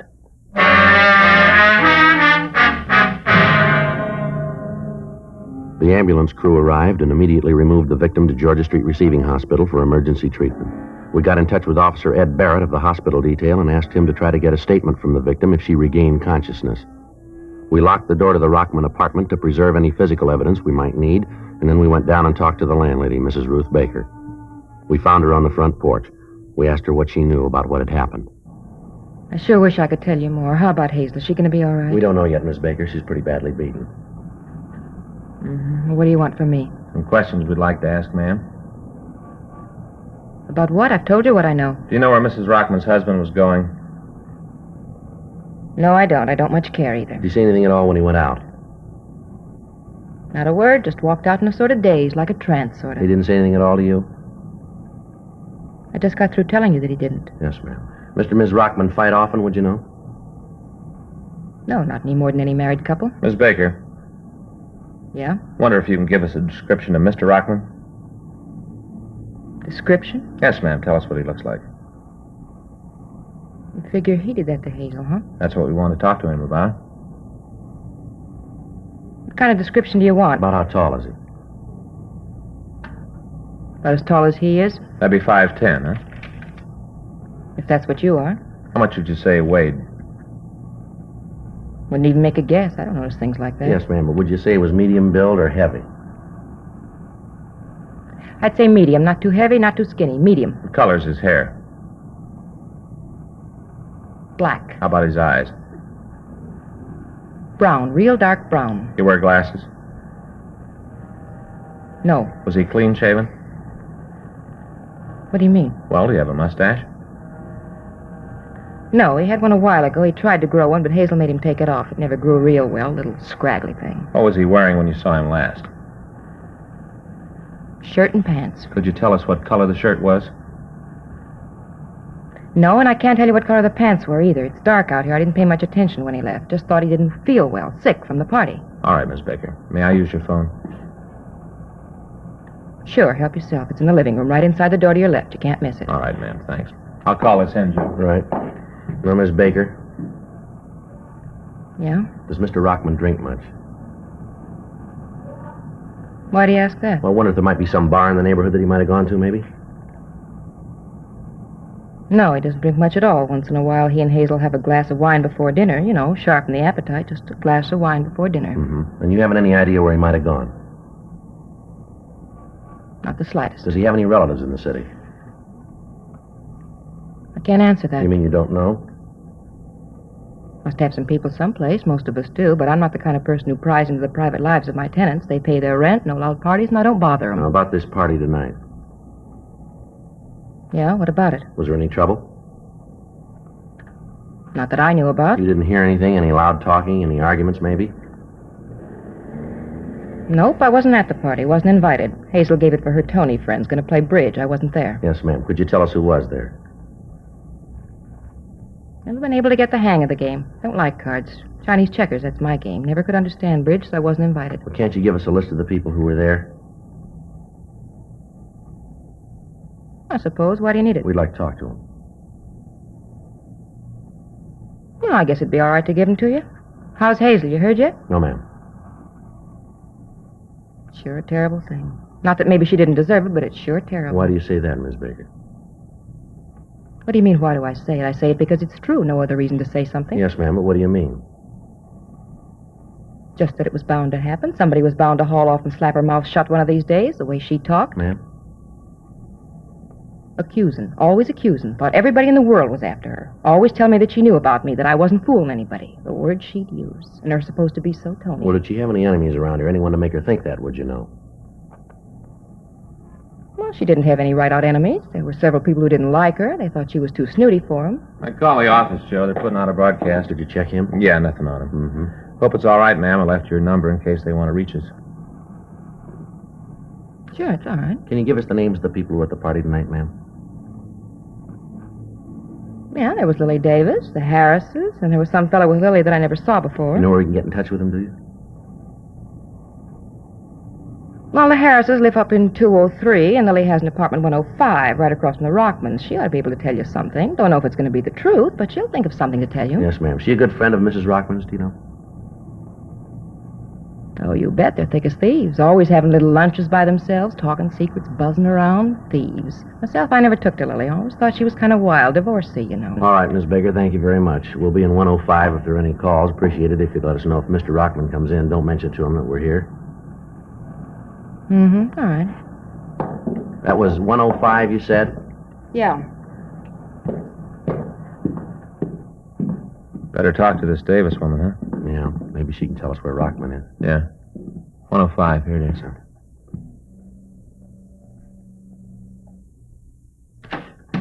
Yes? Miss Davis? Yes. Is there something I can do for you? Yes, ma'am. We're police officers. What is it you want with me? We'd like to talk to you, ma'am. Oh, well, come in. Thank you. I wonder if it'd be all right if we left the door open. I suppose so. Any special reason? Well, we'd like to keep an eye on the apartment across the hall. Well, what's it about? We understand that you know the Rockmans pretty well. I suppose so. Why? You have any idea where Mr. Rockman might be? No, I don't. Isn't he across the hall? No, ma'am, he isn't. Well, I don't know where he is. Have you talked to Hazel? No, ma'am. Well, why don't you ask her? She should know. We were wondering if you could help us out. No, last I saw of him was when he left their place. Uh-huh. Say, I wonder if you'd mind if I went ahead with what I was doing. Ma'am? Probably seems silly to you, but it's a hobby of mine. Wire sculpture. Silly, but it gives me a chance to relax. Yes, ma'am. Well, you go right ahead. I don't think I got your names. Well, my name's Friday. This is my partner, Frank Smith. How do you do, How do you Mr. do, Smith, ma'am? Mr. Friday? Well, what's all this about? Herman done something wrong? No, it's just a routine investigation, Miss Davis. Oh, mm-hmm. We understand that you were at their place tonight, a party, huh? Well, yes. Hazel was going to have a couple of tables of bridge. Anything unusual happen while you were there? No, nothing that you'd call really unusual. Who was there, ma'am? Oh, myself, the Harrises, they live upstairs, and Tom Reeves. Another couple were coming over after dinner, but they called and said they couldn't make it. It was just as well. None of us felt much like playing. Why was that? Well, Hazel wasn't feeling very well. She and Herman had a little argument. You know how it is, kind of uncomfortable. Excuse me. Hello? Yes. Oh, yes, Tom. No. Well, you've got to understand she wasn't feeling too well. Mm-hmm. Just one of those things. Yeah. What? No, I've got a meeting that I want to go to tomorrow night. Modern art, yes. At a place down on Melrose. Well, sure, if you want to. Mm-hmm. All right. You want to pick me up about 7? Right. Okay. See you then. Bye. Excuse me, that was Tom. He's a nice boy. I just met him tonight. The Rockmans set it up. Mm-hmm. What was this argument that the Rockmans had? Do you know what that was about? Well, it was nothing, just a little thing.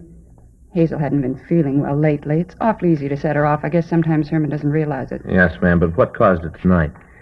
Well, you see, Hazel's been thinking that there was somebody been following her, spying on her. She told Herman about it tonight.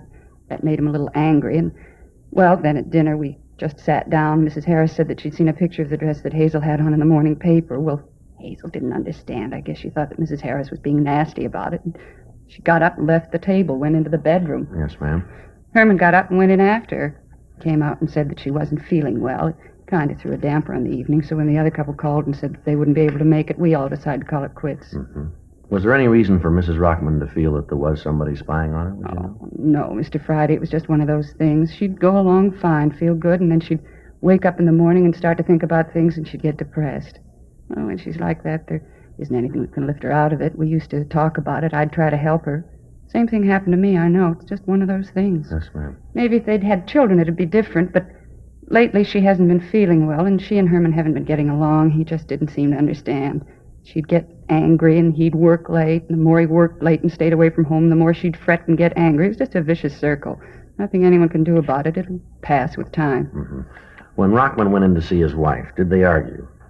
Well, they had a few words, a little loud, nothing serious. Then he came out and said that everything was all right. Ma'am, did Rockman ever get violent toward his wife, do you know? What do you mean, violent? He ever hit her? No, I don't think so. A couple of times when I was over there, he looked like he might be thinking of it, but I never saw it. I think if he ever did hit her, Hazel would have told me. We were very close, as I said. I tried to help her. Mm-hmm. Just a few loud words. That's all I ever knew about. Anyway, after Herman came out of the bedroom, we all decided to leave. This fella, Tom, he wanted to go on, out someplace, but I was a little tired, and I'd just met him tonight, so I begged off and came home. Yes, ma'am. Can't you tell me what this is all about?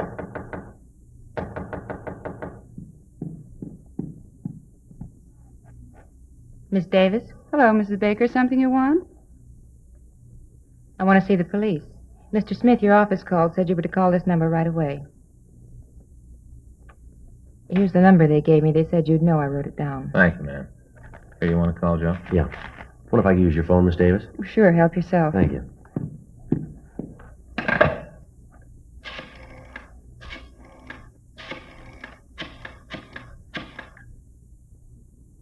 Isn't this the most awful thing you've heard in all your life? What?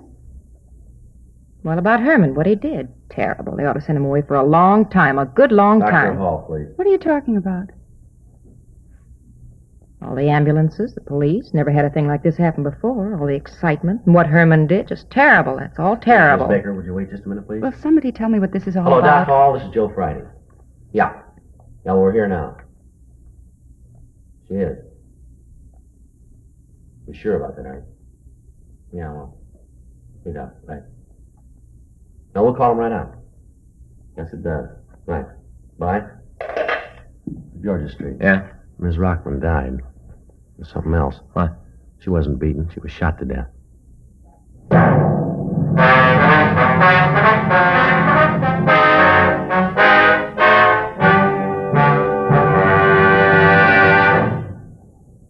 You are listening to Dragnet, the authentic story of your police force in action.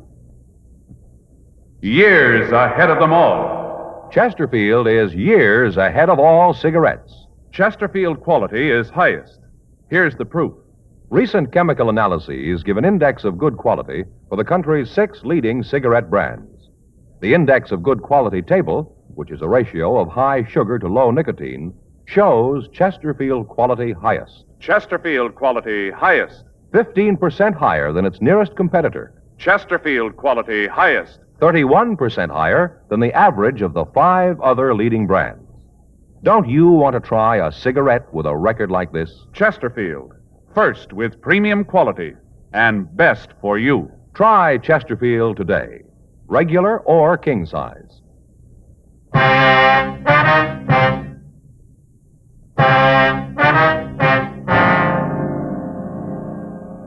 9:10 p.m. We called the crime lab, and Ray Pinker and a crew were sent out to check the physical evidence at the scene. We contacted Ed Barrett at the hospital, but he said the woman had not regained consciousness. Frank and I went upstairs to talk with Mr. and Mrs. Harris. They gave us substantially the same story we'd gotten from Lily Davis. They agreed that when Rockman went into the bedroom to see his wife, they'd heard loud voices but nothing else. They stated positively that as far as they knew, there'd been no shot fired while they were in the Rockman apartment. 9:17 p.m. We checked with the other people in the apartment building. None of them could report having heard a shot. From them, we got the same story of Mrs. Rockman's actions. Some of the neighbors said that they didn't get along with her. Others seemed to understand her feelings. 9:22 p.m. We checked back with Ray Pinker and the crew from the crime lab. We didn't spend a lot of time here, Ray. The husband looked good for it. We were trying to round him up. Shooting was a real surprise, huh? Looked like a beating to us. We couldn't tell. The boys from Georgia Street got her out of here right away. Yeah. Did you come up with anything, Ray? Yeah, a couple of things. How you fellas got it figured? Well, talking to the neighbors, looks like the husband does. Talked to him? No, he walked right out after it happened. Got out a broadcast on him. Nothing's turned up yet, though. Mm-hmm. How's it look to you, Ray? Well, I'm not sure I can go along with you guys on the husband. Yeah? I talked with Doc Hall. We aren't going to be able to know for sure till they post the body. Woman was slapped around, we know that. Yeah, we saw her. It looked pretty brutal to us. You mean the black eyes? Yeah. What Doc Hall says, that didn't come from a beating. He says the bullet did it. Was he pretty sure about it? Looks like it. Autopsy will prove it. Where'd you find the gun? Under the bed. Over here, right side. Mm-hmm. Indentation on the floor here. Evidently fell from her hand, bounced back under the bed. Any prints on it? Lifted 3 clean ones. You been able to make them? Lifted some from the dressing table over there. Perfume bottles, mirror. Looks like they might belong to the dead woman. Check them for sure later. And you figure maybe she did it herself then, huh? Way it's beginning to shape up. Well, how about the shot, Ray? Nobody we've talked to heard it. Here's the explanation for that. This pillow here. See the bullet hole here? Burn? Yeah. Doc Hall says she was shot in the back of the right ear. She must have held the gun in the pillow. That muffled the sound. What noise there was wouldn't be heard very far.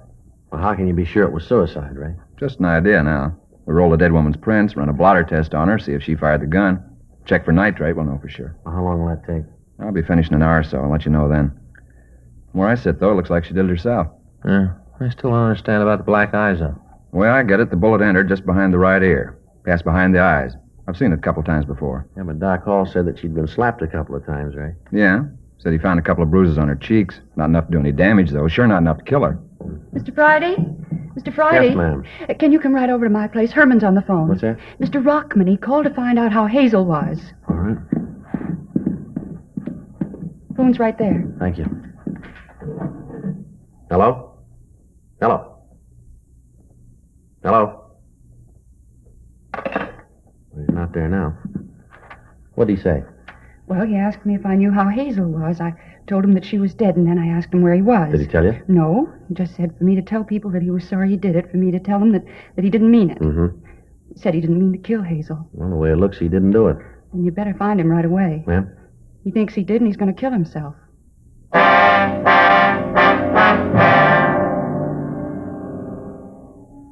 We talked to the landlady, Ruth Baker, but she was unable to tell us where Herman Rockman was employed. Lily Davis told us that he was a car salesman employed at a lot in the south end of town. We asked Miss Davis to stay by our phone in the event that Rockman called back and to let us know immediately if he did. We found an address book in the desk in the living room of the apartment, and we began to call Rockman's friends and relatives. None of them had seen him or could tell us where he worked. 9:45 p.m. It had been 20 minutes since the husband of the dead woman had called and said that he was going to kill himself. At 9:46 p.m., we contacted a brother-in-law of the dead woman, and he told us that as far as he knew, Rockman had been employed by the Bateman Auto Agency in Gardena. We got the number from information, and I put in the call. Hello, is this the Bateman Auto Agency? Well, this is Sergeant Joe Friday, Los Angeles Police Department. Yes, sir. Do you have a Herman Rockman working for you? Yes, sir, that's right. R-O-C-K-M... Uh-huh. I see. When was that? Yeah. You any idea where he's working now? Uh-huh. Yes, sir, I understand. Yeah, well, have you got the number? Fine, yeah. Would you know if they're open this time of night? I see. Okay, all right, sure, I'll hold on. How about it? Says Rockman did work for him. He hasn't seen him in a couple of... Yes, sir. Yeah. Uh-huh. That's 03. Right? Yes, sir. Thanks very much. Says he's heard Rockman's working for a company out on Washington Boulevard now. Left him a couple of weeks ago. Hello. Do you have a Herman Rockman working there? Hello? Hello? Somebody answered. As soon as I asked about Rockman, he hung up. Think it was him? There's no way of telling. We better check on it quick. You got the address? Yeah, it ought to take us about 5 minutes to get there. Let's go. We still got a chance.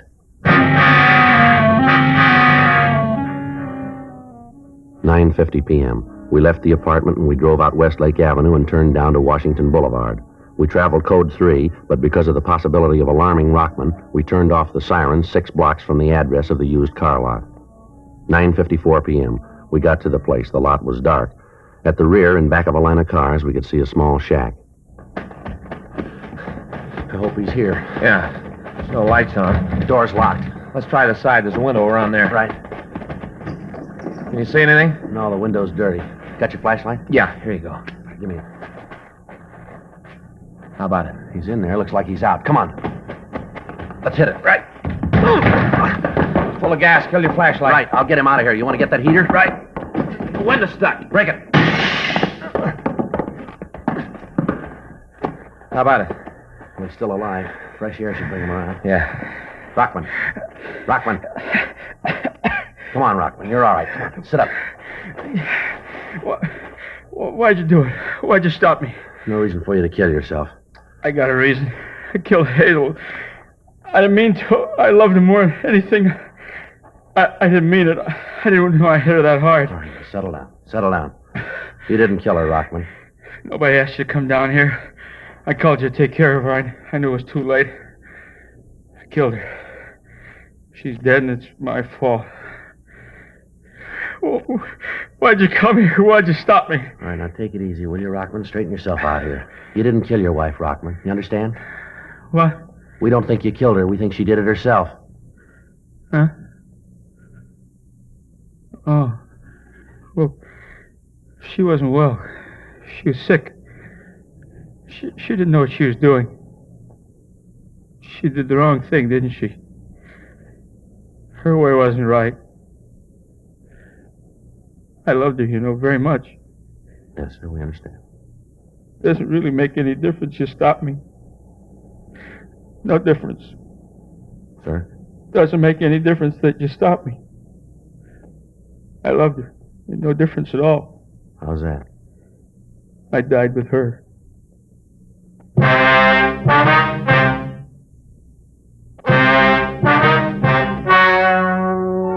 The story you have just heard is true.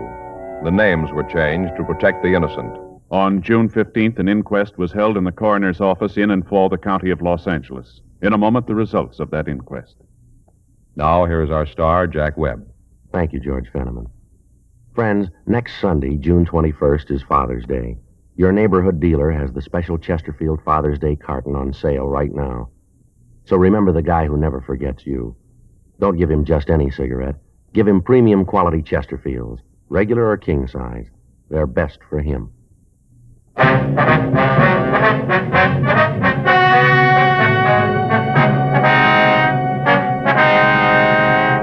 At the coroner's inquest, it was decided that the wound that killed Hazel Eileen Rockman was self-inflicted. The death was listed as a suicide. Her husband, Herman George Rockman, was not held.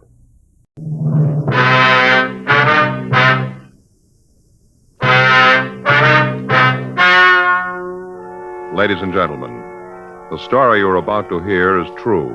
The names have been changed to protect the innocent.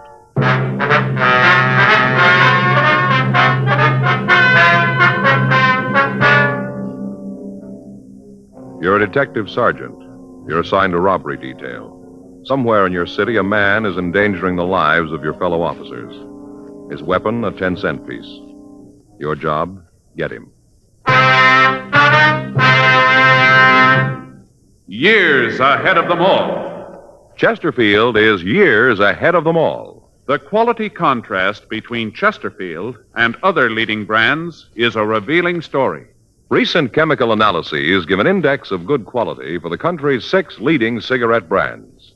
The index of good quality table, which is a ratio of high sugar to low nicotine, shows Chesterfield quality highest. Chesterfield quality highest. 15% higher than its nearest competitor. Chesterfield quality highest. 31% higher than the average of the 5 other leading brands. Yes, Chesterfield is first, with premium quality in both regular and king size. Don't you want to try a cigarette with a record like this?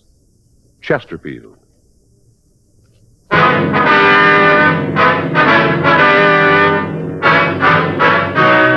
Dragnet, the documented drama of an actual crime. For the next 30 minutes, in cooperation with the Los Angeles Police Department, you will travel step by step on the side of the law through an actual case transcribed from official police files.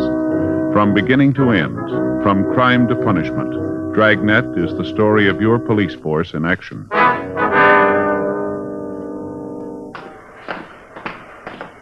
It was Wednesday, May 6th. It was warm in Los Angeles. We were working the day watch out of robbery detail. My partner's Frank Smith. The boss is Captain Didion. My name's Friday.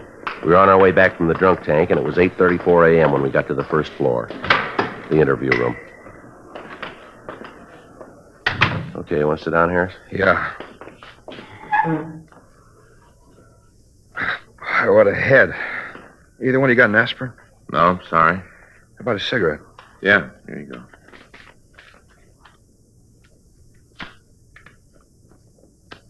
Here, I'll get that for you. Yeah, thanks. Thanks. Boy, what a head. You're going to fall off and roll around on the floor. Yeah. Last time I got this tank was in the South Pacific. Natives brewed up some stuff. Tasted like torpedo juice. Took me 3 days to get over that. Hey, what am I in here for? You don't remember? No, not good. A lot of fog. Seems like the last thing I remember is a lot of sirens, fire engines, cops, a lot of noise. After that, there's a big nothing. What'd I do? Well, he called the police department, told them an officer had been shot trying to stop a holdup.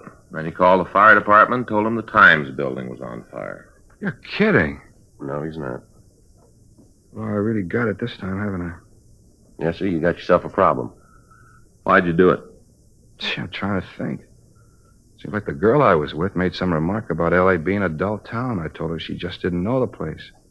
I think that's when I started calling. Hey, this in the morning papers?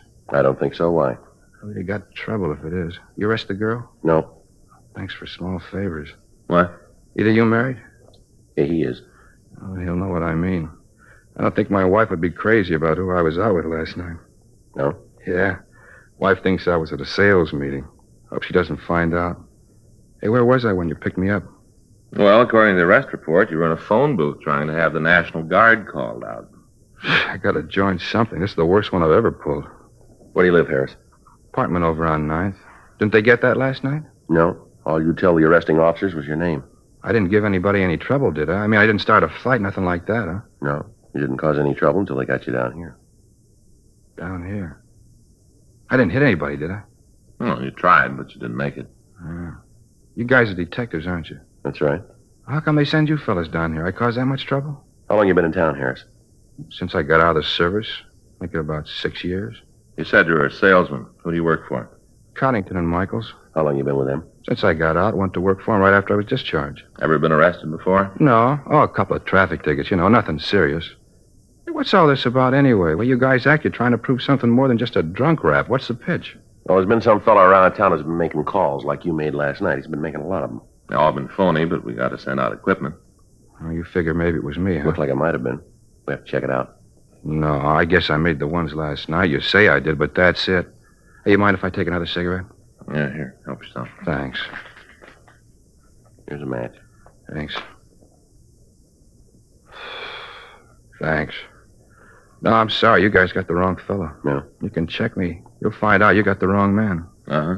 How come this is so important? You must get a lot of phony calls. How come this is so big? A lot of reasons make it that way. Yeah? Don't see it myself.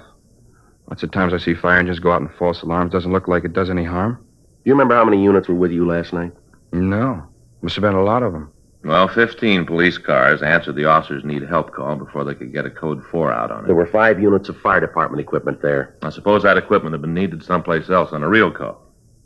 Yeah, see what you mean. It's not just the equipment being out of service. Every time a unit rolls on a call, there's the chance that somebody's going to get hurt.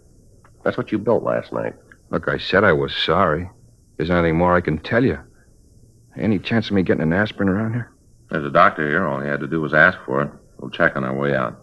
All right, come on, Harris. You can go back now. Yeah. Now, just a minute. What's the name of the friend you were out with last night? You're gonna have to drag her into this? We got to check your story. I hate to have you do that. The story will stand. It isn't that. What is it, then? I told you I was married. Yeah. This gets in the papers. I'm gonna have a bigger headache. Is that right? Yeah, my wife won't understand about last night. Yeah, that's too bad, Harris. She just won't understand, that's all. Well, how's that? Well, she's president of the Neighborhood Temperance Club.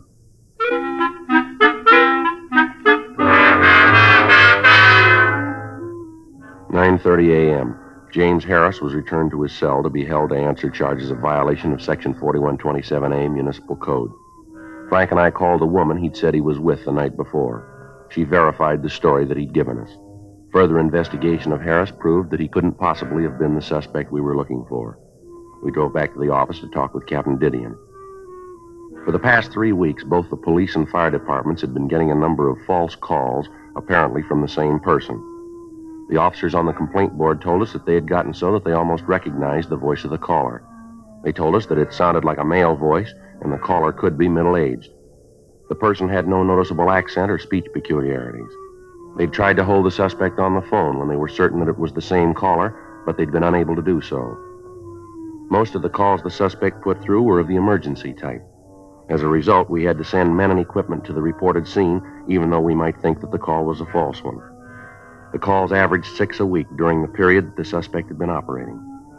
In cooperation with the members of the fire department, Frank and I were assigned to try to apprehend the person making the calls. The operation was simple. The individual would call the board, give an address that we couldn't check out, and then describe what had happened.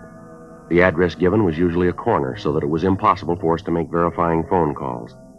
In each instance, as soon as the suspect would report the disturbance, he would hang up. The operation was simple and untraceable. 11:17 a.m. We finished talking with Captain Didion and left his office. All right, Skipper. Check you later. Boy, he's in a great mood this morning, isn't he? Do you blame him? The way this thing's going, we're no nearer to breaking it. Yeah. Joe figures the guy who's doing this is going to be around to watch all the excitement. That's got to be the reason he's making the call, so he can get his kicks. Well, he figures he's got to be in the crowd someplace. So? Well, let's try to get a hold of the newspaper pictures. Try to check them. Find one person who's at the scene. Might work. Well, it's someplace to start, isn't it? It's a hot shot. I get it.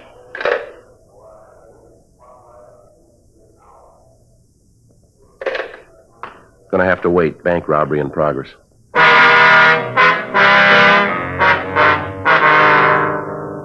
11:26 a.m. We took the call car and started for the bank. Before we arrived, Control 1 put out a code 4 on the call. No further assistance needed. It was another false alarm. We completed our investigation, and on the way back to the office, we answered an ambulance follow-up call 2 blocks from the bank. A squad car had been on the way to answer the robbery call at the bank.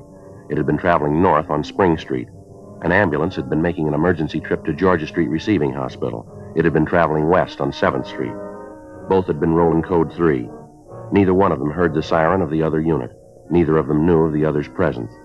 Both had hit the intersection at the same time. The police car, in an attempt to avoid the ambulance, had swerved. It had caromed off the side of the larger vehicle and then plowed through traffic and hit a traffic signal pole head-on. The car had hit the pole at the seam of the left front fender and the body. The police unit had been split wide open. The officer on the passenger side of the car had been thrown against the windshield. The other one had been thrown into the steering wheel and then out of the car onto the curb 10 feet from the wrecked unit. The ambulance, after being hit, had spun across the intersection on 2 wheels, hit the curbing, and tipped over. Only the fact that it had hit a streetlight pole had stopped it from going on through the pedestrian traffic on the sidewalk. It had come to rest laying on its side at the southeast corner of the intersection. The driver of the ambulance had been thrown clear of the truck. The patient in the rear and the attendant with him had been thrown about in the interior of the unit, and when we got there, they were lying in a mass of wreckage. The intersection was covered with gasoline and oil. A traffic officer was attempting to do what he could for the survivors. Let us through here. Police officers, please All let us right, through. sir, if you'll just step back there. I'm sorry. Keep back, please. Friday and Smith, central robbery. Oh, I'm sorry. Jake's in traffic. They alive? I don't know. Both unconscious. Pretty bad. I didn't want to move them. How about an ambulance? I put the call in right away. Did you call in about this oil on the streets here? No, I didn't yet. Well, you better get a call in, don't you think? Have them warn all approaching units. Street's slippery. Have them approach with caution, huh? Right. Thank you. Sure is a mess, isn't it? Doesn't look like they got much of a chance, does it? How about that ambulance? A couple of officers there now. Guess they're looking after him. Let's check the driver. How about it, Joe? Well, that ambulance better get here quick. Yeah? He isn't going to last long. The ambulance arrived, and the injured men were removed to Georgia Street Receiving Hospital. The police garage sent out a wrecker, and the damaged vehicles were removed. The intersection was cleaned of the gasoline and oil, and inside of an hour and a half, the coroner was handling traffic as usual. The only indication of the wreck left on the scene was a broken hubcap lying in a puddle of dirty water in the gutter. 2 police officers had been seriously injured in the accident. Frank and I checked the immediate neighborhood for witnesses. We found a newspaper vendor who had a stand a block from the scene. He identified himself as George Kennedy. He told us what he knew of the wreck. I saw the whole thing. Yes, sir. If you tell us what you saw, please. Well, my stand is just up the street there. So you can see it on the corner. Uh-huh. Well, I was checking stock. A lot of new magazines came in this morning. I was going through them. You know, marking them up, going through them. Yes, sir. I was just standing there fixing up the new magazines when all of a sudden I heard these sirens. Sounded like they're coming from all directions. I see. Then I saw that their ambulance coming down 7th Street. I stopped what I was doing to see where the ambulance was going, then I heard the crash. Terrible. Did you see the accident, Kennedy? Well, not at first, no. I saw it right after I heard the brakes. I didn't really see it at first, you know, just after I heard the brakes. And then I looked up and saw what was happening, and I started to run down there. Mm-hmm. Saw the cars all smashed up. Right after that, I saw you guys come up, and then the other ambulance. And that's about all. Nothing more I can tell you, I guess. Anything I can do to help? Anything at all? No, sir. How about the officers in the car? Are they all right? I heard one of them was dead. Any truth in that? No, sir. Both of them are in pretty bad shape. Awful thing to happen. Biggest crash I ever saw. Just awful. Uh-huh. Well, thanks, Kennedy, for your help. Oh, it wasn't anything. Glad to do what I could. Anything else I can do, if you guys just let me know. All right, Kennedy. Thanks very much. Oh, not at all. Glad to do it. Sure, terrible thing. No need for it. Such a waste. Yes, sir. If they die, it'll almost seem like they was murdered, won't it? Yes, sir. From here, it looks that way.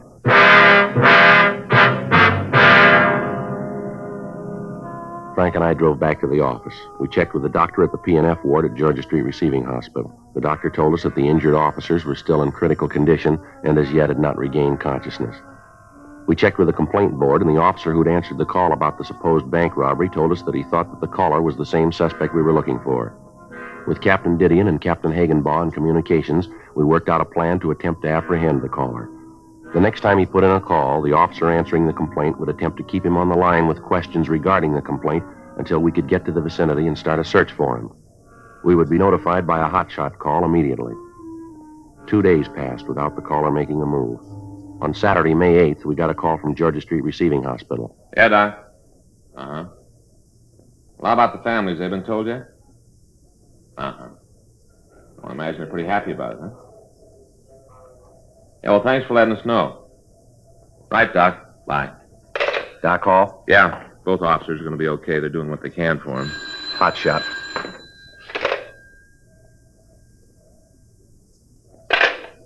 Well, maybe we can do something for him. Suspect's on the phone now.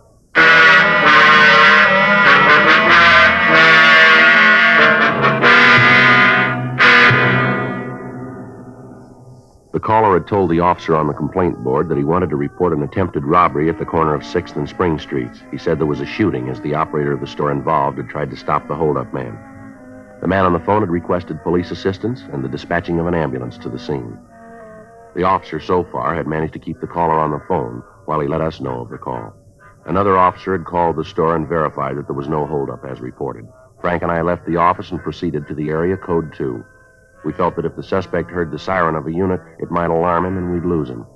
We arrived at the corner 4 minutes after we'd gotten the hot shot. Frank took one side of the street and I took the other. We worked our way down 6th Street, spotting all of the stores with public telephones. It took us a little over 3 minutes to cover the street for 1 block east. We met back at the corner and started down Spring Street.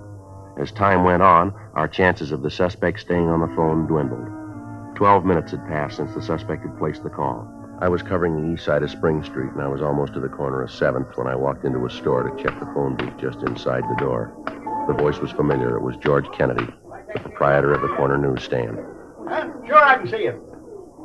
No, my name don't matter. All that counts is you get an ambulance here right away. You don't, this poor man's going to bleed to death. Well, certainly, he's right here, right in the same room. All right, come on out of there. Hey, what's this all about? Come on out of that phone booth. What right you got to tell me what to do? No, don't hang up that phone, Kennedy. You got no business breaking into my phone call. All right, you come out of that booth, will you, right now? Now, stand right there. Hello. Yeah, no, this is Friday. Yeah, we got him. Uh-huh. Yeah, well, as soon as I pick up Smith, we'll be right in. Hold it up, Kennedy! Stop that man! Hey, stop him! Hey, mister, what's the car? You all right, mister? Yeah, did you see where that old man went? No. Sorry, mister. He ran in the crowd over there. I wasn't watching him. I thought sure you were going to get hit by that car. Hey, Joe! What are you doing out in the middle of the street? Well, I had him. It's George Kennedy, the guy with the newsstand. You mean the guy we talked to the other day? That's right. Well, at least we know who we're after. That's a help. Yeah, maybe. We got to get him fast now. Yeah? He knows we're after him. We went back to our unit and got out a broadcast on George Kennedy. After that, we checked the immediate neighborhood, but we were unable to find the suspect. We checked at his newsstand, but the people in the surrounding stores were unable to give us the exact address where he lived. We arranged for a stakeout on the newsstand, then we went back to the city hall and called the city clerk. We asked him to check the records for the license issued to Kennedy.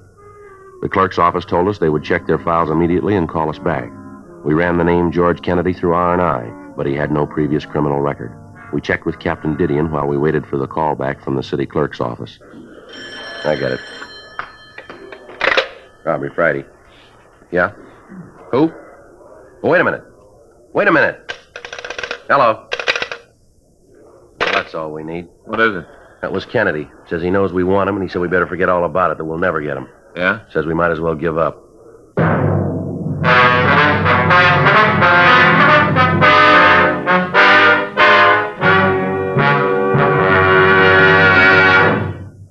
You are listening to Dragnet, the authentic story of your police force in action. Don't you want to try a cigarette with a record like this? The first choice of young America, according to a recent survey made in 274 colleges. Chesterfield. The first cigarette with premium quality in both regular and king size. Chesterfield. The cigarette with highest quality, proven by chemical analyses to have higher quality than the 5 other leading brands. Chesterfield. And first, to give you this report. A doctor has been making thorough examinations of a group of Chesterfield smokers every 2 months for a full year, and he reports no adverse effects to the nose, throat, and sinuses from smoking Chesterfield. Try Chesterfield. Buy a carton. Much milder Chesterfield is America's best cigarette buy.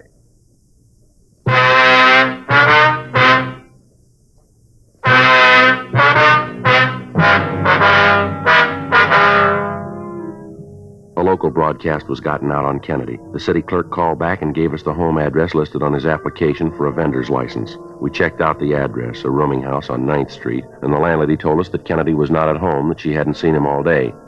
She was able to give us the address of his sister, and after Frank and I arranged for a stakeout on the rooming house, we drove over to see the sister. She lived in a small frame house in the Hollywood area. I suppose I knew that it had to happen. I guess there wasn't any way to avoid it. Ma'am? About George. He's sick. I guess you know that. Yes, ma'am. Has he ever spent any time in an institution of any sort, would you know? No. There were times when I thought about it. We used to talk, try to figure out what was the best thing. Somehow we just couldn't bring ourselves to do it, to commit him. You say we, ma'am. Who do you mean? Oh, me and Harold. Harold's my brother. He's the baby of the family. And what the doctor said, I guess, in a way, Harold's the cause of the whole thing. Way back, I mean. Ma'am? Well, I can't deny it. We talked to doctors about George, you know, psychologists. Yes, ma'am. He said that George had a compulsion complex. Came from when he was a little boy. That he resented the attention that the folks showed Harold. It's unfortunate. Harold was sickly when he was little, and he needed more attention. Guess George didn't understand. Mm-hmm. You any idea where he might be now, ma'am? No? You tried the place over on 9th? That's where he lives. Yes, Miss Carroll. We checked the place. Landlady said she hadn't seen your brother all day. Oh. Well, if he's not there, I don't know where he could be. No. I wouldn't have the slightest idea. Could you tell us if your brother had any close friends in the city? Anyone he might go to? None at all. I'm sorry I can't be of more help. Well, do you have a recent picture of your brother, ma'am? Well, yes, I think I can find one for you. Why do you want it? We needed to find him, Miss Carroll. Oh. Well, I have one that was taken this year at George's birthday party. I took it with one of those cameras that develop right away, you know. Yes, ma'am. What if you'd be kind enough to get it for us? Surely, I think it's in the desk. I'll get it for you. Thank you. Oh, excuse me a minute. Surely. Hello? Oh, yes. What? Uh-huh, they're here now. I don't know what to think. Yes. Yes, I know, but it's too late for that now. The important thing is to find him before he does something more. Yeah. Well, I'll call you back. I don't want to keep the officers waiting. All right, bye. That was Harold. He heard about George. Mm-hmm. It's possible your brother might go over to his place. No, that's the last place he'd go. What if you could give us his address, please? Well, sure, I can give it to you. I know that George wouldn't go there, though. Why are you so sure, ma'am? I told you about the birthday party. Well, George and Harold were there, just a family sort of thing. At least it started out that way. The way it finished was awful. George and Harold got into a big fight. They were always arguing. What if you'd get that picture for us now, Miss Carroll? Oh, yes, right away. It's here someplace. Harold just said that we should have put George in an institution a long time ago. Should have had him helped. I guess he's right. I guess it's all my fault. Why do you say that, ma'am? Well, it was me that didn't want George committed. I was the one who fought against it. I was so sure that everything would work out all right. Oh, here it is. Yes, ma'am. That's George. He got a paper hat on. He come out of one of those little snapper things. George liked things like that, kid things. I guess he never grew up. Yes, ma'am. Always lived in a dream world. Made it up himself. Thought that everybody was persecuting him, that people were after him. It's so silly it wasn't true. I'm afraid it is, ma'am. What? We're after him.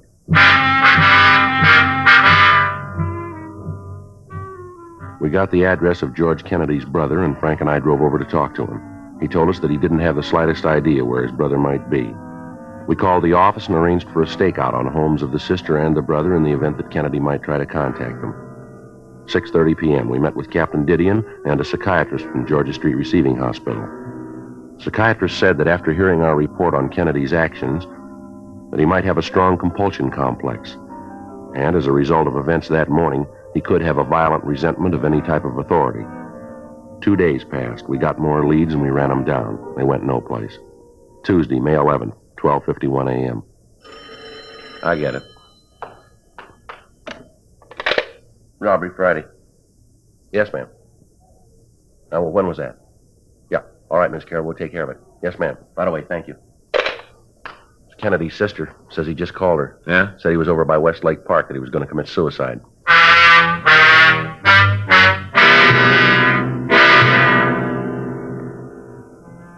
4:02 a.m. We called the complaint board and told them what had happened. They contacted all available units and asked them to proceed to Westlake Park, Code 2. Frank and I drove to the area. By the time we got there, several units had responded to the call. As yet, none of them had seen Kennedy. From the bridge on Wilshire, 2 men had been watching the lake, and up to the time we got there, they'd seen no activity on the surface of the water. 1:30 a.m. Frank and I started to go through the park. A heavy fog had risen from the lake, and visibility was dropping fast.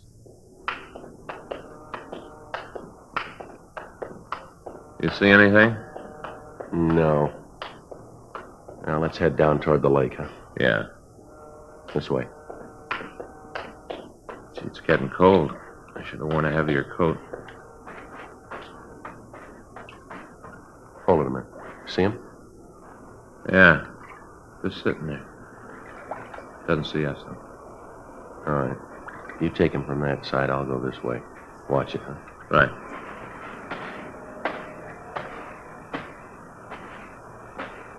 Who's there? Who is it? I know you're there. Who is it? I got a gun. Now you come any closer and I'm going to shoot. I can see you, you know. I can see you. You get away from here. You get away right now or I'm going to shoot. All right, I warned you. Put that gun down, Kennedy. Yeah, I knew you were there. I knew it. You thought you could sneak up on me and get me and I wouldn't know it, huh? That's what you thought, ain't it? Huh? Ain't it? Nobody's trying to sneak up on you, Kennedy. Nobody's trying to hurt you. Yeah, that's what you say, but I know different. I know. Who are you? Come on, I know anyway, so you might as well tell me. Who are you? You know who I am, George. Joe Friday. I'm your friend. Now, you know that, don't you? Ain't anybody that's my friend. Ain't anybody. Nobody I can trust. Why should I trust you? Come on, tell me, why should I trust you? You're a cop, ain't you? Ain't you? You know that, George. We met before. You know I'm your friend, too, don't you? No, you ain't. You ain't my friend. You want to take me away and lock me up. It's not true, George. I just want to talk to you. Just sit and talk, that's all. You stay away from me. I'm not going to tell you again. I don't want you near me. Now, take it easy, George. No, you ain't going to get me. I'm going to get away from you. Away from all of you. All right, wait a minute. Yeah. I know all about you. I know you ain't going to get me. I can't swim. Somebody help me. Help. All right, Kennedy, take it easy.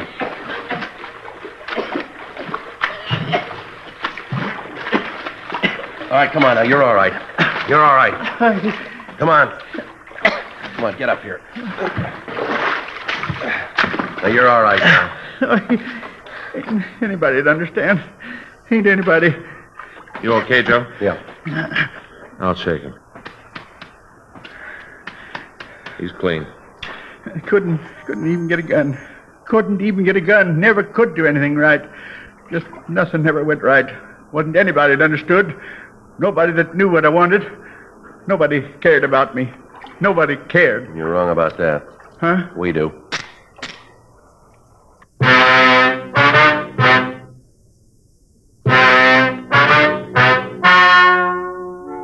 The story you've just heard was true. The names were changed to protect the innocent. On September 21st, trial was held in Department 97, Superior Court of the State of California, in and for the County of Los Angeles. In a moment, the results of that trial. Now, here is our star, Jack Webb. Thank you, George Fenneman. I sure hope you were listening real close to what George Fenneman had to say tonight, because it proves what I always tell you. You can't beat the premium quality you get in Chesterfield, regular or king size. I'd like you to try Chesterfields. They're much milder, and they have a wonderful taste.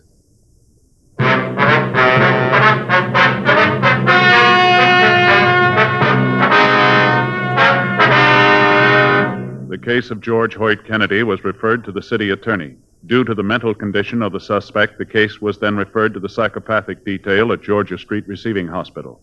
After due process in Superior Court, the suspect was committed to a mental institution for treatment.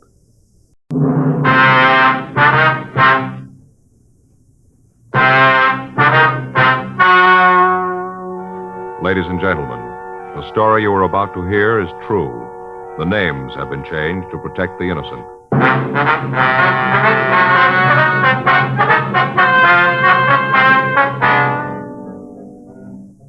You're a detective sergeant. You're assigned a robbery detail. A pair of hold-up men have been staging a series of robberies in your city. You have their description. You know their method of operation. Your job, get them.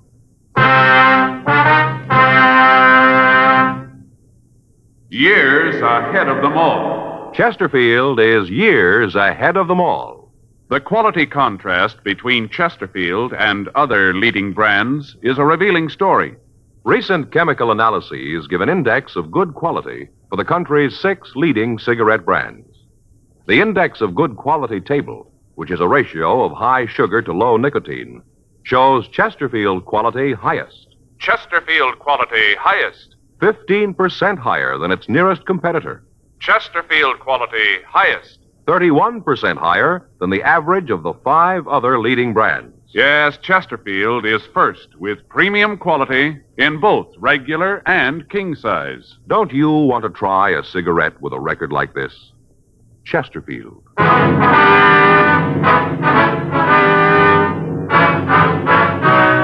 Dragnet, the documented drama of an actual crime.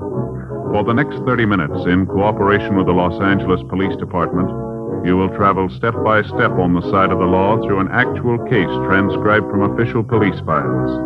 From beginning to end, from crime to punishment, Dragnet is the story of your police force in action. It was Tuesday, September 6th. It was warm in Los Angeles. We were working the day watch out of robbery detail. My partner's Frank Smith. The boss is Captain Didion. My name's Friday. I was on my way into the office, and it was 8:02 a.m. when I got to room 27A. Robbery. Joe, is that you? Yeah. Did you just get in? Yeah, a couple of minutes ago. The last run from the stats office come in yet? No, I called them. They said it'd be about 10. Hey, you look kind of beat. Yeah, I had a little trouble sleeping last night. Huh? Went over this thing. Someplace the guys must have made a mistake. I can't figure it.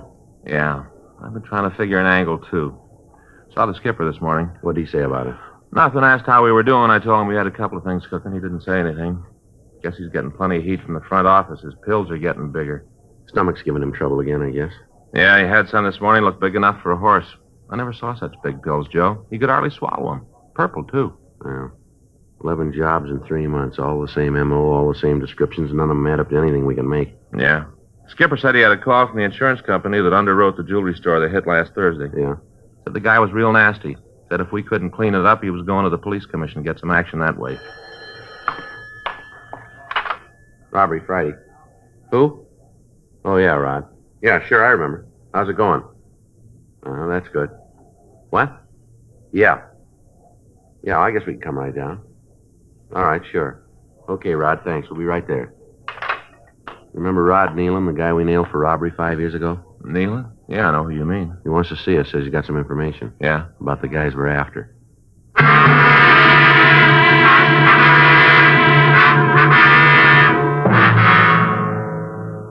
For the past 3 months, a pair of hold-up men had been victimizing the owners of large jewelry stores and supermarkets. In each case, the descriptions of the 2 suspects was the same. Suspect number 1 was described as WMA, 30 to 35 years old, red hair, tall and lean.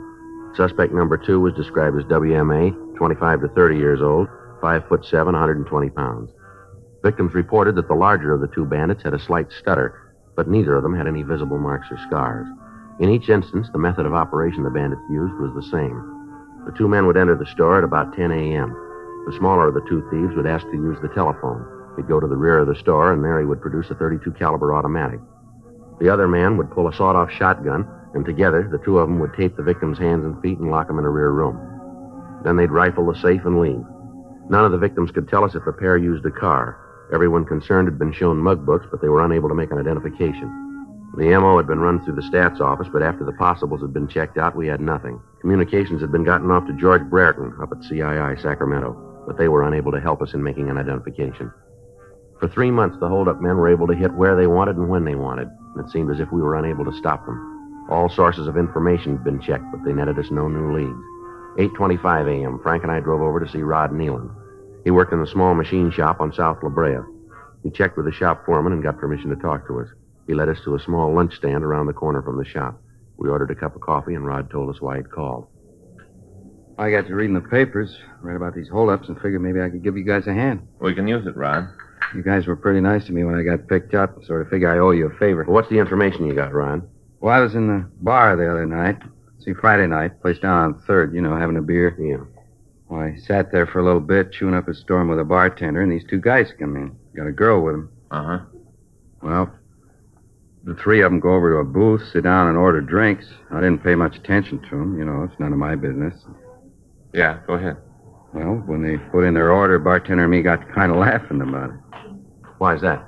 Well, the two guys ordered bourbon, but the girl ordered one of those weird mixed things, you know, cream de menthe and cream de cocoa and chopped up ice. Real weird. Well, I looked over at her. Usually the only people who ordered things like that are young kids. I asked the bartender about it. Yeah. He said that's all the girl ever ordered. Said they came in all the time, steady customers. Well, what makes you think the other ones were after, Rod? Well, the way they looked and acted. Two fellas were loaded with money, had a roll to choke a horse. Right then, I didn't think much about it. Figured maybe they were just trying to impress the girl, you know. Mm-hmm. Didn't really think much about it then. On the way home, I stopped and picked up a morning paper. I read about the robberies. I noticed the descriptions you had on them. Fit the two guys in the bar to a T. Tall redhead, short dark fella. The big one even had that stutter. You got any names on these two fellas? No, I didn't hear anything. Not from them, anyway. I asked the bartender. He said the big one was called Chet and the little guy's named Vince. He didn't know much about them, just said they came in a lot and had a lot of money to spend. Any idea where they live? No, I don't think he knew. How about a car? Did you see one? No, like I said, I was there when they came in, and I left before they did. If I'd known what the bit was, I'd have stuck around and tried to get some more information for you. I didn't even figure it until I got home and saw the papers. You heard anything around about the two men? Not a thing. That's straight, too. I'm carrying a lunch bucket now. I got a job, and I keep my nose out of trouble. I had enough jail. I don't want any more of it. Well, that's good to hear, Rod. I learned. No more. Tough to learn it that way, but I guess there ain't no other. Now, sir, I'm clean. I'm going to stay that way. Like I said, though, you guys were nice to me. You gave me a break. I want to help you out. You know, sort of say thanks. Yeah, Rod, and we appreciate it, too. You know that. Listen, anything I can do, I'm with you, fella. Where is this bar? It's a place on 3rd called Tad's. It's a little joint. Yeah, we know it. Most of the guys come in are there for contact. You know, trying to set something up. Mm-hmm. Well, that's just it, Rod. What do you mean? Well, I think that if Frank and I walk into the place, somebody will make us sure we're known there. We'll burn the place, lose the two men. I guess so. Well, you want me to hang around there? Keep you posted? Let you know what the guys are doing? Well, it's kind of up to you, Rod. They found out I was playing footsie with you. They'd nail me sure. You know that. Well, you know we'll give you all the help we can if you want to do it. It's going to be a little expensive sitting in there. Can't just sit without ordering something, you know. Yeah. Well, here's $10. That ought to keep you going for a while. Yeah, it will for a while. What do you want me to find out? Well, get an address if you can. Find out where these guys work, what they do for a living, if they own a car. Get the license number if you can. Who the girl is, where she lives. Just as much as you can, you know. Okay, how'll I get back to you? Well, we'll be around. You won't have to look far. I hope not. Those two guys get onto me. I got big trouble, you know. Well, you don't have to do this if you don't want to, Rod. Well, I want to. You guys have helped me plenty of times. Maybe I can kind of pay you back this way. I know I don't have to do it, Joe. It was my idea. It's okay by me if you guys will stay close. We will, Rod. Well, let's put it this way. You guys just stay close by. I'm 37. I got 28 years to go. Yeah. I want to be around for that Social Security.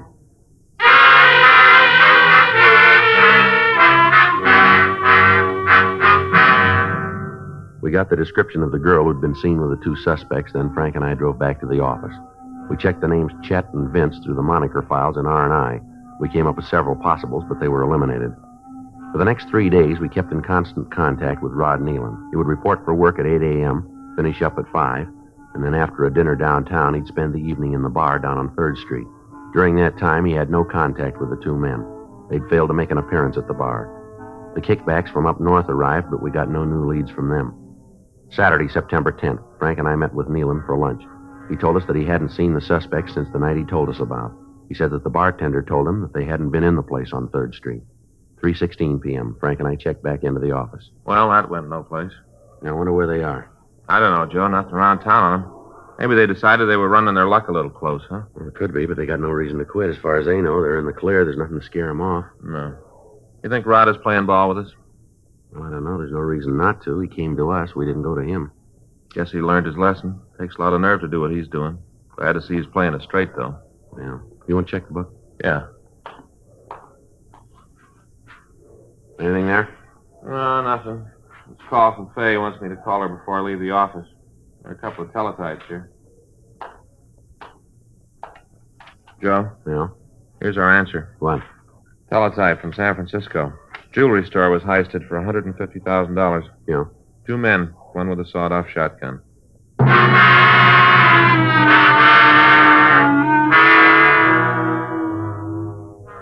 We sent a teletype to San Francisco immediately, asking for full details on the holdup.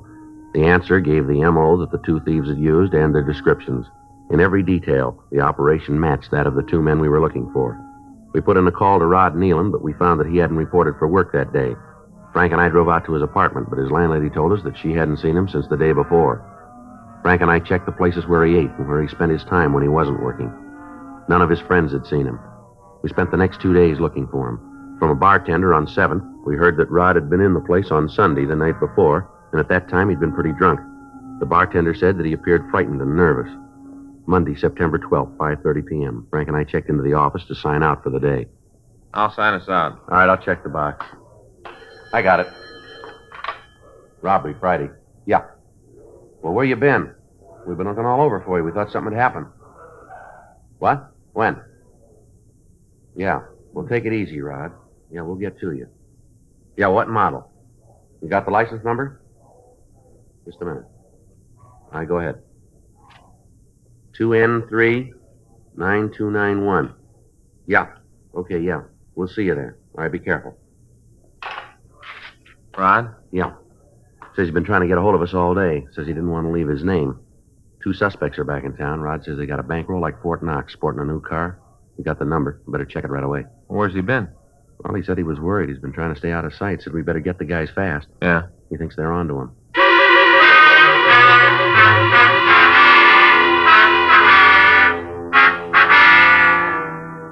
Our informant, Rod Nealon, told me on the phone that he'd been hiding for the last 2 days. He said that on the night the robbery suspects had gotten back into town, the bartender had let it drop to them that Rod had been asking questions. They'd started after him, and he'd been on a 2-day drunk trying to hide from him. He said that he'd tried to call us at the office several times, but he'd found that we weren't in. He was reluctant to leave his name or a message for fear that the 2 hoodlums might in some way find out about it. Frank drove over to his apartment, but found that he wasn't there. When I'd spoken to him on the phone, he told me that he'd wait there until we could pick him up. The landlady at his place hadn't seen him and told Frank that she didn't even know that Rod was in the building. While Frank was gone, I checked the license number of the car through our DMV. They called us back to tell me that the car was registered to a Miss Dolly Keene at 18924 Elmwood Drive, Hollywood. Frank got back to the office, and we drove out to see the girl. On the apartment register, she was listed as the tenant of apartment 406. We knocked at the door to the manager's apartment and waited. Yes? You the manager, ma'am? Yes, something I can do for you? We're police officers. We'd like to talk to you. Here's our identification. I see. Friday. Yes, ma'am. It's my partner, Frank Smith. How do you do, How do you do? I'm Barbara Townsend. Would you like to come in and talk? Might be better in the hall. Thank you very much, Miss Townsend. It's Mrs. I'm a widow woman. Husband died 7 years ago. I'm sorry to hear that, ma'am. It's all right, Mr. Friday. I'm used to being a widow now. Just sit down. We can have our talk. Thank you. Now then, what was it you want to talk about? Not something I've done, I hope. No, Miss Townsend. It's about one of your tenants, a Miss Dolly Keene. Oh, that one. Might have known it. Why'd you say that, ma'am? Oh, just because. I always knew she was going to cause trouble here. I knew it. I told Sinbad about it. Told him a lot of times. Sinbad? Give us a description of the man. Tall man, over 6 feet, red hair. Had a kind of stutter. I never talked to him. I just heard him when they came in. My door's right near the front, you know. Yes, ma'am. Does she have any other friends in the building, ma'am? Do you know? Oh, no. Isn't anybody in the building likes her. Well, except that Mr. Newton on the 2nd floor. He's kind of flighty, impressed with a pretty girl, you know. But she's not friendly with anybody. Does she have any visitors? Anyone who came to see her? Just her boyfriend, the red-headed one. And then there was the other one. I don't think he was a friend of hers, though. What other one's that, ma'am? There's a little man, dark. I think he was a friend of the boyfriend. Seemed that way to me. Any of them drive a car, would you know? Well, I don't know about the others, but Miss Keene just got one. Brand new. 1953. Don't know where she got the money for it, but by golly, she's got the car. Uh-huh. She worked, ma'am? I don't know. When she signed the lease, she told me that she was a designer for a clothing company out here. That's a fact. She's got mighty cushy hours. Seems to come and go whenever she pleases. But when'd she get the new car, do you know? It's a couple of days ago. She told me that she had to go out of town on some business. Wanted me to keep an eye on her apartment. She didn't have to tell me that. I'm the manager here. Of course I'm going to watch the place. Yes, ma'am. About the car, please. Oh, yeah. Well, she had it when she came back. Just drove up in it, smart as you please. Told me that she wanted a garage for it. Said she didn't want to leave it on the streets at night. I told her she'd just have to wait. We got 18 units here and only 10 garages. All of them are taken. I told her she'd just have to wait. She said she maybe leave it over at her sister's for a few days. Her sister's? Yeah, she has a sister in the neighborhood someplace. Do you know where she lives? No, I don't. Pretty sure it's someplace in the neighborhood, though. Would you know her sister's name? No. Sorry, I can't help you out there either. She's married. Don't know her married name. Miss Keene never mentioned that. How about mail, Miss Townsend? Miss Keene get much mail? I couldn't tell you that. They got their own keys, they open their own mailboxes. I got no way of telling what they get. I see. Of course, I could see in through the little slots in the mailbox. She got a few letters. I couldn't tell you where they were from, though. I see. She in now, would you know? No. I mean, I don't think she's in. I haven't heard her. Usually she comes in laughing and carrying on, so I'd know if she was in. What's all this about, anyway? What's she done? Well, we'd just like to talk to her, Mrs. Townsend. Like that, is it? Ma'am? Got something secret to talk about. No, ma'am, it's not that. It'd be better if we talked to her, that's all. No. Well, I hope you get the chance to. Beg pardon? Well, last time I saw her, she talked about leaving town.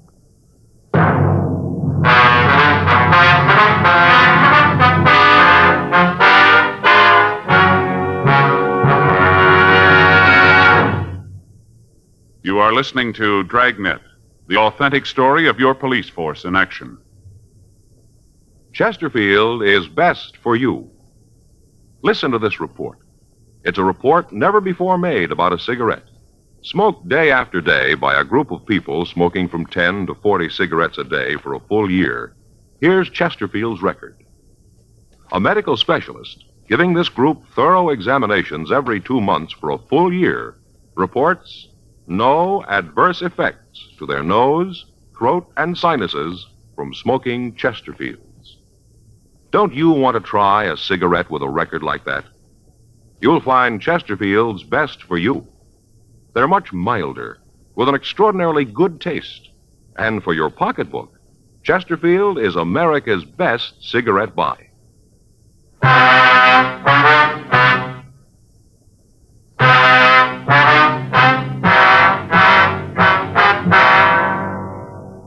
In the company of the manager, Frank and I went through the girl's apartment. In the closets, we found clothing that indicated that she'd returned to the place. We called the office and told them that we were setting up a stakeout on the building. Frank and I went downstairs and parked the car up the street. Frank was in the front seat of the car. I stayed in the back. 8:30 p.m. There was still no sign of the girl. Frank called the office and found that our informant, Rod Nealon, was still missing. We waited. 9:30 p.m., 10, 11:30 p.m. A car answering the description of the girls pulled up in front of the apartment building. Joe? Yeah, I see him. Car matches. Can you see the license? No, not from here. 2 people in the car, a girl and a man. Yeah. Well, let's try it. Right. I'll cover the other side, huh? Right. Excuse me. Yeah? What is it? I'd like to see your identification, please. Well, what for? I'm doing nothing. Police officers like to see your ID. I don't know what this is all about. All right, mister, get out of the car. I don't know what you guys are trying to prove with all this. Getting so a guy can't take his girl out anymore without cops rousting him. Looks like the other one in the car that just pulled up. Yeah. Finch, get out of here. It's the cops. I'll get him, Joe. All right, get your hands in back of you. Lousy cops, you'll never get him. Stand still. You'll never get him. He's probably got your partner by now. All right, get back in the car. What's going on, Chip? Lousy cops, they think they got us. Vince is a good shot. All right, give me those ignition keys, lady. What for? Give them to me. All right. Now, both of you, stay in the car. Joe, the apartment house. Over here. How about it? He's up there on the second floor. All right, come on, mister, give it up. Get away from me, cop. Get away. Throw that gun down here. Come on, throw that gun down. What do you figure, Joe? I don't know. Cover me. I'll go up. Right.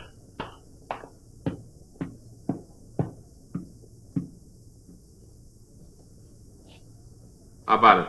I don't see him. Stop it! Don't shoot! I give up! I give up! Don't shoot anymore, please! All right, mister, throw that gun out here. Come on. Throw it out here. All right. There it is. You got it. Now give me a break. I got it, Joe. All right, come on. Put your hands against that wall. I'm hurt. He shot me. Now leave me alone. I'm hurt. Did you see that? I'll shake him. All right. He's clean. Call a doctor. Give me a doctor. I'll bleed to death if you don't give me a doctor. You're not hurt that bad. Now, come on. Let's go. I'll give you a hand. Come on.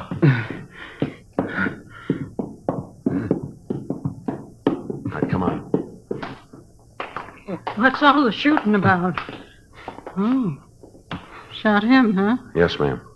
I better call Georgia Street, Frank. Get the other ones in the car. Yeah, I'll stay here with this one. Frank? What's the matter? Something wrong? Yeah, I gotta get out of broadcast. They're gone.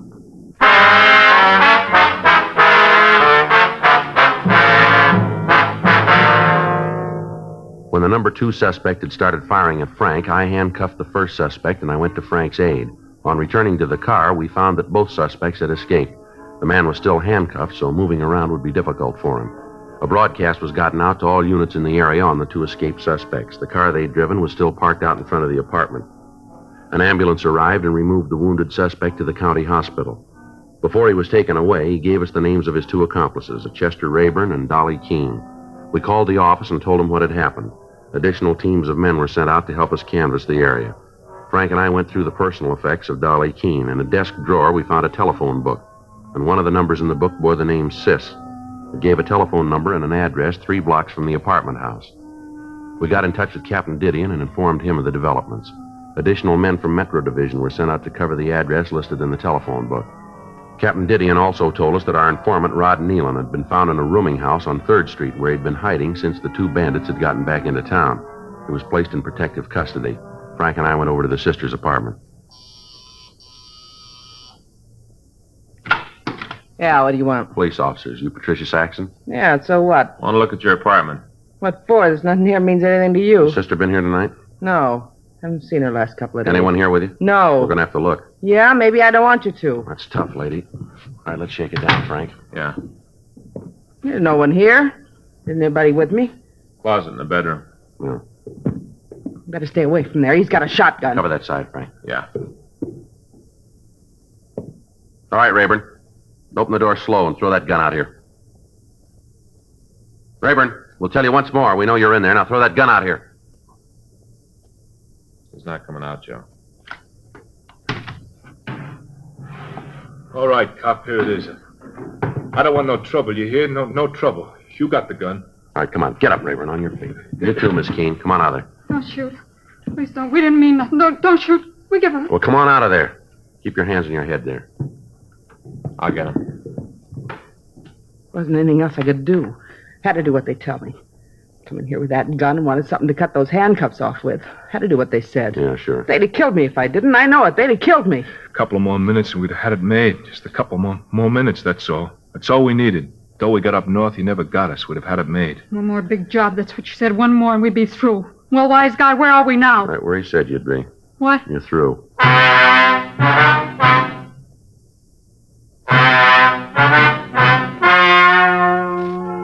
The story you've just heard was true. The names were changed to protect the innocent.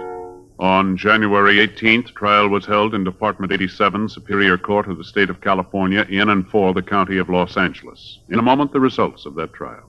Now, here is our star, Jack Webb. Thank you, George Fenneman. Did you know that Chesterfield shows up year after year as first choice of young America? Now, that's based on a survey made in 274 colleges and universities. The reason is we're first with premium quality in both regular and king size. Chesterfield. It's a good mild smoke with a wonderful taste.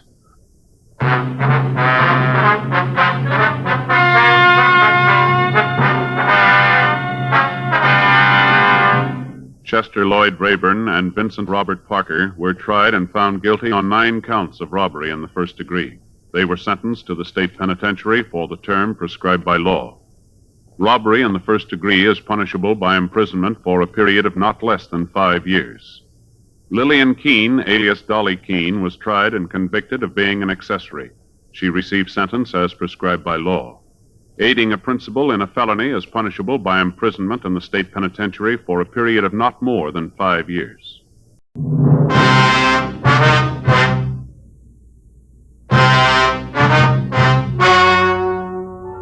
Ladies and gentlemen, the story you are about to hear is true. The names have been changed to protect the innocent.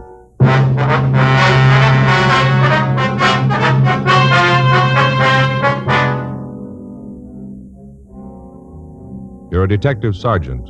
You're assigned to robbery detail. You get a call that a large market has been held up. You have a good description of the thief. Your job? Get him. Years ahead of them all. Chesterfield is years ahead of them all. The quality contrast between Chesterfield and other leading cigarettes is a revealing story. Recent chemical analyses give an index of good quality for the country's 6 leading cigarette brands.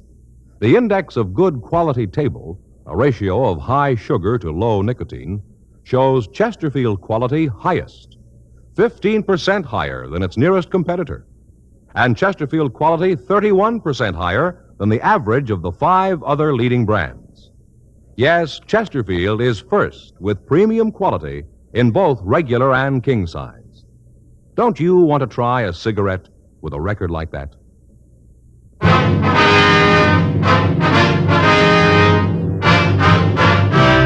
Dragnet, the documented drama of an actual crime. For the next 30 minutes, in cooperation with the Los Angeles Police Department, you will travel step by step on the side of the law through an actual case transcribed from official police files. From beginning to end, from crime to punishment, Dragnet is the story of your police force in action.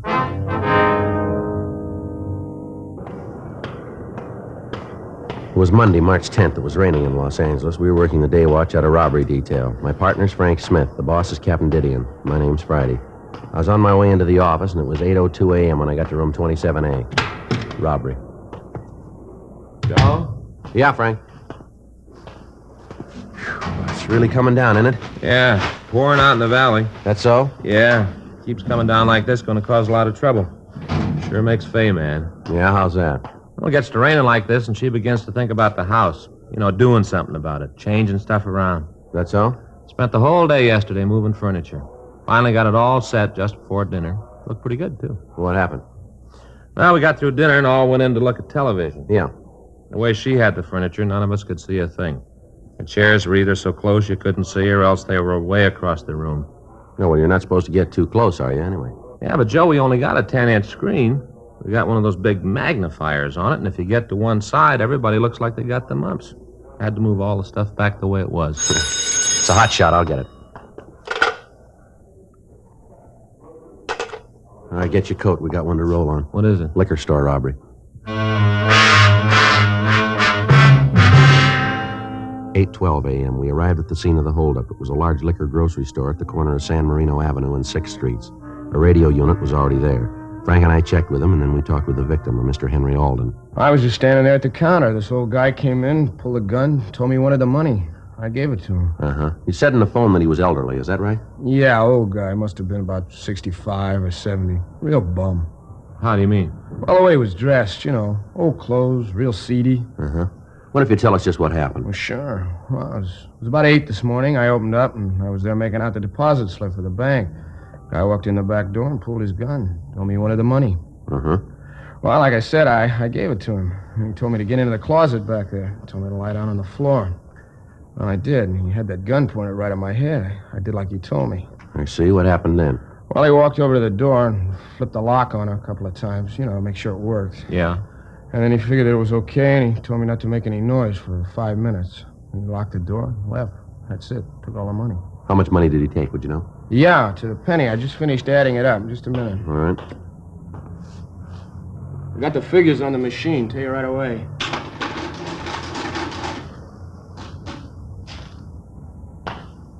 That is $5,200.52. That's it exactly. You said the guy came in the back door, is that right? Yeah, that's right. Well, were you open? I mean, was the store open for business? No, we weren't. You see, I usually don't open before 8:30. Leave the back door open, though, for deliveries, bread, milk, stuff like that. Wonder if you could give us a description of the man. Well, sure, like I said, he was old. Say around 70, right in there. About how tall was he?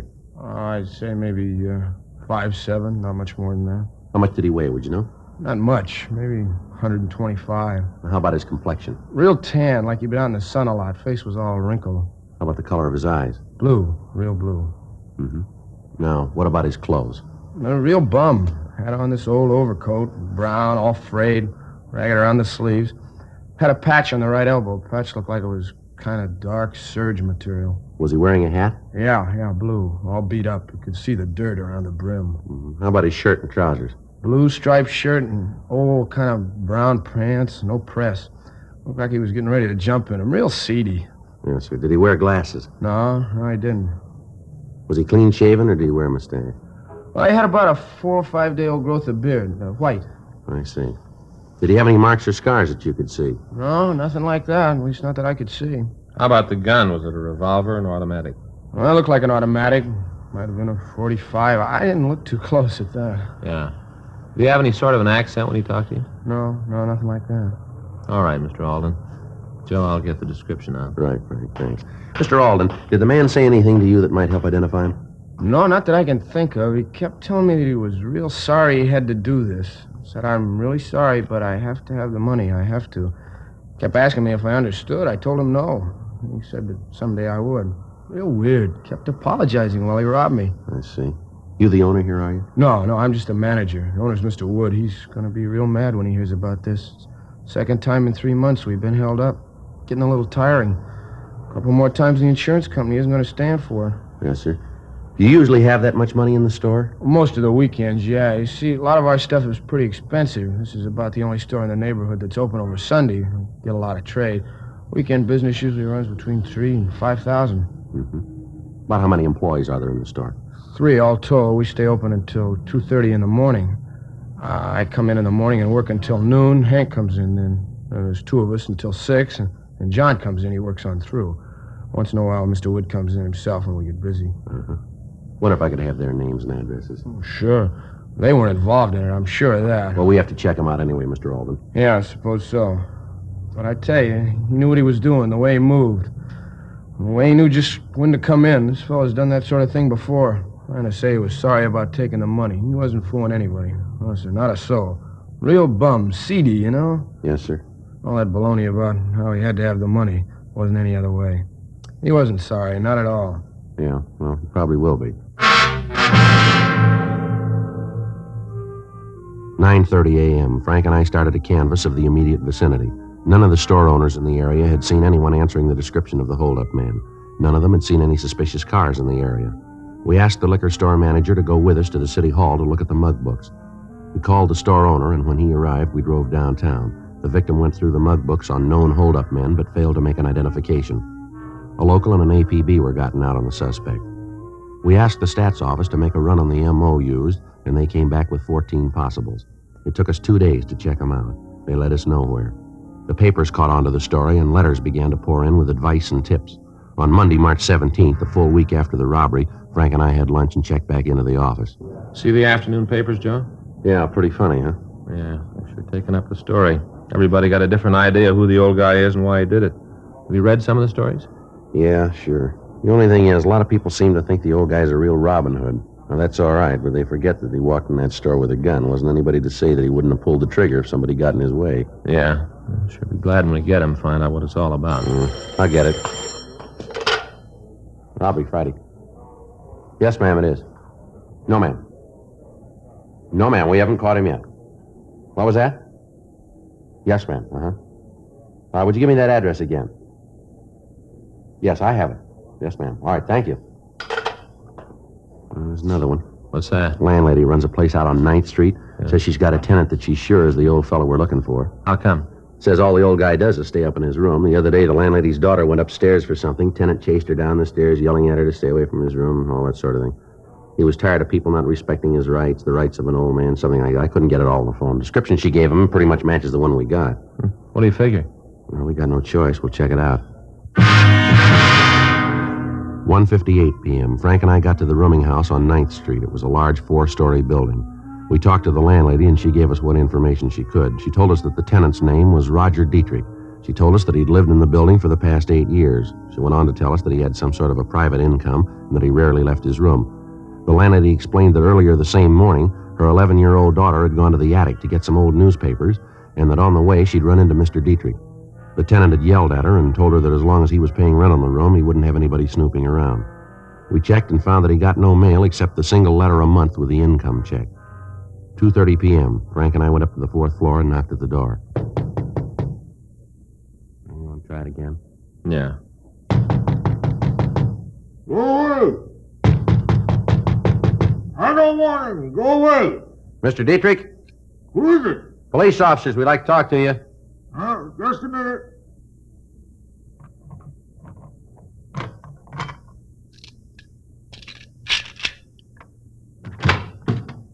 Who'd you say you were? Police officers, we'd like to talk to you. Oh, what are your names? My name's Friday. This is my partner, Frank Smith. Uh-huh. I guess it's all right. Come in. Thank you, sir. Well, guess it's about that thing this morning, huh? Sir? Why, you don't have to play cagey with me. I know that she called you, the old busybody. That brat kid of hers is just like her. He's always snooping. Well, there wasn't anything to it. The kid come up here and was snooping around trying to find out what I was doing. I'm not ready yet. What do you mean, sir, not ready? No, the book's not finished yet. It will be in another year. And the whole world can see it. Maybe mend their ways. Give them some hope to avoid what's coming. Well, sir, that's not why we're here. Don't lie to me. I know all about you. I know that you'd be around. You're trying to stop me. I knew it. I knew it all the time. You see that stack of magazines over there? Yeah? Every copy of Life magazine ever printed, right from the first. I keep track, you know. I use it for research. Well, I don't quite understand, Mr. Dietrich. That's for my book. Oh, yeah. Going to be in 5 volumes called The Evils of the Machine Age and Its Effect on Mankind. 5 volumes, yes, sir, 5 volumes. Got the first 4 finished. Working on the last one now. That's how I knew you were coming. I worked it out on the charts. Mm-hmm. Well, we'd like to talk to you about what you were doing a week ago, sir. Oh, you would? Oh, well. Well, yes, I figured on that. I knew that you'd be checking me. I knew it. I saw it in the chart. I'm getting close now. Well, it's going to sit up and take notice. Sit right up. Yes, sir. Did you go out last Monday? Monday? Well, yes. I went out to get some supplies. I got them to come right back. Would you tell us what time of day that was? All night, dear sir. I always go out at night. Yes, sir. Where'd you get these? What are these, supplies? Well, that's a little place down the street. I always buy things there. Very nice, very nice. Yes, sir. And the man down there would be able to tell us if you were there, wouldn't he? Oh, sure, yes. Him and me had a talk about my book. Fellow's really interested. We talk all the time. I just finished volume 4, you know, about what's going to happen if the machine is allowed to continue. Oh, it's going to be terrible. I beg your pardon? The way the world's going. All these atom bombs. Now the hydrogen bomb. Gonna blow the world right away. Even if they stop that, things aren't going to be the same. They're all going to be different. All right. You just betcha. You know what kids are going to look like 1,000 years from now? Well, sir, I imagine pretty much the same way they do now, huh? Yes, sir, and that's just where you're wrong. See, I got a picture right here. That's volume 4. You know, finish volume 4. I'll get it. There you are. See? I do it up myself. Yeah. Well, what is it? Well, you see, that's the way we're all going to look. You see there? See? Yeah. That large hair, all brain, little bitty legs. That's from that we won't be doing any walking, you see, just riding all the time.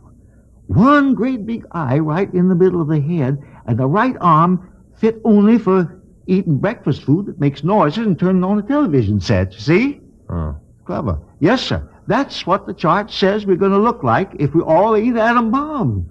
Yes, sir. I wonder if you'd mind coming downtown with us. In an automobile? Yes, sir. Well, I'm afraid not. You see, I don't believe in them. They're not going to last, you see. Well, I'm sorry, Mr. Dietrich, but we have to ask you to go with us. Police business, huh? Yes, sir, that's right. Well, I don't like it, but I guess I got no choice. That right? Yes, sir, that's right. Well, all right. That way. Might as well ride an automobile. Won't be around long, you know. They'll just fade right out of existence. Is that right? Yeah. Tell you how it's going to happen in my book. Uh-huh. Volume 5.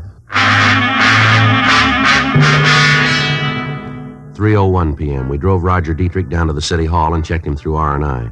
We found no record on him. We got in touch with the holdup victim, Henry Alden, and asked him to come down to the city hall to see if he could identify the suspect. He got to the robbery squad room at 4:15 p.m. No, I'm sure of it. That's not the guy. Now, what's all this about, anyway? What are you officers trying to do? Well, it's all right, Mr. Dietrich. We're just conducting a routine investigation. It's all right now. Oh, it is, huh? Yes, sir. We can take you home now if you like. In that police car? Yes, sir. Oh, how about this fella? He going too? No, sir. Oh, well, now, maybe I'll do just that. Would you mind dropping me off at Pershing Square? I'd like to listen to a speech. A friend of mine's making it this afternoon. Brilliant, man. Oh, my. He's already written 12 books. All on odds. Sir? ODDS, odds. Like, what are the chances of a comet falling on your house? What are the chances of a certain horse winning the Kentucky Derby? All things like that, you know. Brilliant man. Yes, sir. He's dead broke. Is that right? Yep. Spends all his money on research. I get it. Robbery Friday. Yeah, Barnes. Uh-huh.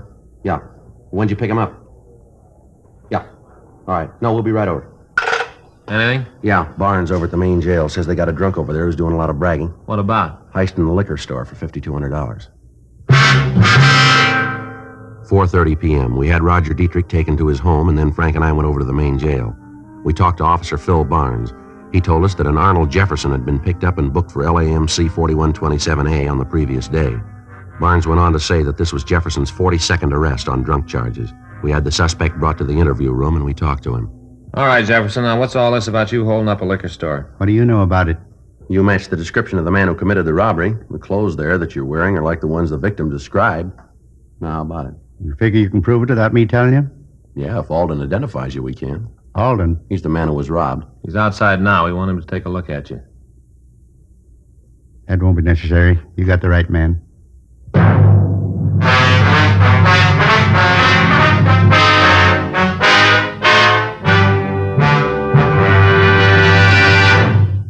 You are listening to Dragnet, the authentic story of your police force in action. Chesterfield is best for you. Listen to this report. It's a report never before made about a cigarette. Smoked day after day by a group of people smoking from 10 to 40 cigarettes a day for a full year. Here's Chesterfield's record. A medical specialist giving this group thorough examinations every 2 months for a full year reports no adverse effects to their nose, throat, and sinuses from smoking Chesterfields. Don't you want to try a cigarette with a record like that? You'll find Chesterfield's best for you. They're much milder, with an extraordinarily good taste. And for your pocketbook, Chesterfield is America's best cigarette buy. Chesterfield, years ahead of them all.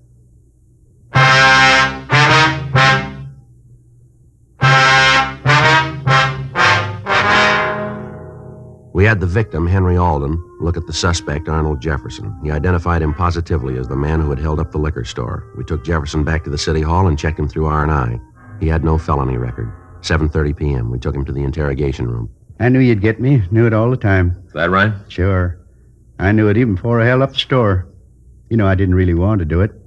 You know, I really meant it when I told him I was sorry about doing it. Really meant it. Mm-hmm. Guess maybe you find that kind of hard to believe. Well, suppose you tell us about it, huh? Yeah. I guess the best way would be to start from the beginning, huh? Yeah. First thing you should understand is I think basically that I'm an honest man. All my life I've never cheated anyone or taken anything that didn't belong to me. I've tried to live pretty much by the golden rule. Yes, sir. Sometimes, maybe, lots of times it'd be a little hard to do, but I did my best. Yes, sir. Go ahead. I was born in the Middle West. Tiny little town. You probably never heard of it. Isn't on most of the map. Went to school there through the 8th grade. Then I decided that I wanted to see the rest of the country. Worked my way through every one of the 48, every one of them. Uh-huh. Did a lot of things, met a lot of people. Is that right? Well, all that time, all my life, I never did anything real big. Nothing that I could ever tell anybody about and be proud. Nothing to tell people about. Yes, sir. I'm 72 years old now. That's a long time to live and never do anything big. Long time. Mm-hmm. Came downtown one day, sat in the plaza in the sun, met some real nice people. People like me, people without much reason. Got to coming down every day, sitting and talking, exchanging ideas. Found a lot of good friends. Most of them were alone. And I guess being alone made us members of the same club.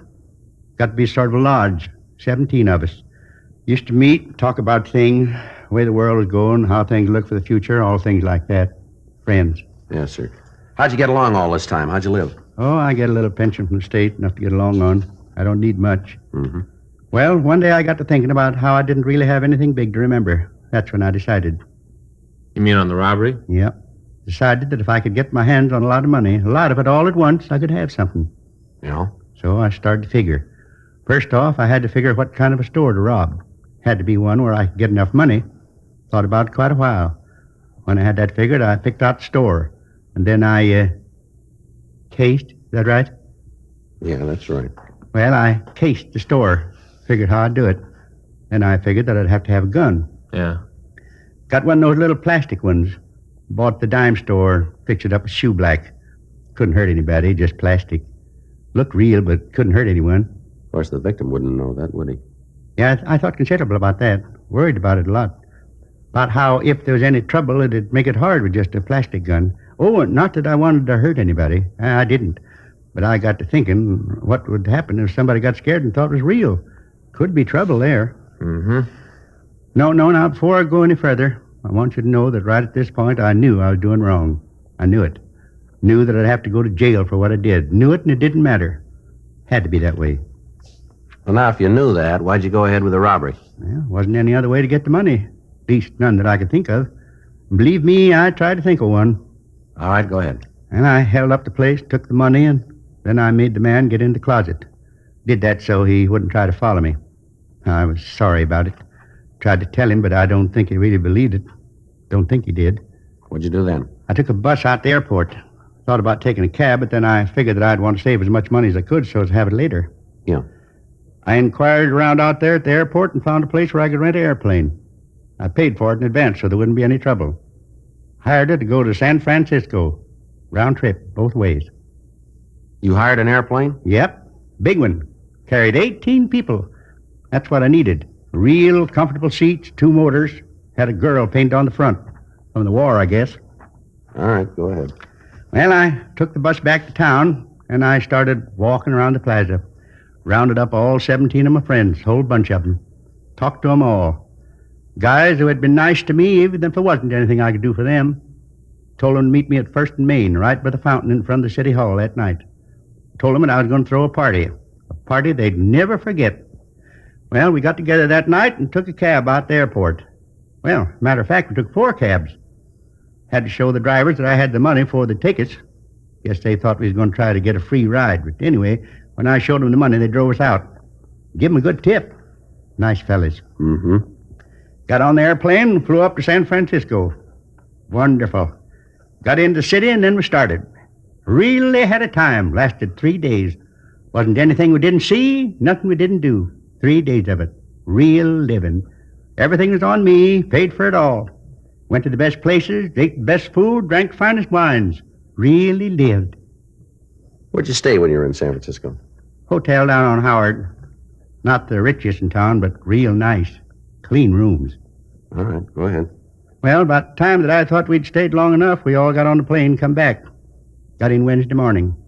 Took cabs downtown, then we all went to breakfast. Had a real whopper. Kind of a farewell for the whole party. After I settled up with the waitress, I only had $1.75 left. Give it to her for a tip. Sure made her happy. I don't guess she makes much down there. Yeah. Well, did any of your friends know where you'd gotten the money for this party? No. You see, when I first got the idea, I told them that I had a real rich brother. Told him that he died and that I was his only relative, that all the money would get to me. I figured that I could sort of set things up by doing that. Seemed to work all right. None of them said anything. Uh-huh. You remember the man you chartered the airplane from? Oh, sure. Real nice fella. I got his card. I kept it, sort of a souvenir. I can give it to you if you want it. Yeah, we'll have to have it. You ever done any big time? Me? Oh, no. Just drunk arrests.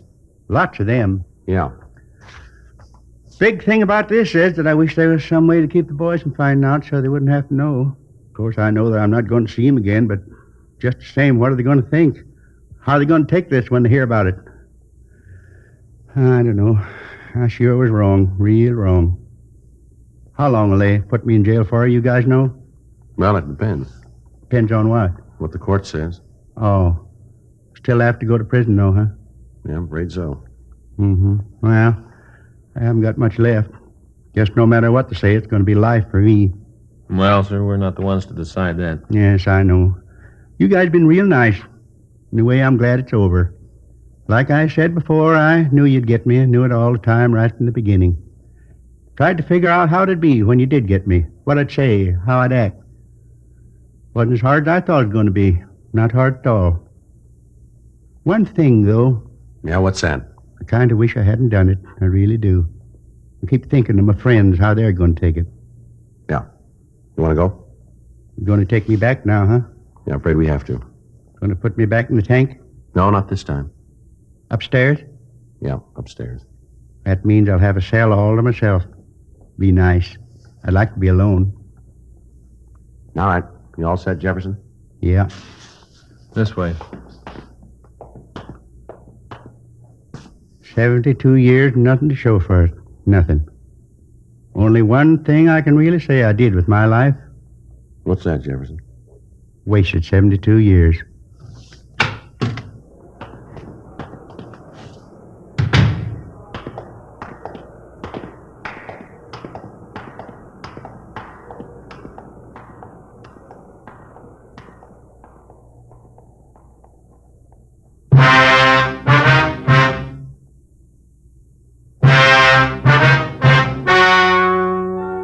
The story you have just heard was true. The names were changed to protect the innocent. On July 24th, trial was held in Department 89, Superior Court of the State of California, in and for the County of Los Angeles. In a moment, the results of that trial. Now, here is our star, Jack Webb. Thank you, George Fenneman. I hope you'll remember the facts George Fenneman reported to you earlier. Recent chemical analyses give an index of good quality for the country's 6 leading brands. The index of good quality table, a ratio of high sugar to low nicotine, showed Chesterfield quality highest, 15% higher than its nearest competitor, and Chesterfield quality 31% higher than the average of the 5 other leading brands. Now, I'd like you to try Chesterfields today. I know they're best for me. I'm sure you'll find Chesterfields are best for you.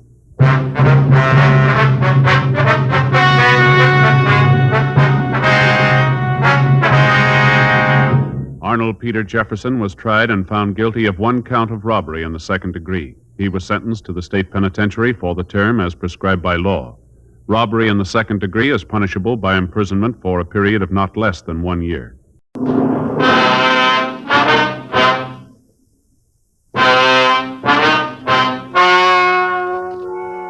Ladies and gentlemen, the story you are about to hear is true. The names have been changed to protect the innocent.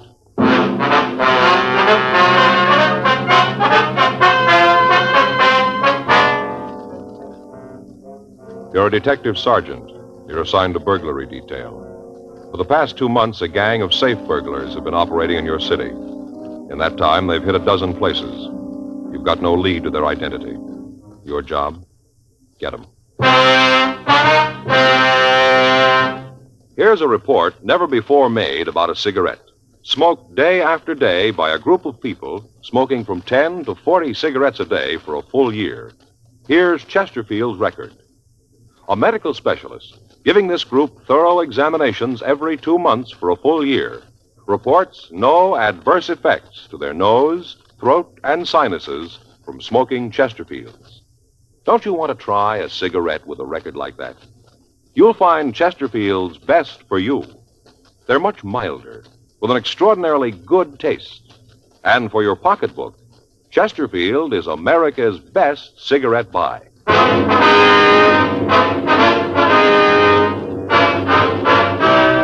Dragnet, the documented drama of an actual crime. For the next 30 minutes, in cooperation with the Los Angeles Police Department, you will travel step by step on the side of the law through an actual case transcribed from official police files.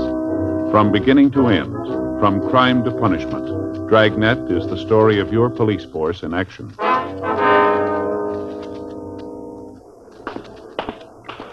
It was Tuesday, August 10th. It was warm in Los Angeles. We were working the day watch out of burglary detail. My partner's Frank Smith. The boss is Captain Wisdom. My name's Friday.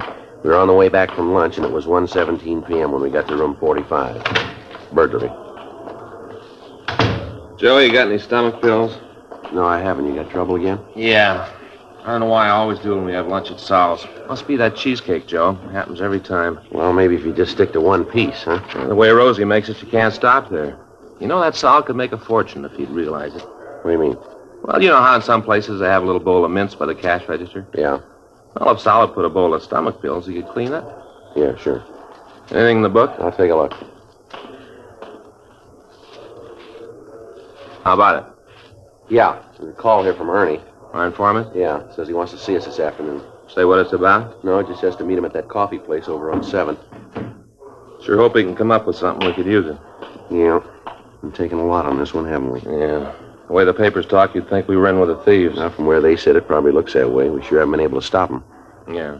You hear anything more on that last run from the stats office? Yeah, nothing. They've run the M.O. over and over. We can't make it. I saw the skipper this morning. He's sore, too. Yeah, it figures they're leaning on him, too. Well, there's got to be a break somewhere along the line. Their luck can't hold out forever. Maybe they don't know that. Did you check the FI cards from last night? Yeah, they're doing it now. They might come up with something. How about Rubles and Told? You heard from them yet? No, they're running down that report from the liquor store owner. Doesn't look like it's going anywhere either. I'll get it. Right. Burglary, Smith. Oh, yeah, did you find anything? Uh-huh. Where was that? Uh-huh. How do you spell that last name? S-O-N? Right. Okay, thanks. We might have something. Yeah? Officer made a field interrogation report on an Otto Bronson last night. Time was listed as 10:46 p.m., 4th and Central. Well, that's close. The last heist was at 7th and Central at approximately 11 p.m. Well, how's this Bronson fit in? Well, they checked him out. He's got a record. Yeah? Burglary. 1:35 p.m. Frank and I checked the name Otto Bronson through R&I. We found that he had an arrest record dating back 10 years. He'd been picked up 3 times on suspicion of violation of Section 459 PC. He'd been convicted once and had served time at San Quentin. He'd been released 4 months before he served his full term and was not on parole. We got his last known address from his ex-convict registration, and we drove out to see him. The address listed was a rooming house on Alexandria Street. We talked to the landlady, but she could tell us nothing about him. She said that he'd moved in about 4 months before, and in that time she'd seen very little of him. He didn't eat at the house, but he took his meals outside. She was unable to tell us what time Bronson had come home the night before. He was registered in room 2B. Frank and I went up and knocked on the door. Yeah? You Otto Bronson? Yeah, what about it? Police officers, we'd like to talk to you. Okay, go ahead. Might be better if we talked inside, huh? Well, maybe I don't want any cops in my place. No, we can talk downtown. Come on in. All right, what's it all about? Wonder if you could tell us where you were last night. Why? We'd like to know. Well, let's see, I went downtown, had dinner, met some friends, had a few drinks, and came home. What time did you get home?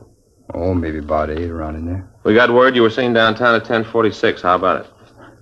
Maybe my watch stopped. Were you downtown? Oh, you guys know all the answers. You tell me. All right, mister, get your hat.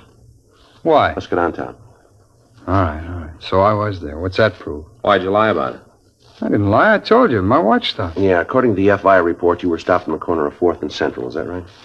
I don't know. I guess so. Why? What were you doing there? I was on my way home. From where? Like I told you, I had a couple of drinks with some friends of mine. I came right home. Mm-hmm. Where'd you meet these friends of yours?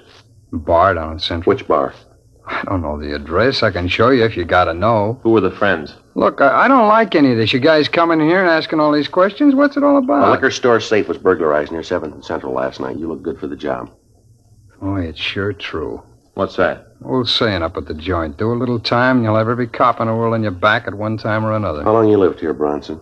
Couple of months. That's the closet over here? You stay away from there. There isn't anything in there that matters to you. Then you shouldn't mind if we take a look. Now, just keep your hands off of my stuff, huh? If you haven't done anything, you got nothing to worry about, have you? It isn't what I've done. It's what you guys are going to say I did.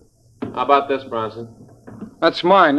Hey, now look, you got no right to go. See what's in it, Frank. Yeah.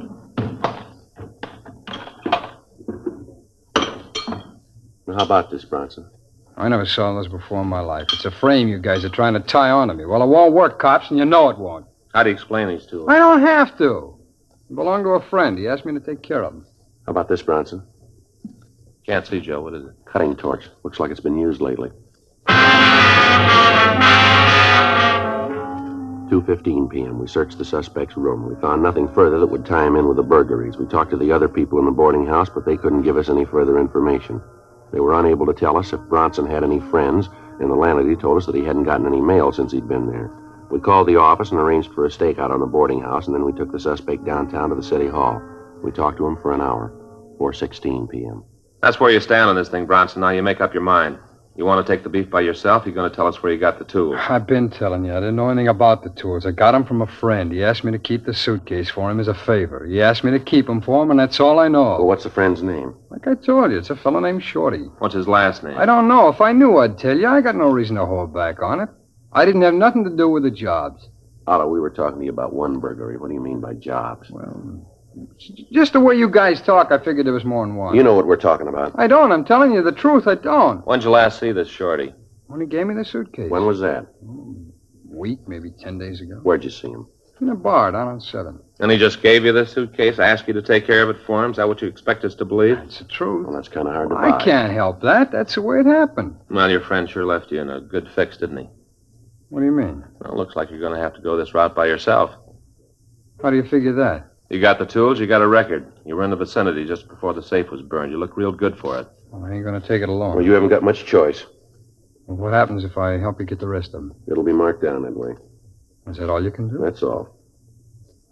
How much if I help you break the gang? That's all we can do. Well, one thing you got to understand. What's that? I had nothing to do with the jobs myself. I just heard a few rumbles. You got to know I wasn't in on it. What have you heard?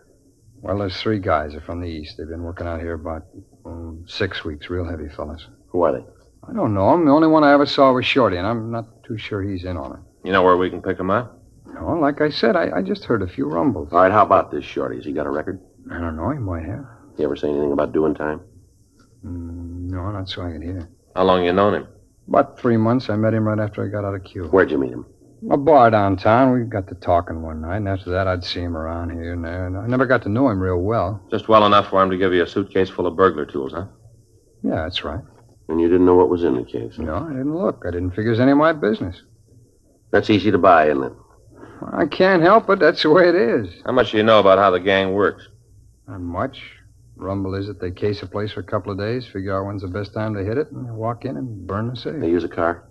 I don't know. I guess they do. Does Shorty have a car? I don't know. I never saw him with one. He never mentioned it. You ever mention where he lived? No, not to me. I figure it's over on the east side, though. How you figure that? Well, just the way he talked. Nothing definite, but just the idea. You look at some mugs and tell us if you see this Shorty? Well, sure. I'd like to see you get him, leaving me to stand with a thing like this all by myself. Anything else you can tell us about the gang? No, that's about it. Okay, let's look at the mugs. Well, how about it? I still got to go to jail? Well, you still haven't convinced us you're clean. Well, I told you everything I know. Yeah, let's go. Oh, no, wait a minute. Look, I go nuts in a cell. You should have thought of that before. Well, I can give you guys a lot of help if I'm on the outside. You haven't given us much here. Well, maybe I can. All right, go ahead. I can tell you when you're going to pull the next job.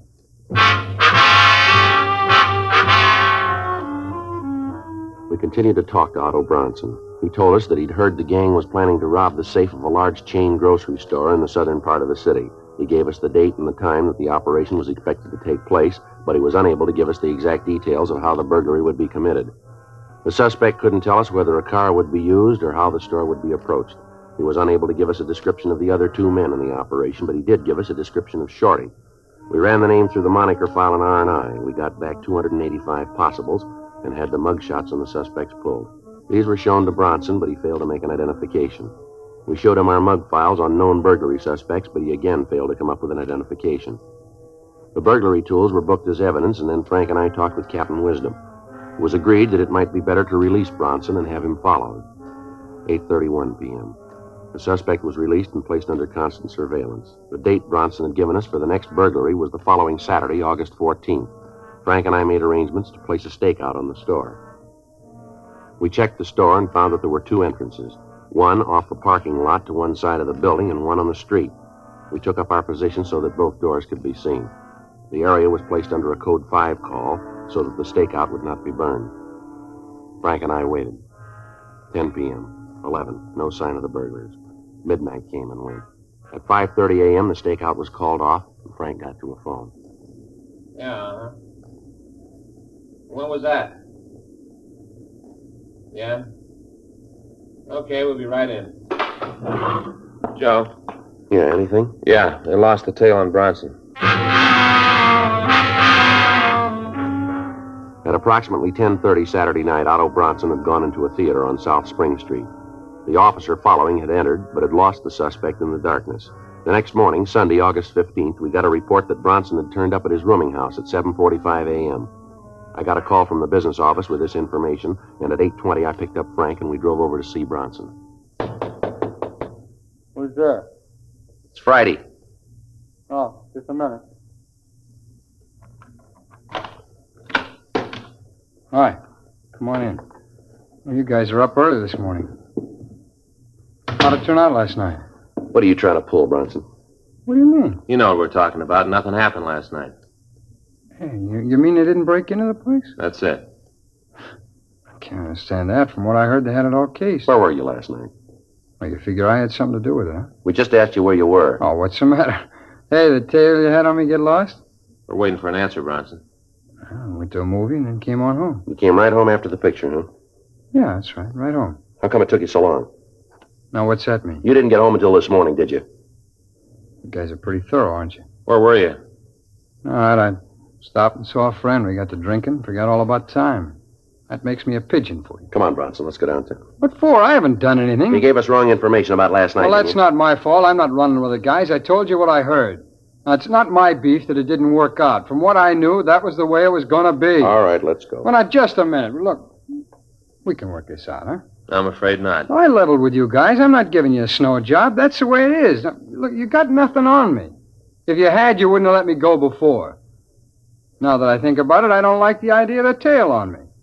What are you guys going to prove with that? The way you act, it's no wonder you get no cooperation from anybody. It's no wonder at all. All right, now you've made your point. Let's go downtown. Yeah, who is it? Mr. Bronson, it's me, Kelly. It's the landlord. Yeah, what is it? Mr. Friday here? Yeah, I'm Friday. Phone call for you. You can get it here in the hall. Thanks. You can get it here. Thank you. This Friday. Yeah. Mm-hmm. When? Right. We'll be right there. Thanks a lot. Frank? Yeah? It's a business office. We gotta leave. Yeah? You called it, Bronson. They worked last night, all right? See, I told you. Yeah, we staked out in South L.A. So? They hit in West L.A.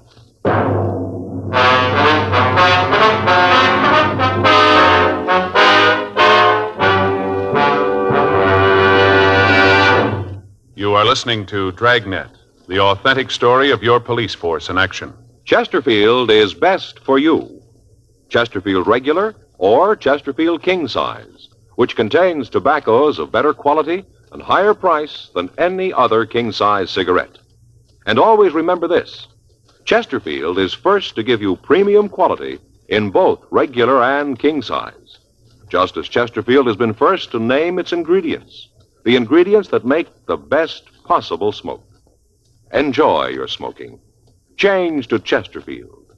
Much milder with an extraordinarily good taste. The best for you.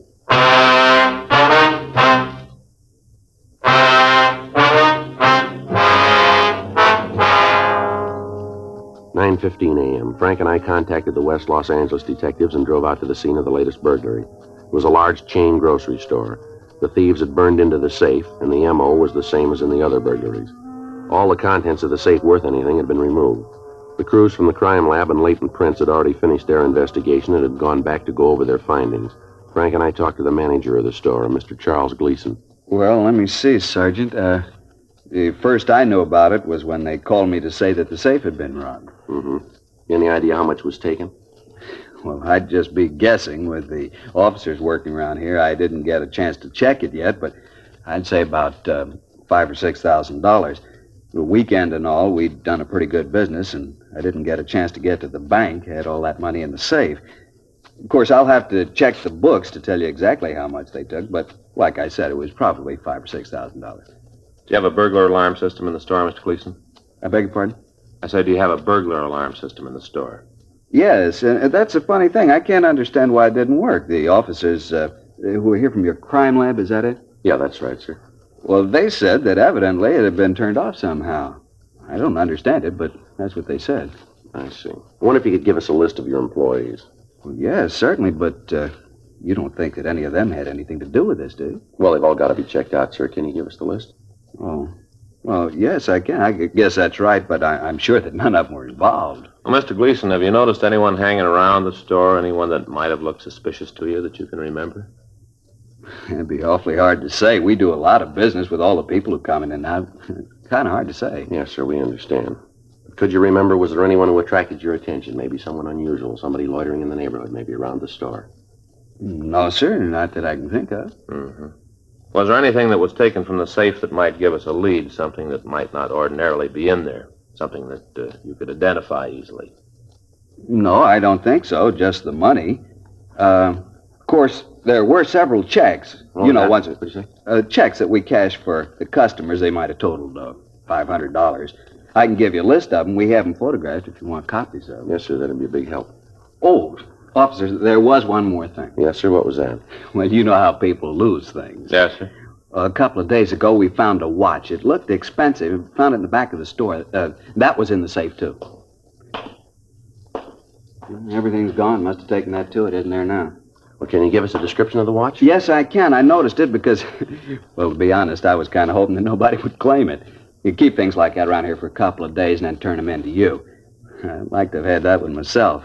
Certina, it was a gold case with a white face, only had a few numbers. You know, some of the spots were just the little gold spots. Yeah, I mean the spots were... The numbers, the numbers, the little gold spots. I know what you mean, sir. Well, this one had a gold band, and it was one that was a kind of a chain thing, not an expansion band. You know, the chain, the gold chain? Yes, sir. Would you know the watch if you saw it again? Oh, sure. I looked at it enough, and then there was that scratch on the crystal, too. Sir? We're right over the number 2. There was a scratch. I can show you right here on my watch. You see right there, a little scratch? It kind of went off at an angle. It was real easy to spot. Yes, sir, I understand. You know, it's a funny thing, you officers being here. There's a friend of mine once, well, I just soon not mention his name if you don't mind, because he was innocent, you know, but it looked bad. I was kind of worried about it myself. Mm-hmm. And these officers came out to his house, just took the place apart. It was all right. It was perfectly legal. They had a search warrant. What'd they come out for? Well, they thought he was mixed up in a robbery. Oh. I don't know how they ever thought it, but it looked suspicious, I guess. He was seen with some characters that were, well, you know, not very nice. If they came out to his house, took the whole place apart. You never saw such a mess in your life. Ripped up the mattresses, took down ruined the picture. A beautiful picture. End of the trail. You know, the one with the Indian, yes, sir. The spear going down like that? Yes, sir. Took that apart. The whole picture just fell apart. They never could get it back together again. I don't know whether they can get another one or not. They Darndest find mess you anything? ever saw, huh? I say, did they find anything? The money? Yeah, they did. They found a fountain pen his wife had lost 2 years ago. Had her initials on it. Yes, sir. Well, is there anything else you can think of that would help us here? No, not that I can figure. Well, if you do remember anything, sir, here's our card. We'd certainly appreciate a call. Frank Smith, just ask for you, huh? Yes, sir, and if we're not there, just leave a message and we'll get in touch with you. All right, I'll do that. Well, thank you very much, Mr. Gleason. You bet. I sure hope you catch the fellows that are doing this. Yes, sir, so do we. Guess you've been after him quite a while now, huh? Yes, sir, we have. What the papers say, this makes number 13 for him. Bad number 13, kind of unlucky. No worse than number 1.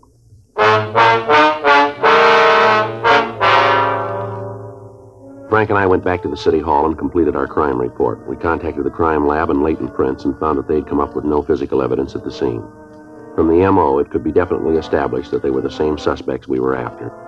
We obtained a list of the employees of the store and checked them out. We came up with no new leads. A list of the checks that had been taken from the safe were given to forgery detail. Frank and I went to Otto Bronson's rooming house and brought him down to the city hall for questioning. You know, maybe if you guys had spent a little more time doing your job and less time bothering me, you'd end up catching those fellas. Don't worry about it, Bronson. We'll get them. We'd like to go over what you did last night again. I told you once. Well, tell us again, will you? All right. Like I said, I had dinner around 8, maybe 8:30. Where'd you eat? A place over on Spring. See anybody you knew? No, I don't think I did. Where'd you go then? I went to a movie, a place on 7th. See anybody you knew there? No. Well, then you'd have a tough time proving where you were, wouldn't Not all the way. You had a tail on me. Most of this you know already. you? All right, what'd you do after you left the movie? I told you that. I went over to see a friend. Yeah, where's he live? A hotel on Fifth. What's his name? Oh, look, I don't want to see him dragged into this. If he's clean, he's got nothing to worry about, huh? Yeah, sure, but you guys go over and talk to him. It's a lot of embarrassment for him, and I just don't want it. All right, let's go. Oh, no. You going to book me? That's it. I told you what being in a cell does to me. You should have thought about that before. All right, I'll tell you who he is. Well, go ahead. His name's Anderson, Mark Anderson. You ever fallen? No, he's clean. Sure about that? Yeah. No, I suppose you want to go over and talk to him, huh? Yeah, we'll get to it. You're still going to book me? We haven't any choice. Look, I told you what I know, Sergeant. I told you everything. I can't help it if I was wrong. Look, it's no crime to make a mistake, is it? I never read about no law that says you can't make a mistake. Well, why don't you tell us the truth about what you know about these burglaries, then? I told you. What you told us we can't buy. Well, that's tough, fella, but that's the way it is. Now, I told you what I know. There isn't any more.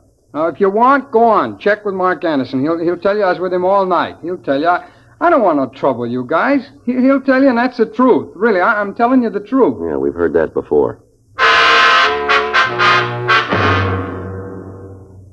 6:40 p.m. We booked Otto Bronson at the main jail on suspicion of burglary. Before he was put in his cell, we got the address of Mark Anderson. After we'd finished with the booking, Frank and I drove over to the hotel on 5th Street. Anderson was registered in room 812. The desk clerk told us that Anderson was in his room. He was unable to tell us much about Anderson because, as he explained, he'd only worked at the hotel for a week and hadn't seen much of him. We went upstairs and knocked at the door. Yeah? You Mark Anderson? That's right. Who are you? Police officers. I'd like to talk to you. Sure, come on in. It's my partner, Frank Smith. Anderson. What do you want to see me about? You know a fellow named Bronson, Otto Bronson? Yeah, sure. I know Otto. When'd you see him last? Hey, what's this all about anyway? Otto done something? Just a routine investigation, Anderson. When was the last time you saw Bronson? Routine, huh? That's right. I saw him last night. Where'd you see him? Here. He came up, sat around, killed a bottle, talked it up. Mm-hmm. What time did he leave here? Must have been about 7:30 this morning, something like that. All right, sir. Thank you very much. Sure. Glad to help out whenever I can. Otto isn't in any trouble, is he? Like we said, it's just routine. Mm-hmm. Well, anything more I can do to help out, you let me know. Yeah, we'll do that. You leaving right away? Yeah, that's right. We'll be getting back to the office. Well, I'll get my coat and walk down with you. I got a date in 15 minutes. Gonna have to romp It's a on nice her. watch you got there. Yeah, it's new. Let me take a look at it, will you? Well, it's just a watch. If you don't mind, I like to get going. Let me see the watch. Sure, no reason you can't. Here. Okay. You said this was new? Yeah, just got it a couple days ago. Mm-hmm. You notice this scratch on the crystal here? Hmm. Yeah, I never saw that before. Guess I'll have to take it back and get another one. Let me see it, Joe. Yeah. Yeah. Did you buy this watch? Yeah. Where? Well, jeweler's down the street. You get a receipt for it? No, I didn't. I know the guy. I didn't figure I'd need one. What if we could take a look through your room? Why? What are you looking for? Just like to take a look. You got a search warrant? No, we can get one if we have to. Well, then you better go get one. I'm not having any cops looking through my stuff. Frank? Yeah. I told you to get a warrant. You got no right to look in there. Something in the closet you don't figure we should see. No, is it's it? not that. It's just... Well, then there's no problem, is there? Joe, Yeah. a couple of suitcases. You want to bring them out? Yeah. Here they are. This one's kind of heavy. Feels like there's some sort of tools in it. Can open it up? Wait a minute. You got the key for this one, Anderson? There's nothing in there for you. We'll figure that, huh? Joe, looks like this other one's open.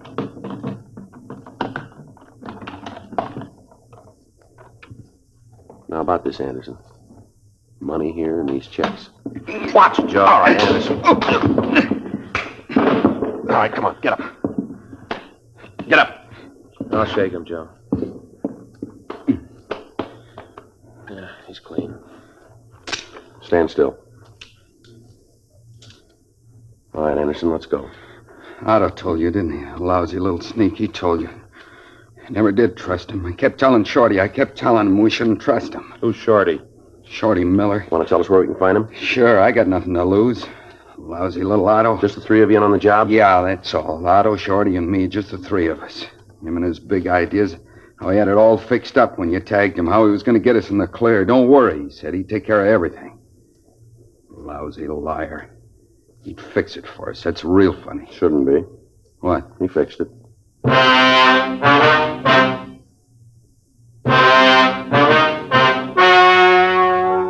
The story you have just heard was true. The names were changed to protect the innocent.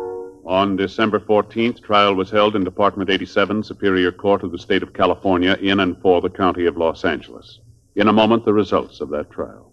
Now, here is our star, Jack Webb. Thank you, George Fenneman. I've been pleased to see how many of you king-size smokers have been changing to Chesterfield. It's just as I've been telling you, king-size Chesterfields contain tobaccos of better quality than any other king-size cigarette. Now, either way you like them, regular or king-size, Chesterfields have a better taste, and they're really milder.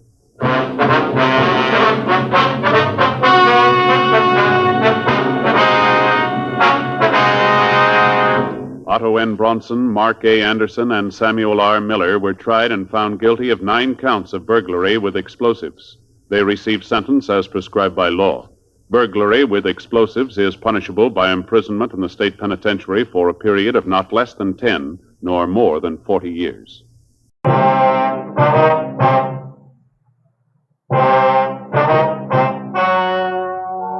Ladies and gentlemen, the story you are about to hear is true. The names have been changed to protect the innocent.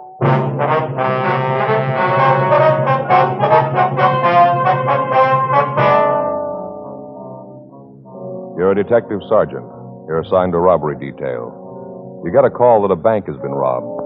From the M.O., you know the job was done by a professional. He's made good his escape. Your job? Get him. Here's what leading tobacco publications have had to say about regular and king-size Chesterfield. U.S. Tobacco Journal, Boston, Massachusetts. Chesterfield cigarettes in the new king size is still maintaining large turnovers in this area. Dealers report that sales continue to climb on this size, and it seems that volume on the regular size has climbed to new heights with its new big brother. And Tobacco Leaf reports from Chicago. More calls for Chesterfield king-size cigarettes than for most brands being marketed. The reason for king-size Chesterfield's amazing success is this. All king-size cigarettes give you quantity, but only Chesterfield king-size gives you quantity plus quality, premium quality. That means Chesterfield king-size contains tobaccos of better quality and higher price than any other king-size cigarette. The same fine tobacco as in regular Chesterfield. Enough more of this tobacco to give you more than a fifth longer smoke. So remember, Chesterfield is the only cigarette to give you premium quality in both regular and king size. Buy 'em either way you like 'em. Chesterfield gives you the best possible smoke. Much milder.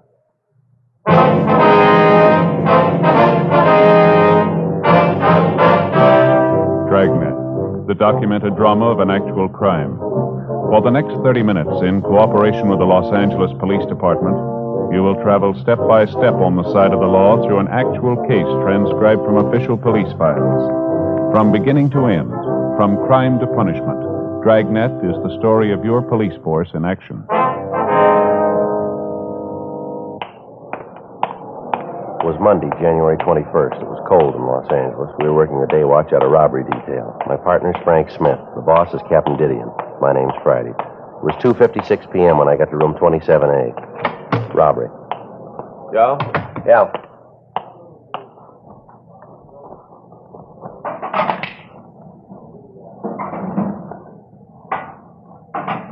Sure cold out.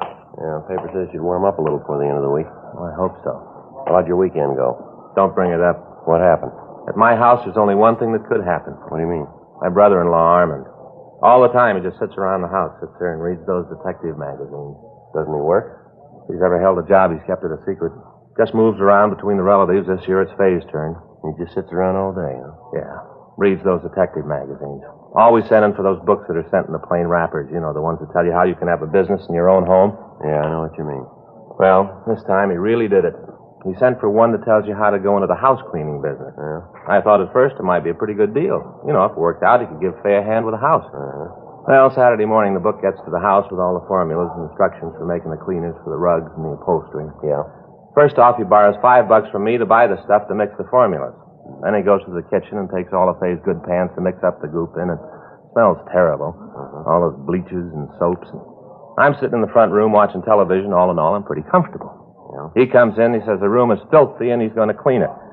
Tells me to get out of the room and that he's going to surprise all of us. Yeah. Well, he did. Faye and I took the kid down to the barber's to have her hair cut, did a little shopping for the weekend. You should have seen the house when we got back, Joe. Just miserable. What had he done? First off, he wasn't there. Left a note on the kitchen table telling us that he was out for a walk. I kind of figured what had happened, so Faye and me walked into the living room. Joe, you wouldn't believe it. Is that so? Faye almost fainted. Pretty awful, huh? Worse than that. Room was beautiful. Everything in it was clean as a whistle. All spotless. Curtains, carpet, the upholstery. Even the tables had been waxed. Well, what's wrong with that? Sounds to me like a pretty good deal. Faye. Well, what about her? Right away, she starts climbing all over me, reads me off for being so mean to him. Says all about how I should be ashamed of myself, said that I should have thought of the house cleaning gimmick myself. I should have given him a hand in cleaning up the place, and that the next day off, we have to do the whole house. I tell you, Joe, no matter what the guy does, it always ends up making me look bad. Well, you say you've only got this year with him, huh? Yeah. Then he goes to Faye's sister in Piedmont. I'll sure be glad when that time comes. Yeah, don't blame me. Hot shot, I'll get it. ADT 211, bank robbery in progress. It took us a little over 4 minutes to get to the bank at the corner of Lebanon and Broadway. In that time, the bandit had completed the robbery and made good his escape. A radio car had arrived at the scene, and the officers had gotten a description of the car and of the bandit. They'd called the information into communications, and a broadcast was gotten out to all cars in the vicinity to be on the alert for the holdup man. 2:40 p.m., Frank and I arrived at the bank. Back there, bank guard. Yeah. I couldn't, Oliver. What do you want me to do? Try to stop him, have him shoot that gun off? He'd have killed half the people in here. I'm not saying that you should have actually tried to stop him. All I'm saying is that there is something that you should have done. You just stood there and looked at him. You could see the gun. There must have been something you could do. I beg your pardon, sir. You get away. You're probably in cahoots with the robber. You probably came back to get the rest of the money. Well, Gibson, don't just stand there. Stop these men. We're police officers, sir. You see, Gibson, they're police officers. You have a badge or something? After this, I don't think I'll trust anyone again. Yes, sir. Here's our identification. Oh, yes, Officer Friday. This is my partner, Frank Smith. How do you do? Hi. I suppose you want to ask me a lot of questions? Well, there are some things we'd like to know, sir. You'd like to talk in my office, I guess. It'll be more quiet there. That'll be fine. Would it be all right if Gibson came along? I'd like to have him see how a couple of real detectives work. Yes, sir. I think it'll be all right. Fine. Back this way. Oh, Officer Friday, this is Gibson, the bank guard, and I use the term loosely. This is Mr. Jones. That's Smith, sir. Frank Smith. Oh, yes, Smith. Sorry. Go ahead. Just sit down any place. Yes, sir. Thank you. Now, you listen good, Gibson. Yes, sir. Mr. Allen, you were the victim, were you? I certainly was. It was just 3 o'clock. Gibson was just putting up the chain across the door, you know, to keep people out. Yes, sir. Gibson was out there. I was in here in my office. Go ahead, Gibson. Tell the officers about it. Yes, sir. Well, he parked his car right in front of the bank, and when he pulled up, I thought it was a customer trying to get in before the bank closed. I held the chain for him. That was nice of you. What happened then, Mr. Gibson? As soon as he got to the doorway, I saw the shotgun. He had it kind of under his coat. You know, I tried to stop him, but he had the gun pointed right at me. He said that if I made a move, he'd as soon shoot me as look at me. Mm-hmm. You sure it was a shotgun, are you? Yes, sir. I could tell it was a 12 gauge. It was sawed off. Told me to get over in that little alcove near the entrance to our escrow department. Mm-hmm. I did. Then he told me to hand over my gun. I started to get it out of the holster. I thought maybe I'd have a chance to surprise him, but he must have known what I was planning. Why do you say that? He told me to face into the corner. Then he took the gun out of the holster. Mm-hmm. Well, I did what he told me. What happened then? He asked me where the manager was. I pointed out his office. Well, to this time, did any of the people in the bank have any idea what was going on? No, sir. The way he acted, he knew what he was doing. Right off, I knew there wasn't anything I could do. I kept thinking about the people in the bank. That shotgun didn't want anyone to get hurt. The only bright thing you did. All right, you want to go on? What happened then? Well, like I said, he asked where the manager's office was.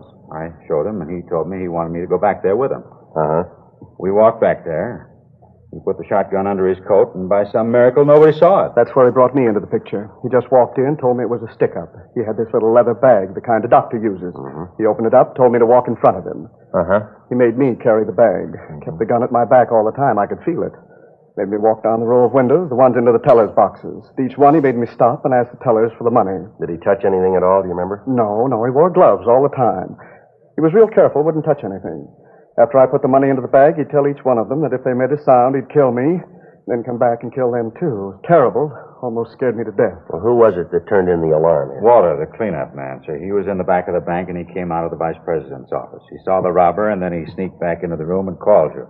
The bandit just barely got out of the place when the police car pulled up. We gave the other officers a description of the car and the bandit. Yes, sir. We heard the broadcast. All the cars in the area have been alerted. I wonder if I could have a drink of water, officer. I'm so nervous. I'm still not over it. My stomach's going to be grinding for a month. You're a member of the Federal Reserve here, aren't you? Oh, yes. Mm-hmm. Well, then the Federal Bureau of Investigation will be in on it, too. Yes, sir. Water's right over here. I keep it in the office for my pills. I have ulcers, you know. Yes, sir.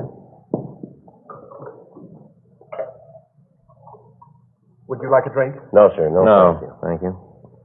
Well, what happened after the man finished taking the money from the cages? He walked out of the front of the place and got in his car. By that time, I could hear the sirens of the police car coming. He just left. On the way out, he said if we told him anything about him, he'd come back and kill us. Yes, and he looked right at me when he said it. You've got to give me some sort of protection. I'm not going to make a sitting duck of myself. We'll take care of that, sir. Could you give us a description of the man, sir? I've already given it to the two officers who are here. Well, we know, sir, but if you wouldn't mind. Of course not. How tall would you say he was? Oh, about 5'11", maybe 6 feet. How old would you say he was? 30, 35, round in there. Mm-hmm. How much do you think he weighed? Oh, about 160, maybe more. I'm not very good at guessing weights. How about his coloring? Was he dark or light? Light. He had real light blonde hair. His eyebrows were almost invisible. They were so light that you almost couldn't see them at all. Same with his eyelashes. Mm-hmm. How about his clothes? Beg your pardon? His clothes? What was he wearing? Well, he had on a blue shirt. No, I'm sorry, sir. I think it was a white shirt. Was it? No, I'm sure it was blue. I remember because he was wearing a brown coat. I thought that he certainly didn't have very good taste, what with wearing a blue shirt and a brown coat. No, Gibson, no. The shirt was blue. No tie. Brown coat and black loafer shoes. I remember these because they were the only thing about him that looked good. They looked like those ones that are advertised in the magazines, you know, Skegums or something like that. Black. Mm-hmm. Was there anything unusual about him? I beg pardon? Anything unusual about him? Anything that might cause you to remember him, know him if you saw him again? Well, there were the bandages. What's that, sir? When he came in, he had bandages on his face. One over his right eyebrow, another on his chin. Right here, sort of on the throat. You mean regular bandages? No, sir. They were those adhesive kind, you know, with the gauze and tape all together. Oh, yeah. And you say he had one over the right eyebrow and one on his chin? Yes, sir. Mm-hmm. I still think it was a white shirt. I said it was blue. Are you trying to say that I don't know blue when I see it? No, sir. I just think that you might have made a mistake in all the excitement. Officer. Yes, sir? It was a blue shirt. All right, sir. How about his car, the one he got away in? It was parked right out in front. Did you see it? Certainly I saw it. I was standing right in the door when he drove away. Well, can you describe the car for us? Yes, like I told the other officers, it was a late model Buick, dark blue, a coupe. I'm sorry, sir, but it was a green Ford All right, sedan. now let's see if we can't let Mr. Allen tell his story, Mr. Gibson. We'll check it with you when we finish with him, all right? I don't know what you're trying to prove with these officers. After the way you handled the affair, there's no use trying to impress them with your prowess as a detective. It was a dark blue Buick coupe. Now, anything unusual about the car that you could see? Any dented fenders, stickers, windshield emblems, anything like that, would you remember? No, I didn't notice anything special. No, sir. It looked pretty new as far as I could tell. All right, fine. Well, you two gentlemen have helped us a lot here. There are some questions we'd like to ask the other people in the bank. Oh, yes, that's what the other officers said. I told them all to stay. You like to talk to them now? Yes, sir. Fine, I'll send them in here to you. No, we can talk to them out there, sir. Be all right. Oh, fine. Gibson, maybe you can help them. Officer. Yes, Gibson. I didn't want to tell you while we were in there. He'd probably make some remark. I didn't even tell the other officers. It's about the license number of the bandit's car. Did you get it? Well, not all of it, sir. Just the first 3 numbers.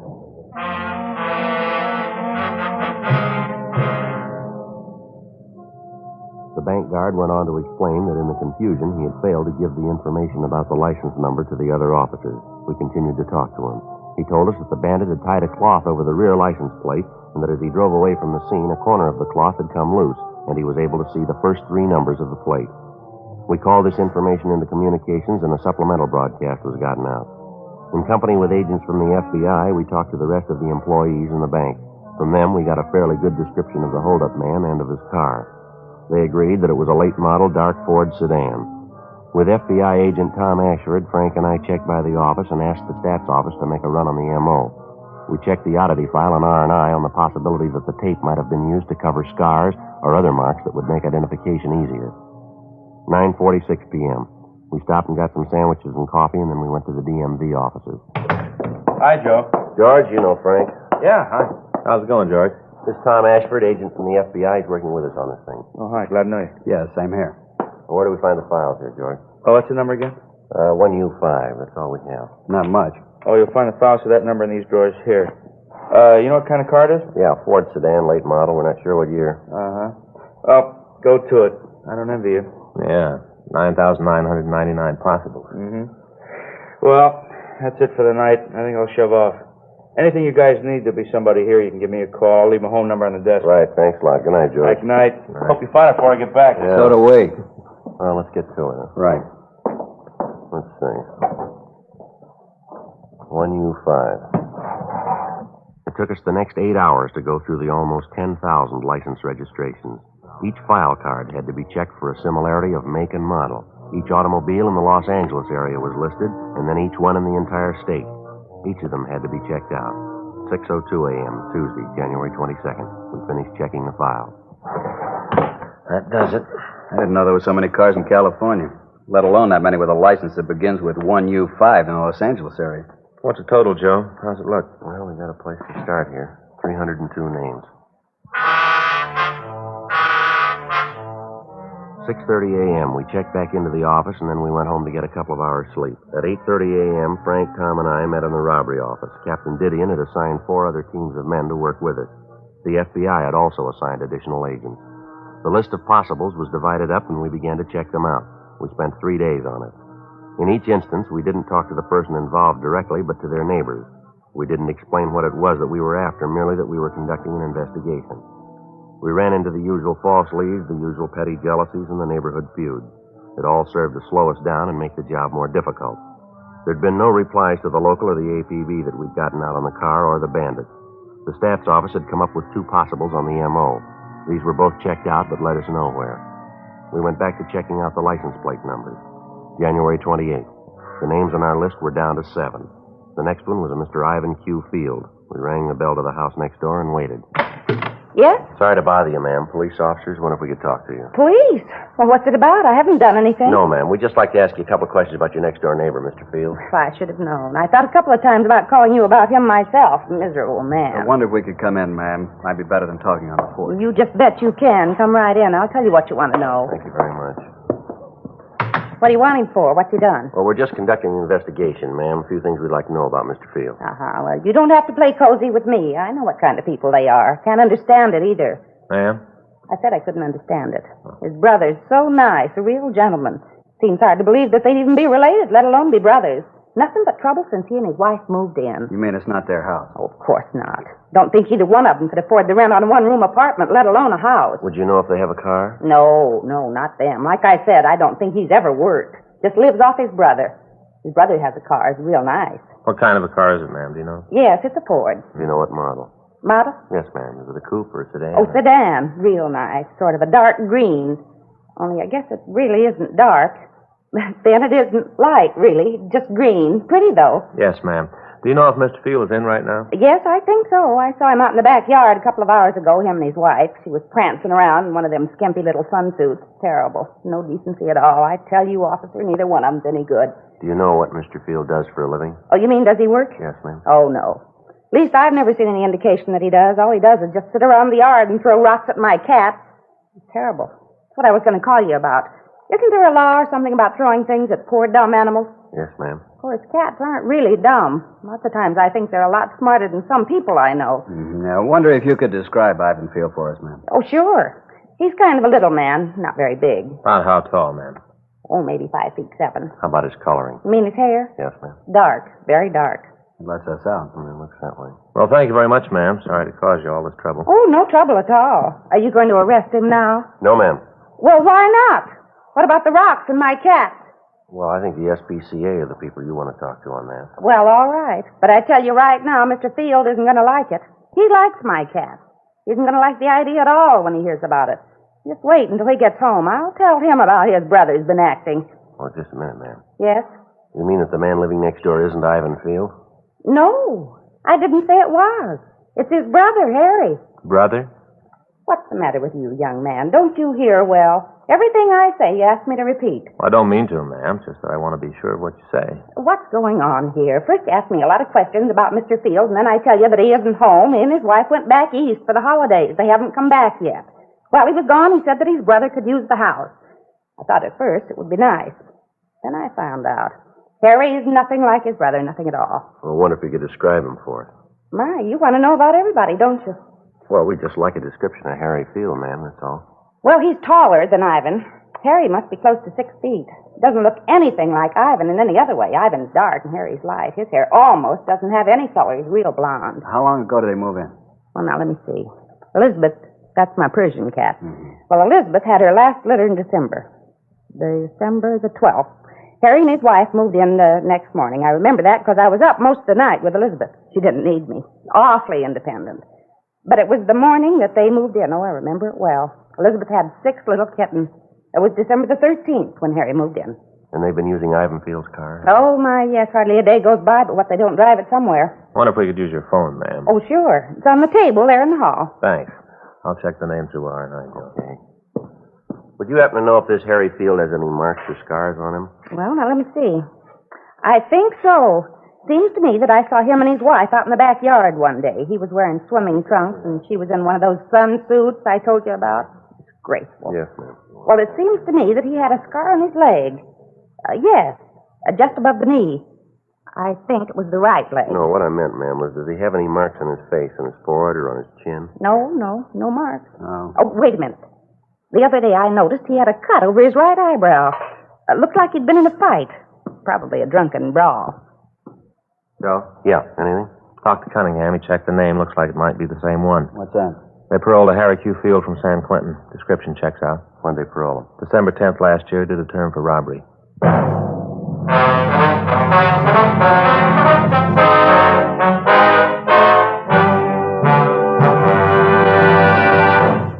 You are listening to Dragnet, the authentic story of your police force in action. Chesterfield was first to name its ingredients. Ingredients that give you the best possible smoke. Now, Chesterfield is first to give you scientific facts in support of smoking. Nose, throat, and accessory organs not adversely affected by smoking Chesterfields. First such report published about any cigarette. A responsible consulting organization reports a study by a competent medical specialist and staff on the effects of smoking Chesterfield. For 6 months, a group of men and women smoked only Chesterfield. 10 to 40 a day, their normal amount. 45% of the group have smoked Chesterfields from 1 to 30 years, for an average of 10 years each.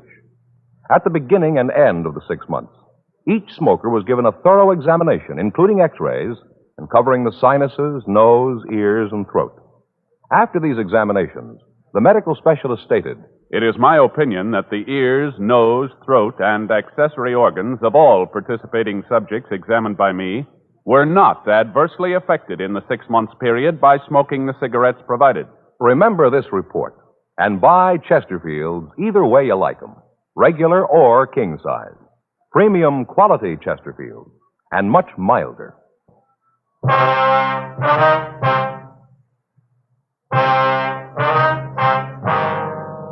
January 28th, 4:30 p.m. We called the office and told them of the latest development. Tom Ashford called the local FBI office and arrangements were made to take Harry Field and his wife into custody. A further check on him was made through R&I, and we found that his record listed 4 arrests for armed robbery with only 1 conviction. He spent 4.5 years in San Quentin before he'd gotten his parole. The name of his brother was also checked. He had no previous record. The car in Field's driveway matched the one used by the bandit. 5:12 p.m. The men from robbery arrived, and the plan for taking Field was formulated. The working detective knows that to successfully apprehend an armed and dangerous suspect, he must act quickly and employ the one big advantage on his side, the element of surprise. By moving rapidly before the suspect becomes aware of any attempt to apprehend him, the officer, in many cases, can not only avoid bloodshed, but can often have a better chance of preserving any and all physical evidence necessary to prosecute the suspect. 5:36 p.m. We were ready to move in. All set, Joe. The men are around back. Good. No indication he knows what's up. The lights are still on. Let's hope it stays that way. Officer? Mr. Friday? The Jenkins woman. Yeah. Officer! Ma'am, would you mind keeping your voice down? We don't want Field to know we're here. Well, I'm not talking loud, but there's something I want you to know. Well, it'd be better if you went back into your house, ma'am. Just stay there till this is over, will you? That's sort of what I want to tell you about. Ma'am? Well, I got to thinking, and I figured maybe Harry wasn't too bad a sort after all. We don't want to be rude here, but I think it'd be better if you go back in your house. All this talking's liable to let him know that we're here. But that's just it. I don't want anybody hurt, so I called him. What? I called him. Told him he didn't have a chance to give himself up. Unknowingly, Mrs. Jenkins had made it impossible to take the suspect without violence. By warning him, she had put him on the alert. We had no alternative now but to apprehend him as best we could. 5:40 p.m. Caleb and Crowley are covering the back. Other fellows are covering the side windows. All right, let's go.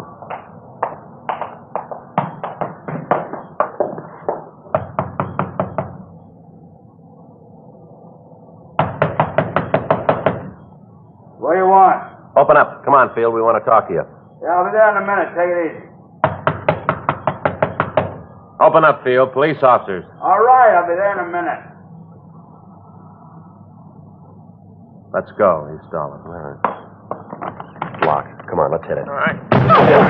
All right, stand Hey, still, what are you mister. doing? The fireplace, Joe. I'll get it. Guy's on parole. You cops won't leave him alone. I'm straight. Bag's full of money, Joe. Partially burned. My money. I could do what I want with it. You bet you can. Hands behind you. Come on. I'll shake him down. All right.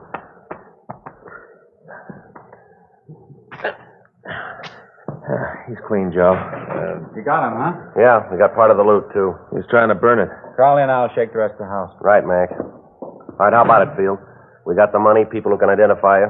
Car parked in the driveway fits the description. You've been through this before. You got out of queue on December 10th. You pulled this job on January 21st. Is that right? Like I said, I fell once. I did my time. Joe? Yeah, Mac. Found his wife hiding in the back bedroom. Found a sawed-off shotgun. All right, let's get him out of here. Hey, Frank? Yeah? Message came in for you before I left the office. Forgot about it. Say who it was from? No, I didn't leave a name. Here's a number. Why don't you phone right away? I'll call it now. We can take Field in. Good, Mac. Thanks. We'll be right behind you. We're going to talk to his wife anyway. Okay, Field, let's go. All right, come on, Frank. Come on.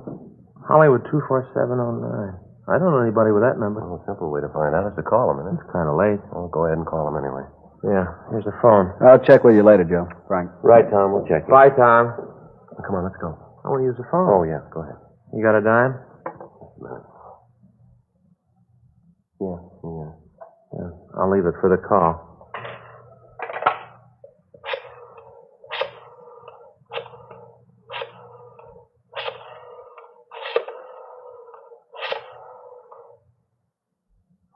Wonder who it is.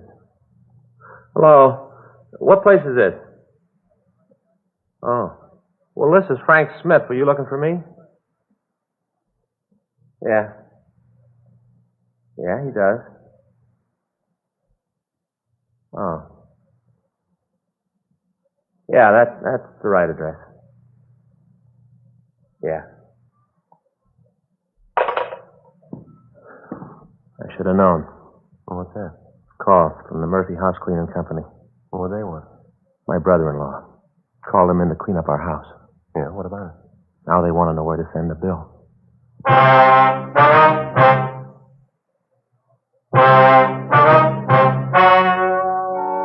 The story you have just heard was true. The names were changed to protect the innocent. On February 19th, trial was held in federal court, City of Los Angeles, State of California. In a moment, the results of that trial. Now, here is our star, Jack Webb. Thank you, George Fenneman. Before a case goes to trial, the working detective has to get all the evidence. He interviews witnesses, takes statements, checks and rechecks. He tries to get all the facts. As a smoker, you too should be interested in facts. You should know Chesterfield is first to give you scientific data in support of smoking. Nose, throat, and accessory organs not adversely affected by smoking Chesterfield. The first such report ever published about any cigarette. Remember that. And next time, buy Chesterfield. Get 'em regular or king size. You'll find premium quality Chesterfields give you the best possible smoke.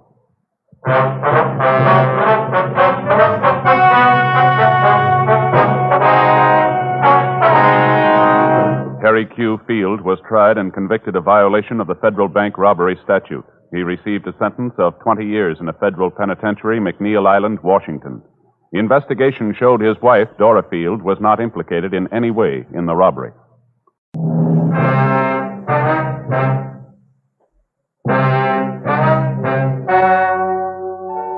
Ladies and gentlemen, the story you are about to hear is true. The names have been changed to protect the innocent.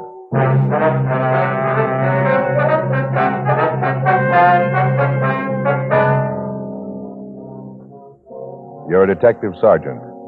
You're assigned to homicide detail.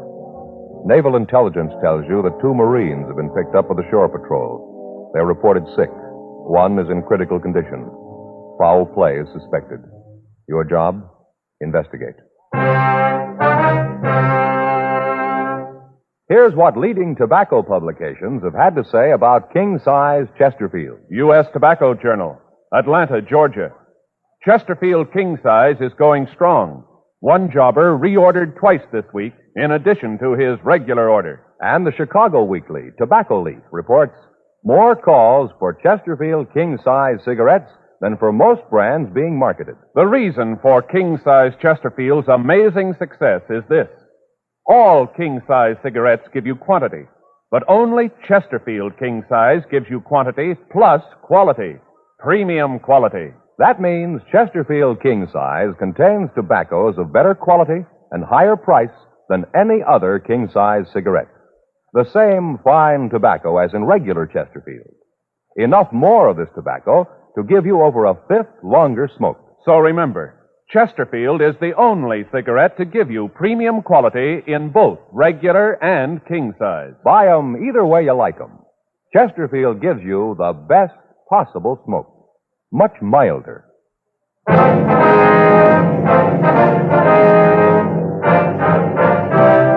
Dragnet, the documented drama of an actual crime.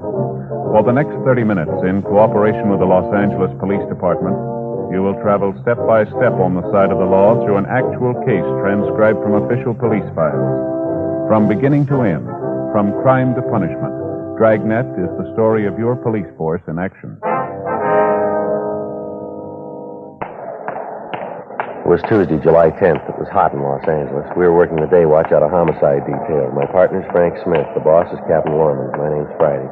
It was 7:58 a.m. when I got to room 42. Homicide. Morning, Joe. Hi. Just get in? Yeah. Anything in the book? I'm looking. What's the matter? You hacked about something? No. Why do you ask that? Well, figures you're sore about something. What'd you do, take a sour pill?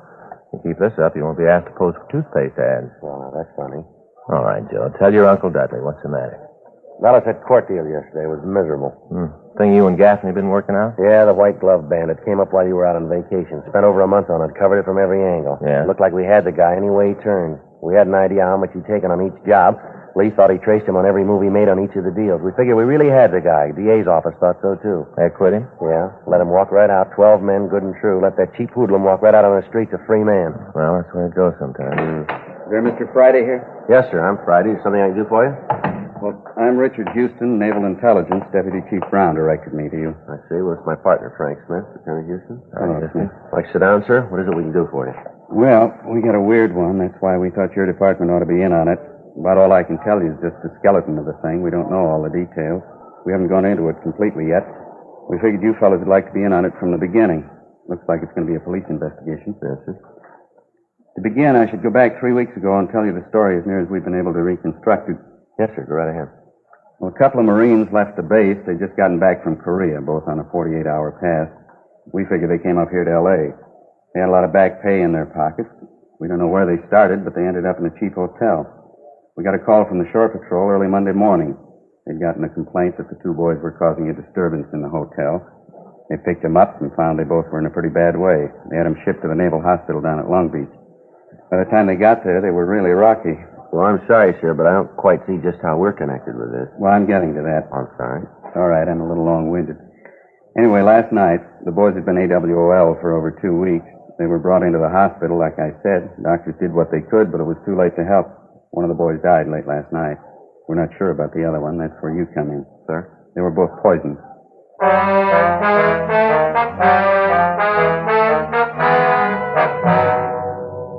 9:06 a.m.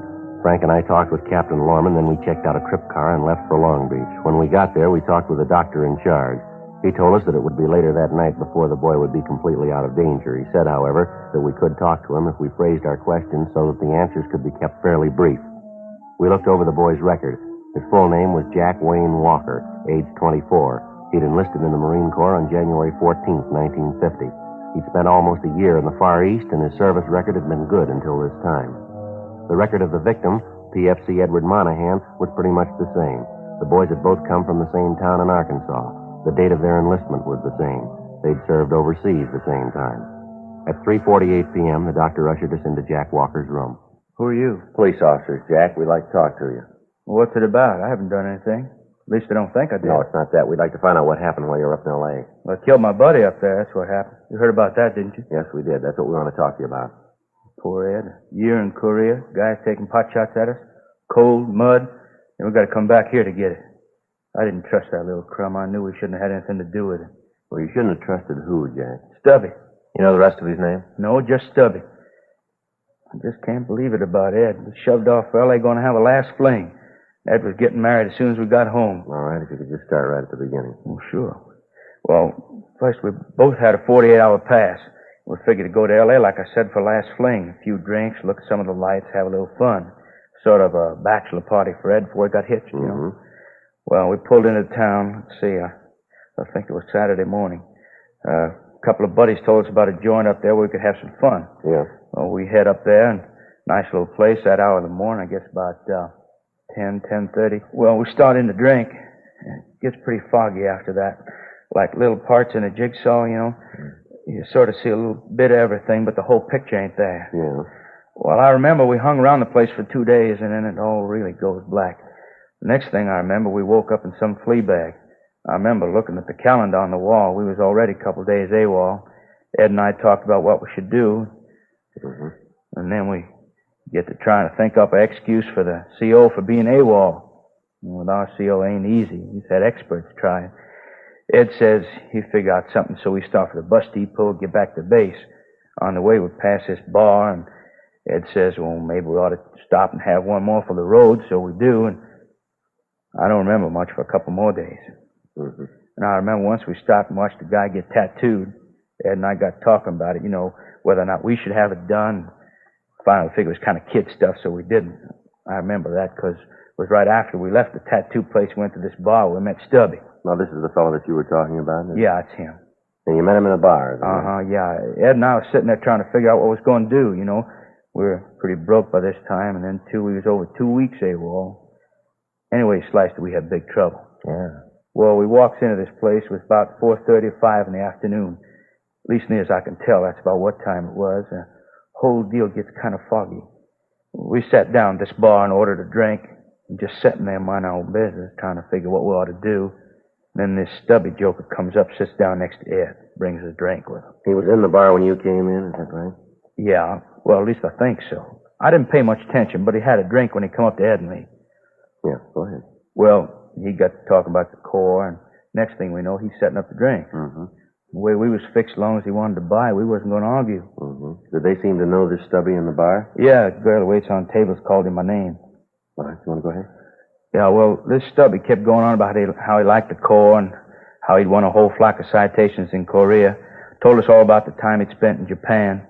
First we thought he was just throwing a bunch of coconuts at us, but we'd ask him about places in Korea and things you could only know if you was there. He'd come up with the answers all right, but even with all that, there was something that just didn't ring true with it. Yeah. Anyway, long about 8 or 8:30 that night, Stubby got in a thrash with the bartender, something about the price of the drink, so he suggested we go up to his place and get a jug, you know, and drink up there. Well, I wasn't too hot for the idea, but Ed said we had nothing to lose, and we didn't have a sack for the night, and there wasn't much dough left, so we shoved off with him. Where'd this Stubby live? A hotel down on 5th. I'll tell you how to find the place. Same place you were picked up in? Yeah. We got the address then. Oh, okay. Well, what happened when you got Stubby's room? Well, we cracked the jug, sat around drinking for a while, and then Ed and I went to sleep. I tell you, the next morning we had the biggest hangovers in the entire United States and Canada, both of us. We felt miserable. Ed started beefing about the cheap booze Stubby'd rung in on us. That's when he tried to tout us on them pills. What pills are those? Oh, them things supposed to relieve hangovers. Oh, you mean the kind they sell in drugstores? Oh, no, not them. Stubby told us about that one. He'd come back to the States. He'd stood some duty in a hospital and said that while he was there, he got them pills. Said there was a special prescription, that they was great for head shrinking. He wanted us to try them. Did you? Well, no, not right away. He kept after us, though, kidding us about being big, tough Marines with a hangover. And then he took one of the pills, leastwise we thought he did. So Ed and I figured then we didn't have anything to lose. You took one of these hangover pills then, did you? Yeah, we both did. Mm-hmm. What happened then? Well, nothing right away. Stubby said it'd take a little time for it to take effect. We got up and started to get dressed. Ed and I thought we'd better get back to the base, or we'd probably be in enough trouble as it was without worrying about a hangover. Yeah. You left the room? No, we was just getting our stuff together, and Ed took sick.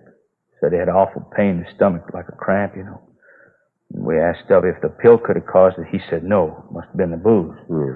Well, right about then, I was getting ready to mop up the place with this Stubby. I figured sure he'd given us a Mickey. I couldn't figure why, though. Then it hit me. That pill, huh? Yeah, I guess so. Real bad cramps in my stomach. I got real dizzy. The room started to go around. And we asked the Stubby to call a doctor, and that's when we knew he was really in trouble. How's that? Well, we knew then he was nuts off his trolley. And neither of us could walk. Ed doubled up and passed out, and I could hardly keep awake. We both just lay there on the floor. I kept asking this bum to get us a medic. Mm-hmm. Did he? No, he just stood there and laughed at us. Laughed like a crazy fool. He kept saying we was big, strong Marines. We should be able to take a little stomach ache without running to a doctor. At no time did he make any attempt to get you medical help? No, just like I said, he just stood there and laughed at us. Then he got real mean. Got crazy leer on his face. Said he'd show us that he'd fix us up good for what we'd done. Well, what do you mean by that? I don't know. All I thought about was getting Ed and me to a doc. About this time, I didn't much care what the little screwball did. Then it really started harping on how he's getting even with us.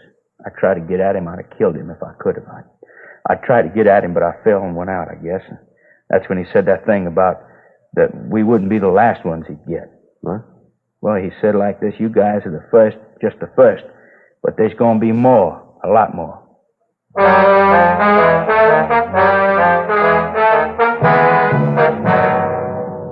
We continued to talk to Jack Walker. He gave us a complete description of the man he'd known as Stubby. And going over the story again with him, there were a few changes in it, but none that couldn't be accounted for by his condition.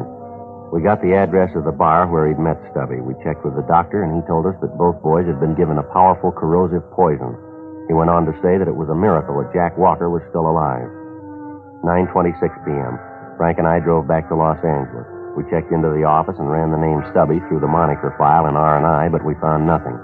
We got out a local and an APB on the description and the name. The stats office started to run on the M.O. Frank and I checked the hotel on 5th Street, and the manager showed us the room, but he said that it had been cleaned and occupied since the two Marines had left. Leighton Prince went over the room, but failed to come up with anything. We took the hotel registration card and booked it in as evidence. The man had signed his name as Alton Richards. The manager gave us the same description as the one we'd gotten from the Marines. We ran the name through R&I, but we failed to come up with any new leads. There'd been no replies to the broadcast, and the stats office had finished the run and had come up with 4 possible suspects. These were checked out, but they led us nowhere. 2:30 a.m. We checked the bar, but we found it was closed. Wednesday, 8:14 a.m. We briefed Captain Lorman on the developments, and then we went over to again check the bar where the two Marines were supposed to have met Stubby. The place was deserted except for one man drinking a beer. The waitress was sitting in a rear booth filing her fingernails. Frank and I went back to talk to her. Yeah, something you want? Well, police officers, miss. We'd like to talk to you. Cops, huh? Yes, ma'am. This is my partner, Joe Friday. My name's Smith. Yes. Boy, does that sound phony. Here's my ID card. Yeah, it's Smith, all right. What do you want? Will you mind if we sit down? No, go ahead, live. Thank you. What's this all about? Do you work here steady? Yeah, most of the time. What's your name, miss? Vera. Vera Gay. Well, Miss Gay, were you working here around the 8th or 9th or the 10th of July? Yeah, and you can make it Vera. Mm-hmm. You know most of the people who come in here regular, do you? Yeah, I suppose so. Wonder if you look at this description and tell us if you know the man here. WMA. What does that mean? White male American. Yeah, WMA. 36 years, 5'7" to 5'9", 155 pounds stubby. Yeah? Yeah, I know him. Comes in here all the time. Nice guy. Loud when he gets drunk. He's always nice to me, though. Tells me I should be in pictures. You know, the movies. Yes, ma'am. Have you seen him today? No, he hardly ever gets in before maybe noon, 1 o'clock. It just doesn't bother you, does it? Am I following my nails? Not at all. It does bother some people, you know. Like running a piece of chalk down a blackboard. Miss Stubby, does he have any other name? Did you know it? Yeah, Paul Rogers. That's another one, Joe. Yeah. Do you want to go ahead, miss? I went out with him a couple of times. Finally gave it up. I couldn't go that route. What's that, ma'am? All he talked about was either him in the Marine Corps and what a big hero he was, or else how he was going to get me in pictures, movies. Yes, ma'am. I didn't come out to California to get in the movies. No, I came out to be a private secretary, only those jobs are a little hard to get, so I work here. Make enough for coffee and cakes. And when a job comes along, I'll take it. Work in a big office, nice boss. Who knows, he might even marry me. No, that movie hokum for me. No, sir, not your little Vera. Did you work on the night of the ninth? It's the night before last? Let's see. Yeah, I was in. You happened to see the Stubby Rogers that night? Well, I gotta think about that. Let's see. That was the night we had the fight just before closing. Yeah, he was in earlier. You happen to notice if he was with anybody? What's this all about? He do something you want him for? No, we just like to talk to him. Yeah.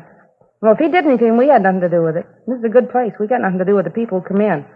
Got the price of a drink, they get served. We don't ask for trouble. Oh, we aren't going to cause any trouble, miss. We just want to talk to this Rogers. Yeah, well, as long as we aren't rung into it. Do you remember if he was with anyone? Yeah, he was with a couple of Marines. Left with him, had a beef with Sam. He's the night bartender. Complained that the drinks were too high. I don't know what he was crying about. He's been drinking here a long time. Never had problems before. You saw him leave with these two Marines then?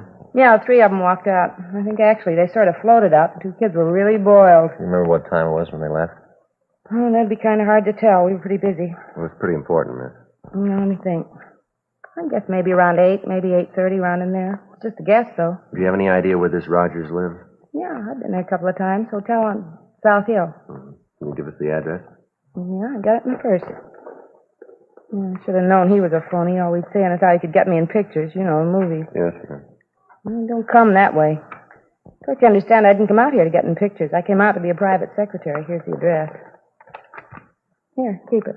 I won't be using it anymore. All right, thank you, Miss Kay. Here's our card. If you think of anything more you think we ought to know, we'd appreciate a call from you. Yeah, thanks. Sure appreciate your help. Well, you never know. Maybe I'll need your help sometime. Matter of fact, you might be able to lend me a hand. What's that, miss? You know any picture producers? Movies?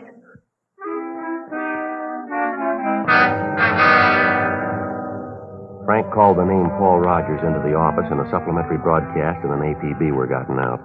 A stakeout was arranged on the bar. We went back to the city hall, and a check through R&I on the name Paul Rogers netted us nothing. We drove over to the hotel on South Hill.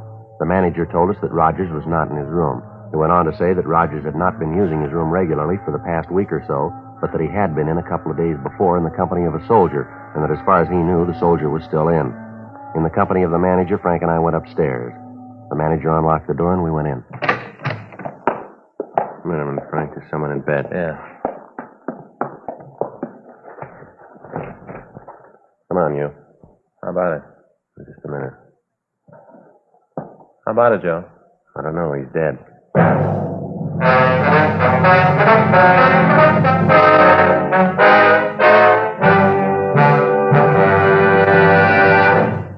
You are listening to Dragnet, the authentic story of your police force in action. And now a report every smoker should hear. Nose, throat, and accessory organs not adversely affected by smoking Chesterfields. First such report published about any cigarette. A responsible consulting organization reports a study by a competent medical specialist and staff on the effects of smoking Chesterfield. For 6 months, a group of men and women smoked only Chesterfield, 10 to 40 a day, their normal amount. 45% of the group have smoked Chesterfields from 1 to 30 years, for an average of 10 years each. At the beginning and end of the 6 months, each smoker was given a thorough examination, including x-rays, and covering the sinuses, nose, ears, and throat.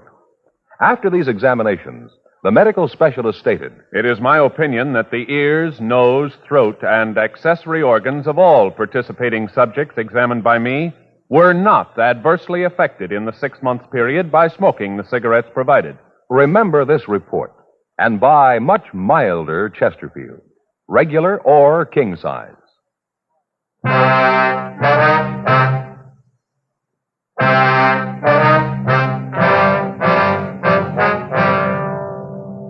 Wednesday, July 11th, 12:40 p.m. We called the coroner's office, then we got in touch with the crime lab and the photographers. After the pictures had been taken, the body was removed. The victim was a soldier in his mid-30s. On the nightstand beside the bed, we found an empty pill bottle and a suicide note. The note was booked as evidence and turned over to Don Meyer for comparison with the handwriting taken from the hotel registration card that Rogers had signed. The men from Leighton Prince went over the place thoroughly. They came up with several classifiable prints. Fingerprints found on the bottle belonged to the victim. There were several other sets in the room which were not identified. The crime lab went over the room, and then they went back to the lab to make their analysis. All officers in the area were alerted to be on the lookout for Rogers. Frank and I talked to the manager of the hotel, a Henry Corey. He told us that Rogers had lived in the hotel for the past 4.5 months. He said that Rogers was quiet, kept pretty much to himself, and for the most part was a good tenant. He said that on several occasions Rogers had gotten behind in his rent, but that he'd always managed to come up with the money. The manager told us that in the conversations he'd had with Rogers, the main topic had been the Marine Corps and the suspect's record overseas. Rogers presented himself as an armchair general, constantly calling down the way the situation was being handled. He would refer to his own exploits, but when questioned about his leaving the service, he became vague and evasive. Additional handwriting samples were obtained and sent to Meyer. The manager told us that the latest victim had come in with Rogers the night before, and that at the time he'd been pretty drunk. They'd gone upstairs, and when Rogers had left in the morning, the manager had assumed that the soldier had gone the night before. 3:20 p.m. Frank and I went back to relieve the stakeout at the bar.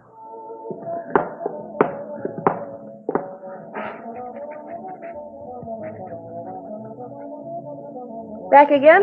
Yes, Miss Gay. Sit down. Thank you. It seems like every time I see you, I'm doing something with my nails. This morning filing them, now I'm filing them again. I'm going to put polish on them after this. I guess you think I'm pretty vain. No, not at all, miss. New color called Frosted Rose. And pretty? Mm-hmm. Kind of iridescent, what the label says. To sprinkle your nails with stardust.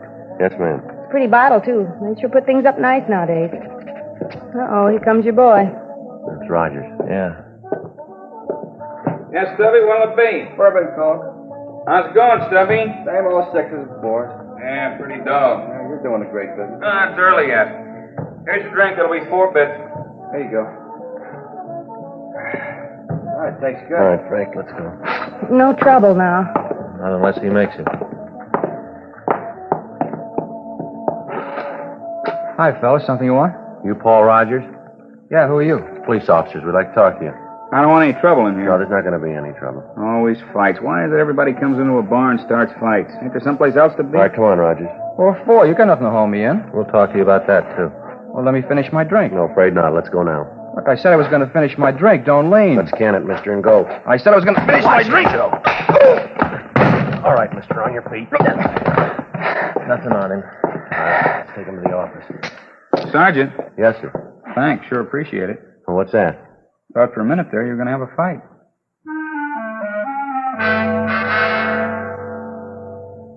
We took the suspect back to the city hall, then we checked the name through the Marine base in San Diego. Lieutenant Richard Houston called back to say that Rogers had received a court-martial and a dishonorable discharge in January of that year. He'd been tried by a military court on a charge of stealing alcohol from the hospital pharmacy and selling it to the patients in the hospital. We stopped in handwriting analysis, and Don Meyer took an exemplar of the suspect's writing. When we checked by the office, there was a message from Sergeants Bill Cummings and Harry Hansen stating that their investigation had shown that the death of the soldier in Rogers' room was suicide beyond any doubt. 7:46 p.m. Frank and I talked to the suspect in the interrogation room. Terrible thing, treating a veteran like All this. right, let's save it, Rogers. There's a few questions we'd like some answers to. I got nothing to hide. All right, what were the conditions of your discharge from the Marine Corps? What do you mean? Did you get an honorable discharge or a dishonorable discharge? I had a little trouble. Lousy officers. Never did understand what the problems of the enlisted man were. What do you do for a living, Rogers? I work. Where? Around. You have a steady job? What do you mean steady? One you've held for, say, more than 6 months? Haven't been out of the service that long. Where'd you serve in the Corps? Japan, Korea. How long are you there? About 4 or 5 months. Why'd you come back? I was wounded. How? What do you mean, how? Just that. How were you wounded? Well, I wasn't exactly wounded. I had my feet frostbit. Mm-hmm. According to this here, you went AWOL and got lost. When they found you, your feet were frozen. Is that right?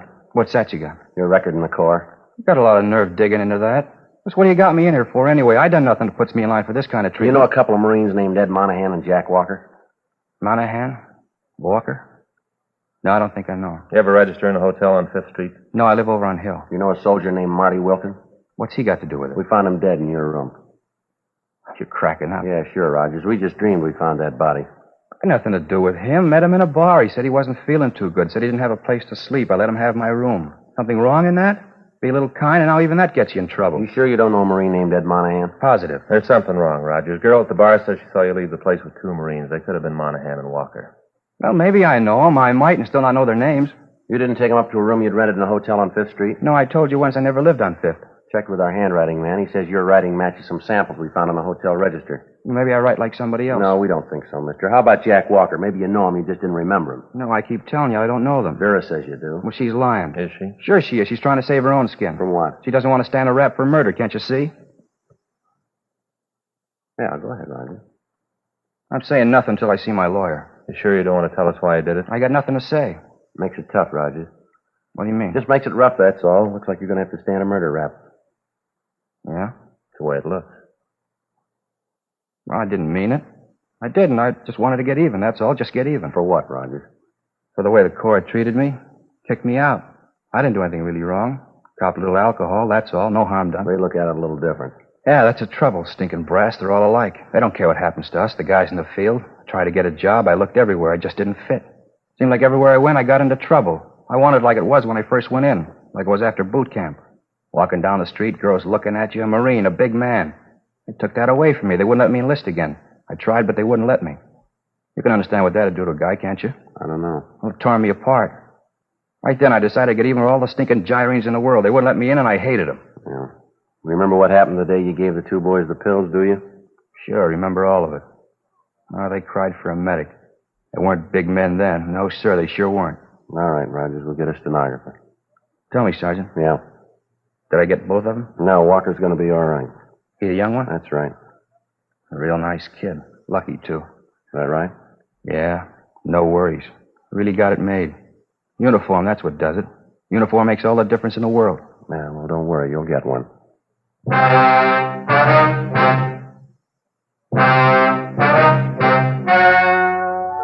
The story you have just heard was true. The names were changed to protect the innocent. On November 13th, trial was held in Department 87, Superior Court of the State of California, in and for the County of Los Angeles. In a moment, the results of that trial. Now, here is our star, Jack Webb. Thank you, George Fenneman. In modern crime detection, the working detective depends on scientific research. He relies on the services of trained experts in ballistics, communications, fingerprints, to name just a few. He's interested only in facts. And as a smoker, you should be interested only in facts. That's why the report you heard earlier is so important to you. Nose, throat, and accessory organs not adversely affected by smoking Chesterfield. First such report ever published about any cigarette. Remember it. And next time, buy Chesterfield. Regular or king size, premium quality Chesterfield gives you the best possible smoke.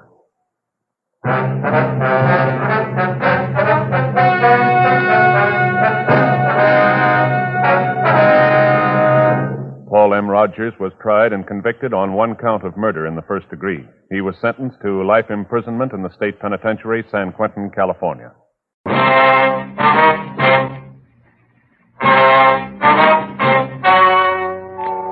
Ladies and gentlemen, the story you are about to hear is true. The names have been changed to protect the innocent.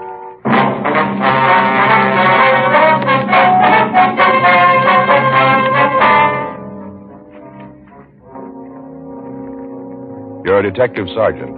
You're assigned to homicide detail. You get a call that a man has been murdered. His killer is unknown. Your job? Get him. Here's what the tobacco trade press has had to say about Chesterfield's. U.S. Tobacco Journal, Boston, Massachusetts. Chesterfield cigarettes in the new king size is still maintaining large turnovers in this area. Dealers report that sales continue to climb on this size, and it seems that volume on the regular size has climbed to new heights with its big brother. And Tobacco Leaf reports from Chicago more calls for Chesterfield king-size cigarettes than for most brands being marketed. Dealers all over the country tell us no product they ever handled has grown so fast in so short a time as king-size Chesterfields. King-size cigarettes give you quantity, but only Chesterfield king-size gives you quantity plus quality. Premium quality. Chesterfield king size contains tobaccos of better quality and higher price than any other king size cigarette. In fact, the only difference between Chesterfield king size and Chesterfield regular is that the king size is larger, contains more of these same tobaccos, enough to give you more than a 1/5 longer smoke. So remember, Chesterfield is the only cigarette to give smokers premium quality in both regular and king size. Ask your dealer for Chesterfield, either way you like them. Premium quality Chesterfields and much milder.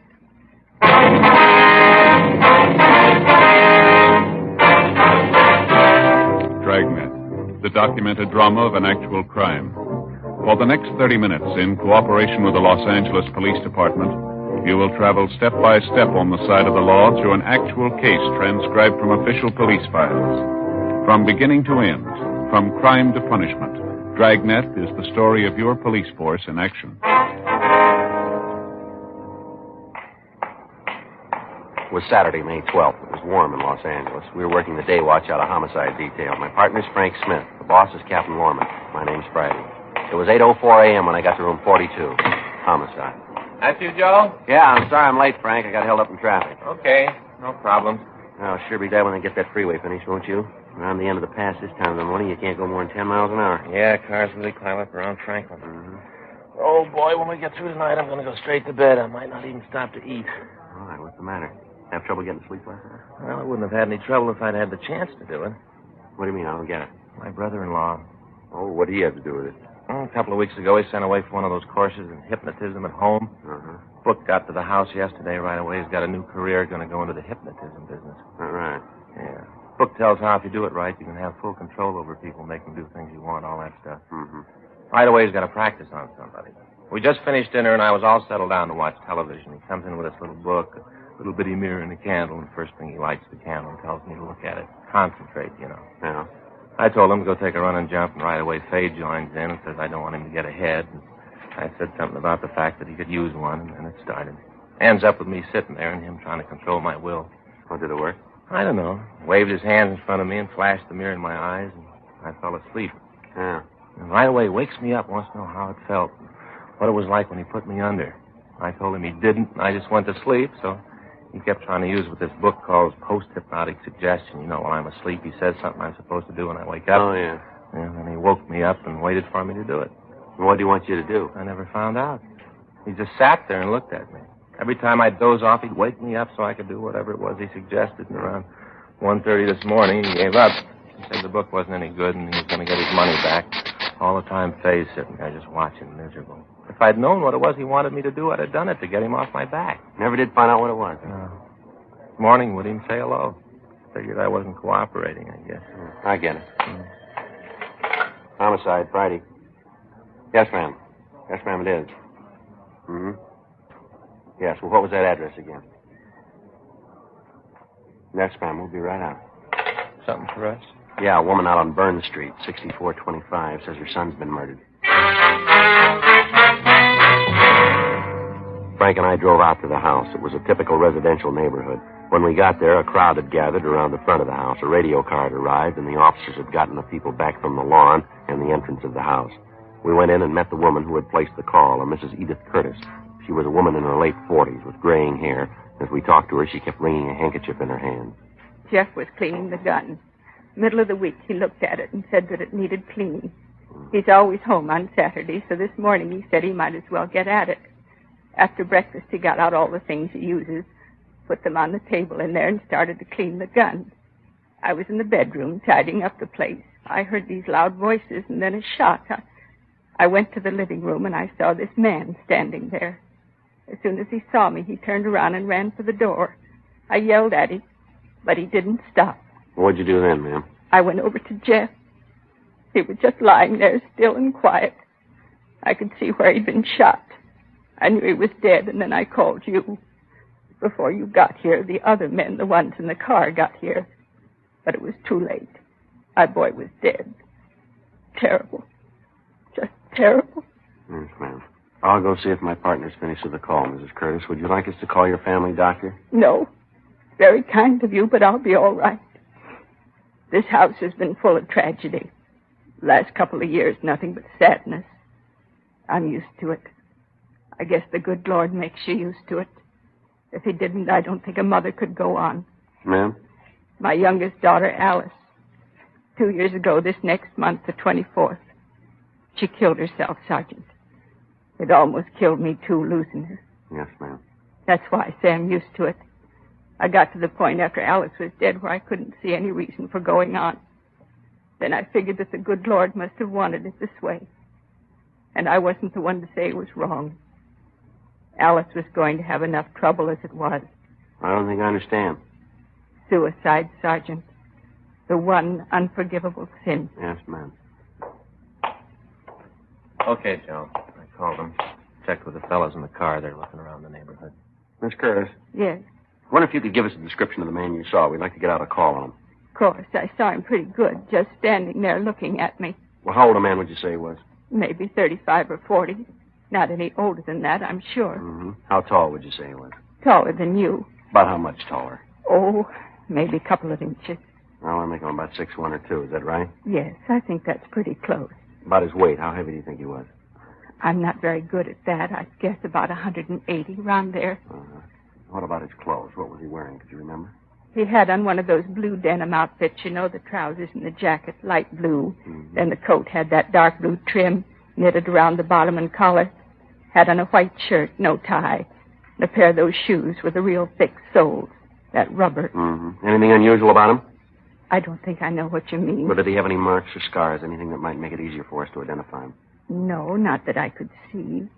But you won't have any trouble identifying him. I'll tell you if you have the right one or not. Did he have a car? Would you know that? I don't think so. I didn't see one. All right, thank you, ma'am. Mm-hmm. I'll call us in right away, Joe. Get out the local and APB. Yeah. Miss Curtis, Yes, could you tell us exactly what time the shooting took place? not exactly, but I'd say about 7:45. Uh-huh. Did this man say anything to you? No, not a word. You never saw him before, maybe around the neighborhood, the stores, in the street someplace? No, I never saw him. I know that. But if I see him again, I'll know him. All right, ma'am. I'll be right back, Joe. Okay. I hope you won't take offense, ma'am. What's that, Sergeant? Well, you don't seem too greatly concerned about your son's death here. I thought I'd explain that to you. I told you that I have to figure that it's the Lord's will. Mm-hmm. I might as well tell you, Sergeant. You'll probably find out anyway. What's that, ma'am? Well, Jeff and I had a few arguments. Nothing serious, but we did have words. I beg your pardon, ma'am? Well, I told you that my daughter took her own life. Oh, yeah. She lived with us here in this house. I thought it was a happy home. I found out it wasn't. I found out too well. Mm-hmm. You see, Alice, that's my daughter. Yes, ma'am. Well, she was going to marry. She'd met a young man who worked in an aircraft factory. She seemed to think he was very nice. I couldn't see much in him. I told her so. We had quite a few rows about it, once when he was here. Mm-hmm. On that night, the row, Alice's young man left, made quite a fuss about my trying to run the children's lives. Told Alice that he'd marry her right away that night. But when they were married, he didn't want to have anything to do with Jeff or me. Well, did Jeff take any part in this quarrel? No, my yes. Finally, the young man stormed out of the house. Alice was in tears, just seemed to go to pieces. That night, she took an overdose of sleeping pills. I'll never forget when I called her for breakfast. Terrible. That's not doing any good. I'm sorry, Sergeant. That's quite all right, ma'am. Now, you said you and your son had several arguments. Was it about this engagement thing here? Yes, after Alice's funeral. Jeff seemed to sulk around the house. Then at night he'd go out and drink quite a bit. He seemed to think that I'd caused Alice to do away with herself. I tried to tell him that I didn't, that I was just as sorry as he was. I told him how badly I felt, but it didn't seem to do any good. Well, have you heard from Alice's fiancé since that night? He was at the funeral. Oh, what's his name, Mrs. Curtis? Dudley. Bruce Dudley. Do you know where we can get in touch with him? I think Jeff had his address. I can look for it. Thank you. But you don't think that Bruce had anything to do with this? I know it wasn't him. I know Bruce.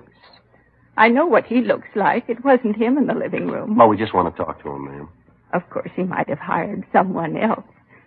No, I'm sure Bruce had nothing to do with it. Even with what he did say. Ma'am? That night, when they had the fight, Jeff told him that if he didn't get out, he'd throw him out. Mm-hmm. When he left, Bruce said that someday our meddling in other people's lives was going to backfire, that it might take some time, but that we'd be repaid. And that look in his eyes when he went through the door, Sergeant, Yeah. maybe he did do it. He looked mad enough to kill us both. 9:12 a.m. The coroner arrived and removed the body. The men from the crime lab crew went over the place. A complete set of pictures was taken before the body was removed.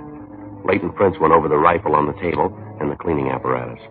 Frank and I noticed that the tablecloth on the living room table had been on the floor when we got to the house. Mrs. Curtis had told us that her son had grabbed it as he fell to the floor. We talked with the neighbors. One of them, a Mrs. Alvin Kemper, said that she had been watering the lawn between 7:30 and 8 a.m., but that she had seen no one enter or leave the Curtis house. She told us that she had heard frequent and loud arguments between Mrs. Curtis and her son. Frank and I drove out to the address of Bruce Dudley. It was a modern one-room apartment on Riverside Drive in the San Fernando Valley. We rang the buzzer a second time and waited. Looks like he's not in. Oh, what time you got? 12:17. He's probably gone out. Come on, we can check the manager. Yeah? Oh, Mr. Dudley? Yeah, what do you want? We're police officers. We'd like to talk to you. Okay, come on in. I just got up, out late last night. I don't feel at all well. I'll move those clothes and sit down. I'm going to put a pot of coffee on. Oh, I feel like a troop of midgets ran barefoot over my tongue. Yes, sir. Go right ahead. What do you want to see me about? You know a Jeff Curtis? Yeah, I know him. Hey, what'd you say your names were? Well, my name's Friday. This is my partner, Frank Smith. You got any badge? Something to prove that you're cops? Yes, sir. Here's my ID. Uh-huh. Sergeant Joseph Friday. Okay. Now, what's this about Jeff? He's dead, Mr. Dudley. Dead? Yes, sir. How'd it happen? Accident? Well, we're not sure. He didn't kill himself, did he? Why do you ask that? I just thought he might have. Sister killed herself. Thought he might have done the same thing. You know of any reason that he'd do something like that? Oh, no, not that I could name. I understand you and Mr. Curtis didn't get along too well. We got along all right. Oh, when Alice and I split up, there were some words, nothing serious. Well, the way we got it, you were pretty sore at him. Yeah? Yeah. I understand that you and he had quite an argument. He was ready to throw you out of the house. You've been talking to his mother. She's been throwing lies around again. Well, is it true? Did you and Curtis have an argument? Yeah, I got nothing to hide. You been out of the house this morning? No, why? Have any way of proving you were here all morning? Just got up. You know that. You guys got me out of bed. What are you trying to prove? Just want to know if you can account for your time, that's all. You think I had something to do with Jeff's death, is that it? We didn't say that. No, but you meant it. Oh, excuse me, I got to get the coffee. You want some coffee? No, thanks. How about you? No. You don't mind if I have a cup, huh? No, sir, go right ahead. Thanks.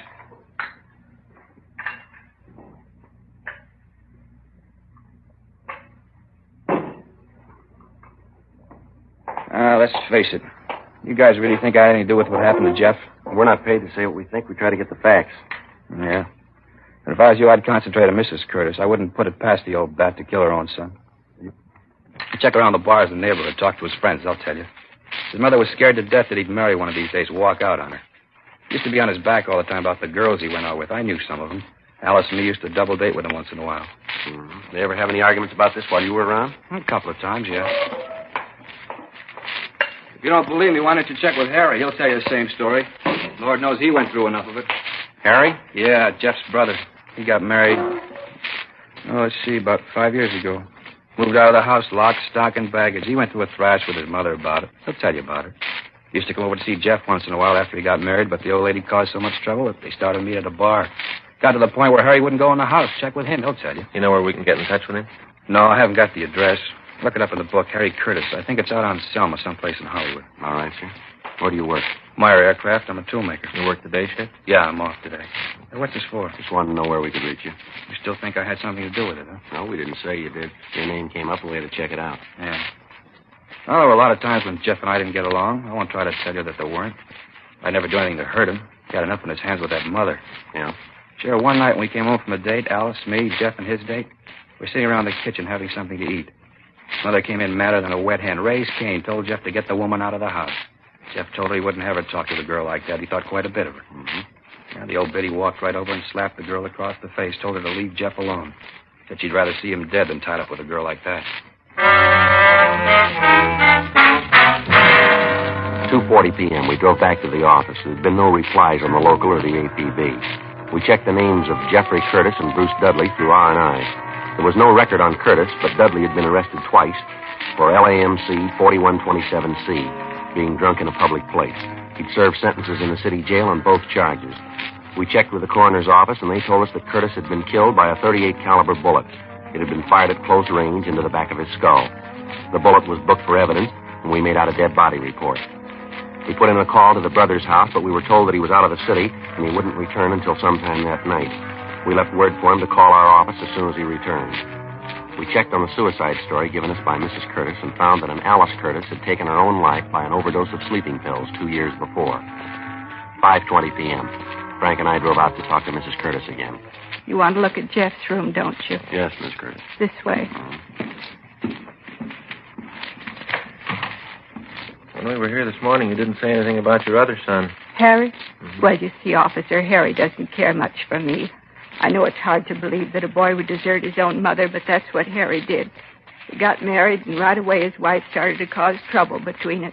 The rifle your son was cleaning this morning. Oh, yes, those men from the crime lab, I think they said they took it. Yes, ma'am. Did your son do much hunting? Well, he used to do quite a bit before Harry got married. They used to be great pals. Mother couldn't ask for a better pair of sons. And when Harry left home, Jeff sort of gave it up. He cleaned the gun when he had to, but he didn't go after game anymore. Then, too, he was afraid to leave me alone at night. Ma'am? Well, we've had a lot of trouble with prowlers in the neighborhood.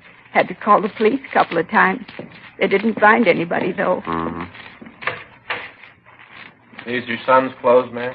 Yes. This man you saw this morning, did you notice if he had a gun? Yes, he did. It was a revolver. When I came into the room, it was still smoking. Did your son keep any other firearms in the house? Oh, no, just the rifle. I wouldn't have any other guns in the place. I don't like them. You had any call to go up in the attic lately, Mrs. Curtis? What? The attic, ma'am. Have either you or your son had any reason to go up there? No, I don't think we've been up there since we moved. Could I get you officers a cup of coffee or anything? I've got some nice fresh cake. Like a slice of that? No, ma'am. Thanks just the same. Oh? Yeah. Look at here. Yeah. Look at here on the shoulders of these suits in the back. You see this dirt? Looks like it came down from that door to the attic. Yeah. Let me get a chair and we'll have a look. What's this all about? I told you we haven't used that attic. Don't you believe me? We'd just like to take a look if you don't mind, ma'am. Well, maybe I do mind. It's just going to take a minute, ma'am. I think you officers have sure got your nerve. I tried to be nice to you, help you out. Isn't enough that my boy's dead. Now you have to come in here and tear my home apart.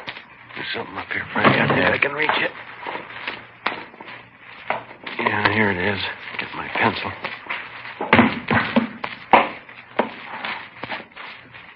You ever seen this, Mrs. Curtis? No. I haven't got any idea how that gun got there. Doesn't belong to us. What do you think, Joe? I don't know. 38 caliber.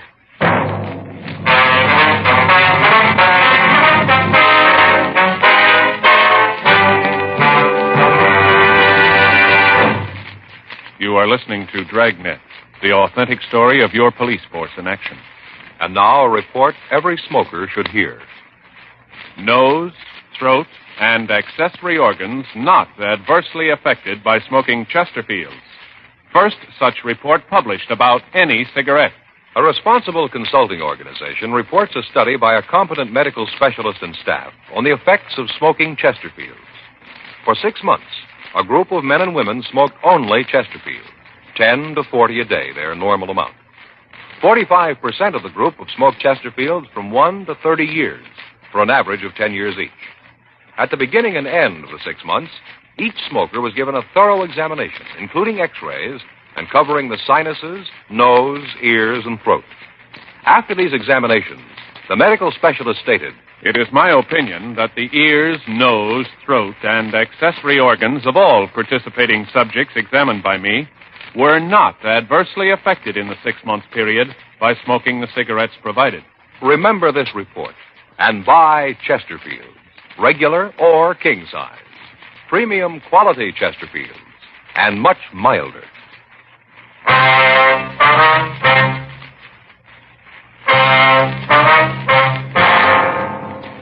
We took the gun back to the city hall. It was checked for fingerprints, but none were found. We checked with pawn shop records, but the gun had not been registered. By checking with the manufacturer, we got the retailer's name. It had been sold to the victim, Jeff Curtis. The gun was turned over to Russ Camp for the routine check through ballistics. Just a minute till I take it out. Right.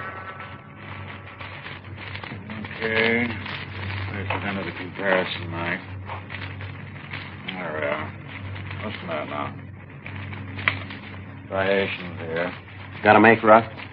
Yeah, the match. 11:46 p.m. Harry Curtis called the office. He was surprised to hear of his brother's death, but said that he would be down to see us in the morning. Frank and I checked out, and the next morning we drove out to the house on Burn Street and picked up Mrs. Curtis. We talked to her in the interrogation room. This is perfectly ridiculous. I don't understand what you're trying to get me to say. Well, maybe if we lay it out for you, ma'am. Yes, that might do it. At least it would be something. All right, when we walked into your house yesterday morning, you said that nothing in the house had been touched, that everything was just as it was when your son was killed. Is that right? Yes, I guess I said that. I'd like to have you be sure one way or the other, ma'am. What did you say? I said that. I hadn't touched anything. Nobody did. Mm-hmm. Would you tell us what your son was doing when you left the room? I told you he was cleaning the rifle. On the living room table? Yes, that's right. What did you say he did after he was shot? I said he fell down. Did he touch anything as he fell, brush up against anything? Well, when he fell, he grabbed the tablecloth, pulled it down with him. Yes, ma'am. Well, then maybe you can explain how it was that all the things he used to clean the rifle and the gun itself were still on the table. What? How is it those things didn't come off the table when he pulled the cloth off? I don't know what you're trying to get me to say. Well, we'd like for you to tell us the truth. I'm telling that.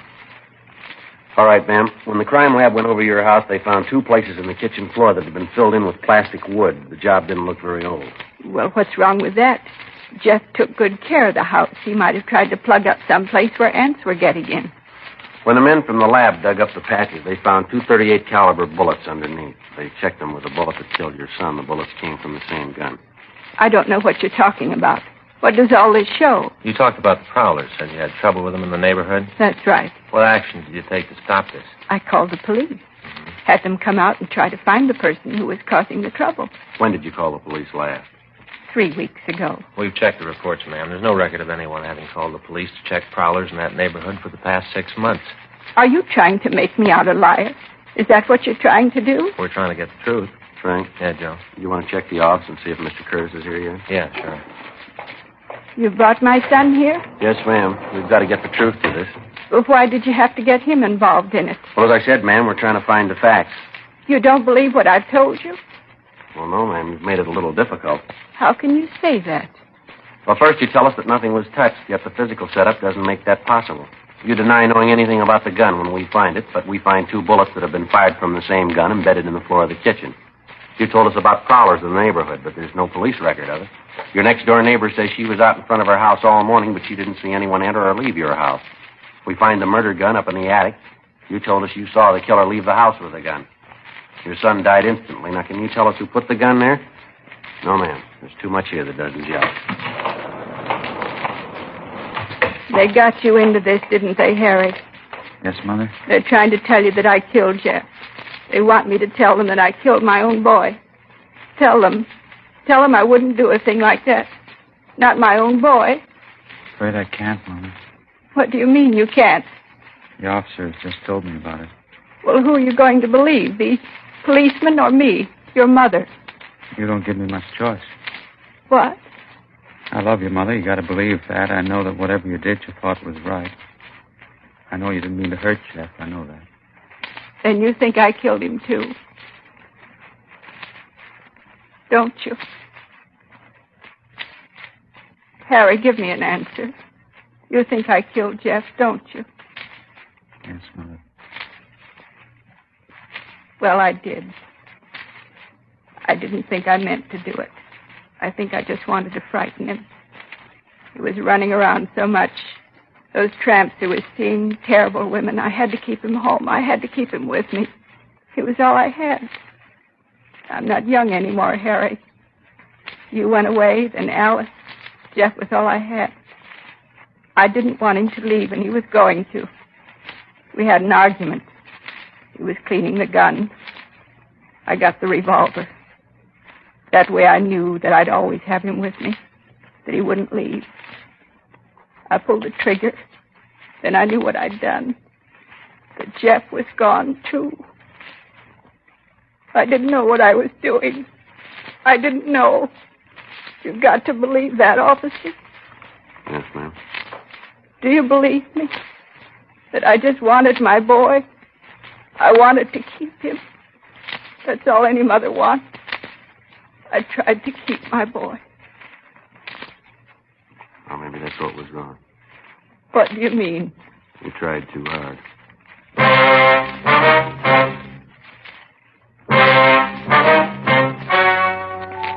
The story you have just heard was true.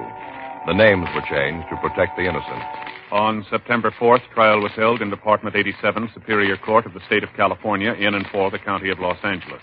In a moment, the results of that trial. Now, here is our star, Jack Webb. Each of our Dragnet case histories is based entirely on facts taken from authentic police files, and everything we tell you about Chesterfield is based on facts, too. Chesterfield, for example, was the first to name its ingredients. Chesterfield tells you what it's made of, because you should know what gives you the best possible smoke. Now, that brings me to the report that George Fenneman and Hal Gibney read earlier. That, too, is based entirely on facts. Nose, throat, and accessory organs not adversely affected by smoking Chesterfields. First such report ever published about any cigarette. Remember this the next time you buy cigarettes and ask for Chesterfield. Regular or king size, premium quality Chesterfield gives you the best possible smoke.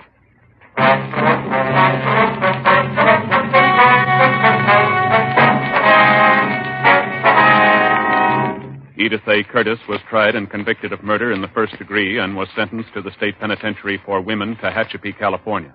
While serving her sentence there, she died from natural causes.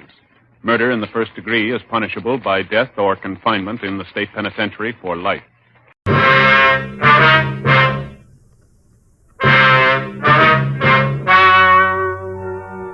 Ladies and gentlemen, the story you are about to hear is true. The names have been changed to protect the innocent.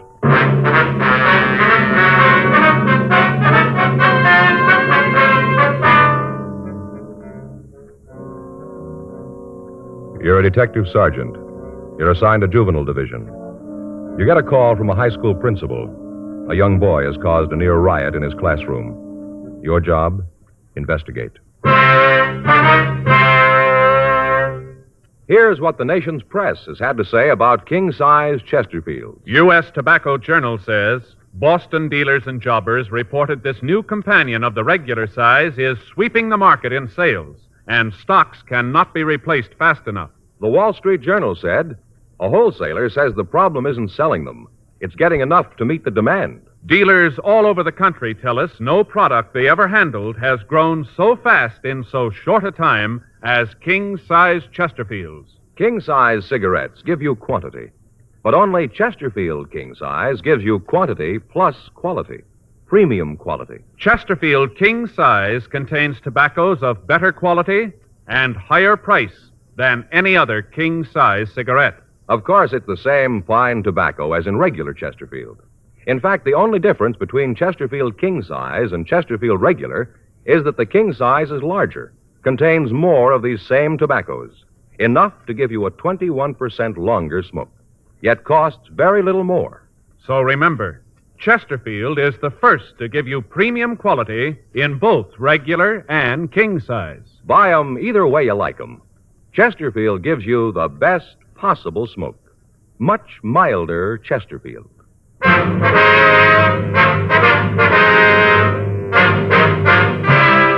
Dragnet, the documented drama of an actual crime. For the next 30 minutes, in cooperation with the Los Angeles Police Department, you will travel step by step on the side of the law through an actual case transcribed from official police files. From beginning to end, from crime to punishment, Dragnet is the story of your police force in action.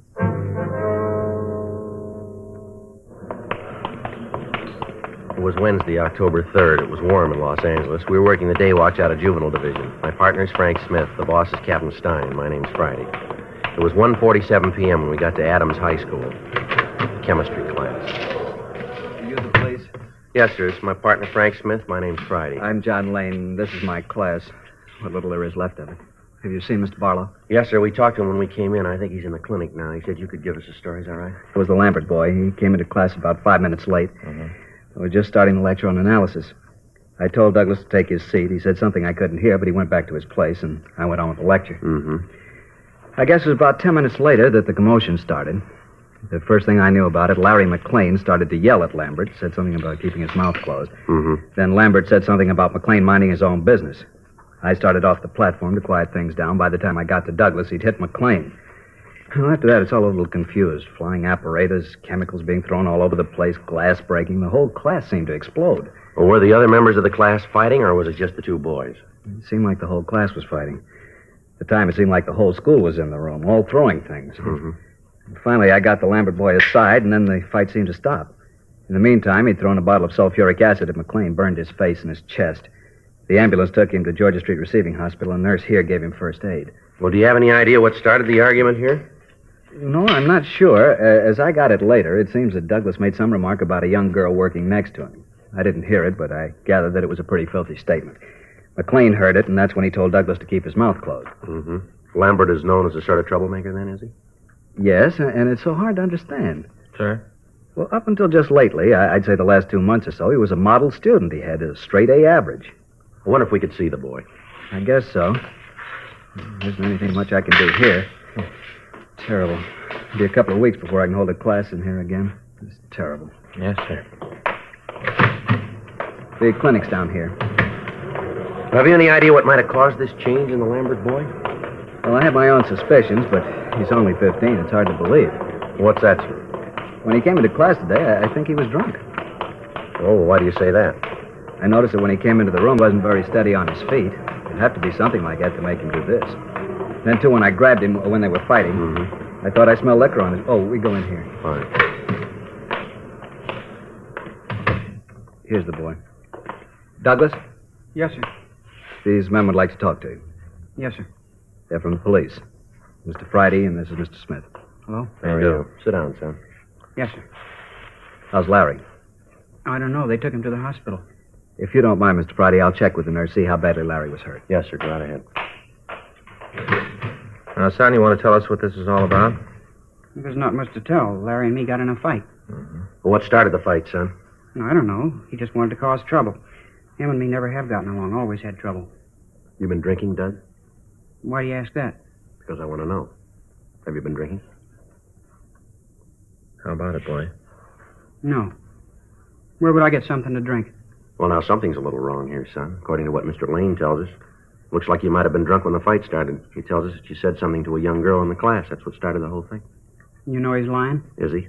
Sure. He's on Larry's side. The two of them are real thick. That's not what he told us, Doug. From what he said, he's pretty fond of you. Said he couldn't figure out what happened to you lately. Well, he's okay, but why does he say I was loaded? That's a stupid thing to say. Yeah, especially if you weren't. I'll tell you what, Doug. Let's get a traffic investigation car over here and take a toxometer test, huh, just to be sure. Why? What'll that prove? It'll straighten it out once and for all, whether you're drunk or not. How about it, boy? Shall I call the car? Doug? No, you don't have to do that. I had a couple of drinks. Nothing serious, though. Just a couple of drinks. Nothing wrong with that, is there? Where'd you get the liquor, son? I don't remember. No, this won't work, boy. We'll find out. You know that. Well, I don't see what difference it's going to make where I got it. I've been drinking a couple of years. I know how to handle it. I know what I'm doing. Mr. Friday? Yes, sir? See you a minute. Well, sure. What's going on? Something wrong with Larry? I don't know, son. I thought he was okay when they took him to the hospital. The nurse said she took care of it. They said he was going to be okay. All right, boy. Let's go. Where are you taking me? We want to talk to you downtown. Something has gone wrong, hasn't it? Something's wrong with Larry. He's dead. No, son. Larry's all right. He's burned, but he's going to be all right. You're lying. I know. You want to take me to jail. No, that's not true, son. We just want to find out where you got the liquor. Yeah. Well, I haven't done anything. A couple of drinks, that's all. What's the harm in that? Come on, son. You've got a lot to explain. Okay, take me in. Put me in jail. I don't care what happens. Yeah, you've already proved that. 2:26 p.m. Frank and I talked to Charles Barlow, the vice principal of the school. He told us the same story that we'd gotten from John Lane. He said that until a few months before, Douglas Lambert had been a model student.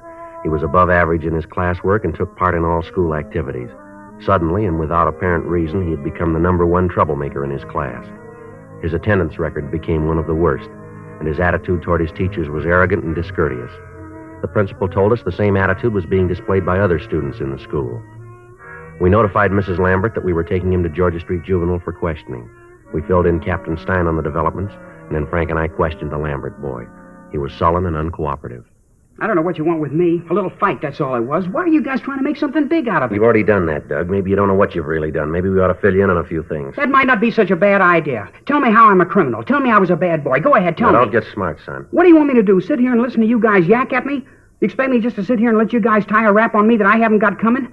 You got one thing on me. I had a couple of drinks, that's all. A couple of drinks. No harm in that.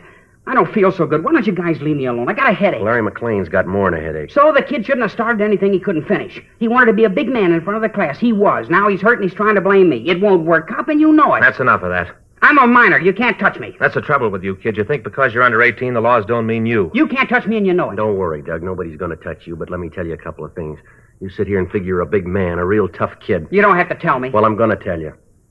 I'm getting sick and tired of having kids like you waltz around the streets, your minds and hands filthy, bragging about what big men you are. You do what you want. You don't care about what it means to the people around you. How you hurt them doesn't matter. Everything's fine until you do something wrong and we nail you. Right away, you start screaming minor, that you're a juvenile, just a kid acting normal. You steal a car for a joyride. An officer starts after you. You don't care who gets in front of the car as long as you get away. You don't let anybody stand in your way. Men, women, kids, they're all the same to you. Run them down. Show them that you're just a healthy kid out for some fun. After all, you're just a kid. The laws weren't meant for you. You're different. Well, there's another kid lying in a hospital right now. He's got real trouble. He got in your way. He didn't feel that you had any special rights. Be a big man, Doug. You go tell him that you knew what you were doing when you threw that acid at him. You tell him that you were just having a little carefree fun. Tell him that you know how to handle liquor. Tell him that he's going to spend a long time with a plastic surgeon because you're just a kid. You tell him that his face is going to be like that because you're just a normal, healthy, growing boy. I hope you're real proud of yourself. I hope you feel good. You've burned it right into your brain. There isn't any place you can go to get away from it. All right, boy, let's go. Wait a minute, Mr. Friday. Yeah. I'm sorry. I'm sorry I acted like that. All right, you want to try to make things right with Larry? You want to help us out on this thing? Yeah, I guess so. Where do I start? Where'd you get the liquor? A place near school. Kids call it Sam's Club. What's the address? I don't know. I'll show you the place. You say it's a club? Well, sort of. You have to know the ropes before you can get in the place. What do you mean, the ropes? Well, they only let kids in. You ring the bell to the house, and then when they answer, you stand there with a $5 bill in your hand. Mm-hmm. That way they know you're okay. Who is this Sam? I don't know his last name. The kids just call him Sam. He run this place all by himself? No, there's his wife, Inez. She's usually around. Just these two around the place, then, huh? Yeah, that's all I know about. It always seemed to me that Inez was really the brain. She was always telling Sam what to do. How'd you find out about this place, Doug? One of the kids at school told me about it. He took me there one night. Then after he introduced me to Sam and Inez, I started to go there by myself. What's it like inside? They have a bar or anything like that? Oh, yeah. You walk into the living room, and there's a big bar along the right wall. All chrome and leopard skin. Real nice. There's a few tables around and a record player. Yeah. They sell anything else in this place besides liquor? I don't think I know what you mean. You know what we mean, Doug. Yeah, I guess I do. Well, how about it? Well, yeah, you can buy tea if you want it. This $5 routine, what happens to it? Well, drinks are 6 bits apiece. Sticks are $1.50. If you want to give them the 5 as you come in, you can have as much as you want. Otherwise, you pay for each thing as you get it. You ever smoke marijuana? Well, almost all the kids there do. How about you? If you don't, the other kids call you a coward. Well, you still haven't answered the question. Yeah, I've smoked it a couple of times. Can you give us the names of the other youngsters who go to this place? Well, wait a minute. I'll help all I can, but I'm not going to be a squealer. I don't think it's squealing, Doug. Yeah, well, you don't have to give the names. Why not look at it this way, boy? You got trouble because of this Sam and Inez. Now, the same thing could happen to one of the other kids that go to this place. You want that to happen? No, Well, the best way to see that it doesn't is to tell us all you know about the place. Isn't that right? I guess so. I'll give you the names. Do they allow girls in this place, too? Yeah, as long as you know the $5 bill gimmick, anybody can get in. They allow adults? No, if they figure you're over 18, they won't let you in. Especially at the Saturday night parties. What kind of those? Every Saturday night, Sam and Inez throw a party. For $5, you get all you want to drink and smoke. Sam told me once it's a good business. Makes for better customer relations. You ever see any other narcotics on the premises? I've never actually seen any myself. I've heard that if Sam or Inez know you real well, you can get a pop of heroin. But like I said, I've never seen it myself. Most of the kids that I know, the ones from school, just go there for drinks. Anything else you think we ought to know? No, nothing that I can think of. How about these two? Either of them drive a car? Yeah, Sam has a little Nash Rambler, dark green.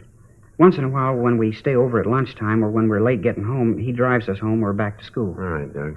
Your mother ought to be here by now. If we need your help in getting Sam and Inez, we can count on it, huh? Yeah, I'll help all I can. Okay, son. Let's go.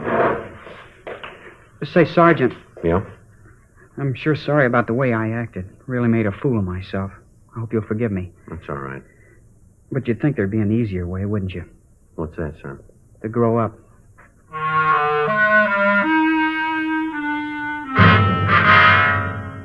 We checked the names Sam and Inez through R&I and came up with a Sam and Inez Bailey.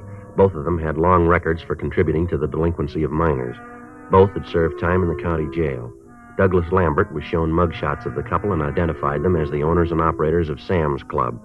We checked with Captain Stein about picking them up, and it was agreed that the best way would be to catch them in the act of selling liquor and narcotics to juveniles. We talked to the Lambert boy, and he told us that it was the custom of the Baileys to hold a party every Saturday night. He told us that most of the youngsters who frequented the place would be there at that time. He put in a call to the house, but there was no answer. 6:15 p.m. Frank and I drove out to the place. It was a small cottage on the back of the lot. The landlord occupied the house in front. We rang the bell to the manager's house. Yeah? Mr. Halsey? Yeah? Police officer, sir. My name's Friday. This is my partner, Frank Smith. How you do? I'm Mr. Halsey. Want to come in? Well, it might be better, sir. We'd like to talk to you about the Baileys.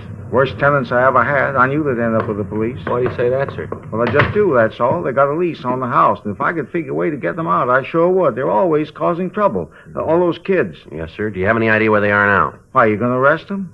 I hope so. Maybe I can break the lease that way. You know where they might be now, sir? No, I don't know. I shoved off this afternoon. They didn't say where they was going. They just left. Wonder if you could let us see their house, sir.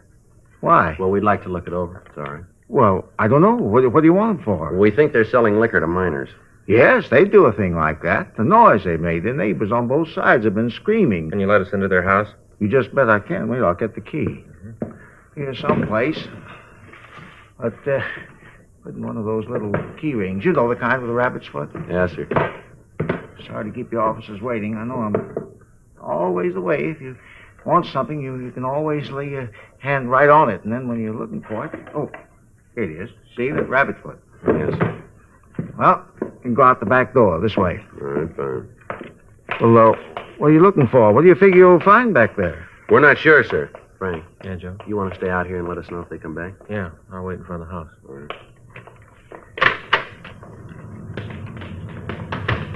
You know, it's funny about them. What's that, sir? Well, when they first moved in, they said they wanted the locks on the door changed. I told them it'd be okay, but they'd have to give me a key to the place. They had quite a ruckus about it, but I stood my ground. They wasn't going to buffalo me, no, sir. Here, I'll get the lock. All right. Okay. Gee, smells like they haven't had a window open in a year, Sergeant. Yes, sir. Look what they've done to this room. They built a bar and everything. You sure were right about them. I think I can break the lease on this. I'm pretty sure. It says in the contract that they can't do any building without my permission. I certainly didn't give them any okay on this. Yes, sir. This the dining room? Yeah, that's it. Just pull those doors back. What's that smell, Sergeant? I'm not sure, but I think it might be narcotics. Drugs. I knew it. I knew it all along. Oh, just wait till they get back. I'm really going to tell them. I really am. Rather you didn't do that, sir. What? Rather you didn't let them know that we were in here, that you know anything about this. Well, why? You're going to arrest them, aren't you? You're not going to let them get away with this. No, sir, but we understand they've got a party planned here tomorrow night. If we wait until then, we can make a charge stick. Oh, you mean they're going to have a drunken brawl? The kids here smoking marijuana, taking heroin and stuff like that? Well, we're not going to let them go that far, sir. We're going to need your cooperation here, Mr. Halsey. Well, what do you want me to do? Well, sir, we want to install listening equipment in here. We'd like to use your house. You mean you're going to bug the place? Well, yes, sir. We'd like to put in microphones. Well, will it hurt the property? I mean, would you have to put nails in the walls, stuff like that? No, sir, I don't think so. Oh, well, then you can do it. Yes, sir, I want to help, Sergeant. That's the trouble with people nowadays. They don't want to help. You just go right ahead and put your microphones in, just as long as you don't have to nail anything in the walls. All right, sir. If we could go back to your house, I'd like to use the phone if it's all right. You bet. Closing that so they won't know anybody's been here, huh? Yes, sir. Uh-huh.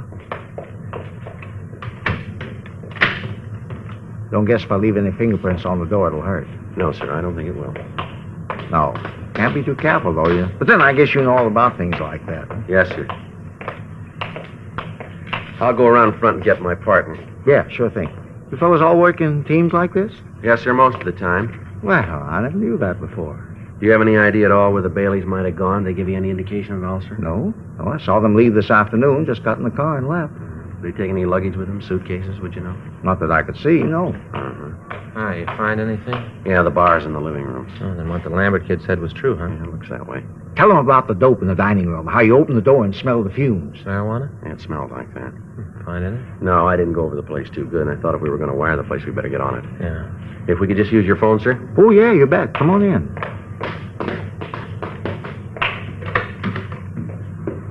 Right there, on the table in the hall. Oh, thank you, sir. Isn't a total call, is it? No, sir. Well, of course, not to make any difference. Just thought I'd ask. Yes, sir. You figure this will get in one of those detective magazines? Well, I don't know, sir. We got nothing to do with that. Well, of course, I didn't figure that you did, but if it does, I hope they spell my name right. It's S-E-Y. Uh-huh. Yeah. Some people forget the E, you see. Spell it with just the Y. 2838, please.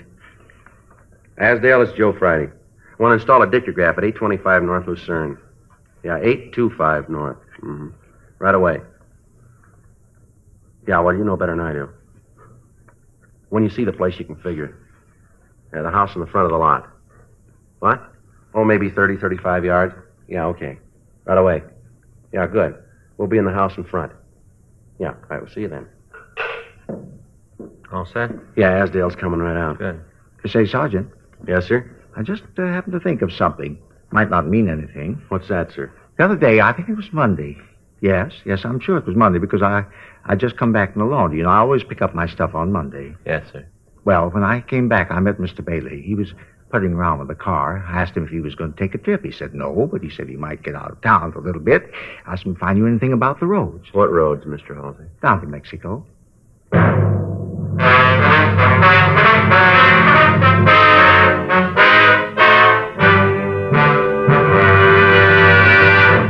You are listening to Dragnet, the authentic story of your police force in action. And now, a report every smoker should hear. Nose, throat, and accessory organs not adversely affected by smoking Chesterfields. First such report ever published about any cigarette. And it applies only to Chesterfield. A responsible consulting organization has reported the results of a continuing study by a competent medical specialist and his staff on the effects of smoking Chesterfield cigarettes. A group of people from various walks of life was organized to smoke only Chesterfields. For 6 months, this group of men and women smoked their normal amount of Chesterfields, 10 to 40 a day. 45% of the group have smoked Chesterfields continually from 1 to 30 years, for an average of 10 years each. At the beginning and at the end of the 6 months period, each smoker was given a thorough examination, including X-ray pictures, by the medical specialist and his assistants. The examination covered the sinuses, as well as the nose, ears, and throat.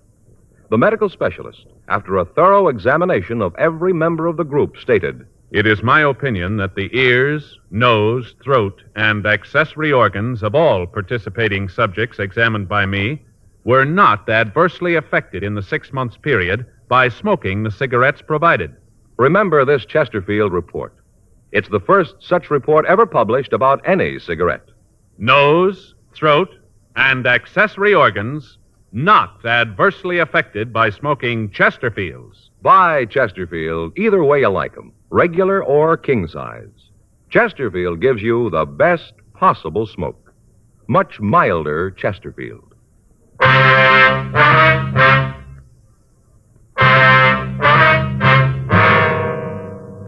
The men from the crime lab arrived and installed the listening equipment. A stakeout was placed on the house, but the Baileys failed to return that night. At 8:46 a.m. Saturday morning, the men covering the house called to say that the Baileys had just driven in. Frank and I got in touch with Douglas Lambert and his parents. With their permission, we laid out the plan for that night. It was agreed that the boy would arrive at the house at about 8:30 p.m. When the other youngsters had been served drinks, he would give us a signal by starting in to cough.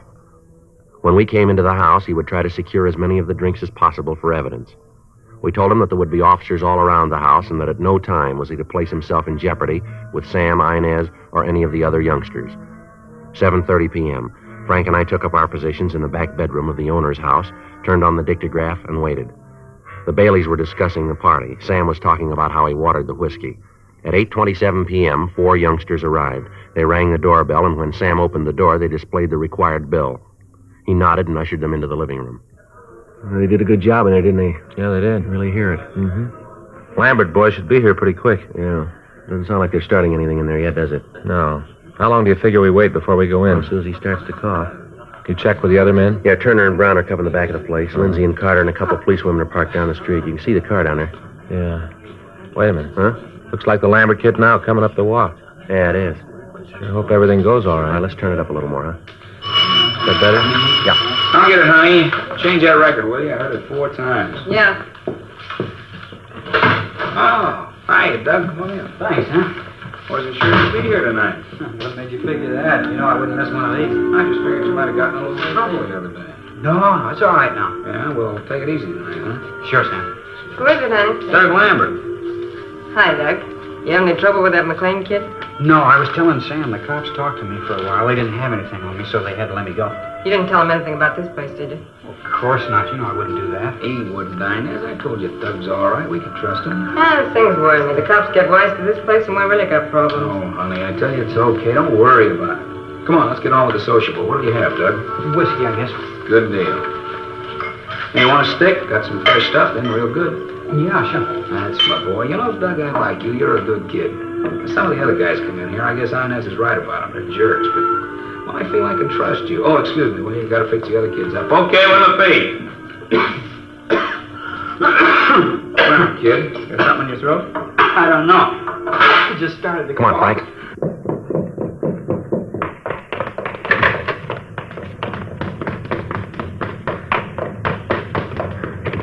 Door's locked. Let's hit it. What's going on? Who are you guys? Police officers, you're under arrest. What for? What are you trying to pull? Hold it, everybody, right where you are. Did you hear it all, Sergeant? Yeah, Doug, we did. Hear what? You in on this, Doug? I told you not to trust any of them. I told you, but you wouldn't listen. You want to kill the phonograph, Frank? Yeah, I got Where do you it. get the marijuana, Doug? Out of that drawer. There in back of the bar. Yeah. There's nothing there. Right here, Doug? It was way in the back. Shut up, you. Al. What about these, Sam? I don't know what you're talking about. I never saw those before. All right, mister, let's go. I'll get Turner and Brown. They can take care of the kids. Right. You and your ideas. I told you we shouldn't have come back. I told you. Oh, knock it off. Shut your mouth, will you? I told you last night we should have kept driving, but oh no, you figure we got a sweet racket here. You don't want to change it. It's good, you said. Yeah? How does it look now? Look, I'm telling you, take it easy. All right, let's go, huh? It's the way it is, Sergeant. Try to make a living for a woman, make things nice. The first time something goes wrong, she starts to squawk. Never failed. You're riding high, everything's fine. Him and his living, always trying to build something up, always trying to figure out a way to beat the game. One big deal, one big thing to set him up for good. Yeah, well, I think he made it this time. Let's go. The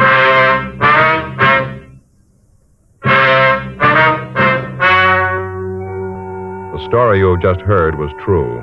The names were changed to protect the innocent. On January 14th, trial was held in Department 89, Superior Court of the State of California, in and for the County of Los Angeles. In a moment, the results of that trial. Now, here is our star, Jack Webb. Thank you. Friends, as you know on Dragnet, we've always tried to emphasize the importance of facts, and when we talk to you about Chesterfield, we give you the facts. You heard the report George Fenneman read earlier. Nose, throat, and accessory organs not adversely affected by smoking Chesterfields. That's the first such report ever published about any cigarette. Remember that report and make Chesterfield your cigarette. Get 'em, regular or king size. Chesterfield, the best possible smoke, much milder.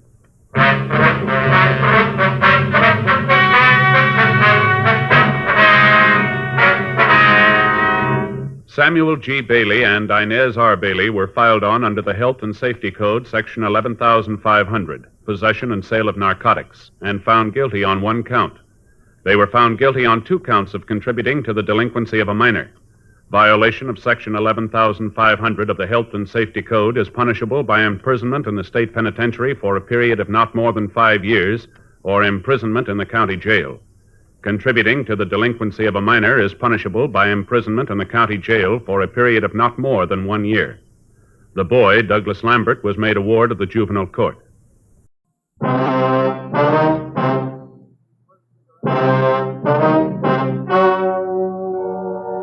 Ladies and gentlemen, the story you are about to hear is true. The names have been changed to protect the innocent. Fatima Cigarettes, king size, extra mild and soothing, brings you Dragnet on both radio and television.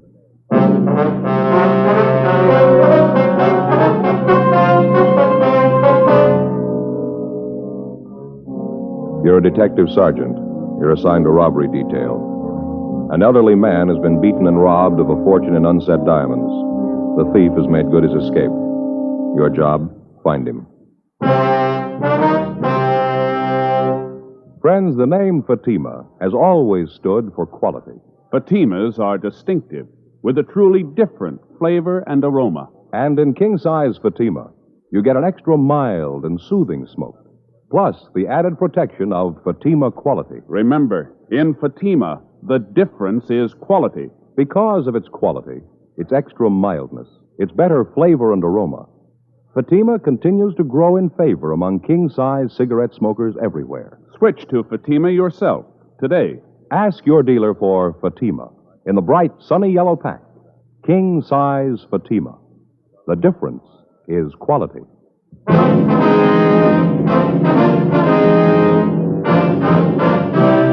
Dragnet, the documented drama of an actual crime. For the next 30 minutes, in cooperation with the Los Angeles Police Department, you will travel step by step on the side of the law through an actual case transcribed from official police files.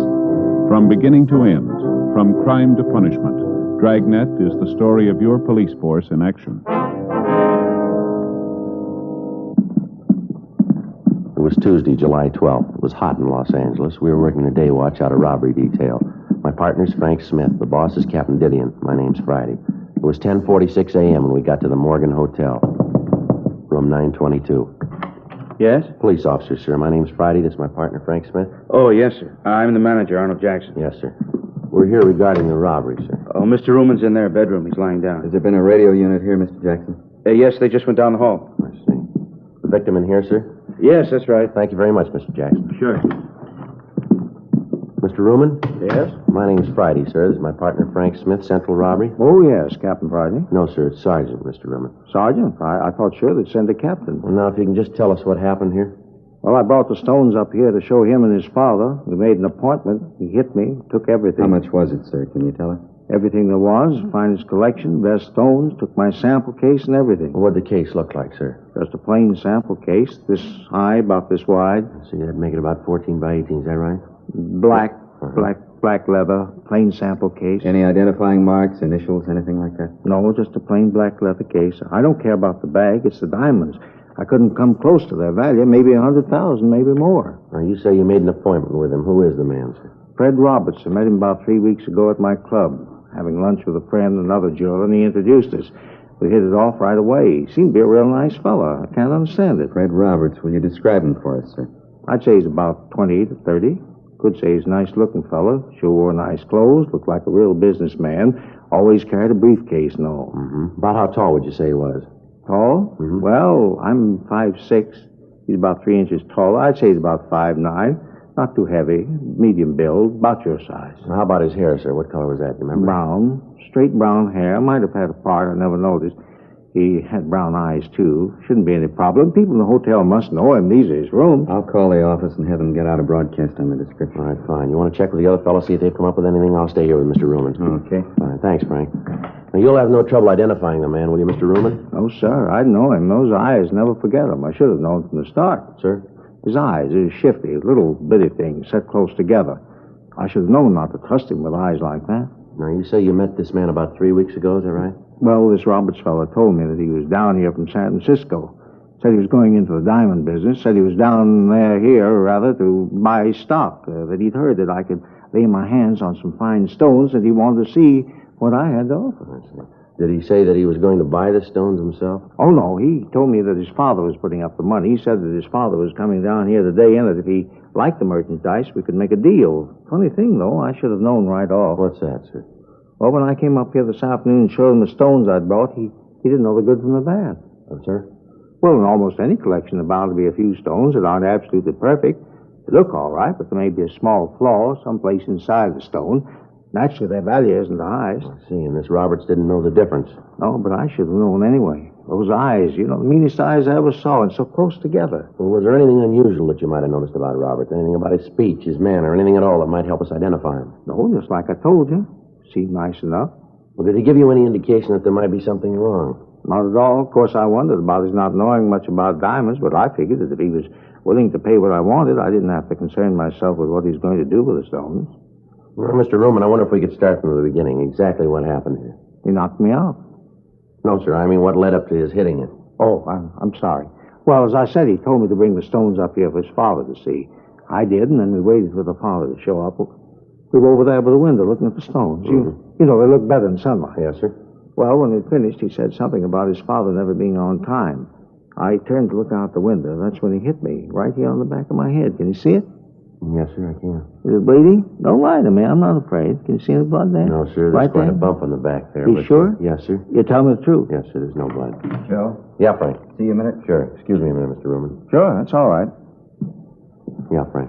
Called the office. They put out the description. Area's being covered. Leighton Prince been called? Yeah. How's Ruman getting along? Well, he's got quite an egg in his head, but he seems to be okay. Mm-hmm. Manager says he's called the house doctor. Should be here right away. Sergeant? Yes, sir. Have you caught him yet, Roberts? No, sir, not yet. As soon as the doctor looks at you, sir, we'd like you to go down to police headquarters with us, if you would. Of course. But you shouldn't have too much trouble catching him, not with those eyes. Real little beady. Yes, sir. But what do you want me to do at police headquarters, Sergeant? Well, we want to take a full statement, have you look at some pictures, if you would. With you two? Yes, sir. Anything wrong? Oh, no. But you'd figure with all those diamonds gone, that fella hitting me and all, there seems that they could have done better. Well, how's that, Mr. Roman? Seems they could have sent a captain. 11:15 a.m. Leighton Prince arrived and went over the rooms. Frank and I were unable to find the instrument Roman had been struck with. Checking with the desk clerk and the elevator operator, we were able to get a composite description of Fred Roberts. It tallied closely with the one given us by Ruman. The desk clerk told us that Roberts had checked into the hotel that morning. We obtained a copy of the hotel registration card carrying Roberts' signature for handwriting analysis. The immediate area was thoroughly searched. The suspect had made good his escape.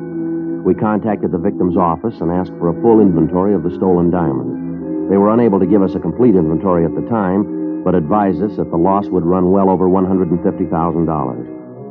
11:57 a.m. After the hotel doctor had examined Ruman and said his wounds were superficial, we drove down to the city hall. While Ruman was looking at the mug books, Frank and I checked the name Fred Roberts and his description through R&I. We were unable to find a record on him. We contacted the stats office and requested a run on the M.O. Local and all-points bulletins were gotten out on the suspect. After looking through the mug books, Ruman was unable to come up with an identification. Further interrogation of the victim failed to turn up any new evidence. The information furnished by the stats office and other contacts yielded nothing. The investigation continued. 3 weeks went by. Tuesday, August 2nd, 8:05 a.m.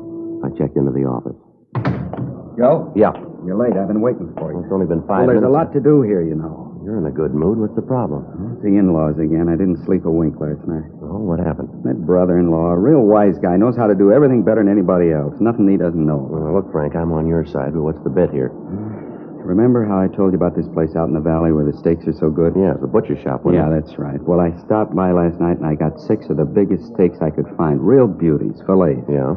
I figured on a barbecue, you know, out in the backyard. Anyway, I get the charcoal out and the kindling and all the stuff. Right away, my brother-in-law says I'm doing it wrong. Why didn't you tell him? The wife, she's got to hear how they barbecue back in Sioux Falls.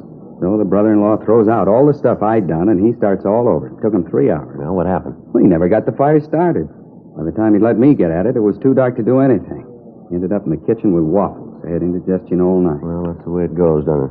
Oh, so. Sorry I jumped. That's all right. I don't much care for waffles for dinner myself. I'll get it, Frank. Robbery, Friday. Yes, sir.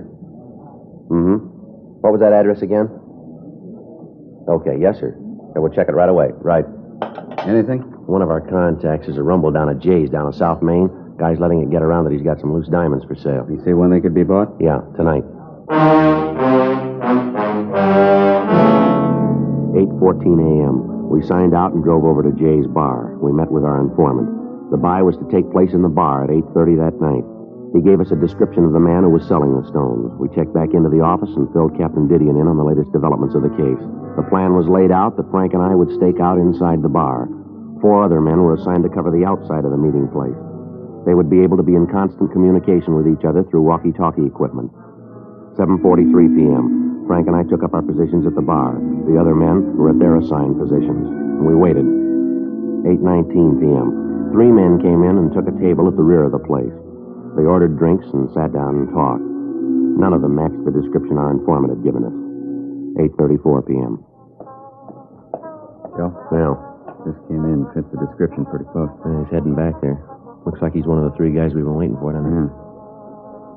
What was that he took out of his pocket? I don't know. Can't hear a thing from here either. Well, looks like it's going to get louder, doesn't it? All right, that's fine with me. I didn't ask you to buy the stuff. You can see for yourself it's good, the price is right. If you don't want to buy, then you're wasting my time. Lousy, chintzy deal. You get me here, and then you pull a deal like this? As far as I'm concerned, the buy's off. Nobody sent for you. Forget it. That's him. He's got the stones. Let's take him, Frank. I'll get the bag. All right, hold it up, police officers. Watch it, Joe. All right, now stand right where you are. Keep your hands out in the open. You want to shake them down, Frank? Yeah. Stand still, you. What are you tagging us for? Just having a drink? What are you trying to do? They're clean, Joe. Our boy got away. They'll pick him up outside. Look, what do you want us for? Just sitting here having a drink. What are you trying to prove? Skip it, mister. You're selling us nothing here. I don't know what you're talking about. Frank? Yeah, hold still. Here's my cuffs. All right, let's go. I'll check outside, see if they got the other one. Yeah. Look, you don't need these handcuffs. I'm not going anyplace. I got nothing to hide. What's this all about? Save it, mister. Save what? We come in here to have a couple of drinks. We're not bothering anybody. Just a quiet drink. You guys jump on us. What's the pitch, anyway? Let's stop playing games here. There was a diamond buy tonight, and you were in on it. Diamonds? Are you kidding? Here, look at me. Do I look like the kind of a guy can afford diamonds? Not only that, but who buys diamonds in a bar? Now, look, let's get this thing squared away. Huh? Herman and Stromwell got the other one. Said they'd take him up to the office. Anything on him? No, dropped it while they were chasing him. What's that? Bag of unset diamonds.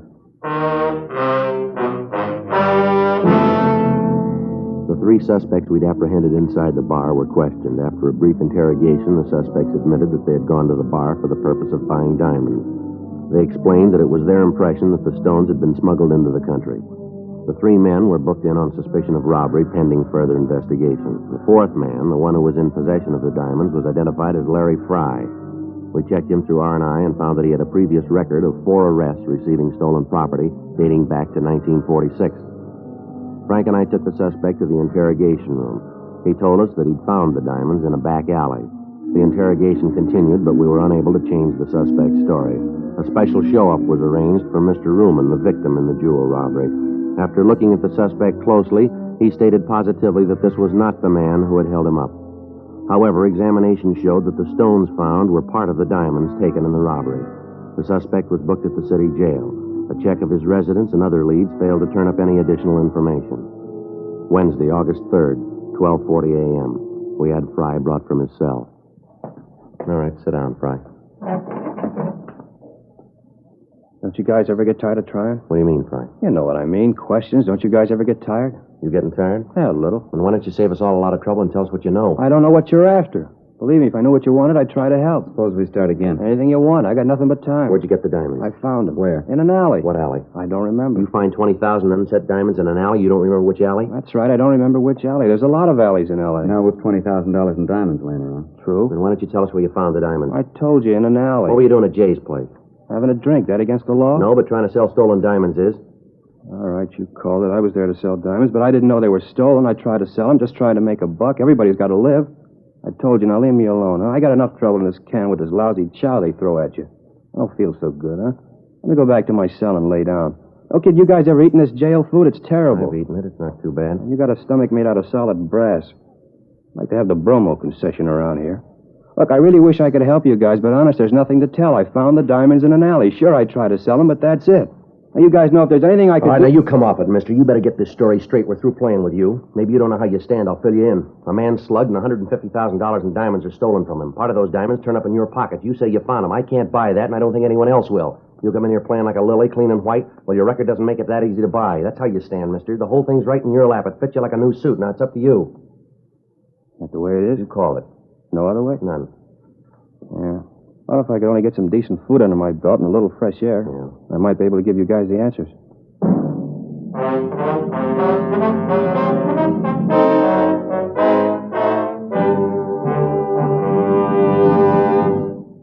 You are listening to Dragnet, authentic stories of your police force in action.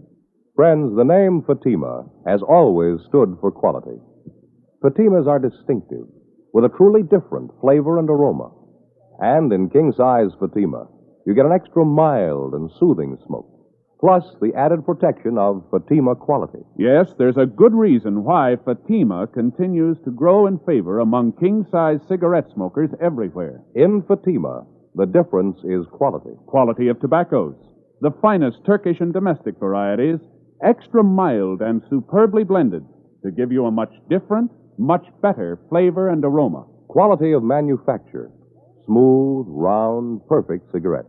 Rolled in the finest paper money can buy. Quality, even to the appearance of the bright, sunny yellow pack, carefully wrapped and sealed to bring you Fatima's rich, fresh, extra mild flavor. So next time, insist on Fatima quality.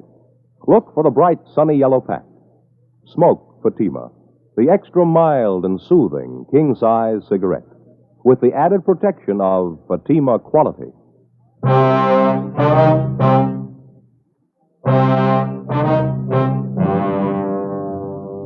continued to interrogate Fry. From the evasive answers he gave us, it looked as if he was lying about his part in the robbery. When an interrogation seems to bog down, the working detective usually tries to find some subject with which to draw the suspect out, some weak point in his makeup. Maybe it's his parents, his wife, or his children. It might be the fear of having loved ones find out about the crime he's accused of committing. In Fry's case, questions about his family failed to produce any result. We tried other subjects: religion, baseball, golf, fishing. None of them seemed to bring him out of his shell. Occasionally, during the interrogation, he'd refer to the jail food, comparing it to the other food he'd eaten. As the questioning went on, we found that Fry considered himself a gourmet, talking about the dishes that he'd eaten at various restaurants. We tried to lead the questioning around to the diamond theft, but he constantly brought the conversation back to food. Fry had presented us with a possible wedge, and we decided to use it. We signed him out of the city jail and drove him down to Phillips' restaurant for dinner. When the waiter brought the menu, Fry didn't read it. He ordered soup, salad, and 2 French dip sandwiches. As he ate, we tried to get him to talk, but he refused, saying that he wanted to finish his dinner first. Frank and I each had a sandwich and some coffee. Fry continued to eat. He ordered 2 more sandwiches. Finally, he pushed his chair back and said that he'd had enough. Now for some dessert, huh? Dessert? Yeah, a meal's not complete without dessert. Figure I'll have some apple pie a la mode and some coffee. How is the coffee here? It's good. Now, how about the information? You know, Friday, that's why you can eat that jail food. You don't take care of your stomach. You gotta learn to relax after a meal. Relax, you'll live longer. Well, what was that song and dance you gave us about telling us all about it? Just a gimmick to get a free meal? I told you, take it easy. I'll give you the story after dessert. All right, Frank. Yeah. Get the pie and coffee. Now, the waiter seems to be busy. You wanted that a la mode, Fry? That's right, a la mode. No cream in the coffee. Nice place here. They do a good business. They've been here a long time. Best French dip sandwiches I've ever eaten. Nice and lean, aren't they? Yeah, they put out a good meal. Here's your pie and coffee. Thanks. 3 spoons of sugar? That's right. Coffee sure smells good. Hey, it tastes good, too. All right, let's get on to business, Fry. Now, what about the diamonds? Where'd you get them? From a guy named Joe. What's his last name? Never heard it. He gave you the diamonds to sell. You don't know his last name? Yeah, that's right. Where'd you pick up the diamonds? Didn't. Joe came by my house and left them. What's this Joe like? Oh, medium height, about 32, medium weight. How about his coloring? Medium. He's a real ordinary looking fellow. Where'd he say he got the diamonds? And he brought them out from the east with him. Didn't tell me where he got them back there. Think he'd done time someplace. Why'd you say that? I just figured it. The way he talks, the way he handles himself. Got the marks. You'd know him if you saw him again? Oh, sure. Think you could point him out to us? Have you got him? No, but if he's done time, there's a mug of him. Figures we got it. Want to look through the mug books? Sure. How did this Joe get in touch with you? Called the house. Told me what time he'd be there. When do you usually call? Most any time. I know what you're figuring, but it won't work. This whole thing's been in the papers. He won't call me now. Too smart for that. He won't show. How about the diamonds? Don't you think he'll be sore about you being picked up? So he's sore. He's got no beef. He's still got 130 grand in stones. He's got no worries. Hey, how about some more No, coffee? you've had it for tonight, Fry. Let's go. Oh, thanks for the meal. Sure appreciate it. Yeah. That jail food was killing me. You know, a good meal always makes me sleepy. Sure getting late.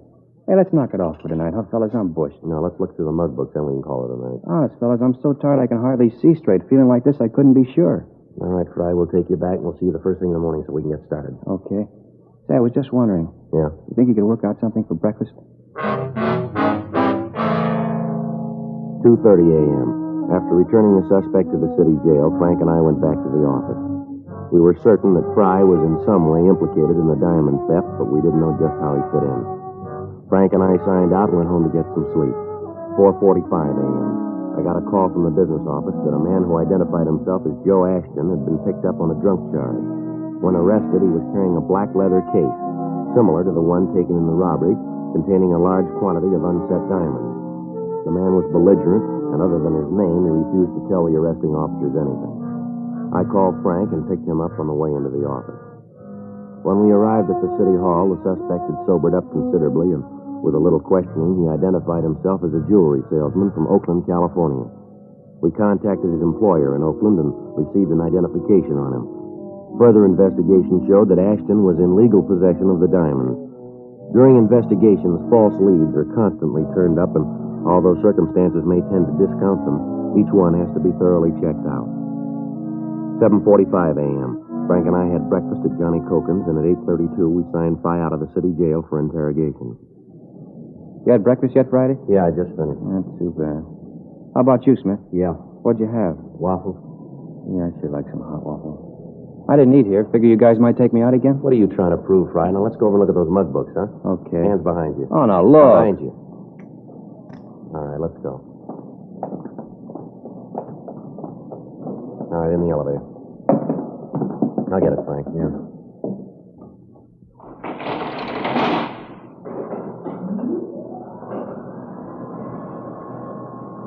Sure, a nice day. Bet it's warm out. Gonna be. Yeah.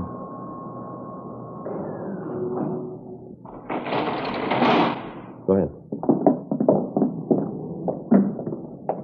Sure you guys don't want a cup of coffee? No, I told you we've eaten.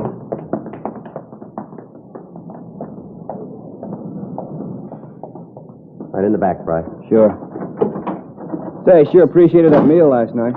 That's good.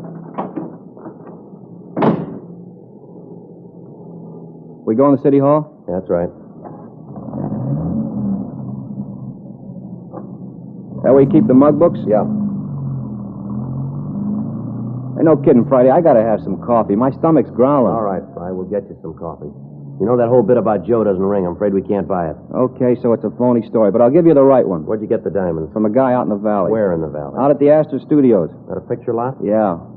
Frank, let's head out the freeway. We're going out the valley. Hey, wait a minute. I don't want to see him. He'll blow his top if he finds out I told you. This guy's crazy, a real nut. You better drop me back at the jail. I'll wait. How do we know this isn't another stall? It isn't. You'll see. What's this guy's name, this friend of yours? He's no friend, just a guy I met, had a business deal. What's his name? Calls himself Fred Roberts.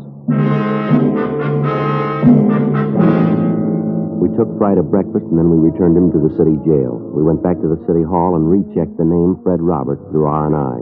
There was no record. Those with similar names were checked. None of them matched the description of the suspect. 11:20 a.m., Frank and I headed for the San Fernando Valley. Astor Studios was one of the older lots in town. It had been years since they'd made a picture of their own. Most of their business now was in renting stage space to television companies. Frank and I checked at the gate, and we were sent up to personnel. The company records on Roberts showed that he'd been at the studio for 4 years in the property department. According to the girl in the personnel office, Roberts was highly regarded by his employers and fellow workers. She told us that we could find him in the prop building on the back lot. Frank and I started back to see him. That must be it back there, the big building with all the windows. Yeah. Sure a lot going on, huh? Yeah, TV's using a lot of movies, I guess. Most of the good stuff's on film, isn't it? So about all Elizabeth likes to watch is the wrestling matches or those real old movies. I don't get to see much of the new stuff. If she's not looking at some show that's 20 years old, the kids are watching a puppet show. Well, you need two sets then. I've been thinking about that show. Not that I don't like wrestling, but I'd like to see the ball game once in a while. And those news forum shows. You know, keep up with what's going on in the world. Yeah. Looks like it here, huh? Yeah, that's him back there with a spray gun, isn't it? Yeah. Hey, Mr. Roberts? Mr. Roberts? Yeah? I'd like to talk to you, sir. Just a minute. I gotta hit this before it dries. All right.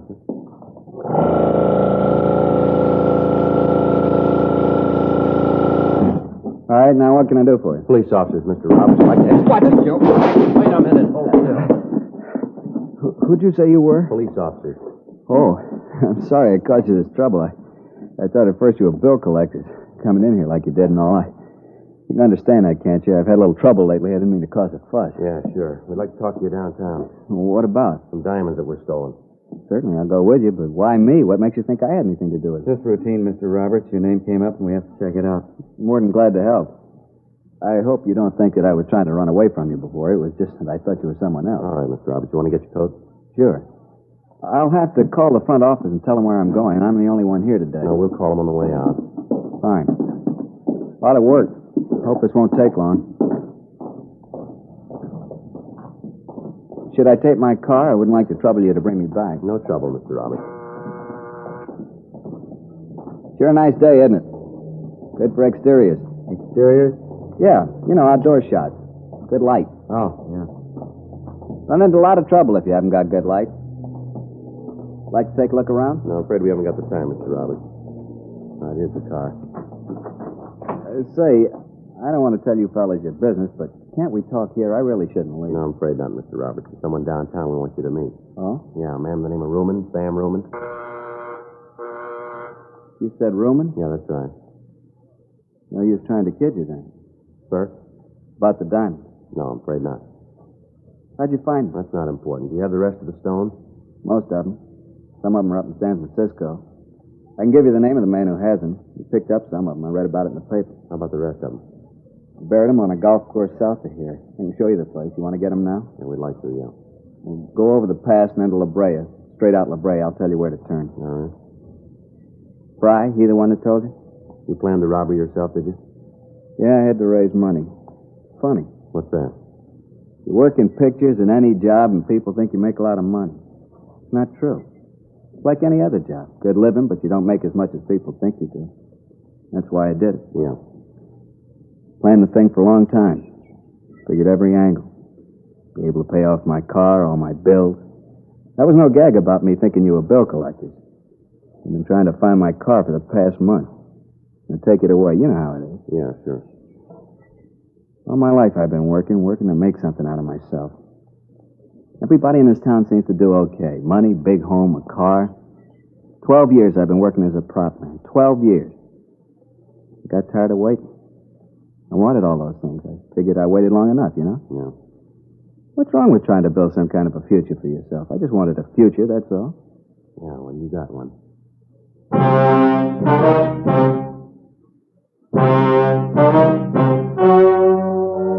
The story you have just heard was true. The names were changed to protect the innocent. On November 15th, trial was held in Superior Court, Department 89, City and County of Los Angeles, State of California. In a moment, the results of that trial. Now, here is our star, Jack Webb. Thank you, George Fenneman. Friends, in your hometown as well as mine, more and more king-size cigarette smokers are switching to Fatima because of Fatima quality. Fatimas are distinctive, with a really different flavor and aroma. They give you an extra mild and soothing smoke, plus the added protection of Fatima quality. Get a pack of Fatimas tomorrow. See if you don't agree that in Fatima, the difference is quality. That's king-size Fatima in the bright, sunny yellow pack.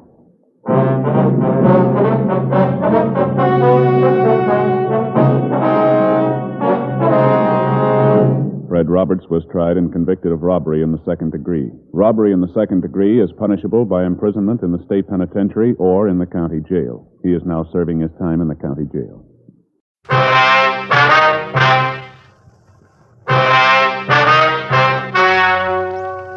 Ladies and gentlemen, the story you are about to hear is true. The names have been changed to protect the innocent. Dragnet, the authentic story of your police force in action.